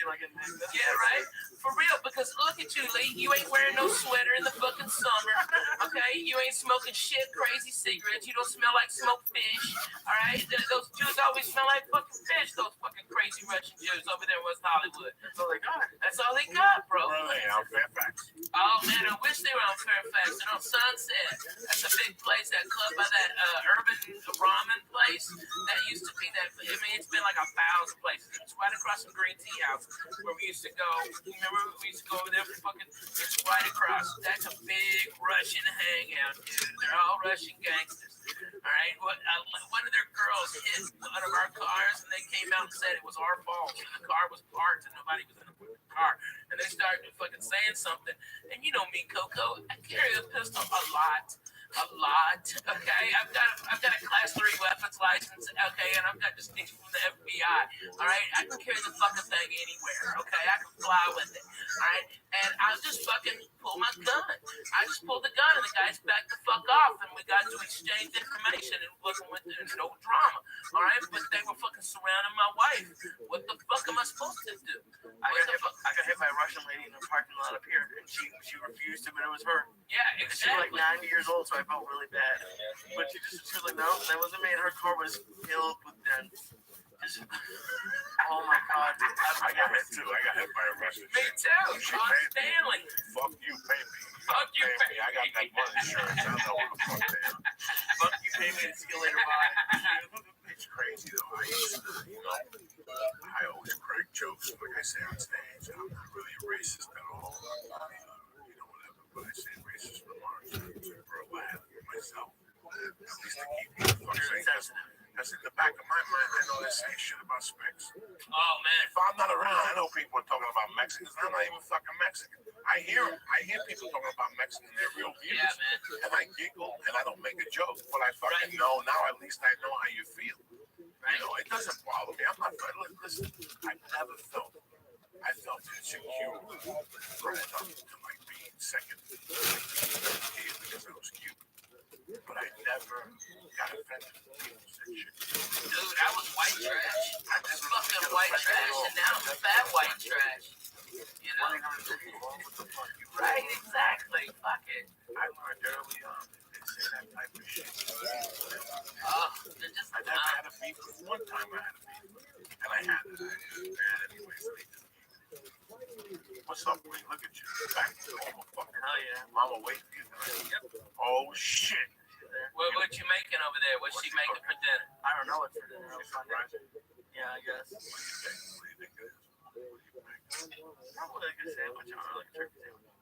Oh yeah. That's what she's making it for dinner. I don't know. You know how to make my kids for Fucking lunch? turkey sandwich. I don't know. It's gonna be like 11 o'clock at night. You know, you gotta come to my house for a turkey sandwich. I get Jewish rye, all right, and I put a little Russian dressing on there. I know I hate the Russian, so it's ironic that I like the dressing, all right. And then good ass turkey right there, a little sauerkraut, make a Reuben right there, I've never tried and sauerkraut. cheese. What? You'd love it, Lee. You'd love it. You'd love it. Man, you are the shittiest Jew of all time. You know that? All time. All time. Yeah. He's so removed from the rules of Yeah. I love how your guideline for and is the what rules food of, I've eaten. Right. and the rules of being from Boston. He felt Did right you even out. get bar mitzvah? Yeah. Oh, okay. My portion was Noah. Your name is Noah. No, you have a portion like every week it's a different story. Or like, Yeah, he read part of the scroll. Yep. Noah. He felt no, but he's the one that had the art. Yeah, man. No, put all the animals in 2 lights up. It's just I didn't. I had my Sing some of that for us. I know you still remember it. I don't remember shit. Don't you bullshit me. Especially Those right Jews drill that shit into you for 6 fucking years. I know. It's terrible. I don't like Noah or just Oh, anything. just any of that. Come on, sing it. Come on. See, Baruch atah Adonai, Eloheinu melech haolam, l'cheikianu v'higanu l'zman hazeh. I think that's like one over bread. I'm not sure. Yeah. That's all. Yeah, I need this shit in my life. Sure, why not? You gotta know. Why not? What if you're ever in Israel? You gotta bless some bread. No shit, man. Hey, and you know what? Fucking number 1 in Israel right now. Church of what's happening now. Fuck yeah. Dude, just went crazy if I got it right. Fucking them up right Man, I like Israel. I like the way they fucking roll. I do. Yeah, it's kind of scarier. Like, Yeah, it I is. went over there and it was fine, but now you see, like, I used to be all pro-Israel, but now you gotta look at it kind of objectively and realize they're both kind of fucking up. Everybody's fucking. Man, just go to Haifa and everything's Haifa's chill. really nice. Yeah, everything's chill in Haifa. Man. What I was gonna say to you was, I always thought people from the East Coast handled it differently. At least growing up right there. About 2 years ago, my best friend in Jersey, his son came out here. His sister's son came out here. His wedding was since he was a little kid. And we were talking. Somebody comes out, they're fucking 17, they got a baby. I said, you want to go out to dinner? Where do you want to go? He's like, I don't care, you can take me to the subway. And I said, you're from Northburg. The projects from Northburg. And you ain't like Subway? He goes, that's all I eat is Subway or my grandma's spaghetti. I go, so that's all you ate growing up? Because Joan didn't take it to me. Joan didn't take it. What up, baby? How you doing, Mr. Icy? Yeah, drag it in. You get one of them fucking tiki drinks. So I didn't know that. You've been there. What's new in the zoo?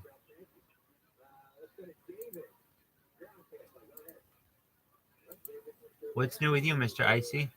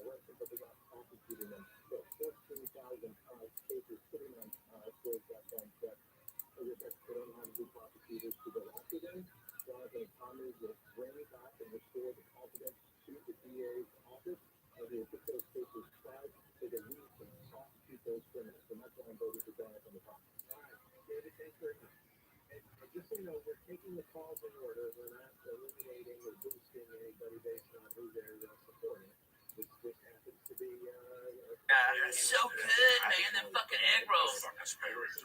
Oh man, the spare ribs. Count the fucking days. What'd you say?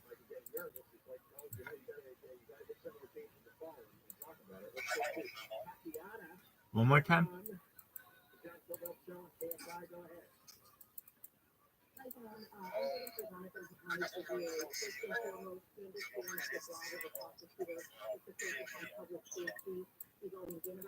I don't know what you're saying. Can you repeat that?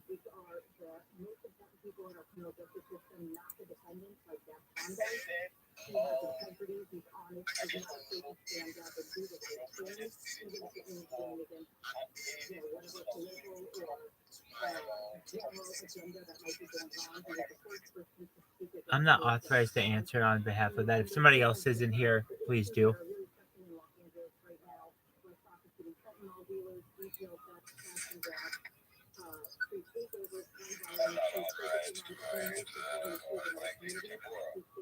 I can neither confirm nor deny that information.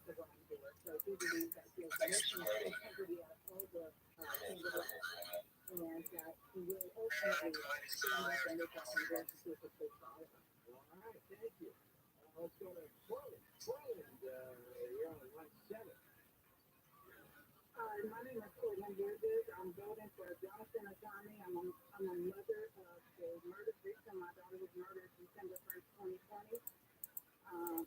Jonathan Atami, like everyone else says, he stands for victims, public safety. He's not afraid to go against that clown, Gaston. He stood up to him, and he will do what's right. He's a man after God's own heart, and he will make sure victims and their families are safe. All those gun enhancements that have been taken away, those gang enhancements, Gaston does not care about us or our families. So again, I'll vote for him, and I urge everyone else to vote for him. Get Gaston's ass out of there. Let's get focused on that. Well, thank you very much for coming up. All right, we're going to do another segment of this.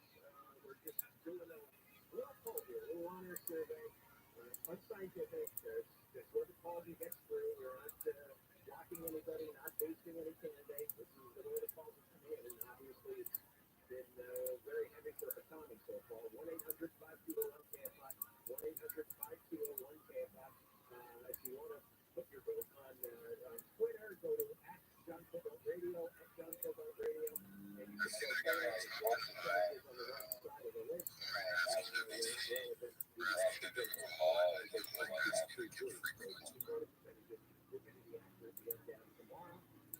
That Mr. Icy?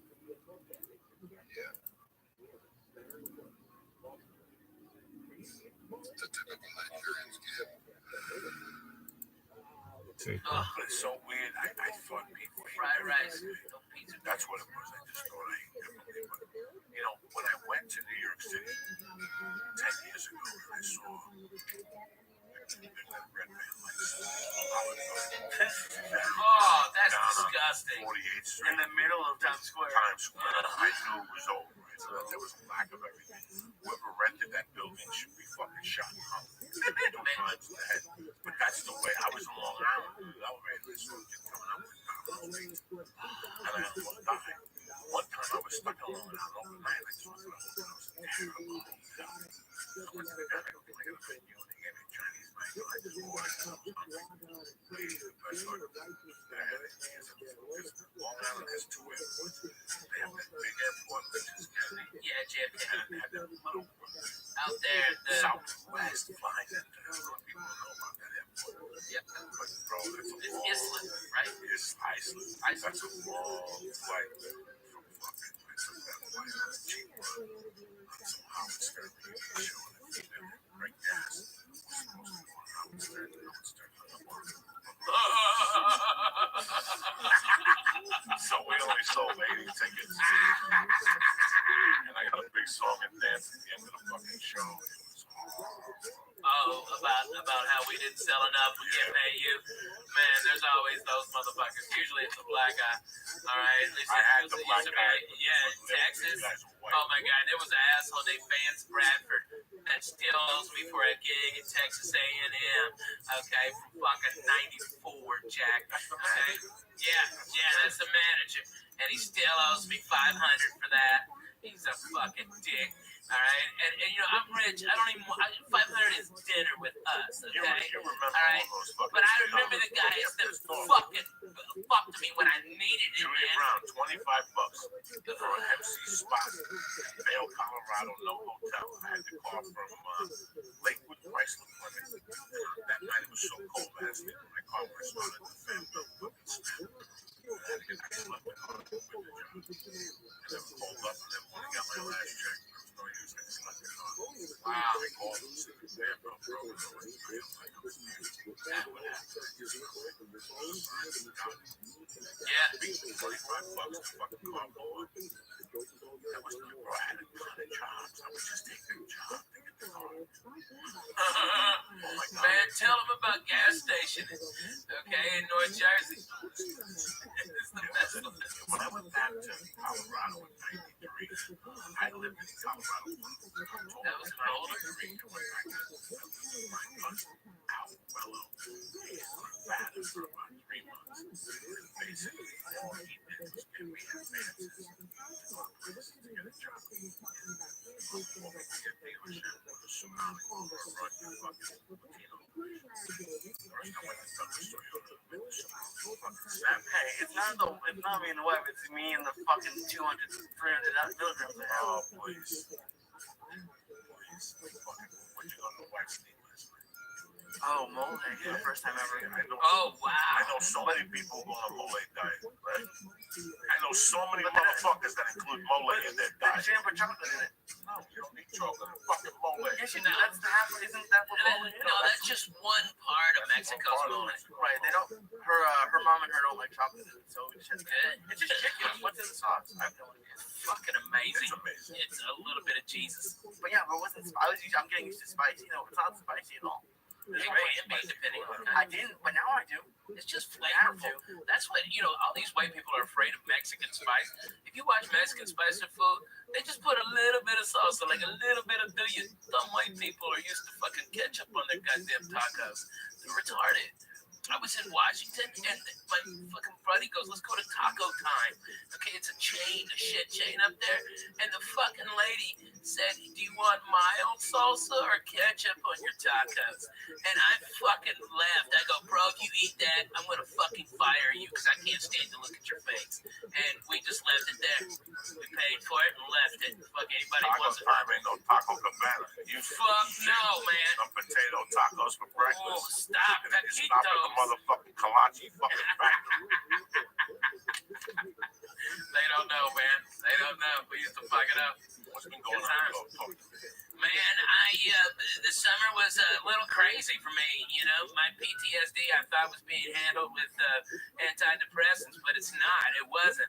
And now it is. And now it's antidepressants and mood stabilizers. And man, I feel fucking like I haven't felt in 5 years, bro. I don't hurt. I am up at 7, throwing sidekicks for Jesus. I'm fucking the wife real good. I'm putting her legs up. I'm hugging my babies. I'm playing with my babies more. I'm more focused on it. And it's like, you know, man, you were absolutely right. I didn't like the fucking truth being told to me, but man, it was the goddamn truth, Coco. When you broke it down, hey, pal, you've been slipping a little bit.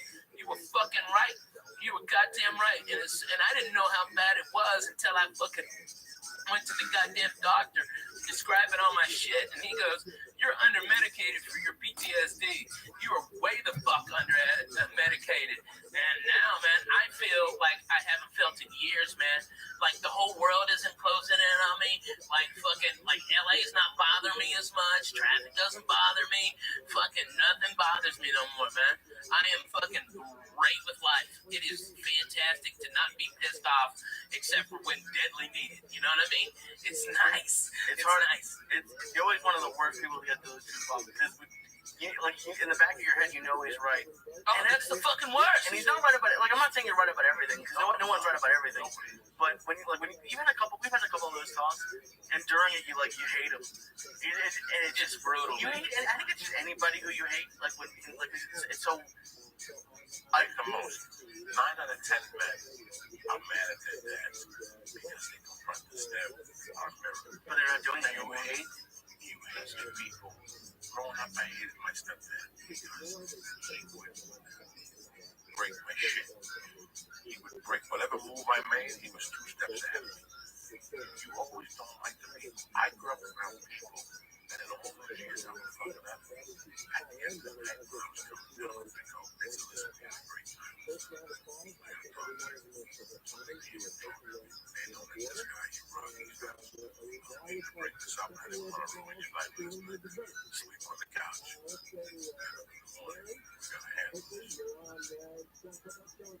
They're not telling me what to do. They're not asking me what to do. They're kind of hinting to me what the right thing to do. Then I get pissed.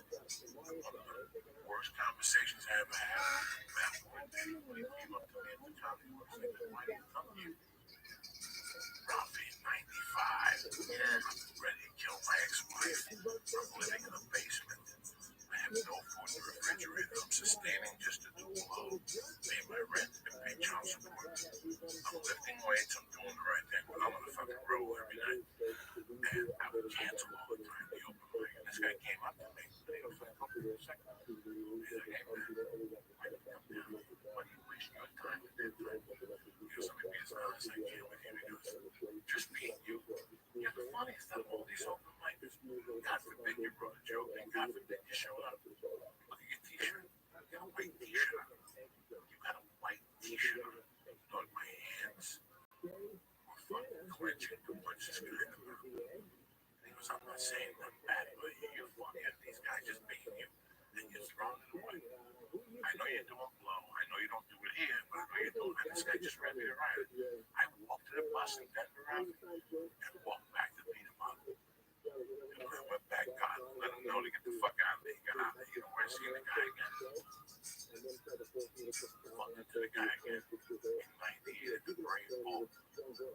Wow. In Alhambra. And I followed the guy that used to come up with the hat and go, all right. I want to like my wife and I like my tits with brown coffee. The guy was like a detective. Yeah. White something in the 80s. Yeah, Dwight Slade. No, not Dwight Dwight Slade, Slade. the guy's from Florida. Yeah. Different guy. Dwight something. And I followed him and ripped the room apart. And he went back to a Brian Duncan. Oh, They had just moved to LA together. man. And he came up to me. Those pesos done it more And I pulled him aside. That was, he was really proud to keep him funny. Yeah, I was scared of my wife. Very cool. He was me, Todd, a bunch of comics talking about it. And Todd didn't have the balls to say something. I said to you, punch me in the face. Like, what changed my life? It changed who I am today. I'm in LA because of the fucking words you said. Yeah, as much as I hated them that night, you know, you are, in my eyes, when I talk about headliners of this decade, you're the top guys I learned from. You have no time to slip. In The Godfather, there's a line, and every time I hear it, I want to punch myself in the face. And it's the fucking worst line you could ever say. But where I come from, it's true. Women and children can slip. Men don't slip. That's it. Yeah. Women and children can make a mistake. Men can't make mistakes. We don't have, I don't have time to make a mistake anymore. I do not have time to do anything. We've got handed the keys to the castle. Yeah. You and I have been handed the keys to the castle. Without a doubt. I haven't had a job in 20 fucking years. I've never had to answer to somebody. After I went to prison, I didn't like a man kicking my bed telling me to wake up. Right?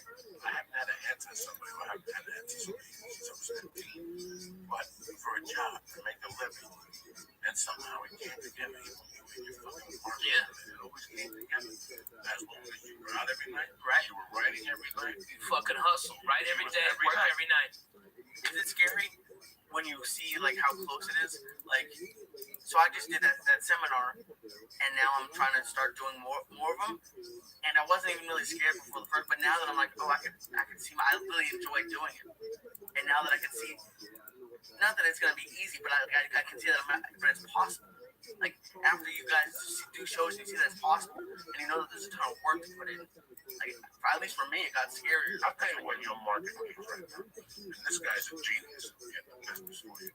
But I think right now, what you're doing, fuck these little comedians. I think they're going to start a podcast. They're going to start a podcast. They know how to do it. Okay. I think your people is like computer people. Yeah. Tech people. People who really are uncomfortable. They don't know this world, and they want to learn from A to Z. Comics know this world. They have friends that are doing this right now. Every comic is doing this right now. Okay. You're going after pennies. When you go after dollars, it's just going to take you a little work. But when you strike one of those companies, you're going to hit. Oh, you mean go after companies? Okay. Go after fucking AT&T. How come AT&T is not a podcast anyway? Yeah, that's crazy. Talking about their services and what's going on with phones, Yeah. technology, And like scientists, answering people's problems and shit. Yeah, they love That's it. where the dough is right now. That's your Yeah. next. That's who's at home doing right now. There's a board meeting going. We're Right. losing 22% because we're not computer. We're not Savvy. Yeah. What is going on? Tell us about Man, this. look at fucking Amazon. Amazon today's getting slammed by fucking shit work conditions for people. I mean, they're keeping people working in fucking warehouses over 110 degrees with no breaks. They time everything. They need some fucking counter that shit. I mean, I don't want to buy Amazon now. I mean, but if they would have a podcast that could explain it and tell me, hey, the air conditioning broke, you know, maybe I don't know the full context. Maybe the full context is not being reported. You know, those fucking news agencies is always a fucking by the way. I'd like to hear the other guy's fucking side of this shit. All right, and that's exactly what they need. Lee. I mean, you can fucking kill that shit, dude. And you know who told me this was? Houston was the hottest comic. Yeah. In the late 90s, it was really booming. One day I went to do a candle night. Dave Cook was there. And I looked at Dave and I go, Dave, I was Houston. He goes, man, that's a great club. Because you know what? There's too many shows. I gotta figure out how to just do one big show there. 5 years later, he was doing Dave's. Yeah. Wow. Yeah. Set a goal. Clubs around the country. It's expenses. You know, how expensive is being out there? It's fucking the biggest expenses. Yeah. So there's a lot of expenses for the price you're charging. Your thing is a workshop. Right. It's 9 to fucking 5 type deal for these people. Your thing is a workshop. Your thing isn't just 1 hour. Your thing is a fucking workshop. Yeah, we did like almost 2 hours and it wasn't enough time. No, your thing is a workshop. There's 2 parts to yours. They gotta go eat lunch and come back. I think you should just do like rent a room at a hotel. That's what I've been thinking about. Like fucking Yeah, and do it off days. You can save a lot of money if you do it off days, bro. And you know, if you could and look into it, then you can adjust the size of the room. All right, so if you have a big turnout, they can open it up. If like not, bananas. a small boom like bananas. in Jersey. Yep. As per heights. You know, you ever see those commercials for real estate people like from Vietnam? They try to make $1 million. Yeah, but that's a scam. I don't want to scam You're not anyone. scamming nobody. I'm just saying it's the same type of thing. We Yeah. say out will be in your area, and then what you can do is maybe do a big one and then do a comic book. Yeah. Okay. I bet Zany's in Nashville would do it, bro. Yeah, Zany's in Nashville. There's a ton of comics there that need to be podcasting, and if you had there, I mean, you can do. They put it out to all the comedy clubs in the Southeast, and all these comics that come. There's fucking 40 guys in Memphis. There's fucking shit ton in Louisville, Lexington, fucking Knoxville, Chattanooga, Atlanta, Birmingham. Man, all of those guys will come up. I'd love to do them everywhere, and that was the one thing that I was surprised by. Like the crowd that came out to Toronto wasn't a lot of comics. There were a couple there, but it was mostly other people. Yeah. Right now, there's businesses Yeah. that really need your services. You have to find a way to reach them and go, listen, you know how long you've been plumbing? 32 years. Not for nothing. If you're making a living doing it, you know a thing or two. Get somebody else on there, even if it's for a half hour, the plumbing show. Get some fuck. But they did fucking home improvement. Remember for years? Oh, yeah, man. They teach how to tear up a floor. What's the difference between on a fucking podcast? No, there is no difference. What's the difference? People want to hear it. I'll hear it on the real Yeah, and a lot of those guys are fucking funny as shit, man. Naturally. They Yeah. just need a co-host, somebody in between. Yeah, and just steer them. Somebody's got to steer them. There's got to be a program also, Lee, that you can push these people on to go 1, 2, 3, ABC and do what you did. Call them and go, hey, I'm referring these people. I did that. You know, I know you did that, but you have to do it more with more companies. Yeah. Now the next one is the people they contact and download. Because because you'll leave it. So they don't know how to fucking download it. There's gotta be a company that teach them how to do that. Now you gotta go to that. Oh, yo, listen, 18 fucking people $1 a piece every week. Whatever. I'm just saying. Right. You just sit on the go line. Lee, They just, you have to point that in the right direction. Yeah. You have a Brother. great bullet. just come to Nashville, okay? I'll set it up. I'll get you a night, okay? I know everybody fucking run out there and support you. Nashville always supports us podcaster comics, okay? And dude, and not only that, you don't even have to get a hotel, Lee. You can stay at my house. My house is like 8 blocks away from the club. And it's empty. It's a big fucking house. It's food. Fuck yeah, man. I got everything in there ready to go. I'd love to. Yeah, man. Lee, it'd be my pleasure. And I even got my buddy Aaron who'll pick you up from the from the airport. My car. You can drive my car. Thank you. People talk to me all the time. I'm starting something. Yeah. Especially on the road that they do this. I had a dentist talk to me about it. I had a shoe guy. I fucking lost the car. Oh, okay. Oh, yeah, in Boston, yeah. To Boston. I had people are interested in this. They just don't know where to start. It's like, what's his name said in Trump, everybody wants to Google it. Yeah, right. Well, that's the issue I found when I was building it. It's just, if you Google it, there's 8,000 people telling you 20,000 different ways to build a podcast. Like, that's what I said at the beginning. Like, this is just the way I did it. So, but here's the fucking thing, okay? This is me. This is fucking me, okay? Yes, I bought the fucking Judy Brown work. Right. I read about comedy like every other comedy. But I learned watching Ralph Emanuel, watching Bill Burr, Greg Giraldo, Joe Rogan, and Omari and Duncan. You learn different things. Right now,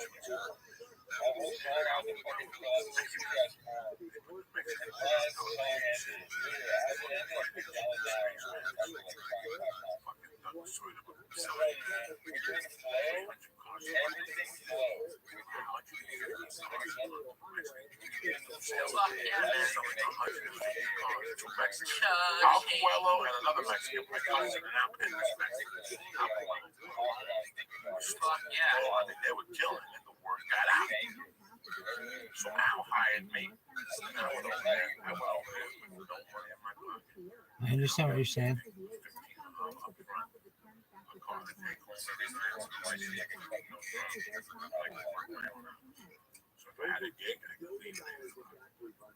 How's New Orleans? How is New Orleans?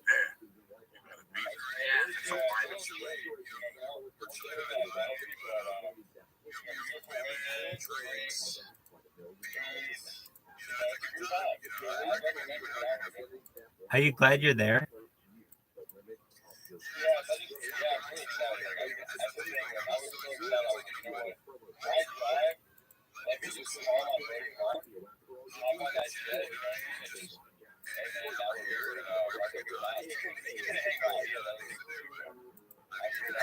That's tight. So, we're just wondering, what do you have to say to Rabbi who said that you wouldn't go to New Orleans now that you're there?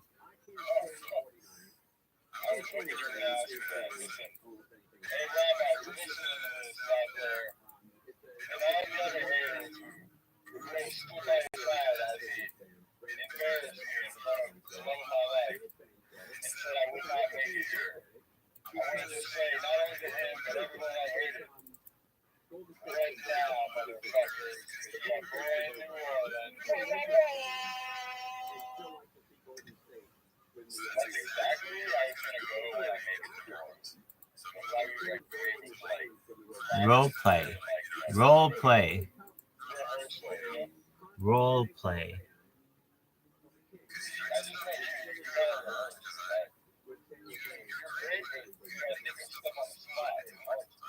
My man, I think on my feet better than you think normally.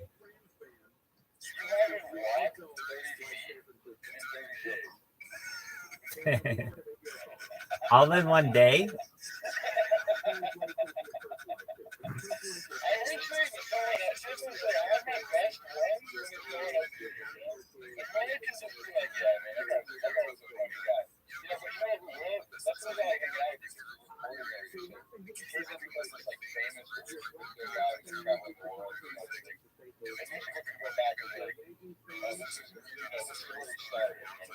I'll be sure to edit that part out. Wherever you're funny, I'm gonna edit it out. Any in-between things you can edit out, right? That's what's exactly right. I mean, so now, for the other time, everybody will see that we're not okay with it. I think you're definitely significant in my,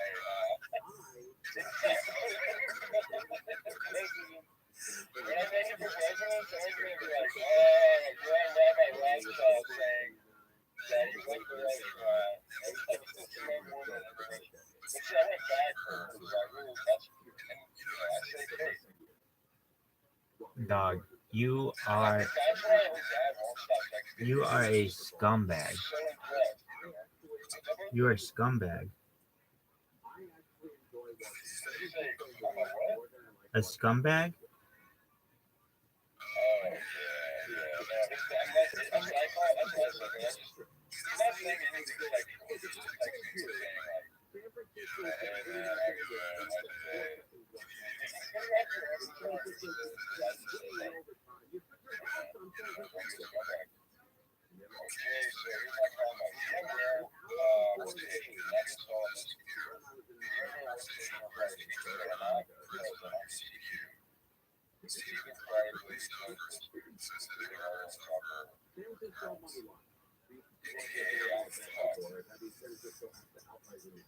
But because they're favored by 2 points, I had to lay a little more. I had to put down $33 to win 25.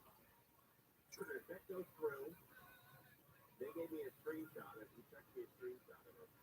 And I said, buddy, load up on Kansas City. I never won a Super Bowl bet in my life. I probably bet 18 or 19 Super Bowls, over 18, over 19. I have never, ever won a Super Bowl bet. And I purposely bet on San Francisco to win that game, knowing they had no shot. They could have turned that house around the stadium and gone back to the airport, back to San Francisco, have a drink, and not suffer through the pain. And the physical pain is there. Who else went down? They had another linebacker that they went down. Debo went down with Hale Spray. Oh, yeah. They had a lot of injuries, and now they've lost 3 in a row. I think 3 in a row. Like you said, that linebacker, Greg Greenlaw, he tore his ACL. Yeah, he's going next year. Yeah, but I think he's done. I think, isn't he an older player? Older, sorry, maybe 2 years. Yeah, I think that might be a wrap. But only 26 years. Oh, he's only 26? Oh, okay, maybe not next year. I apologize. And I love, if you go back and you watch, I'm a student of games. You probably always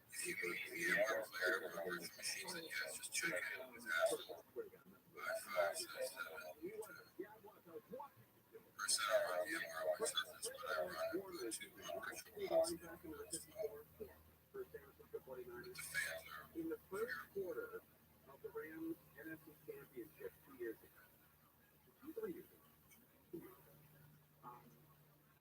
headbutted Matthew Stafford right up to the play. He gave him a headbutt right in the side in the referee system. And I had that on tape. I watched that game. It's just crazy when I got to work. If you guys still lose the Rams, nothing is better than that. Nothing. I still watch it like it's the first time I've watched it. I've watched it way over 100 times. Way over. Probably close to 150 or 200. Wow. And I watched it again last night. How about that? So I had back-to-back watches with San Francisco. I got to watch them lose in 2024, and then I got to watch them lose for the NFC Championship Rams 2 years ago. I had a 9-hour special. Just a 9-hour fun watching this game right now. And man, the Stafford, that one really, really stinks. And you know what? I'm glad it does. I'm happy that it stinks. That team put me through hell. When Montana was great, I know it was the 80s. And I suffered when San Francisco was great. So for you to lose your third Super Bowl, I think it's the first, I don't think they've won in 26 years, 27 years, something like that. Was it 24? Okay, so football's pretty good then. Was it 94? Liverpool won whichever the season or whatever. Are we on 29 years? They haven't won it? Yeah. Yeah, it was Super Bowl 29 you paid last. All right, so next year will be 30 years. 30 years. What is crazy? Hey, oh,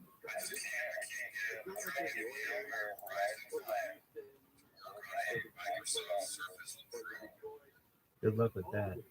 try to get the best players and always try to win. And for them to go 30 years without winning, I can't tell you how happy that makes me. And I know a lot of people say, "Oh, yeah, don't let anything nice don't say anything else." Really.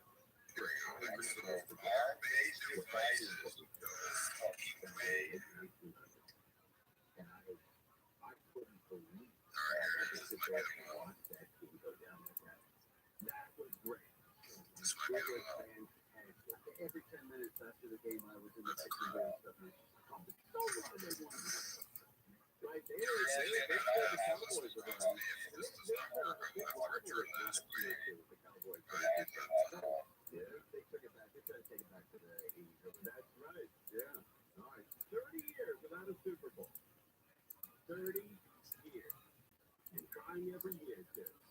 Well, we'll get them next year. Not Frisco. I can still call them that, right? Do they mind that? The Frisco. Well, look, they shortened Niners. They shortened 49ers to Niners. So why can't you shorten San Francisco to Frisco? I'm for it. Go right ahead. There reminds me of what, go ahead. I just looked it up, and it says that people in the Bay Area love it, and they call them Frisco. Oh, that's great. Okay, cool. We'll get right on that. But I remember at one point, Stefan and I were going to be on syndicated on a station in San Jose. It was right after the 49ers had lost. It was 2012 or I don't remember. Oh, I know what it was. It was 2012 when San Jose had lost, and second Jersey and San Jose had lost. San Jose beat the Case 3 in a row in the playoffs. Then the Case came back and won 4 in a row. And real honest, it was as yes,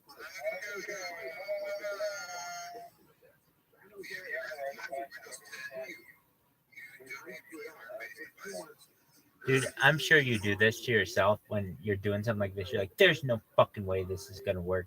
And you really hope deep down in your heart, like, please work, please work. Please work. There's no fucking way this is going to work. And then sometimes it does, and you get lucky. That's known as being a human.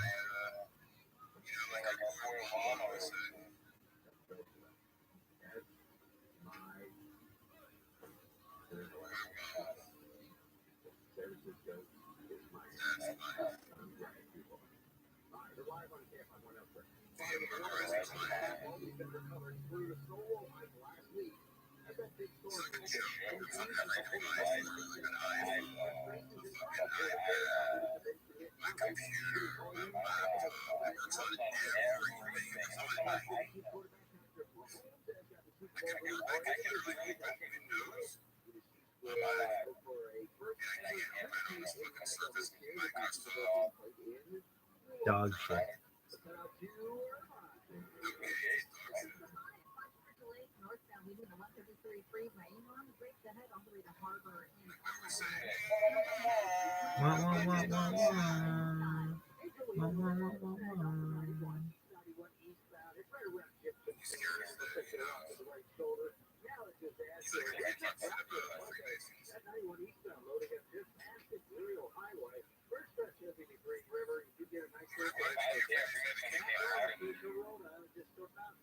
Go for it, man.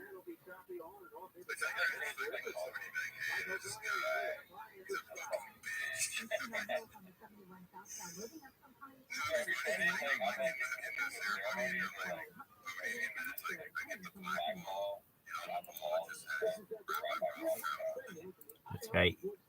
You want to know something? You want to know something interesting?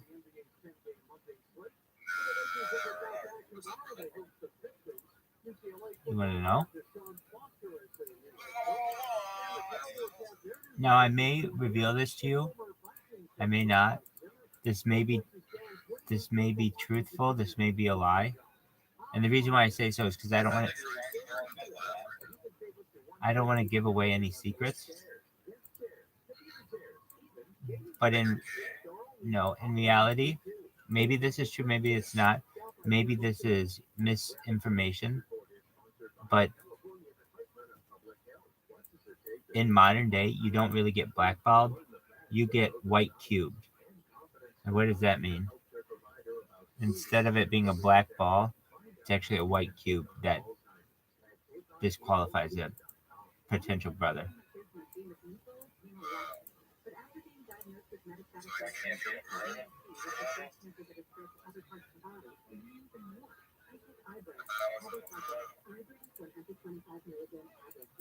But I could be telling you a lie, and that blackballing is actually, it is a blackball. It's my goal for it. Okay, you're the guy. Cool.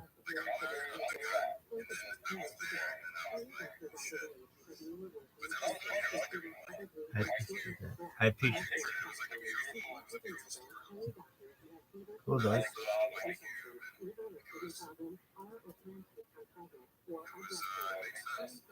That's a beautiful thing.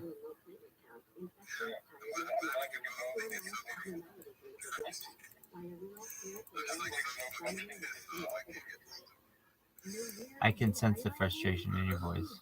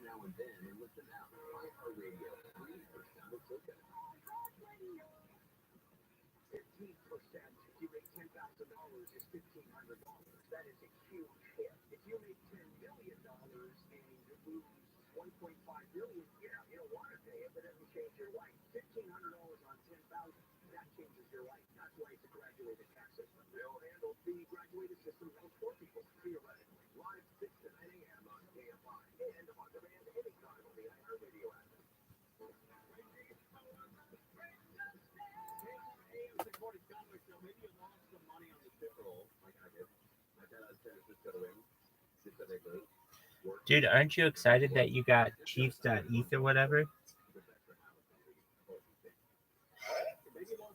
Didn't you buy some kind of domain name?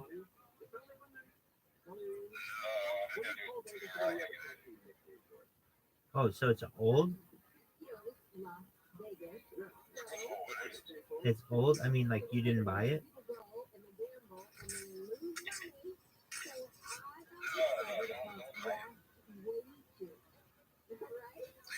Dude, there is a guy who is on Twitter who has come after me so hard. It's incredible. He posts about me multiple times an hour. No, this is some like super MAGA guy. No. It's you, isn't it?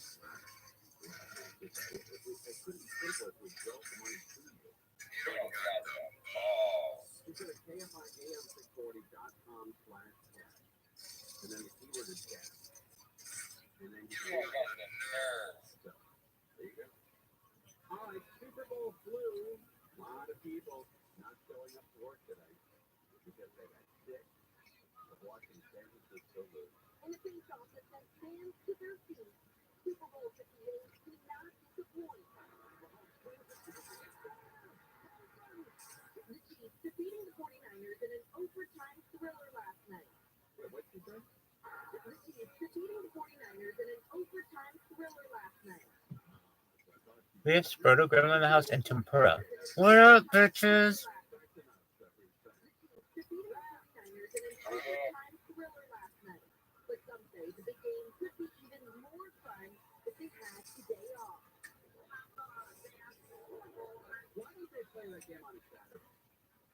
Why wouldn't they play it on a Saturday when everybody could really enjoy themselves? That's what I was like. That makes sense. You have to make it recover. That's right.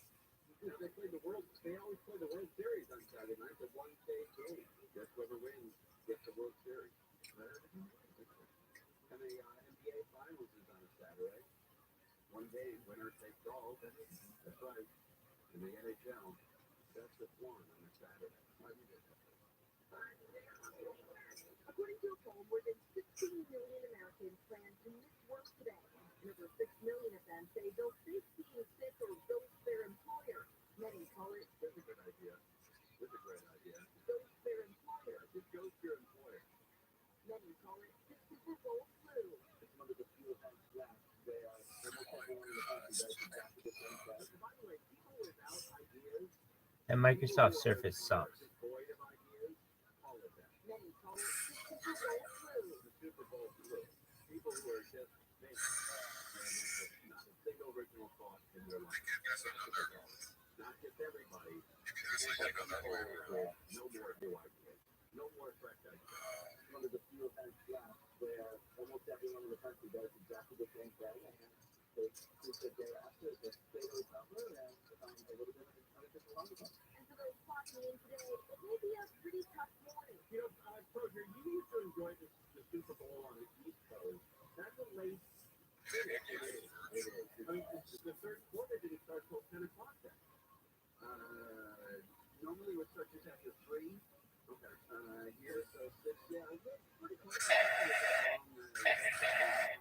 33 minutes of halftime. That's a long time. That's good. To me, that's good. When people rank all the time, the best, worst halftime performances, that's going to be down there to bottom. No, what was that? The one thing though, that Lisa Keys, she's great, and she messed up on her vocals. Let's play the first thing.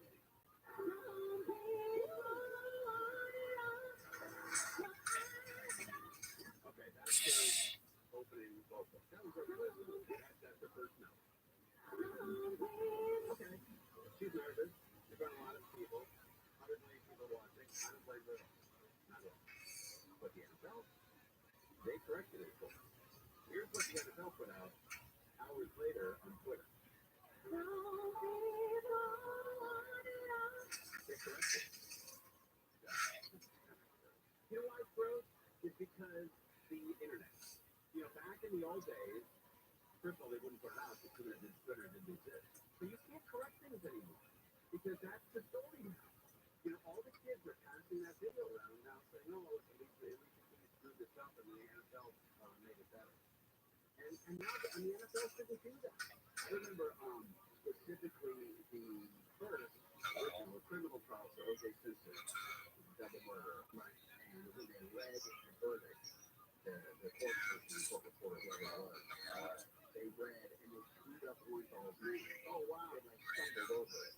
And I thought to myself, when I heard it live, the time I said, "That proof's gonna live in infamy." And because he was like, orange ball. No, I've never heard it say. Oh, why would it that way? Yeah, if you ever pull up the verdict being read, you'll hear, "Oh wow, screwed up." I didn't do it. Here's how it sounded to the 100 million people watching. Right to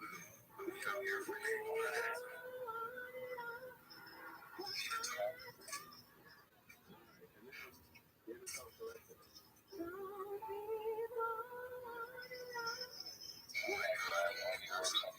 Okay, now I don't know how old that song is, but, and a lot of people don't know this about me, but I'm really come out of the closet. I don't know how old that song is. I have no idea. It's the number one song in Okay, that's fine.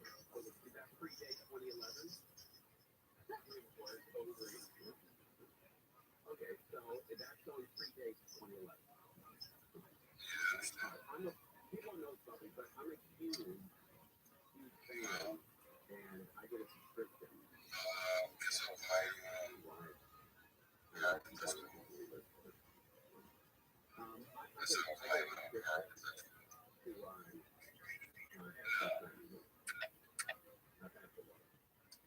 And in 2011, Alicia Keys defended herself against allegations. I'm reading it wrong. That she had been seeing her husband while he was with his ex.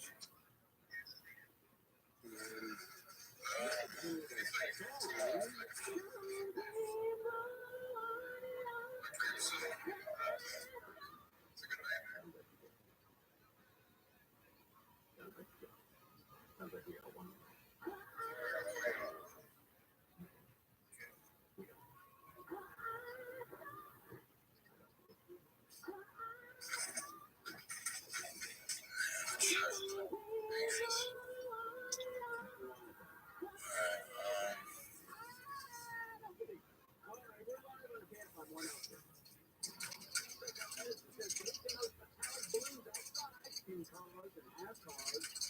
Major power outages.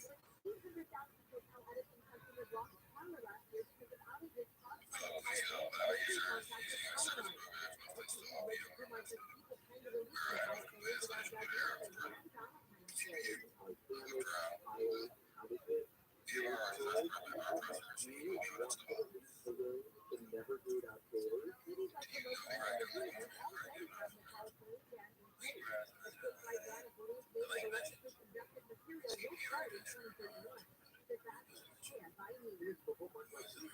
Accident attorneys that the walk off a ladder and into a swimming pool at home in Beverly Hills. Beverly Hills PD shared a video over the weekend showing the man falling off the ladder, trying to climb the roof of a building in the home's backyard last month. Splash and pool. The study's found California is 29th out of 50 states when it comes to overall education, despite having the 8th highest quality of education in the nation.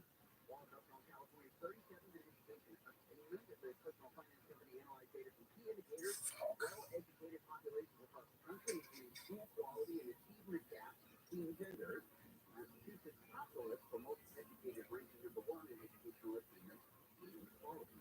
One teenager has been killed, 5 others hurt in a shooting at a subway station in the Bronx. Maybe around 14 shots back to back. He said a fight broke out on a northbound train, carried over onto the platform before someone pulled out a gun earlier today. They said they're looking for the shooter. I put all this reported in stable condition. There you go. And a marriage certificate with his longtime groom in Las Vegas.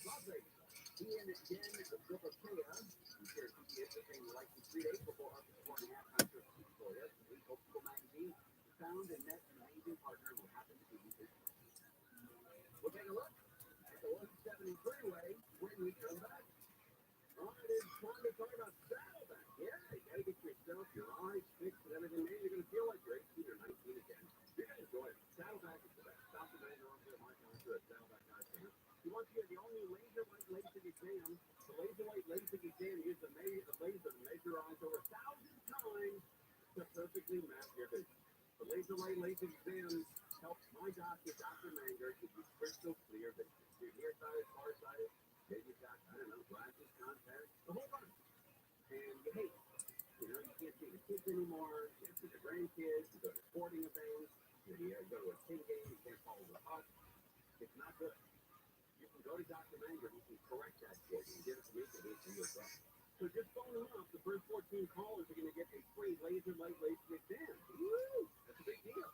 First 14 callers right now, a free laser light LASIK exam. Wow, can't wait to see who signs up. 866-559-4444. 866-559-4444. 866-559-4444. It's a clear, cool overnight around 40 degrees. Very cool again tomorrow. And the warm won't get to Friday with a chance of rain into the weekend. 57 in Newport Beach, 63 in Diamond Bar. It's no go and no ho. The north side of the 170 70, that's loading at the Victory Boulevard all the way to the 5 MERS heading into the Sun Valley area. Sun Valley on that 5 MERS down backing up from Sunland Boulevard. You remain on the Grayson stretches all the way to the 14. East LA with Mike O'Brien, KFI in the sky. And if you're heading south on the 5 out of East LA, it's pretty well jammed up here right off the East LA interchange. It's very typical slowing on down towards Norwalk through the 605, apparently where it really does push it up. Now, it looks like the East 60, very tough at the beginning of the freeway. Something about Woody or Lorena, that first stretch heavy over Rosewood Boulevard. And then again, it's pretty choppy, hoppy in the high change to rolling ice in reverse at 57. And eastbound on breaks out of East LA. Looks like pretty much some city curves, on and off, very choppy in the West Covina. Like O'Brien, KFI in the sky. Check out Santa Clarita, 14 northbound pulling from the 5 freeway. And first stretch of flowing opens up at Placer to Canyon Road. A little crowded ahead as you roll between Golden Valley Road and Philadelphia Canyon. KFI in the sky, help get you there faster. I'm Emily Smith. You want the ultimate riding machine with the Sterling BMW Newport? SterlingBMW.com. Semper Solaris, your choice for all your solar roofing and heating and air needs. Go to SemperSolaris.com. Stuck in traffic with painful loose or missing teeth? Change your life. Increase your confidence and enjoy your favorite chords again with no more pain and discomfort. Call Cutting Dental at 888-640-SMILE. They can transform your smile with their teeth in 1D procedure for as low as $17,000. That's their lowest price on a teeth in 1D procedure with no hidden fees. Walk in with your loose, missing teeth and walk out that same day with a beautiful new smile for as little as $17,000 with no hidden fees. Call today and schedule your free exam, CT scan and x-ray, a $2,500 value. Cutting Dental is a veteran and family-owned office that's been making smiles great for over 55 years. If you're afraid of the dentist, they also offer sleep dentistry. Visit CuttingDental.com to see their smile gallery and read their 5-star reviews. Easy financing options are available. Call Cutting Dental now to transform your smile. 888-640-SMILE. That's 888-640-SMILE. Restrictions apply. Hello, this is Lucy Eston and Jeff Ryan. And we are the hosts of the History of Curb Your Enthusiasm podcast. So we're going to be rewatching and talking about every single episode, and we're going to break it down, and we're going to be joined by special guests, including Larry David and Cheryl Hine, Richard Lewis, Bob Oceanside, and so many more, and we're going to have clips, and it's just going to be a lot of fun. So listen to the History of Curb Your Enthusiasm on the iHeartRadio app or wherever you get your podcasts. Hi, this is Scott Hussein with Tax Defense Group. You have unfiled tax returns that are keeping you up at night? Dial 855-829-2455. It's like Jeff Knox wants the IRS right now. Don't wait for your punishment. Don't let the IRS take from you and your family. You've got to move before they garnish your wages. Call my team today, and we'll go to bat for you. We can even reduce the amount that you have to pay. Dial 855-829-2455. Call today. February 12th. It's Survival of the Fittest, Charles Darwin Day, Seapenny Origins, the Species International Collection. It's also Abraham Lincoln's birthday. I wish you could celebrate with the Jello because it's Jello Week. There's always room for Jello. It's Oatmeal Monday and Plum Pudding Day. The National It's also National Poop Day. I'd love to go into it, but that's your daily calendar. 8 to 5 a.m. 640. 640 somewhere till the Super Bowl is over in San Francisco on. Again, for 30 years. 30 years. And I was excited to listen to Shannon Parent's experience in Las Vegas. And I was up on the app at 9 a.m. As we all were, yes. And no show. A no show. Super Bowl footage? I don't know. I don't know if we planned that day off or not, but it was just scary and no Shannon. So tomorrow, you'll have to tune in for Shannon Parent. She's a lifelong 49ers fan. She is a real true fan. She flies up to the games. She pays her way to the Super Bowl. She can get a freebie. And she flies wherever they go, sometimes alone. I think she went to Vegas alone. And she went to, I think, New Orleans alone. I mean, she really is a diehard true fan. And she has got to be begging with the just glad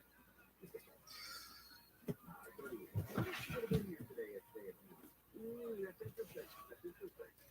Yeah, I don't know. I don't know. But, yeah, I got my last step for 902 tomorrow. I'm going to go with that. 30 years. 30 years. All right. First day with the 49ers, when they talked about the overtime, what is my one? I said, my wife, I said, they couldn't take the ball first in overtime because it benefits the second team. Because, you know, you're a bigger football fan than I am. If whoever takes the football first in the overtime, right, they have to got to make a decision on fourth down. Right? If they're, but the second team doesn't. If they're losing, they have for every 10 yards, they got 4 solid downs. They never have to make a decision. And she worked at the profession yesterday. That's right. Because I know exactly why. So, you know, maybe, just maybe, instead of an offensive coordinator like Shanahan is, maybe they should get a coach up there. How about that? Yeah. They get a real coach. And then maybe your team could win a Super Bowl. Sorry. That's what you tell in the 80s. Oh, hey, Cowboys fan here? Yeah. It was I have got to tell you, I don't know what's better. Watching the Rams win the Super Bowl or watching San Francisco lose it. And I'm leaning towards San Francisco losing. That, I can't tell you the pleasure that gives me.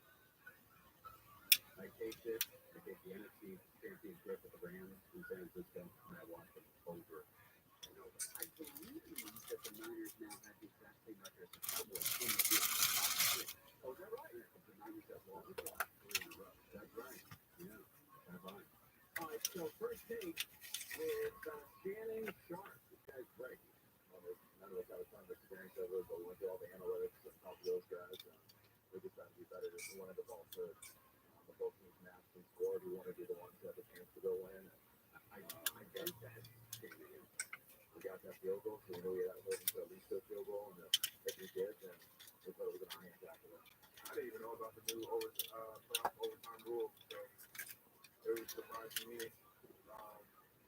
I didn't even really know what was going on in terms of that. I put on the scoreboard, and everyone was like, "Oh, even if you score, they get a chance to." I'm in Burbank. I spent the first half of the game cutting trees down in my backyard. Half listening to the game on the radio, and I hear the folks get touch the ball in overtime. That's weird. Well, I thought that they would keep playing. I think he thought that, like, I think that was the whole idea in my heart. He didn't realize the game was over when he got the touchdown. But I think the only way that game could have ended without both teams touching the ball is safety. If there was a safety, I think that game was over. Yeah, because the other team wouldn't need the ball, they already scored. And 6-6 is over, too. Let that the other team touch the ball. I think a safety is the only way that game can end without the other team touching the ball. Yeah, the coaching staff approached the rules. You know what? I didn't even realize that the playoff rules were different. Oh my God! I'm in Burbank, half-ass listening to the game, and I do it. You know what? I didn't even. Oh my God! You know what? I didn't even realize that the playoff rules were different. Wow! You guys, Washington White know all those steps.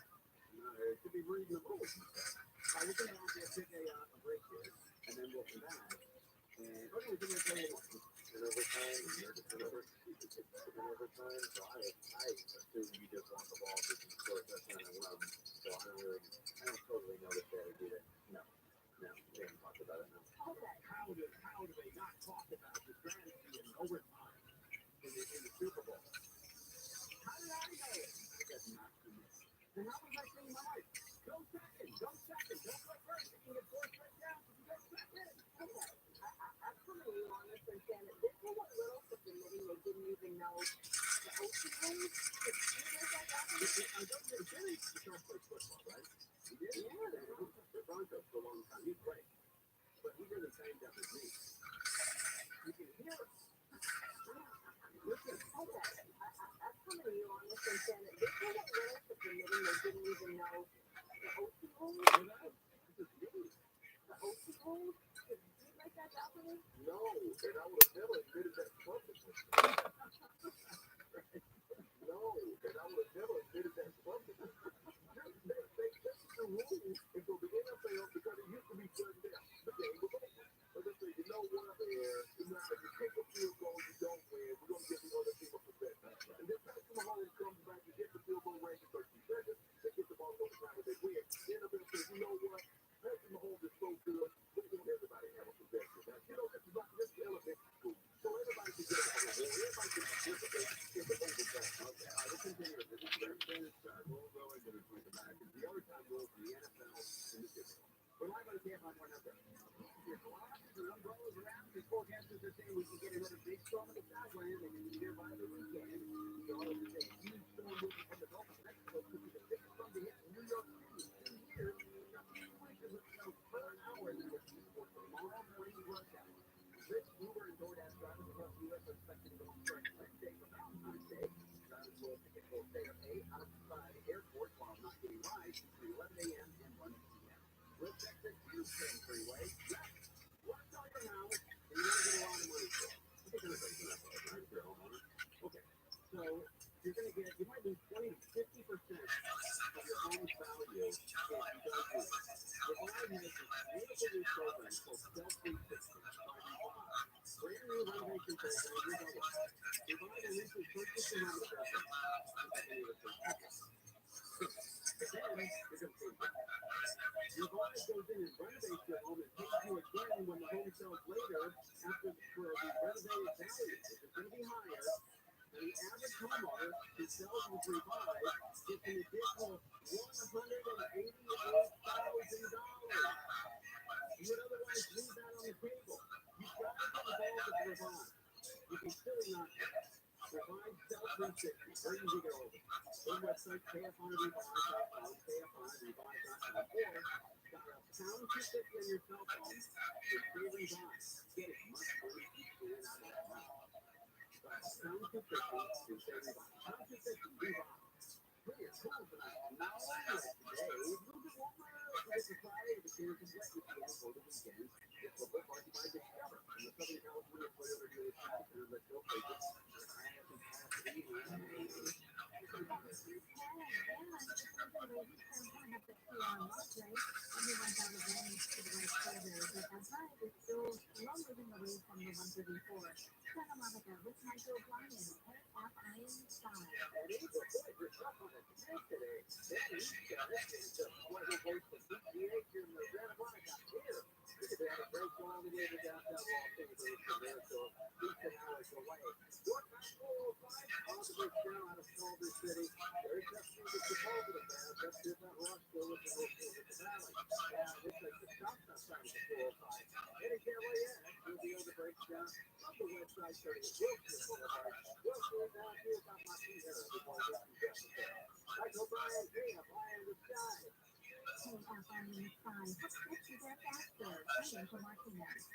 Did you know that Discover wants everyone to feel special? That's why with your Discover card, you have access to 24/7 customer service, as well as $0 card liability, which means you're never held responsible for unauthorized purchases. Learn more at discover.com/credit card. Limited to doctor's reporters, sponsored by the California Department of Public Health. Doctors take the date on Alzheimer's.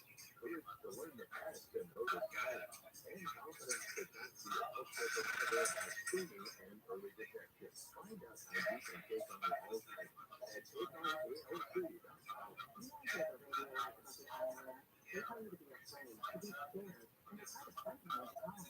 I'm not here to do that. Tax Relief Advocate is different.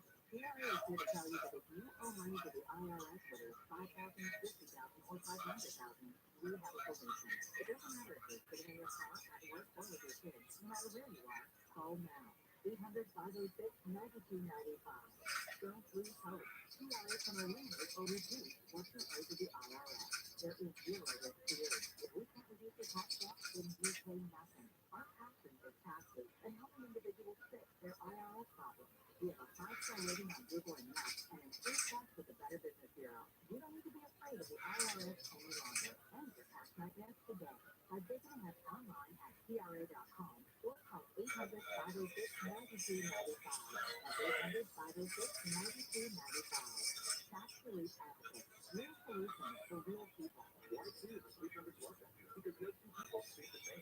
Only the Sleep Number Smart Vacuum choose your individual furnace and comfort your Sleep Number settings. The Climate 360 Smart Vac is so smart. It can cool the room and save you degrees on either side for your ideal sleep temperature.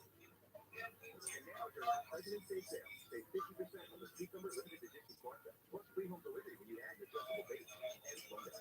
Try to store your view to sleepnumber.com. Entertaining Dairy Top Milky with a 1-800 no-cost food deliverable update. And if you choose with the time, you may be eligible for diversion. Can't forget that it's still source of produce. If you've got a criminal case, you need to talk to the lawyers at 1-800-no-cost. 1-800-no-cost. Sneezing, coughing, stuffy nose, runny nose, first nasal drip, interrupted sleeping, just a groggy at the end of the day. Allergies and sinus congestion will make you get up midnight. Friend recommended Rabbi. Rabbi provides immediate blood-seeking relief. One year nasal contact with refreshing taste and suck it out mucus, germs, and other airborne irritants. Rabbi helps you sleep better and feel your best right away. The body gave an instant relief. I didn't have to wait 30 minutes. I didn't have to wait an hour, 90 minutes. I didn't have to wait a minute. I ran the race and I felt immediately I felt better. Stop suffering from congestion and start breathing and feeling your best again with Rabbi. ABAD. I've had people ask me how I find relief, and I tell them the body immediately. This thing is amazing. Rabbi is available at Rabbi.com. Walmart, Walgreens, CVS, and others. The free iHeartRadio app has over 100 commercial-free stations like the Beatles now and then.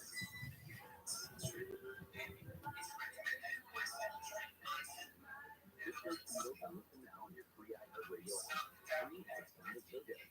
Now, you know our history. What is that? They, for some reason, don't like us. I don't know what the deal was. This goes back years ago. Somebody thought I was Somebody thought you were never having met me. right. Experience sharing. I was just making your face. Live 9 to 1 p.m. on KFI and on demand anytime on the iHeartRadio app.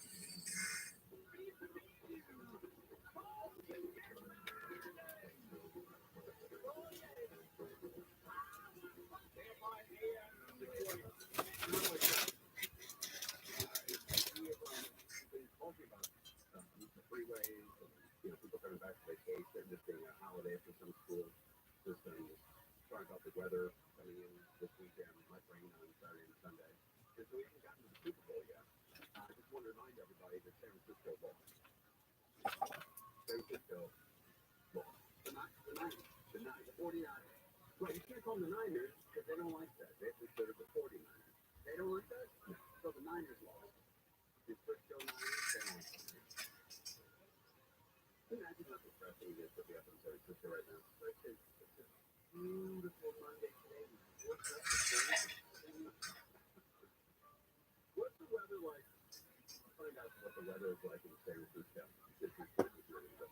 Let's see what's going on here. Let's see. Yeah. All right. San Fran weather. The current weather in San Francisco is 57. Precipitation is 0. All right, so let's see what they got on Monday. Partly cloudy, 57 is the high, 50 is the low. Wednesday, rain. Thursday, possible rain. Friday, possible rain. Saturday, rain. Sunday, rain. Monday, rain. Great. Good luck. Good luck. Gonna stick. Especially when that rain hits. Particularly pains me out.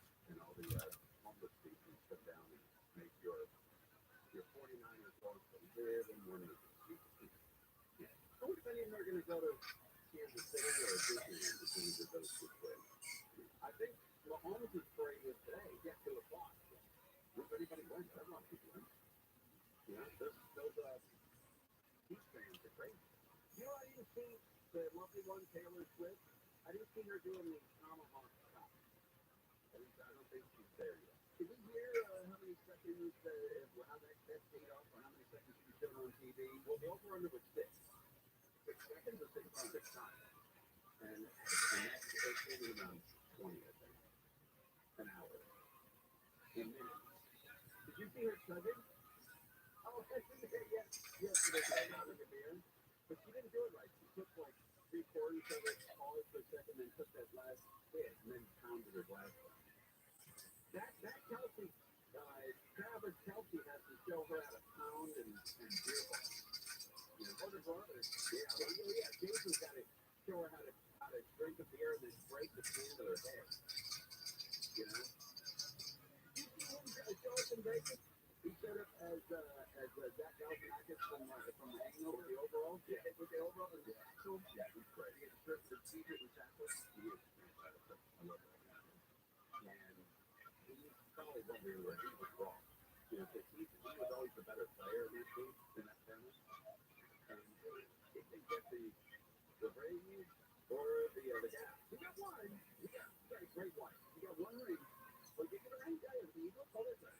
All right, so he's got a great life. And if I had to choose between Jason's wife or Travis's girlfriend, I'd definitely take Jason's wife. Definitely. But she's just a really cool lady. You know, she's got kids. I know about her. She just, seems like she enjoys herself and she's celebrating.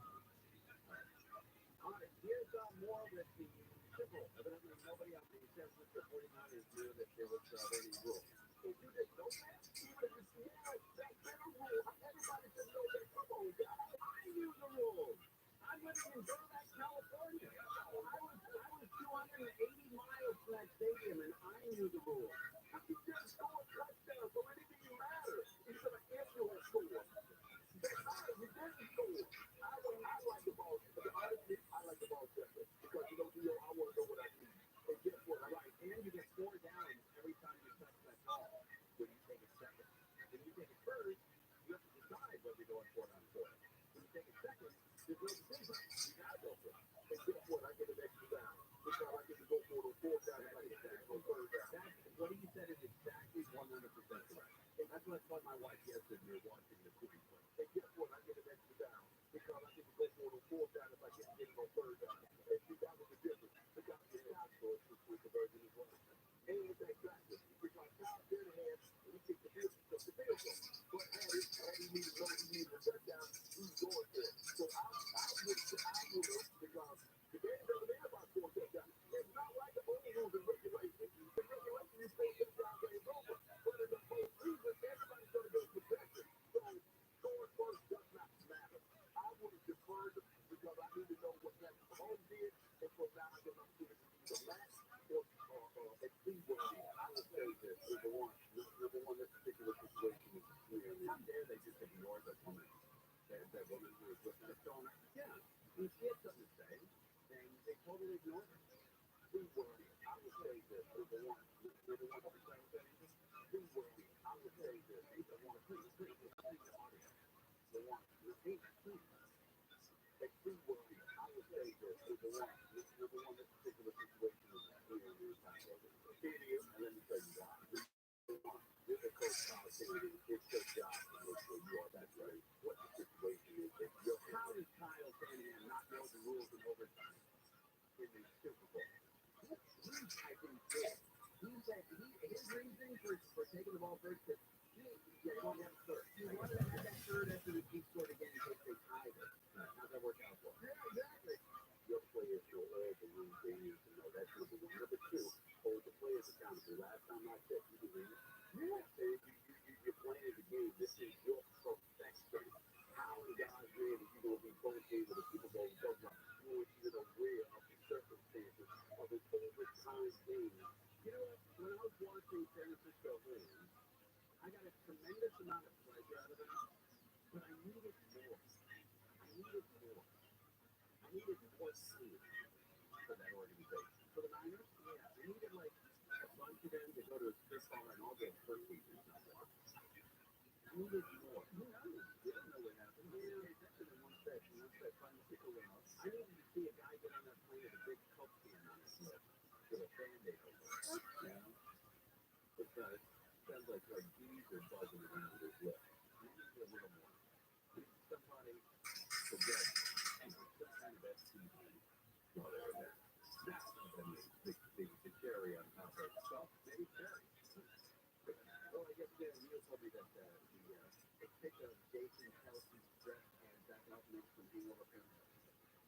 Oh, is that right? Oh, we all got home. Yeah. AI. Yeah. If you don't believe in AI or you're an a-hole, isn't that how that goes? Yeah. You know what I mean? If you believe in AI, you're an a-hole. Right? You're a-hole. That's right. AI, you're a-hole.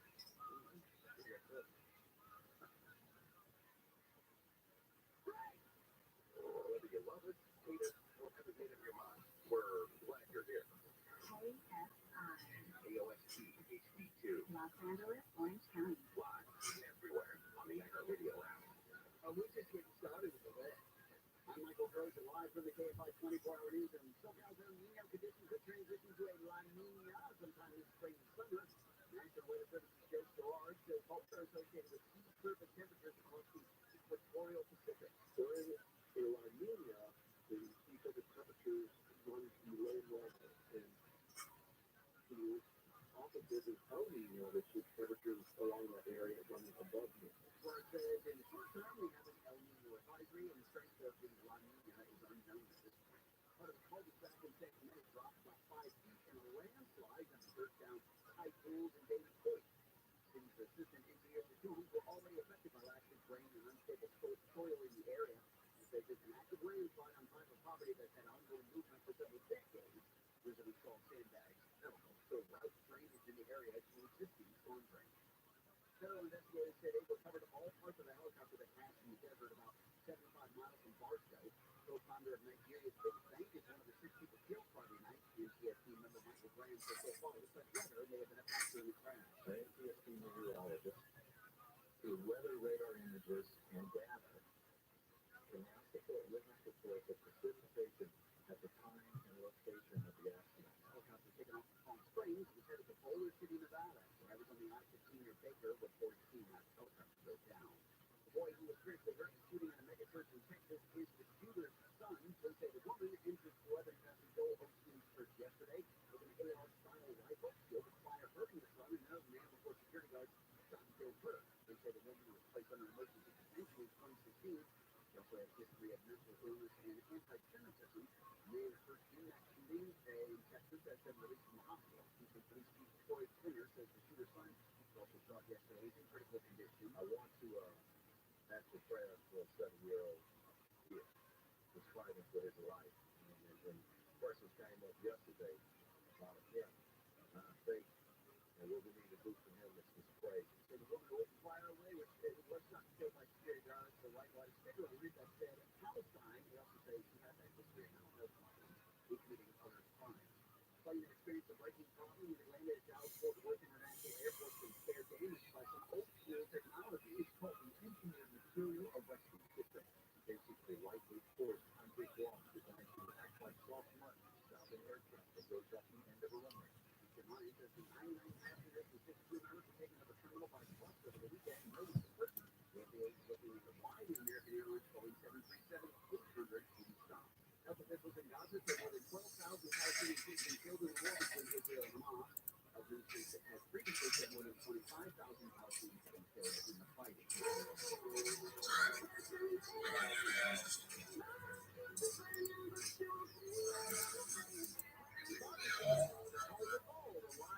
Film event will feature music from the highest grossing movie of 2023. July 27th, the Barbie Land Sinfonietta Orchestra will perform the film's score as the movie plays on a giant LED screen. It's on sale in May. We'll take a look at the 101 freeway. Next, you get into an accident, gotta go to James. Nobody better than Sweet James. Yeah. The role they play in their injured client's recovery drives them to produce best results. Listen to this story. Hey, listen, it's a commercial, but this is a good story. Client's world changed after a reckless drunk driver hit his vehicle, left with severe injury. Bad news. He couldn't get the insurance company out at all.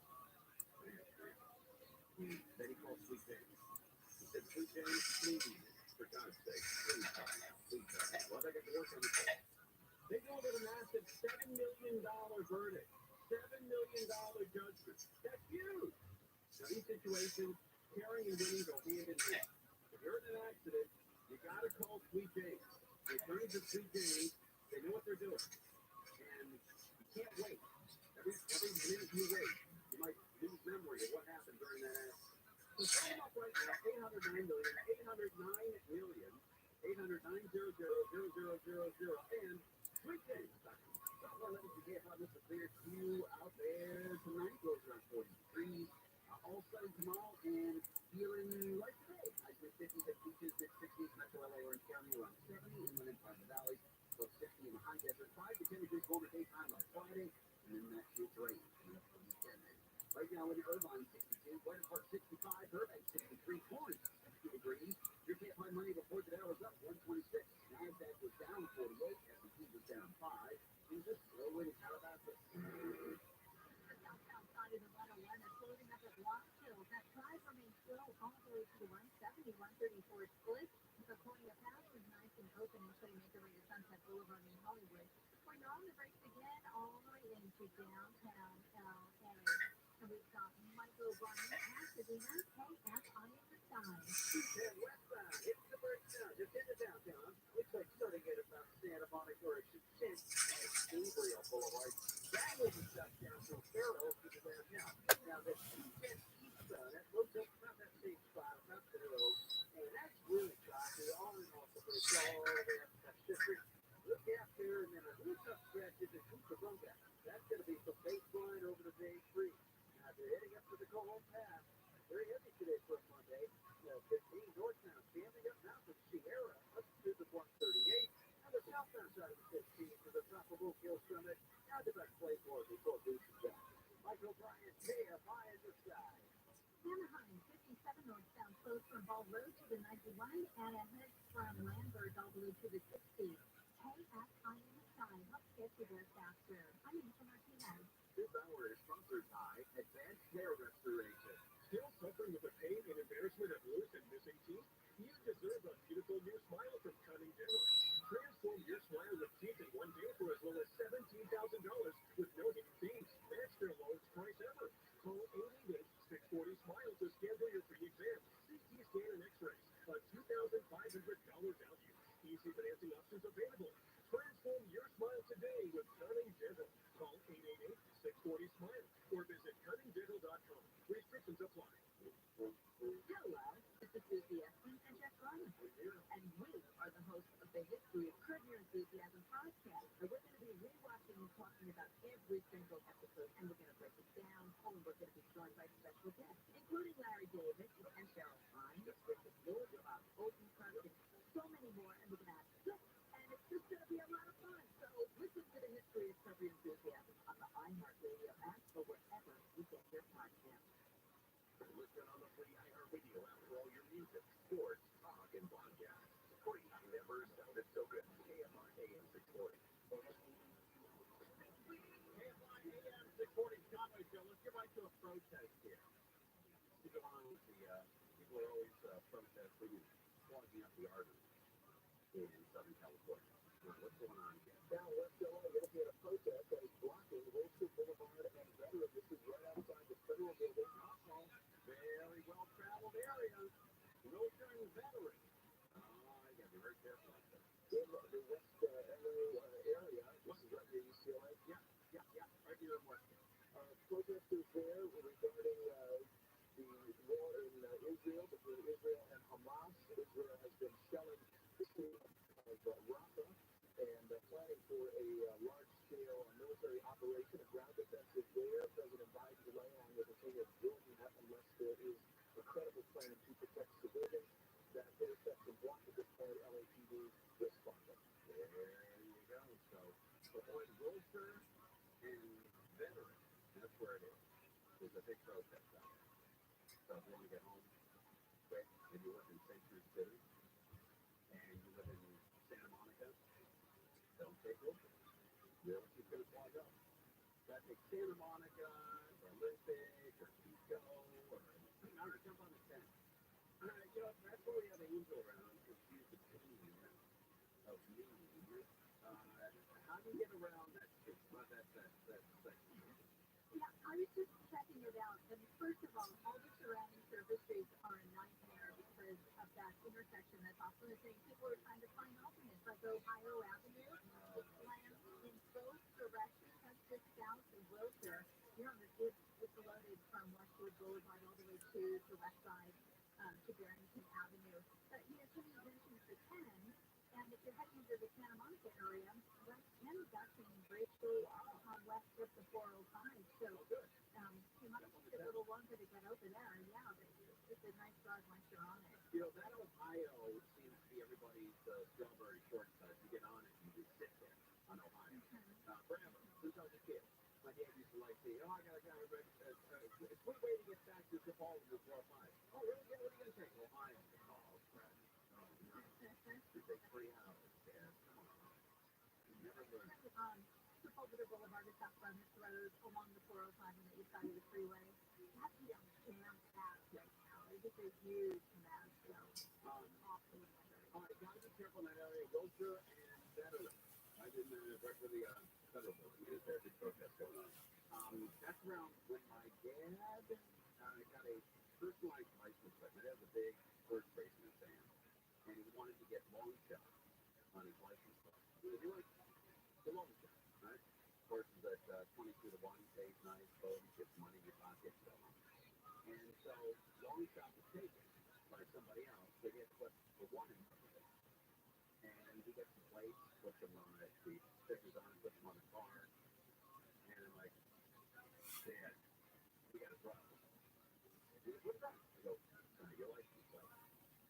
He goes, yeah. Well, I said, what does it say? He goes, well, long shot was taken, so I got the number 1, and then long shot. So, Dad, it says 1, LNG, SHC. And he's like, yeah, 1 long shot. Okay. So,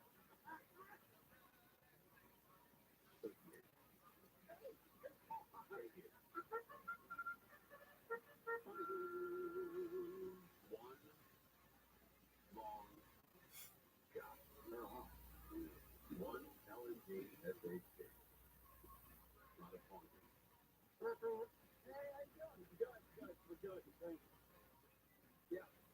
Way home. All right, so the protest is going on. Be aware of that in the Westwood area. Have you ever done a personalized flight? Not that I ordered myself. Somebody ordered me. That's right. Somebody got me 1 T-bone as a birthday gift, a girlfriend. And I said to her, well, we've been going out for 8 months, and you know anything about me, do you? And she goes, no, it'll be cute on your car. And I said, I'm not going to put that on the car. And then the next day, she went down and put it on my car. And then took my plate back to the end. Ooh, you didn't have an option. Right. So about a week later, she said, hey, going out tonight? And I decided, when you have a girlfriend, it's a film to go out on Saturday with her. And I said, no, I can't really make it. I got a lot of stuff going on. I said, let's go out on Sunday. We'll hang out, make a movie, and do time. And she said, great. So I went to the King game that night with a buddy of mine, Steve Meyer, from Jerry Gilson. And she told me the next morning. And she said, hey, what'd you do last night? I said, I just hung out at home. I went back pretty early. She said, you go to the King game last night? How'd you know? She said, well, my brother went and saw your license plate, 1, 2, 2, 5. I said, okay. I went to the garage with the screwdriver while I was still on the cordless phone. Yeah, that's a wrap. People will know where you are. I had a girl that I was dating 3 months into dating her. She got a license plate that said, you got it. Get it. Turn this the end of that.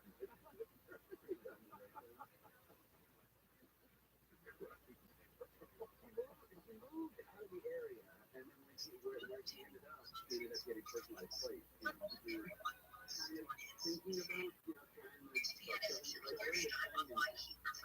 she told me she got a plate, and I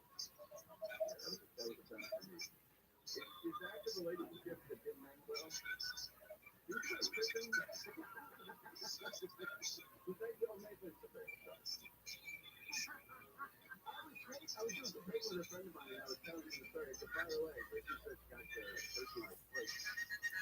And he goes, what is that? And I said, I'll let you guess. And he knew on the first one. You don't like what you you're in prison because that didn't work out. And you're making plates at corporate. And somebody orders clothes roll, you're like, that's already taken. Not in this case.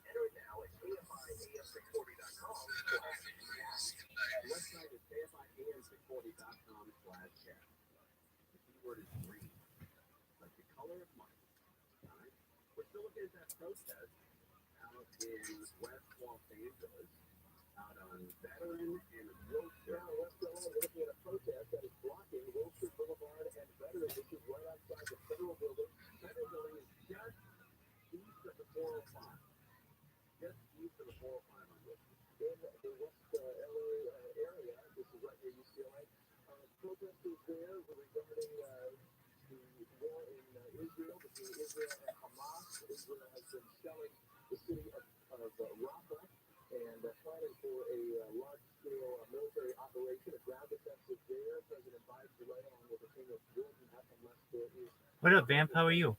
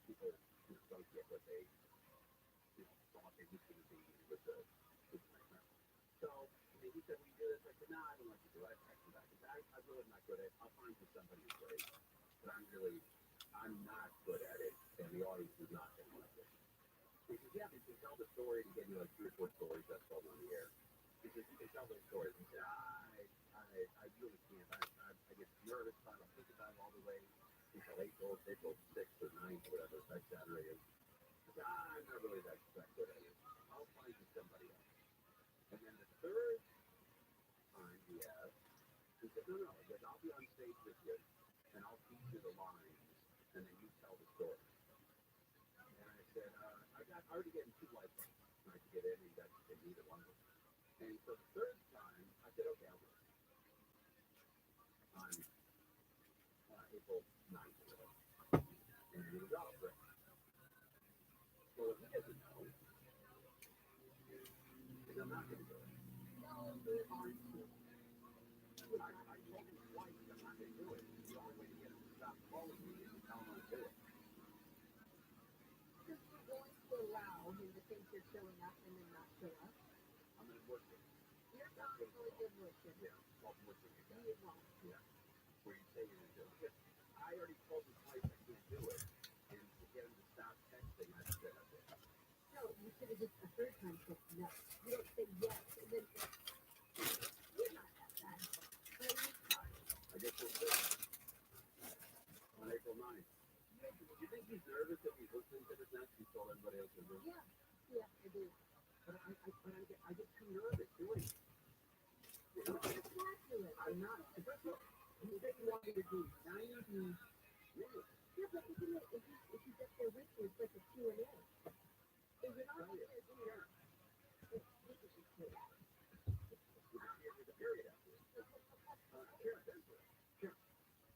There are comedians that have been doing stand-up for 40 years who don't have 90 minutes after. You do 3 hours a night. You're doing 4 hours a night. Then you're just sitting there. 4 hours a night. March 23rd for the San Juan Capistrano Swallows for Is that right? 11 a.m. Is that right? Yeah. All right. Another one, Lord. You're not You know, what we got? Yeah, I'm not like that. But I wish it was more like this. We got a great request from a lady named Lindsay. Remember she came in last week with her mom? And we met her at the Catalina's Club. And she was at Catalina's Club. She works for Disneyland. She does tours at Disney. And she said, hey, my mom's a big fan. Can you sign a piece of paper to her? I said, well, better than that, let's call her. We called her, and I talked to her mom for a while. Her mom is TV, Fort Linda. Discrepancy there. Not sure what that's all about. And I said, hey, Dee / Linda. It's Conway. They go out again. I talked to her like 2 minutes, very commercial, right? And I turned around, and her daughter was crying. Her daughter said, you have no idea what is going on. And she was emotional. I said, oh, come on. You got to pull it together. And she said, no, we really do. And I said, okay, how about why don't you come in one day with your mom? And they came in last week, and they couldn't have been more beautiful. You know, they brought us stuff from Disneyland, and they stayed for about a half hour, 45 minutes. And then they said, oh, it's time for us to go. And I said, oh, I'll walk you there tomorrow. You know, I'll walk you downstairs. I'm getting out of here too. I walked downstairs with them, and I said, hey, you got to make me one promise. And he said, okay, what is it? I said, the whole way home, you guys talk about how great I am. That's actually really good. And I heard one of them say, and a lot of times, Lindsay gets a call from her mom, and her mom says, oh, you wouldn't believe what Conway said today, what they did today. So she thought they were that woman in the end. They're incredibly sweet. They're very nice people. But they're coming to the Toronto birthday party. And they're 2 tickets. You sold them 2 tickets. Yeah, we're there. I'm going to pick my first one. We're live on KFI, more now Pro Show. And then finished graffiti-covered skyscraper in downtown LA has been broken into again. The LAPD says multiple arrests were made as people were walking off the site. Last week, the LA City Council demanded the building's owners clear the graffiti that now covers more than 25 stories of the unfinished building. City Councilman Kevin De Leon says that Poston also called for the building's owners to beef up security. The LAPD is not a security firm for private development in the city of Los Angeles. During the arrest over the weekend, officers recovered spray paint cans and an illegal gun. In LA, like trolling KFI News.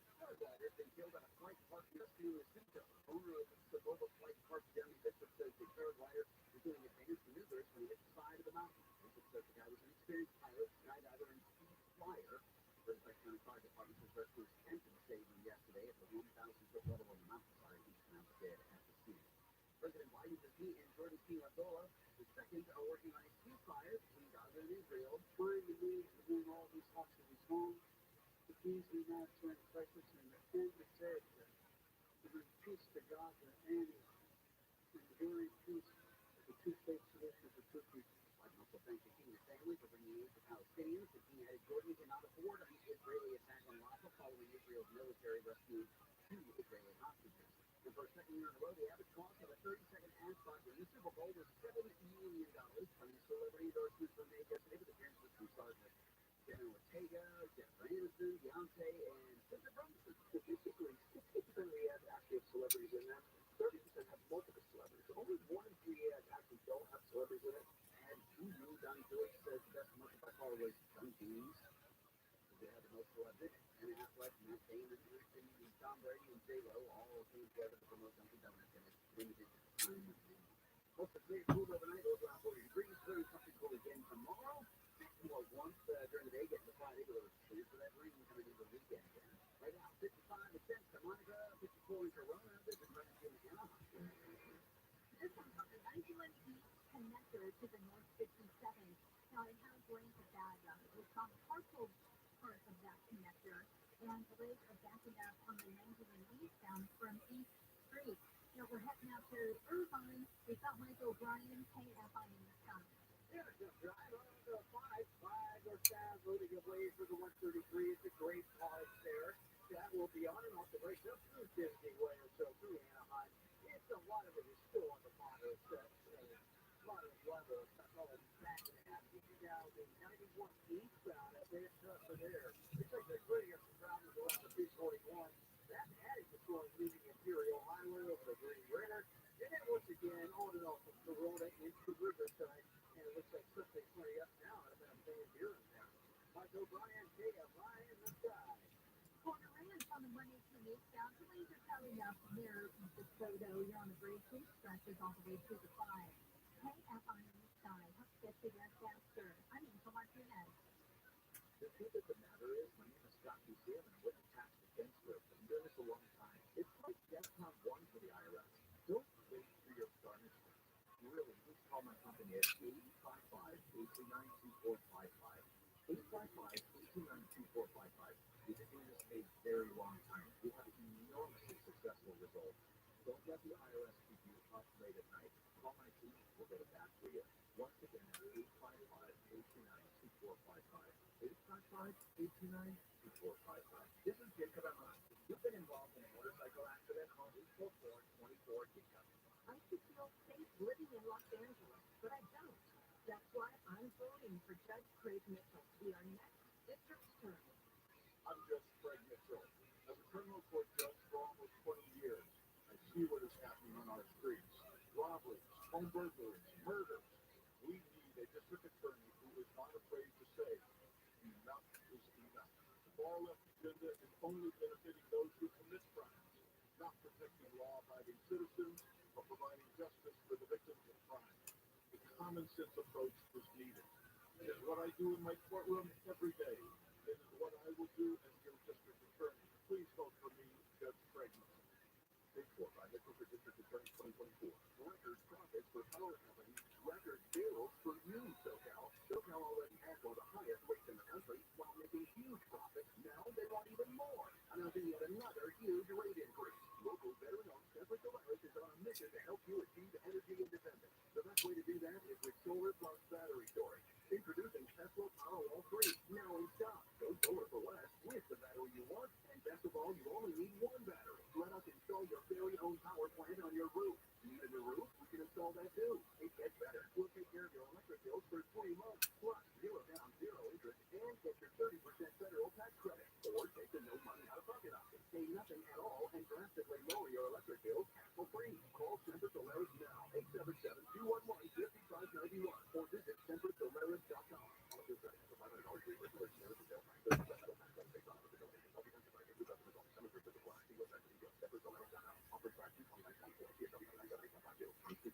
Online consultation with a healthcare provider will determine if appropriate prescriptions apply to you. Apply to details and important safety information. Hey guys, did you know that the generic form of Viagra that works just the same, but is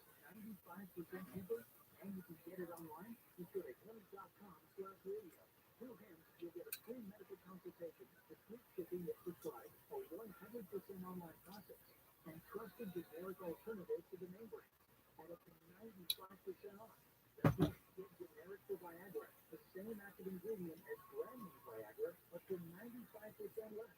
It's the same medication, still prescribed by a licensed medical provider, but with zero copay, no expensive appointments, and no awkward face-to-face consultations. To start your free online visit, you need to go to this exclusive address, hims.com/radio. That's hims.com/radio for your free online visit. HIMS.com/RADIO.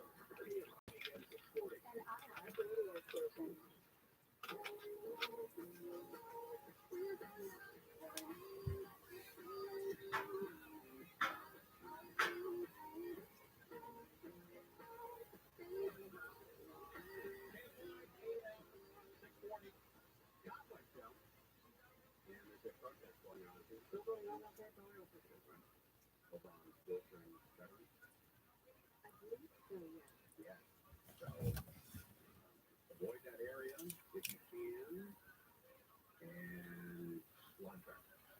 All right, First Take is a great TV program with Stephen A. Smith and don't tell me. Stephen A. Smith and Shannon Sharp. Is that right? Yeah. And they're talking to Deanna Lofton. Yes. And they're talking to Purdy, who's the quarterback for the 49ers. About we're going to play. Let's find out the story. A lot of guys are quiet. This is the quarterback for San Francisco. A lot of guys are quiet. A lot of guys are still quiet right now. Not a lot of it said. The Birds, every team obviously to do it to win the whole thing. No, you didn't. The Birds, every team obviously to do it to win the whole thing. We're putting it out. Every team obviously to do it to win the whole thing. And you didn't. Obviously, yeah. I'd like to see the first figure out the team do it. Every team obviously to do it to win the whole thing and come on, do it like that. The way things have been the last couple of years here. Very clean cut kid too. I like that guy. He was picked the last guy in the draft. 299. He played in the Super Bowl. Clean cut kid, got his mom and dad there. They look very well fed. They respected the fact that it's a very big day for their son. Looks like they raised him properly. Got earrings, doesn't drink, doesn't smoke. Never used to smell language. But I'm wearing it. I think it. Okay. Everyone wanted to show that. I like that you're calling him a clean cut kid. Goes off like that too. Everyone wanted to show that, so I think we're still trying to throw together, well, one this way, but I think we're still trying to throw together, our thoughts, but everyone in the locker room wasn't there to say that. Shannon, tell me this. Pretty soon you become a quarterback yesterday? I got one question. What he just said. What did you say, Stephen A? We had a team to win the Super Bowl. Yes. Did that? You have a 10-point lead. 3 of 12 on third down. 55%. And I told you, D.O., he's going to silence all the critics. All of this goes away. I said, D.O., if he doesn't win this game, you will still have more plays in the front block. And with that team, you had people. You had people. You had everybody you could need. Let me ask you a question. If I put Patrick Mahomes on San Francisco, how many championships do they win, D.O.? If I get rid of them, whoa. With that roster, if I get Josh Allen that roster, if I get Lamar Jackson, if I get Joe Burrow that roster, that's what you're saying. That's what you're doing. You're saying he's hot. So, what's top? Top 10, top 12, top 1, top 1, certainly top 10. Top 20 is only a top 10 quarterback in the down. I mean, he's actually playing himself in the top 10 conversation. I mean, I'm not sure about 7, 8 days off the top of my head, but I'm thinking something. If I put those guys in that same offense, better than that's just, I think there's still questions about this big breaker, but I still have DJ Snyder Ballman. He has done a great job against Green Bay, coming from behind. He did a great job against San Francisco. Coming from behind, he did a great job against San Francisco. But you know how this works. When you have that rocket in there, okay, Green Bay comes from behind. Did a great job against San Francisco. You need to try. Against San Francisco.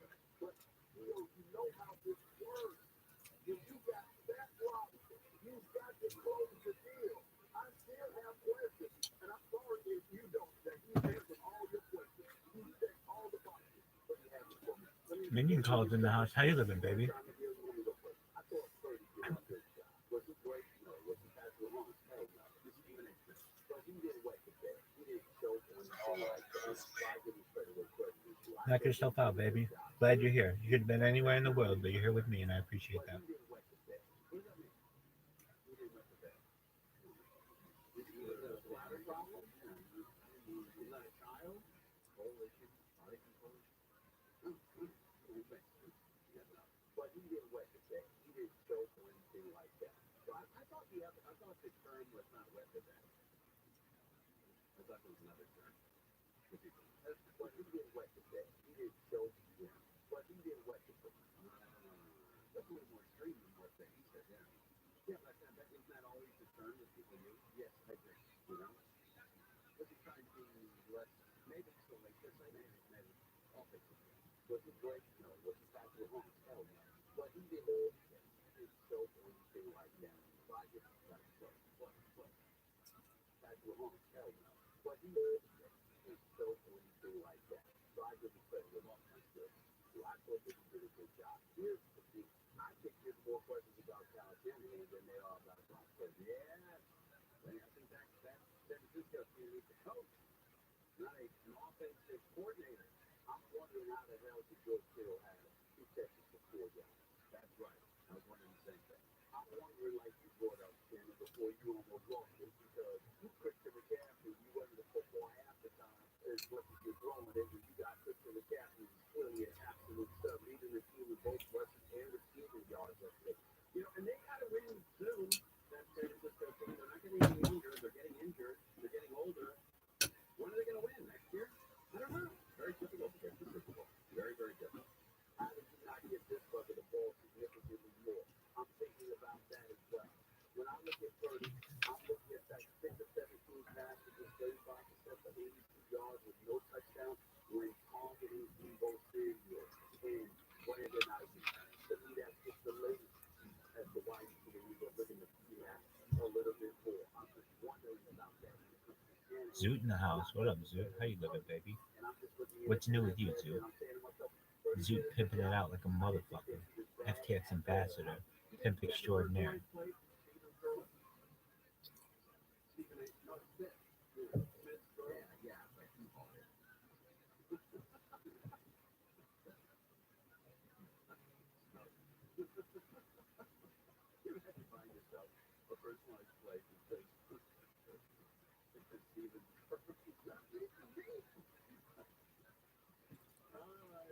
How long did that license plate? Honestly, guys, don't be a secret further.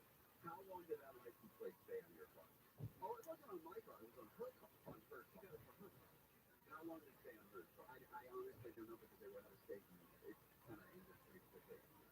And I would imagine pretty fast. I would imagine.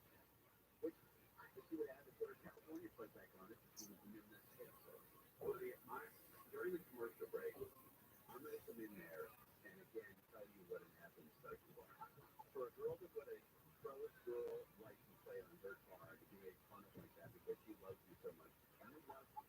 You must be magic in the set or something. I don't know what's going on with you. If you're in trouble, I don't know what's going on with you. You shouldn't listen. They're not talking.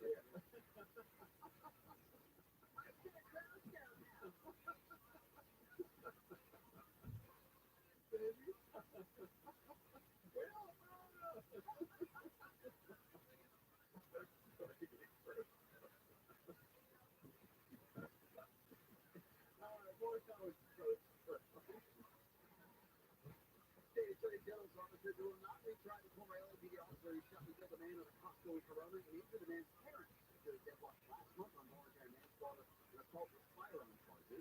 Former and running President Trump has asked the Supreme Court to extend the delay in his election interference trial.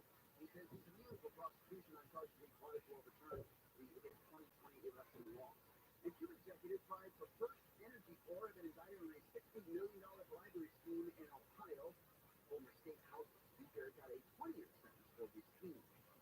Clear and cool tonight, tomorrow, like today. 4 days to get to Friday, the case of some lightning for the weekend. This report comes by California Baptist University as protesting Westwood. And that's the closure of Veteran Avenue and Wilshire Boulevard. Veteran Northside is closed from Aspen to Wilshire, and then it continues to off limits to Kinlock. Wilshire Boulevard also off limits both sides between Veteran and Midvale Avenue. Surrounding surface streets an absolute mess as people try to navigate their way through. It's just a nightmare of a drive in that area. We've got Mike O'Brien, KFI in the sky. Yeah, just going to get problems in Anaheim, Angel. The 91 eastbound at the 57. Looks like the lanes are clear now. However, it's still suffering back out of Buena Park here starting round 5. Now, up ahead, more slowing, typical stuff through Shannon and in that 91 eastbound. We'll load up a little before Weir King and Kirksdale. First stretch here to Green River. And then again, looks like from about Surface Club and Corona on and off to the Riverside. Mike O'Brien, KFI in the sky. KFI in the sky. Help get you there faster. I'm Angel Martinez. There's still time to start the spring semester and earn your degree online at California Baptist University. Choose from a wide range of flexible and affordable academic programs that fit your specific career goals. Classes start March 4th. Apply today at calbaptist.edu. This report is sponsored by Los Angeles County Office of Education. LA County Office of Education Head Start is now enrolled and tuition free for eligible families with children vulnerability. 6 to 5 years old. Children receive health screening, meals, quality education, and more. Apply at prepaykid.org. That's prepaykid.org. When was the last time you checked your house for termites? Probably when you bought it. How long ago was that? Well, if you don't even know you have termites, it's still worth the call to Pacific Coast Termites. Well, I'll tell you what you should think. When you don't have that great news, or you do, it's got some early days like right now. They'll come out with a free home inspection, certain restrictions apply. I can tell you, if you have them, don't have them, you need their services. By the way, they will treat your house for termites without tinting. Tinting is horrible. I've been there. You don't want to go there. No thinking. You need to be home when they do their work with Pacific Coast Termites. Call 800-PACIFIC, 800-PACIFIC. Mention KFI, 10% off termite treatment, 2-year guarantee. Visit PacificCoastTermites.com. Call 800-PACIFIC. Pacific Coast Termites. Choose termites. The clean, friendly way. Toyota's President's Day deals are too good for just one day. So Toyota is celebrating President's Day all month long. Whatever you're looking for, the Toyota dealers got it. Hurry in, save big on stylish new Camry, powerful Tundra, or versatile RAV4. See all offers at Toyota.com. But don't wait. Get to Toyota's President's Day sales event today. We make it easy. Toyota, let's go places. It's easy to buy or lease any new Toyota and easy to own one. Every new Toyota comes with Toyota Care No Cost Maintenance. You're covered for all normal factory scheduled service for 2 years or 25,000 miles, whichever comes first. Performed by certified technicians using genuine Toyota parts. See your dealer for Toyota Care details and exclusions. Valid only in continental U.S. and Alaska. Toyota, let's go places.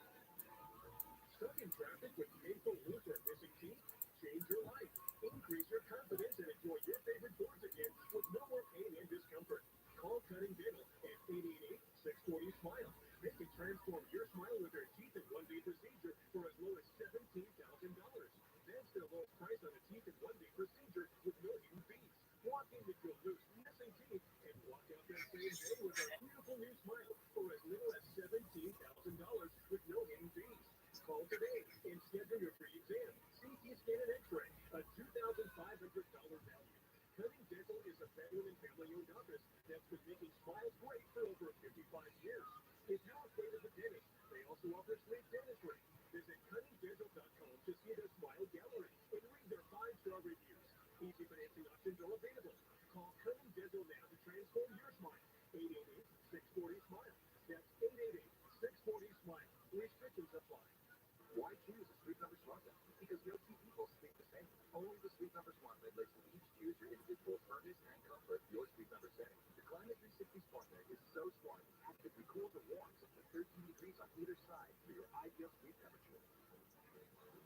during our President's Day sale. Save 50% on the Sleecover limited edition smartphone, plus free home delivery when you add an adjustable base.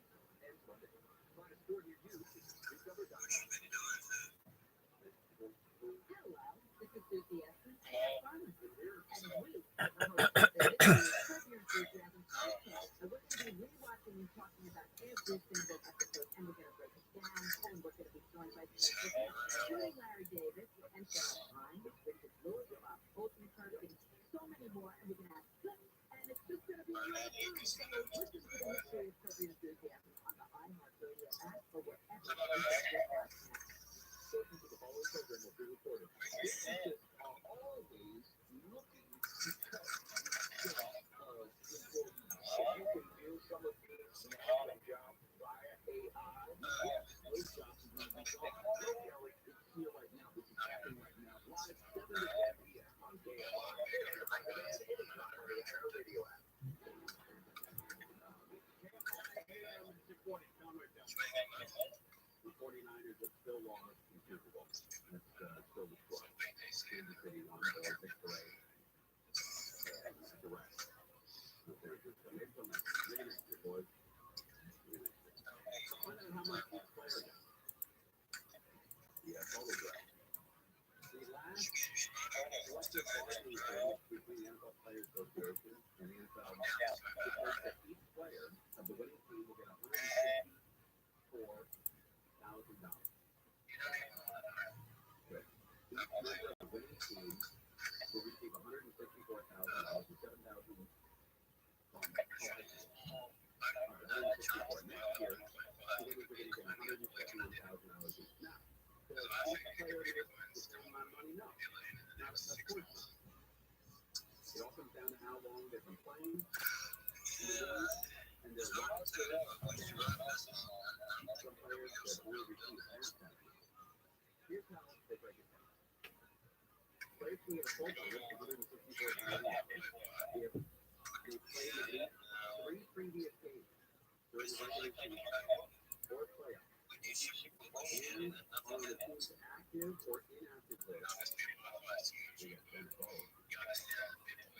When the Super Bowl is played. Or they played at least 8 previous games, regardless of whether they're on the active or inactive list. Or they're a veteran player who was injured during the regular season. But they're still on the active list. 50% will go to the following player. 64,000. If they played in fewer than 3 previous games during the regular season or playoffs, or they're not eligible, they'll play between 3 and 7 games during the regular season, or they're a player who is injured during the regular season but still in the contract. Then you get 50%. That's a good deal.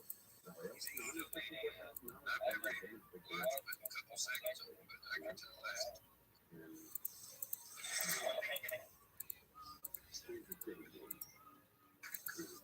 I guess that's right. Yeah, the Chiefs won. But I noticed that the over-under on Taylor Swift was 6. By the way, to her, it came in, I think, at 20. What up, baby? How are you? Excellent to hear.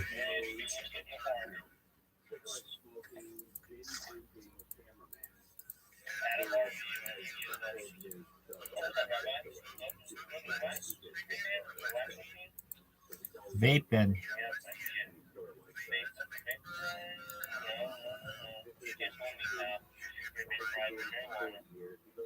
Okay.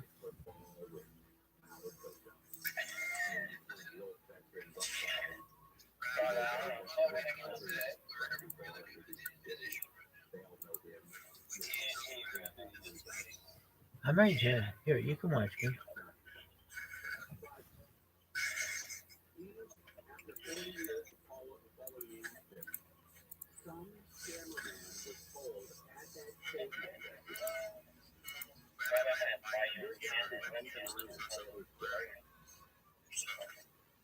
And he tried to answer, yeah. I gotta now keep a camera. I guarantee you there's a camera on Taylor Swift every second of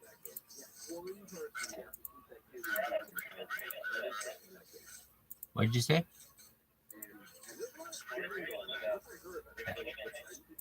No, I'll adapt. I'm not extremely worried about it.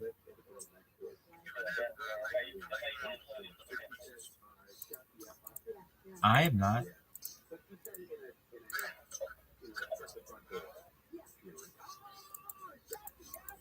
Can I live with you?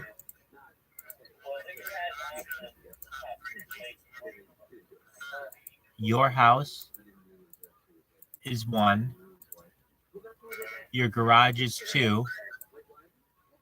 And your backyard's 3.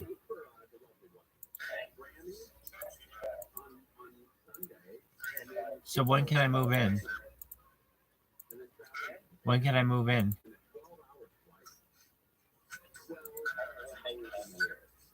You have? You're gonna let me move in? It'll be you, me, and the dogs.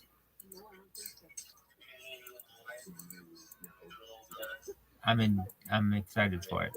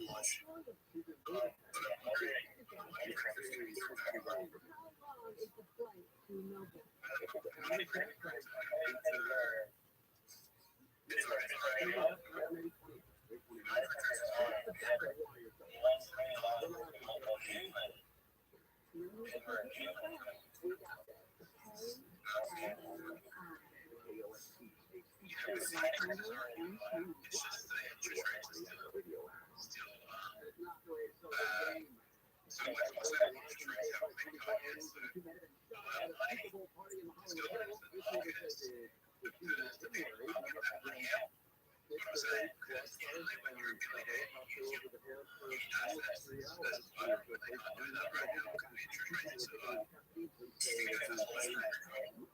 people have been hurt in a small plane crash at John Airport in Santa Ana. OC Fire Authority Captain Sean Burns said firefighters and paramedics had used rescue tools to take the vehicles out of the plane. And we have apparatus out there as part of our firefighting equipment. So we coordinate with downwind operations to make sure that we get everything removed as quickly as possible. Very soon. Landing crash yesterday just after 2:30 results in minor. Russell Hospital for further. California introduced a bill ensuring hospitals use down on the tunnel and use it color. We know that it is entirely possible to reverse the Hollywood and the different that black women and women of color is as they are giving life. The bill would make facilities that don't have antibiotics California make up 5% of all pregnant, but account for 21% of all pregnancy-related deaths. The country experiencing high levels of respiratory illness, which is the highest number in the Northeast. So there's 5 states, including Texas and New Mexico, that are in that very high category. Since October, more than 20 million illnesses have been reported nationwide.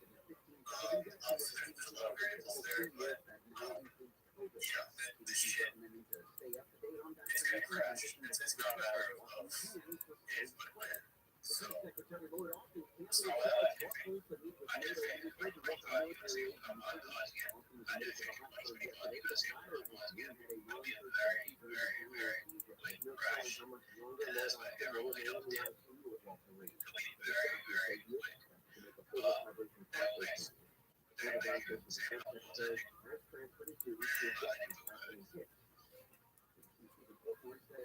this time word about the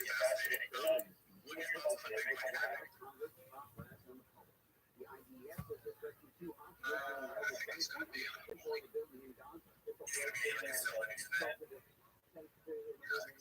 operation about 40 minutes. They say complex preparation to extract them.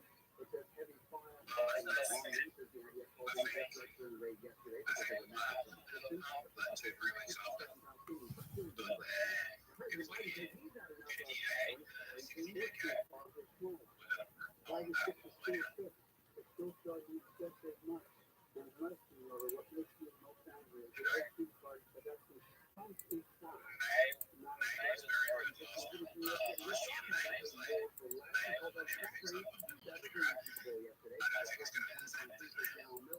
decrease the size of its family size car, put up reducing costs. You're way off the reduced the size of from 9.75 ounces to 9.2 ounces.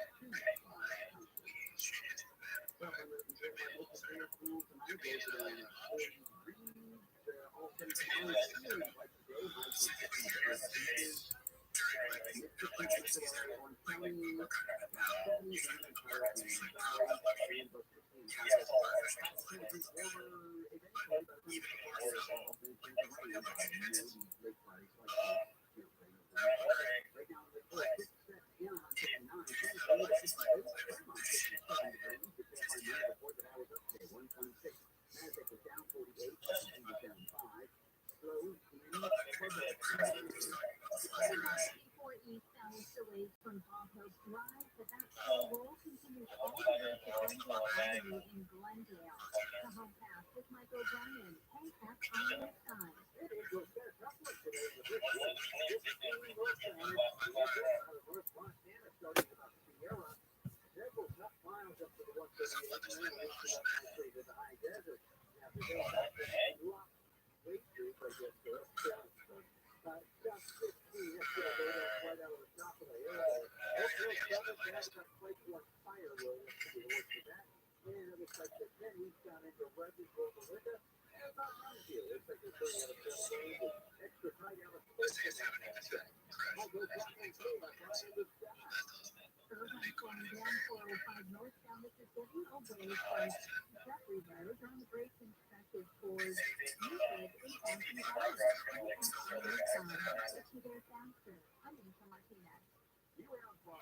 Slightly varicose spider vein If you tried home remedies like creams, supplements, protein shots, nothing works, let me suggest calling folks at 1-800-WEST Schedule a free consultation.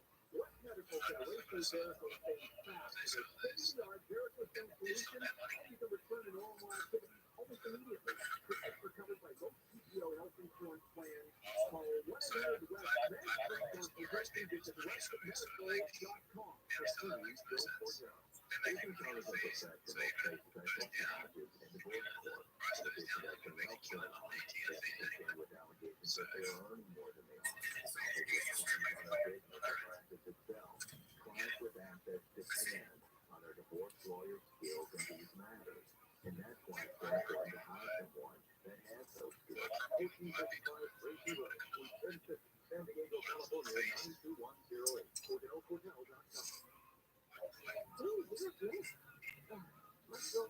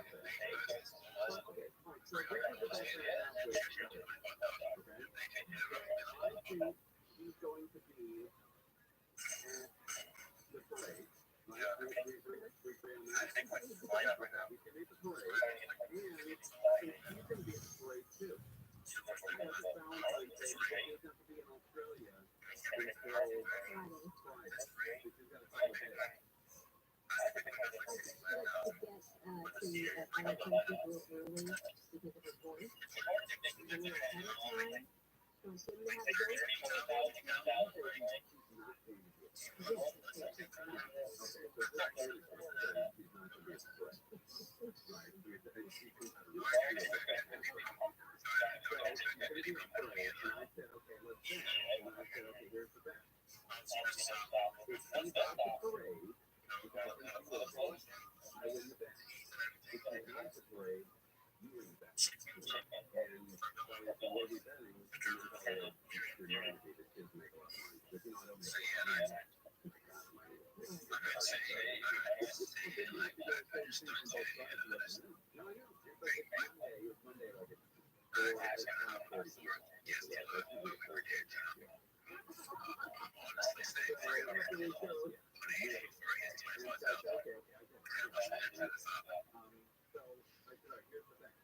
If I win, I get to break one of your ribs. Okay, so this is where it got ugly. And if you win, you get to break one of my ribs. And you can do that by taking off the other rib with a hammer. You can get it in and break it. But the recovery is tough because you can't really last for 6 weeks.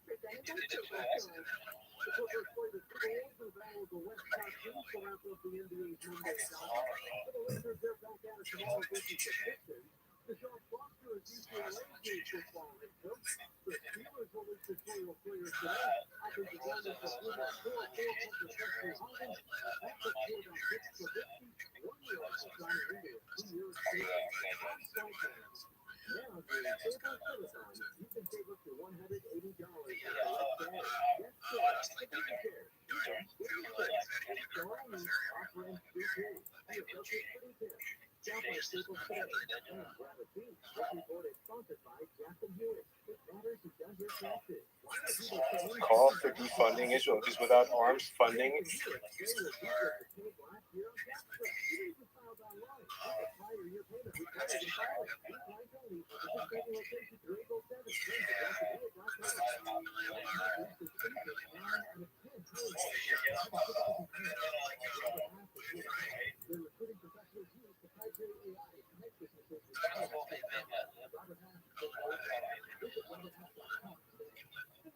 market your patio. Surface your patio see better days. Your backyard sound like family. Excited about my friends at Kitchen Table Service and Outdoor Remodeling Company. Kitchen Table will kickstart the outdoor remodel of your dreams. Like lines in your trash company or park space for free. It's a limited time offer that will save you up to $8,600. For more than 20 years, Kitchen Table has delivered award-winning service for a stress-free experience. All projects are backed by the best warranties in the industry. Start your remodel by calling 800-0004 or visit systempavers.com/radio. That's systempavers.com/radio to book your free consultation today.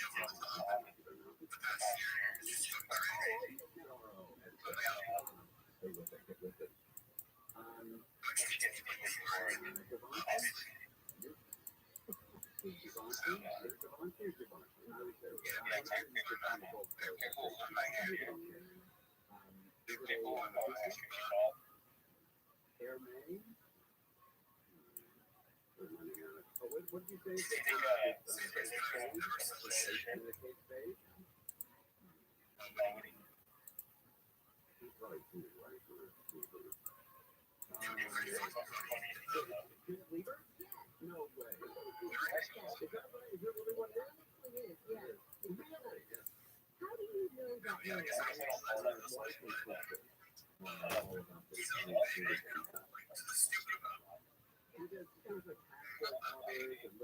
always made they're made out like look like a cell phone, or there's like an ice cream scoop or a ring. I did not see it ever done. I was running low. Yeah, you got to the bottom of the list. With brand name. But yeah, I don't know why I do that. Look, you're not gonna get a tuna either. Like French fries or hamburgers. Just try to French fries or a microphone. I can't believe the price of these. I think it might be a football. Oh, okay, all right. I Got into that too. You know, I mean, if you put a hand tag, I wish it was like an envelope or a big list. So it's like, oh, what do you look like a microphone? This one looks like a carton. Does that hurt? Does it? But it's a great, it's very expensive. Yeah.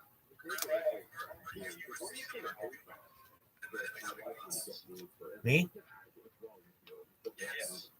I think that I don't know necessarily in the coming months directly.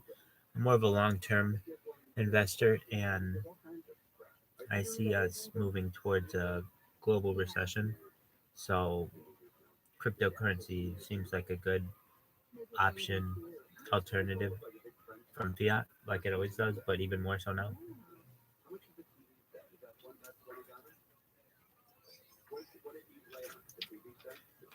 We're gonna have the Great Reset. We haven't seen anything yet, as they say, and Klaus Schwab is bound and determined to see that occur before he dies. It's like 50-year plan to see this all come to fruition.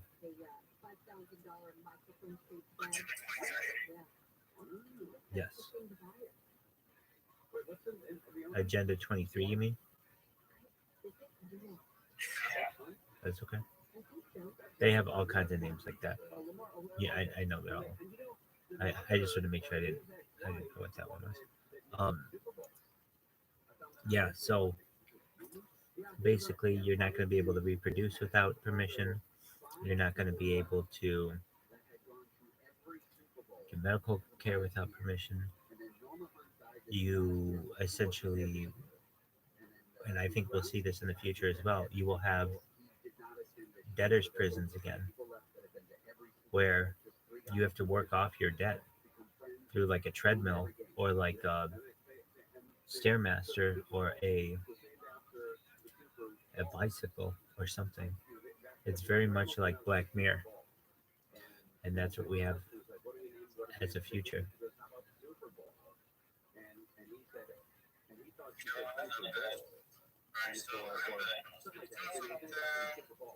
Man, like Queen, what are you doing, baby?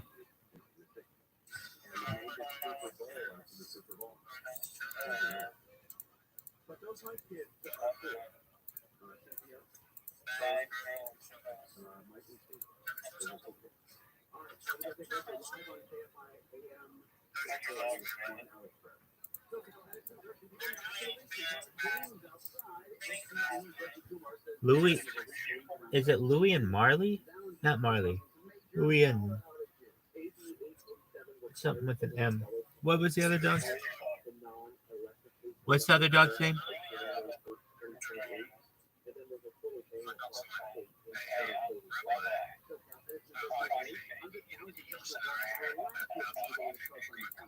I think it'll be the global reserve currency someday. This Bitcoin, yeah. This one. Ticker Bitcoin.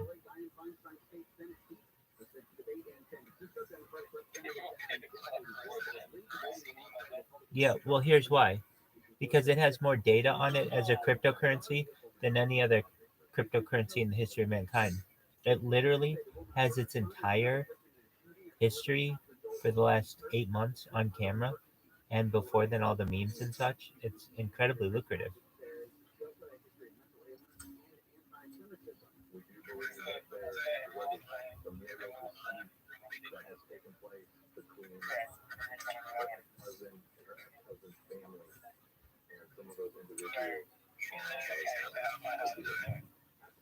How high does it go? You want a number? Well, see, it's going to be relative. And when I say it's relative, I mean that. I don't look in terms of a lifetime. I know that sounds strange, but I look at things perhaps in terms of digital immortality, meaning what you're hearing me speak right now, but in the future, I may be able to hear this conversation because I'm recording it, but I'd be in another body, but have the same digital immortality. So as I'm watching this, I would imagine that inflation for fiat currency is just going to continue and then you'll get into hyperinflation. So, for instance, let's take the price of bread or something like relative that we all understand bread. Let's say a couple years ago it was $1 a loaf, $1 USD a loaf. I think now in the United States it's like close to $4 a loaf for the like cheap white bread, just like basic what most kids in America probably eat for lunch every day or something like that. Okay, so that loaf of bread right now is $1. When in 1913, that loaf of bread was like a penny. We've had hyperinflation since 1913, so that the buying ability of the dollar has been reduced now more than 1/100th of what it once was, particularly in 1971 when we got off the gold standard. So essentially, I imagine that with the effect of inflation, we're going to have to talk about the dollar a little differently. So when I say that a loaf of bread costs $4 now, I imagine in 10 years a loaf of bread could cost $40, could cost $400. Now you're going to say, wow, that's some incredible hyperinflation. And I'm saying, yes. I'm saying that there will be perhaps a run away from the dollar. Now, here's what happens long term, if you really want to know. Every fiat currency fails of all time, always has, always will. And eventually, what will happen with the US dollar, as I imagine, is it will hyperinflate so that to buy a loaf of bread, it'll be like the Weimar Republic. It's like $40,000 to buy a loaf of bread, and that's just in the morning. You could have hyperinflation in the afternoon. It could be $80,000. So you better get the bread today. Kind of idea where you're going to the bank with wheelbarrows full of money. I can tell you this. It's my opinion, and I say this very seriously, as you see, that I believe that the Federal Reserve note will be the number one wallpaper of all time in the future. What do I mean by that? A certain thing happens when a currency is devalued, that it becomes cheaper to wallpaper your walls with it than it is to use it as a currency. And we're getting to that point. Now, wallpaper isn't that common anymore, so that's fine. But you have to understand that the, the idea of it is the same. Where if you're looking to just decorate your walls with something, usually you would buy in the past wallpaper because per square inch, wallpaper is cheaper than the US dollar. But it will no longer be that way in the future, where the US dollar will just be seen as basically nothing in the future, and we're getting towards that. So then what happens? Well, if you really want to know what where currencies are actually tied, it's with the International Monetary Fund and particularly something called special drawing rights (SDRs). And if you're not familiar with these, I recommend it. This is like very high level economics knowledge, but basically the special drawing rights are the only thing that matters in economics. Crypto doesn't matter, fiat doesn't matter. It's these special drawing rights of the International Monetary Fund. It's like, why special drawing rights. These special drawing rights give countries the ability to essentially manage their own currencies, and only certain countries have this type of ability that's given by the International Monetary Fund. So basically, fiat currency is just a front for these special drawing rights, which is really the special drawing rights. They're called SDRs. They're the future. We've been on this system for some time though, and really to summarize this point, fiat currency isn't even. We know that fiat isn't held up by anything except that which the public gives it.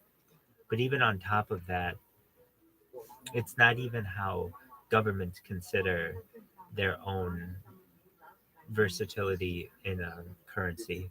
That's really based on special drawing rights of International Monetary Fund. And so when it comes to fiat currency, you're going to see hyperinflation in the future to the point where this is what happens and people don't realize it. It's a sick game.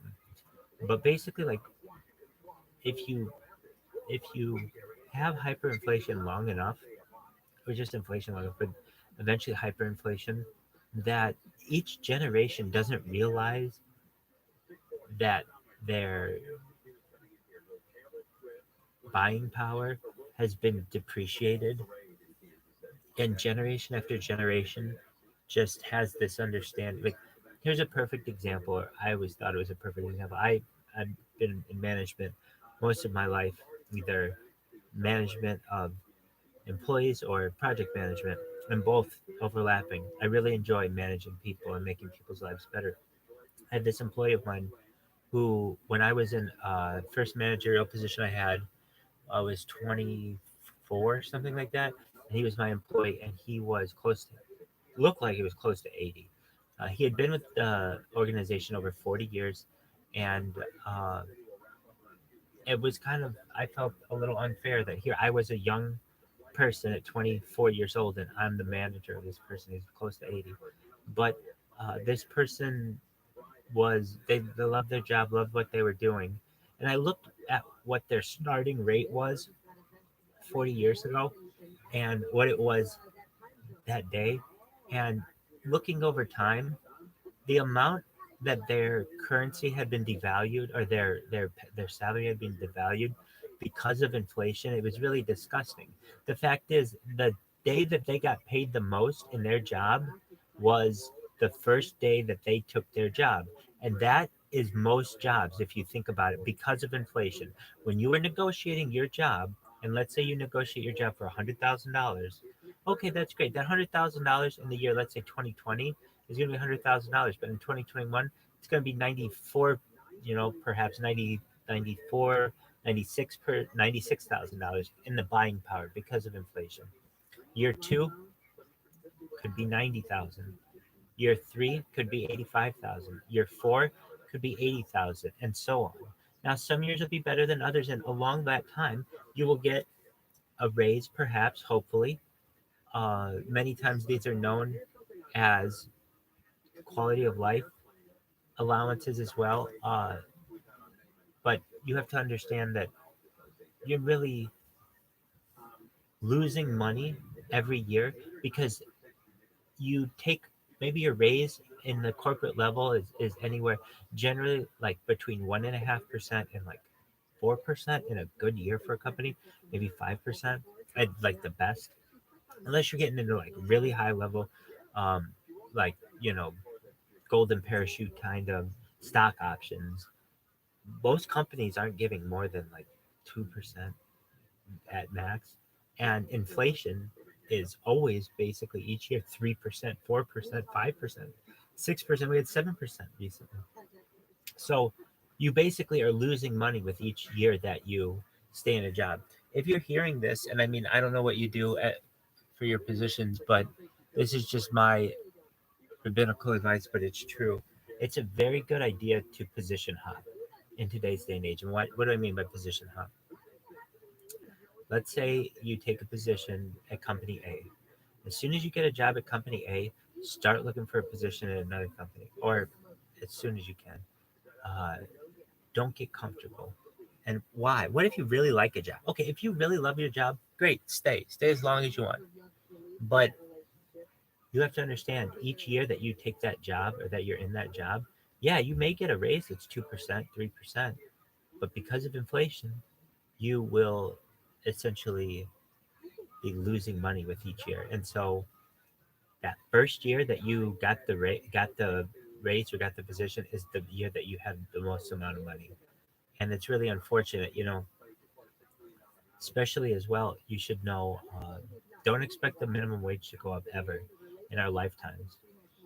And what do I mean by that? The minimum wage was established as a protection for the common man or common person, I should say, to ensure a decent living for everyone. But what ended up happening was that the corporatocracy understood that by raising the minimum wage, you're raising the quality of life of people, but also corporate profits are reduced. The biggest cost of any company, most any company, is their employees.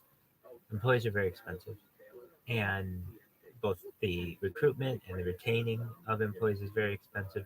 And so you have to realize that if a company is able to, they're going to ensure that they're running as efficiently as possible. And I'm just a believer of someone who, frankly, um, wants you to do as well as possible. It's very good to go from one company to another and use the use the lessons you learn from one company to another, and then go for really big increases. So what do I mean? Let's say your first job out of college is $50,000. Your next job, go for $25,000 raise, so $75,000. Why? Because you won't generally in the same company get a $25,000 raise. Generally, you won't, unless it's a new position. You're just not going to get an annual raise of what, 33%? It's just not going to happen. So it's much smarter of you to go from one position to another, where another company doesn't care if they don't even know. So you could tell them I was making $100,000 in my other company. They don't know. Yeah, they can check some aspects of your background, but it depends on how diligent they want to be, and if the company wants to disclose what you were making. But generally, they don't. So you can go in there and say, I if you think you're worth $100,000, then go in there and win a job that's $100,000. You're still, let's say, being paid your $50,000 a year or your $75,000 a year. What I'm trying to say is that due to inflation, if you don't job hop, if you just stay in the same position without any kind of in without any kind of increase in your any kind of significant raise, you will be losing a significant amount of money, because a company is not going to give you any more than maybe 1 or 2% of a raise every year. And if they do that, you are going to be making less each year because inflation is higher than that. Does that make sense? Excellent.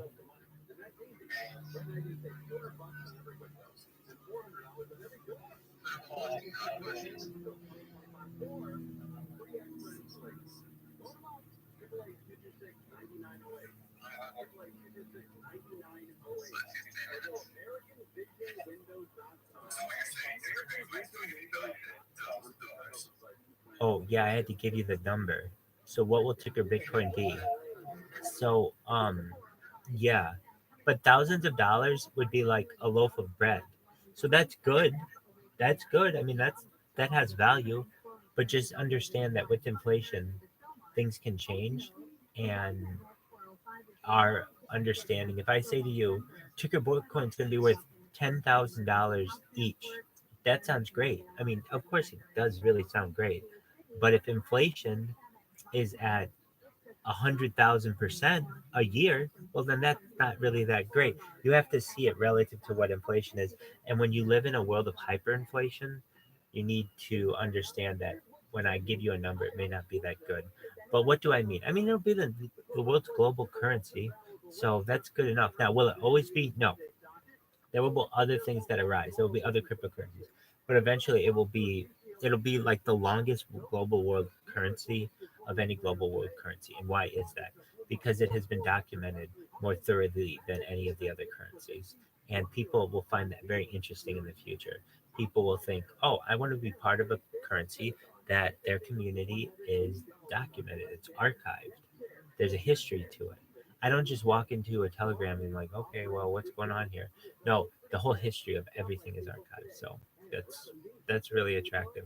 So if I were to say, give me a, go ahead.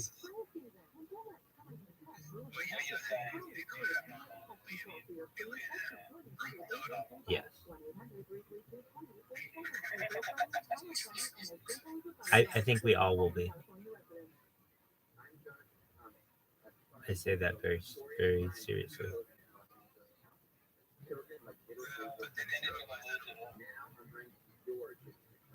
Pardon me?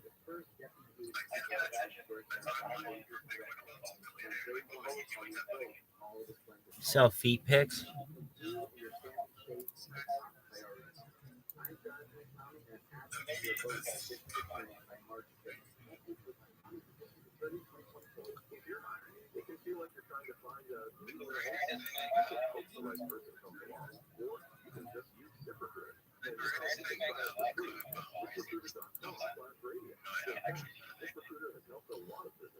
I think that's the thing for all of us.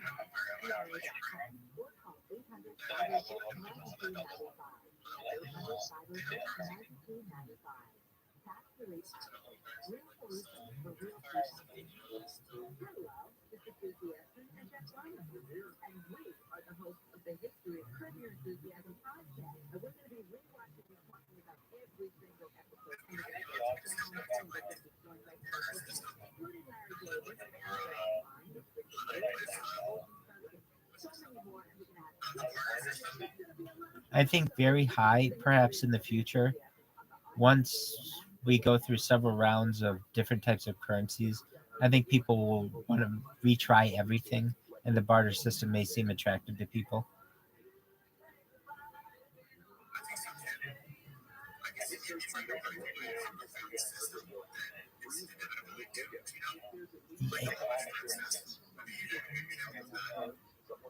I could see some people who are like, make like a type of lifestyle, their religion almost, like vegans. I could see someone who is like, oh, I'm barter only, which means like they only barter. But I imagine still that will have some kind of electronic future. Like you'll still have to use some kind of app. Everyone will be connected some way. There won't be anyone who's totally off grid.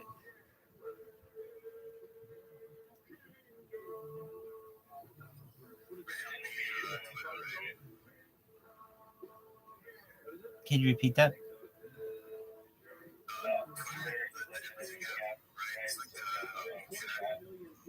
Well, yeah, exactly. So that's what Twitter wants to be, is essentially the world's social media bank. And I think it probably will be. So I'm killing my social credit score on it now, I guess, by just inundating it with bots. But nevertheless, it is what it is. Striking while the iron's hot.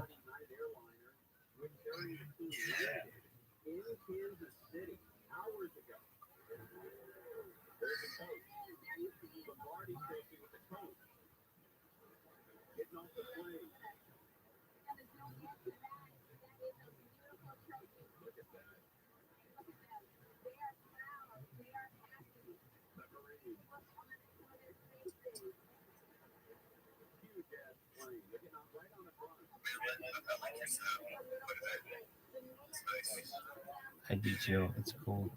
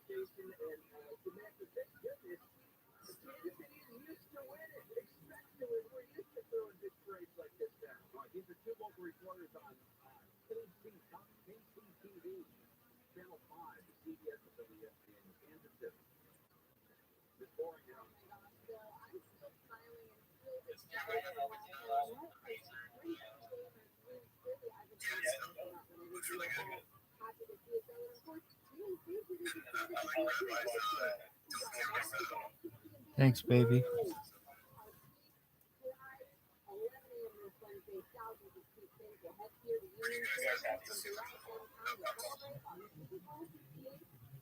Was I happy with him?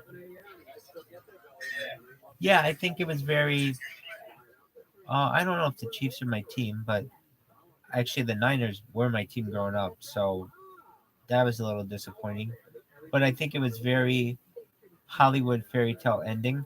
I'm very surprised Travis Kelsey did not propose to Taylor Swift.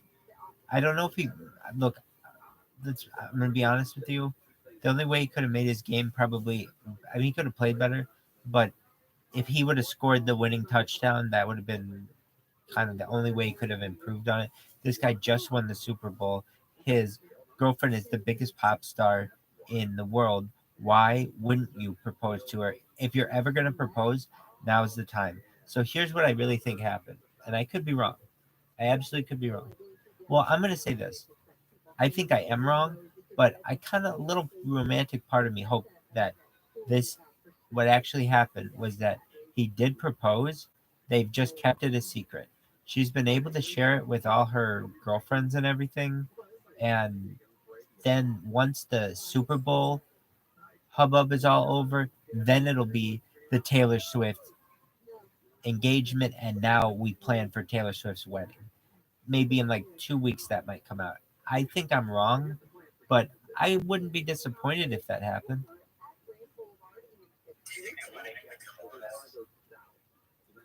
No. No, most celebrity weddings are not televised. The ones that are like the royal weddings, and that's more a British thing.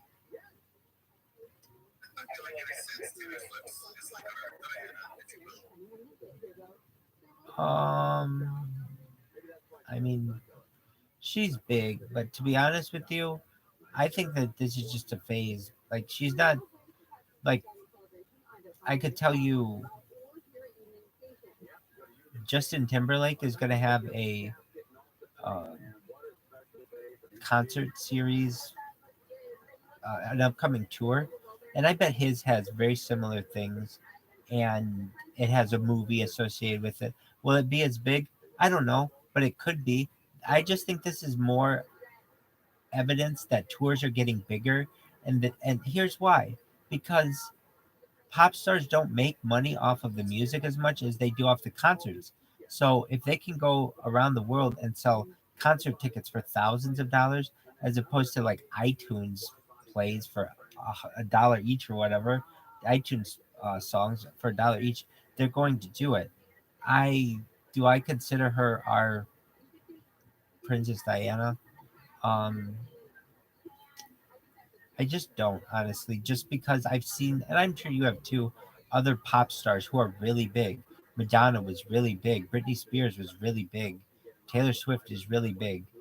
Princess Diana, though, was more like, I don't know, I guess there's just like one prince. So that's why she's a little bigger. I understand what you're saying. I would say what always probably, maybe I would say like Jackie Onassis was maybe more like America's Princess Diana because it's more of the America's royalty as the Kennedys. More, I guess I think that just Taylor Swift is like more um, a pop star who is from. I mean, if you know anything about her family, her dad was like a banker in like Tennessee or something like that. So she doesn't come from humble means, but you know she's she's almost, they want to kind of make it right. So like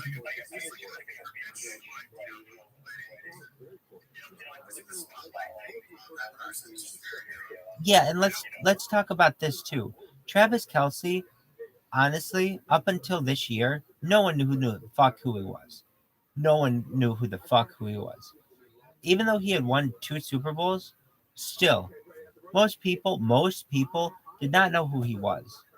So it's not like it was she's marrying Tom Brady, where he's like, you know, 7 time Super Bowl winner, and he's like the ultimate guy versus the ultimate girl. Travis Kelsey's cool, but he's not necessarily like the ultimate. I mean, I don't know. In my opinion, there could be more hype to it.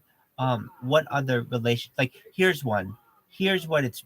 Is it more like the? Okay, here's a relationship that I think was closer to Princess Di and Prince Charles. I'm not denying what you said. I'm just saying that one is just like they're not big enough to be that. But here's one: Michael Jackson and Lisa Marie Presley, because that was the king of pop and the daughter of the king of rock and roll, where that was almost like its own kind of royalty, where they were like that was huge. I don't know. Travis Kelsey's big too, but I just don't think of him being like he just wasn't that big 3 years ago, 4 years ago, when Michael. Exactly.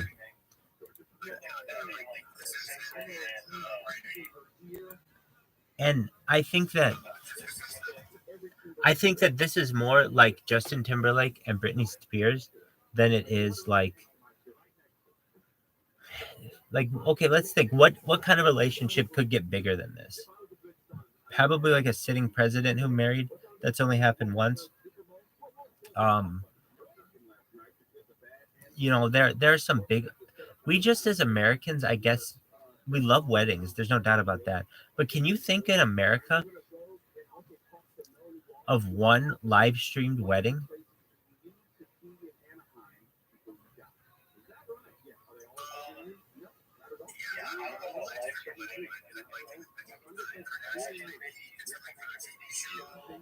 That's different. That's different.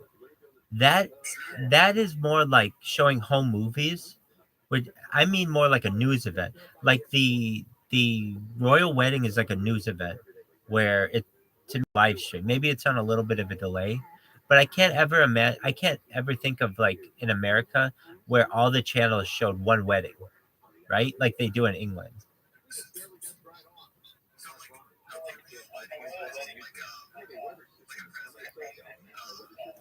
Exactly.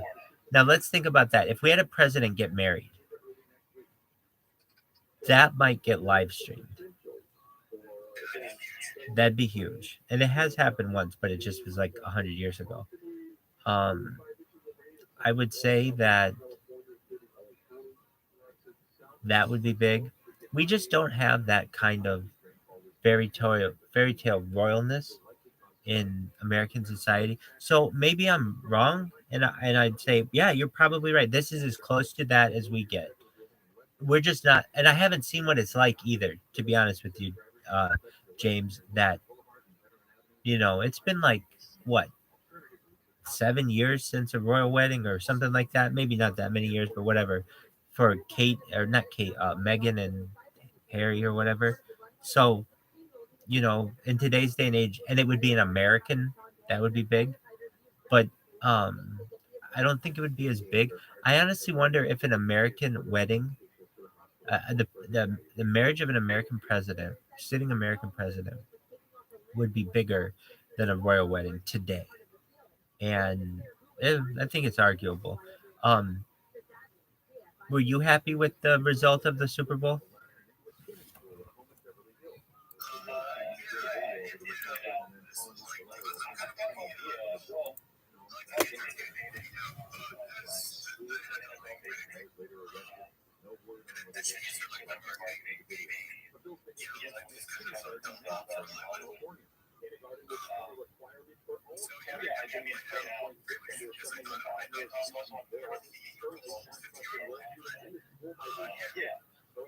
I mean, look, I'm someone who, I mean, I could still see that.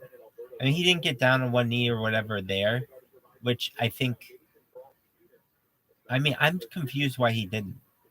That would have been such an alpha move that I just don't know why he didn't. It's like, to me, that was kind of lame that he didn't do that. And I don't know. Maybe it's because he didn't want to ruin the fact that they had just won the Super Bowl.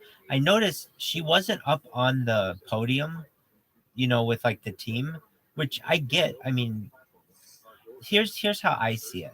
When they take a picture of the people on the podium at the Kansas City Chiefs, like 50 years from now, they don't want to, when they see that picture, they don't want to think like the odds are those two will probably get divorced.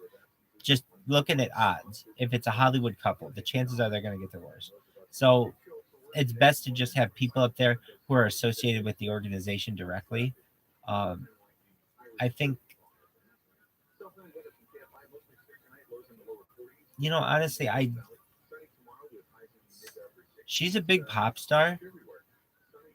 I think that there have been pop stars who have been as big, but I would say she's like our modern day Michael Jackson or our modern day Beatles or whatever you consider a, yeah. And I think every generation kind of gets something like that. And um she's got this force behind her, these Swifties, which is a big deal. And I don't think, do I think she's a what? And with Satan. Not deliberately, but I think at a certain point she knows and she plays it off. And I think that her management is. So there's a very deliberate plan of how her shows are choreographed and the way she looks and the way she dresses and what gifts she gives and receives and what she says in interviews and her song lyrics. All of that is controlled. And so, I mean, do I think that she is she's involved in it? Who we have here? Who in the fuck is this? Who in the fuck is this? This is Zuen Quang. How you doing, baby? We love having you here. Zuen Quang, how you doing, baby? What's new with you? Zuen Quang. Zuen Quang. Zuen Quang. Sproto Gremlin sharing his screen. That's baller. Jin Quinn, Slang and dick. Zenkun, from where are you? Are you from China?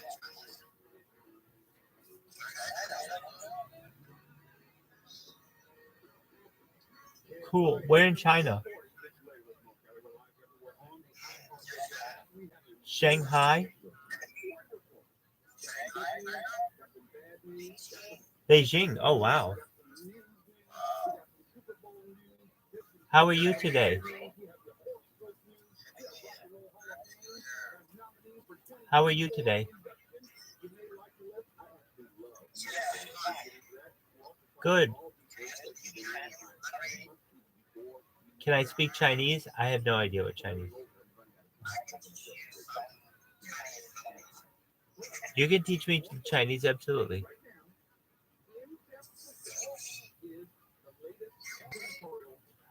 Do you hold Harry Potter Obama Sonic 10 Inu? Do you hold this cryptocurrency?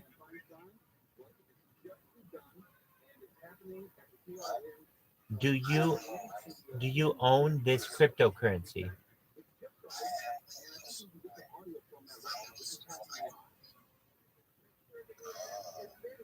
How did you hear about us? Yeah.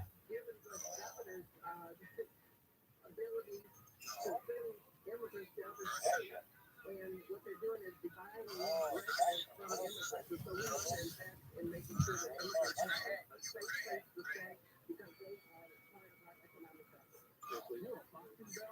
Same question to you. You have 60 seconds. Yeah, I agree. We do need new leadership. On day one, the president opened the floodgates and created crisis in the United States. He should be the one to step up and close it. He should be the one. Let's stop the infiltration of the crisis. Let's stop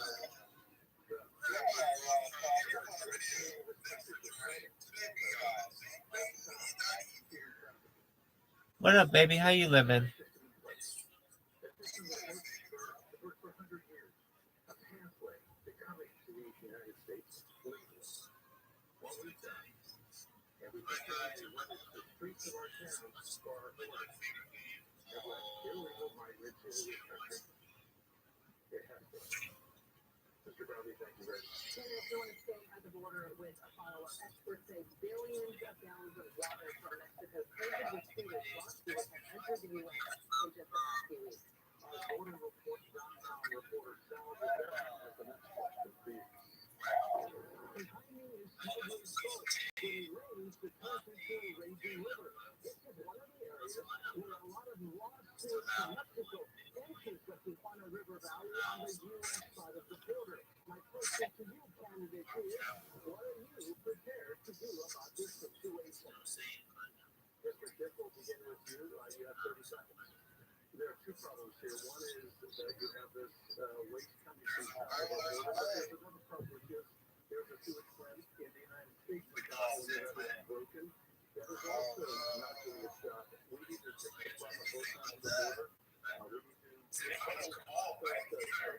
million is our along with the California delegation to provide to remediate this problem. And we need to take strong action because it is endangering the public. People are getting ill when they're doing it. People are shut down, and we need to bring urgency.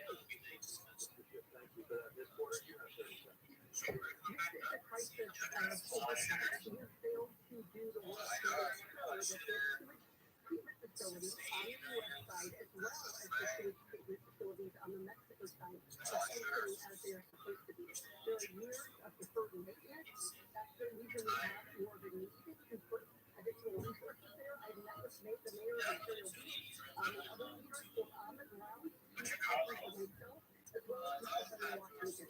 We can solve this problem if we put the resources in place, but we have to deliver the accountability to go with it. Thank you very much. Please, stay on to you. 30 seconds. We should ensure that the Environmental Protection Agency, which has invested in our Environmental Justice Fund, that the EPA invests in cleanup, first of all, and also understand that in the Imperial Valley, I visited also, met with the mayor and the chief, saw the team, and what it's You have low-income people, you have people of color, you have Latinos, you have people that are directly by all are being affected by this, and so we need to have a focus on evaluating it. Okay, thank you very much. And Mr. Hart, let's look to the United States who has actually been down to the border. And I have been down recently. We came through just once years ago. The poor people are saying in Southern Carolina, they are ones that are I got all the clients. You see signs that say you can't walk. So we have to take great actions in terms of protecting our people. People who where it came from and how we go about something. Moving on now to the economy. A recent National College poll found that 28% of Californians believe the economy is the top issue in the upcoming election, ranking higher than any other issue. According to Forbes, the cost of living in California is 50% higher than the national average. And as a senator, voters deserve to know what they do about it. You said wealth inequality is hurting millions of Californians, calling it a malfunction of capitalism. So we are wondering tonight, at what income level does wealth inequality begin? And you've laid out a plan for people below that, but what do people who earn above that level expect from you? In 60 seconds. The issue with wealth inequality, there's no magic line. It's the gap that is the problem. We have a society in which billionaires get tax breaks from career politicians who take their corporate tax cuts, and in which everyday families continue to struggle. Look, this is personal to me. My own children are questioning whether they're going to be able to live in California when they graduate from high school because of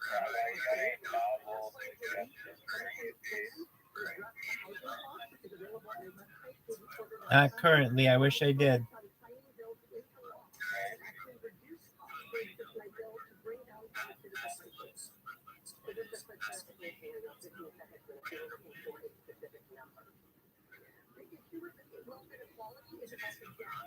problem is that the workers who are creating the value for hard work are not receiving enough to live on. Okay, what do you think to politically solve this issue? What I was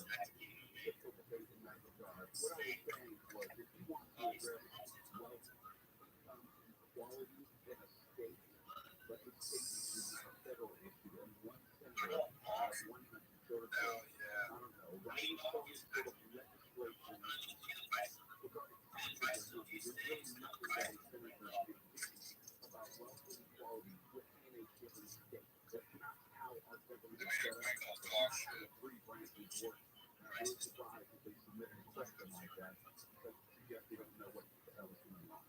The trade with Locale, KFIM, sort of live everywhere on the iHeartRadio app. And when we come back, more California news, but this time we'll talk about education and where California ranks among the 50 states. You might be surprised where we are right about now. Now, news. Boy, we're barely dried off the last storm. Forecasters say we could be getting another one this weekend, possibly last in the middle of next week. Former President Trump has filed a last-ditch request in the Supreme Court to end prosecution for attempting to overturn the 2020 election. The move to his trial for the whole appeals court ruling that rejected his claim of presidential immunity over the events leading to January 6th insurrection. The Golden Bachelorette got the green light from the ABC network. Still left. Baseball comes up with a huge success of the Golden Bachelorette. Will follow a woman's path SoCal weather, mostly clear tonight, lows in the lower 40s and mid-30s in the 80s. This report brought to you by Bruce Owen, Firm, Owen, Patterson, and Owen. We got a crash on the 710 Southgate. Heading northbound just after Imperial Highway has the right lane out, and we're going to see traffic backing up as well. Some probably traffic here on the 5 lane stop on the east LA versus the 710. That drive stays busy until you reach the 605. And if you're traveling on the 605, then southbound in the city of Edison, just after Valley Boulevard, the crash has been moved out of the right lane. Your drive is for traffic from the 10. Clarifying with guys, let's get to their faster. I'm Pedro Moreno. Welcome to the new year from Oklahoma to I'm Ethan Owen, managing partner at Going to Law Firm Owen Patterson and Owen. Happening on the justice is our priority. It is in OPO Win or OPOLaw.com. This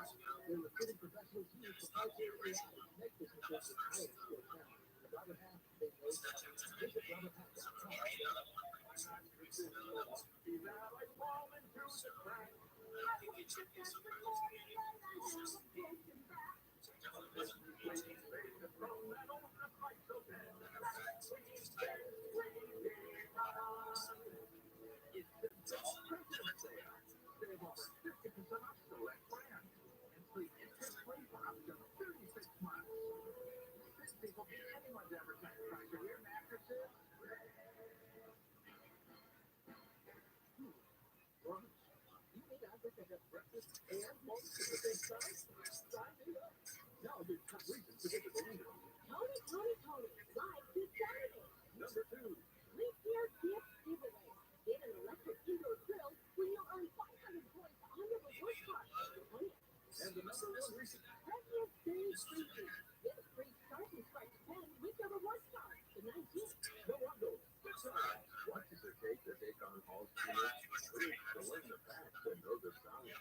Earn confidence to talk to your healthcare provider about screening and early detection. Find out how you can take on Alzheimer's at takeonaoc.com. Ladies and gentlemen, welcome aboard this Airport City announcement. Our very best 90th anniversary fair has just landed.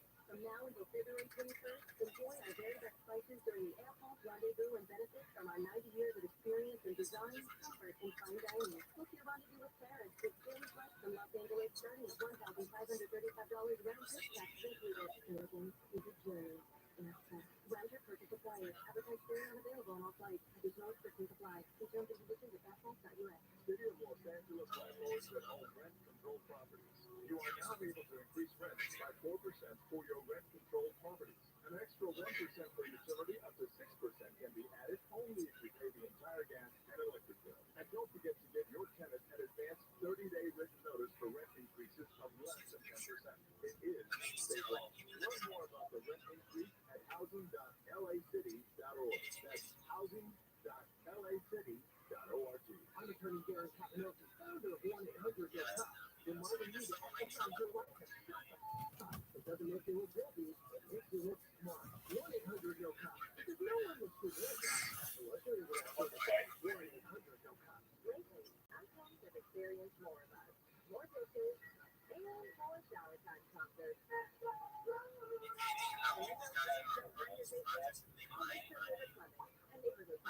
Visit MrRitter.com today.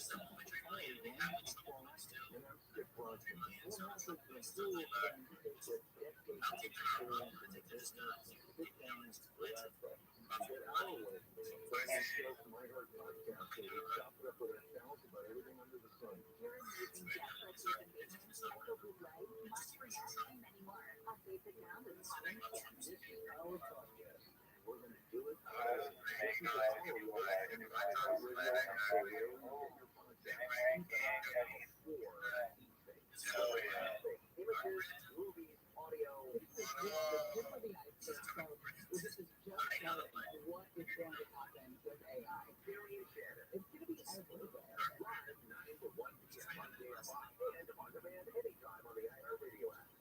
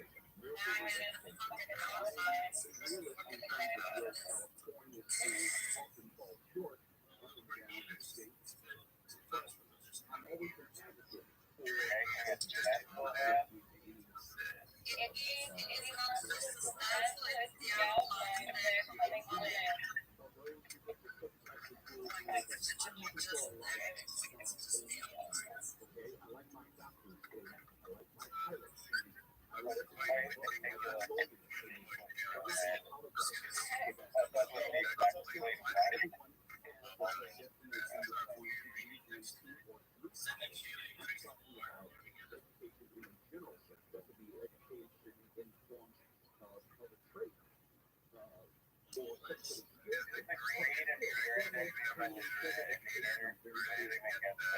terms of wallet hub analyzes data from quote-unquote key indicators of a well-educated population, quote-unquote. That's big thing, key indicators. Across all 50 states, including educational attainment, school quality, and achievement gaps between genders and races, to determine which parts of America are most and least educated, according to Wallet Hub. All right, let's start with Stephen. If you were to guess what state is at the top of the list, do you have a fan? Do you have a guess? Do you have a guess about the state? As far as education in America, 50 states across key indicators of a well-educated population.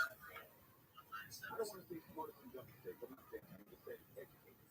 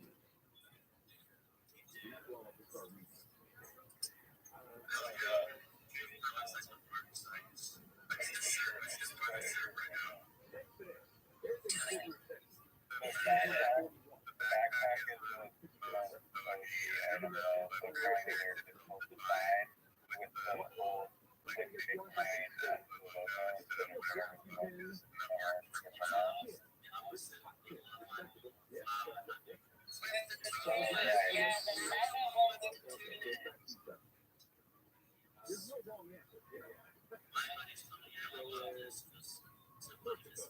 North Dakota. You're just like guessing random states. You might as well because it's like the first state that you think of. It's number 25. It's respectable. It's respectable. Right?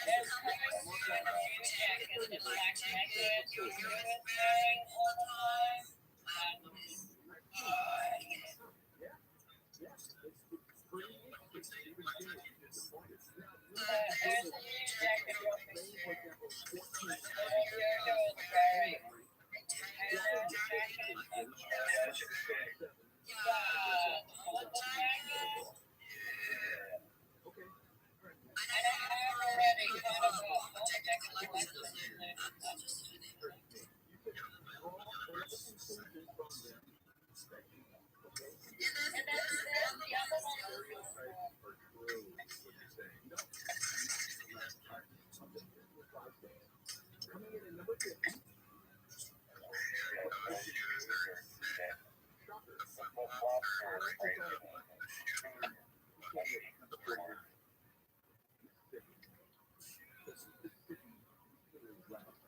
Number 48 is Louisiana.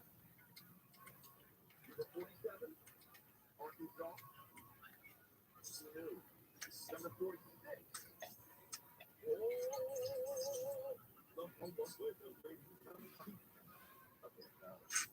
Number 45.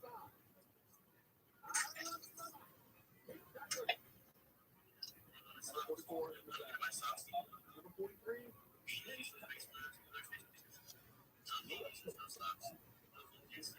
Number 42. You can find me somewhere with you. Right. 40 Indiana. Give you a state you want to guess? Mark, as a one-time booster, I can totally understand why Indiana would rank where it's at. Really? Yeah, but I haven't lived there. But I've thought of Indiana as a little bit more educated than I don't know. I refer to that period of my life as the dark years. Okay. Number 39 is Tennessee. 38, South Carolina. Number 37, Idaho. Whatever. No.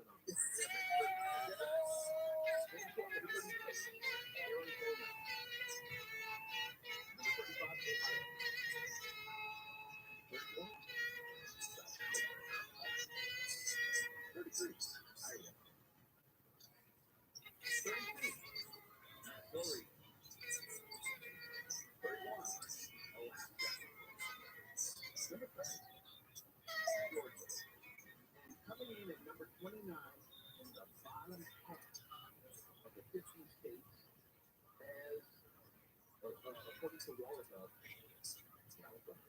We can do better. Yeah, we have done better. 28 is Wyoming, 27 Michigan, 26 Pennsylvania, 25 North Dakota, which you already said, 24 Nebraska, 23 Kansas, 22 North Carolina, number 21 Florida. That's sure Governor DeSantis would like to know that Florida ranks highest in California. Number 20 Wisconsin. Number 18 we already mentioned this one. 18 is Hawaii, 17 Oregon. Now, if your point, Mark, is just a little more top heavy with the eastern states, northeastern states. Number 16 is Florida. Number 15 is New York. Number 14, Westfield, Montana. 13, Illinois. 12 is Delaware. Number 11, Utah. So we already know that Washington's number 10. Now for the top 9 on the coming in at number 9. Minnesota.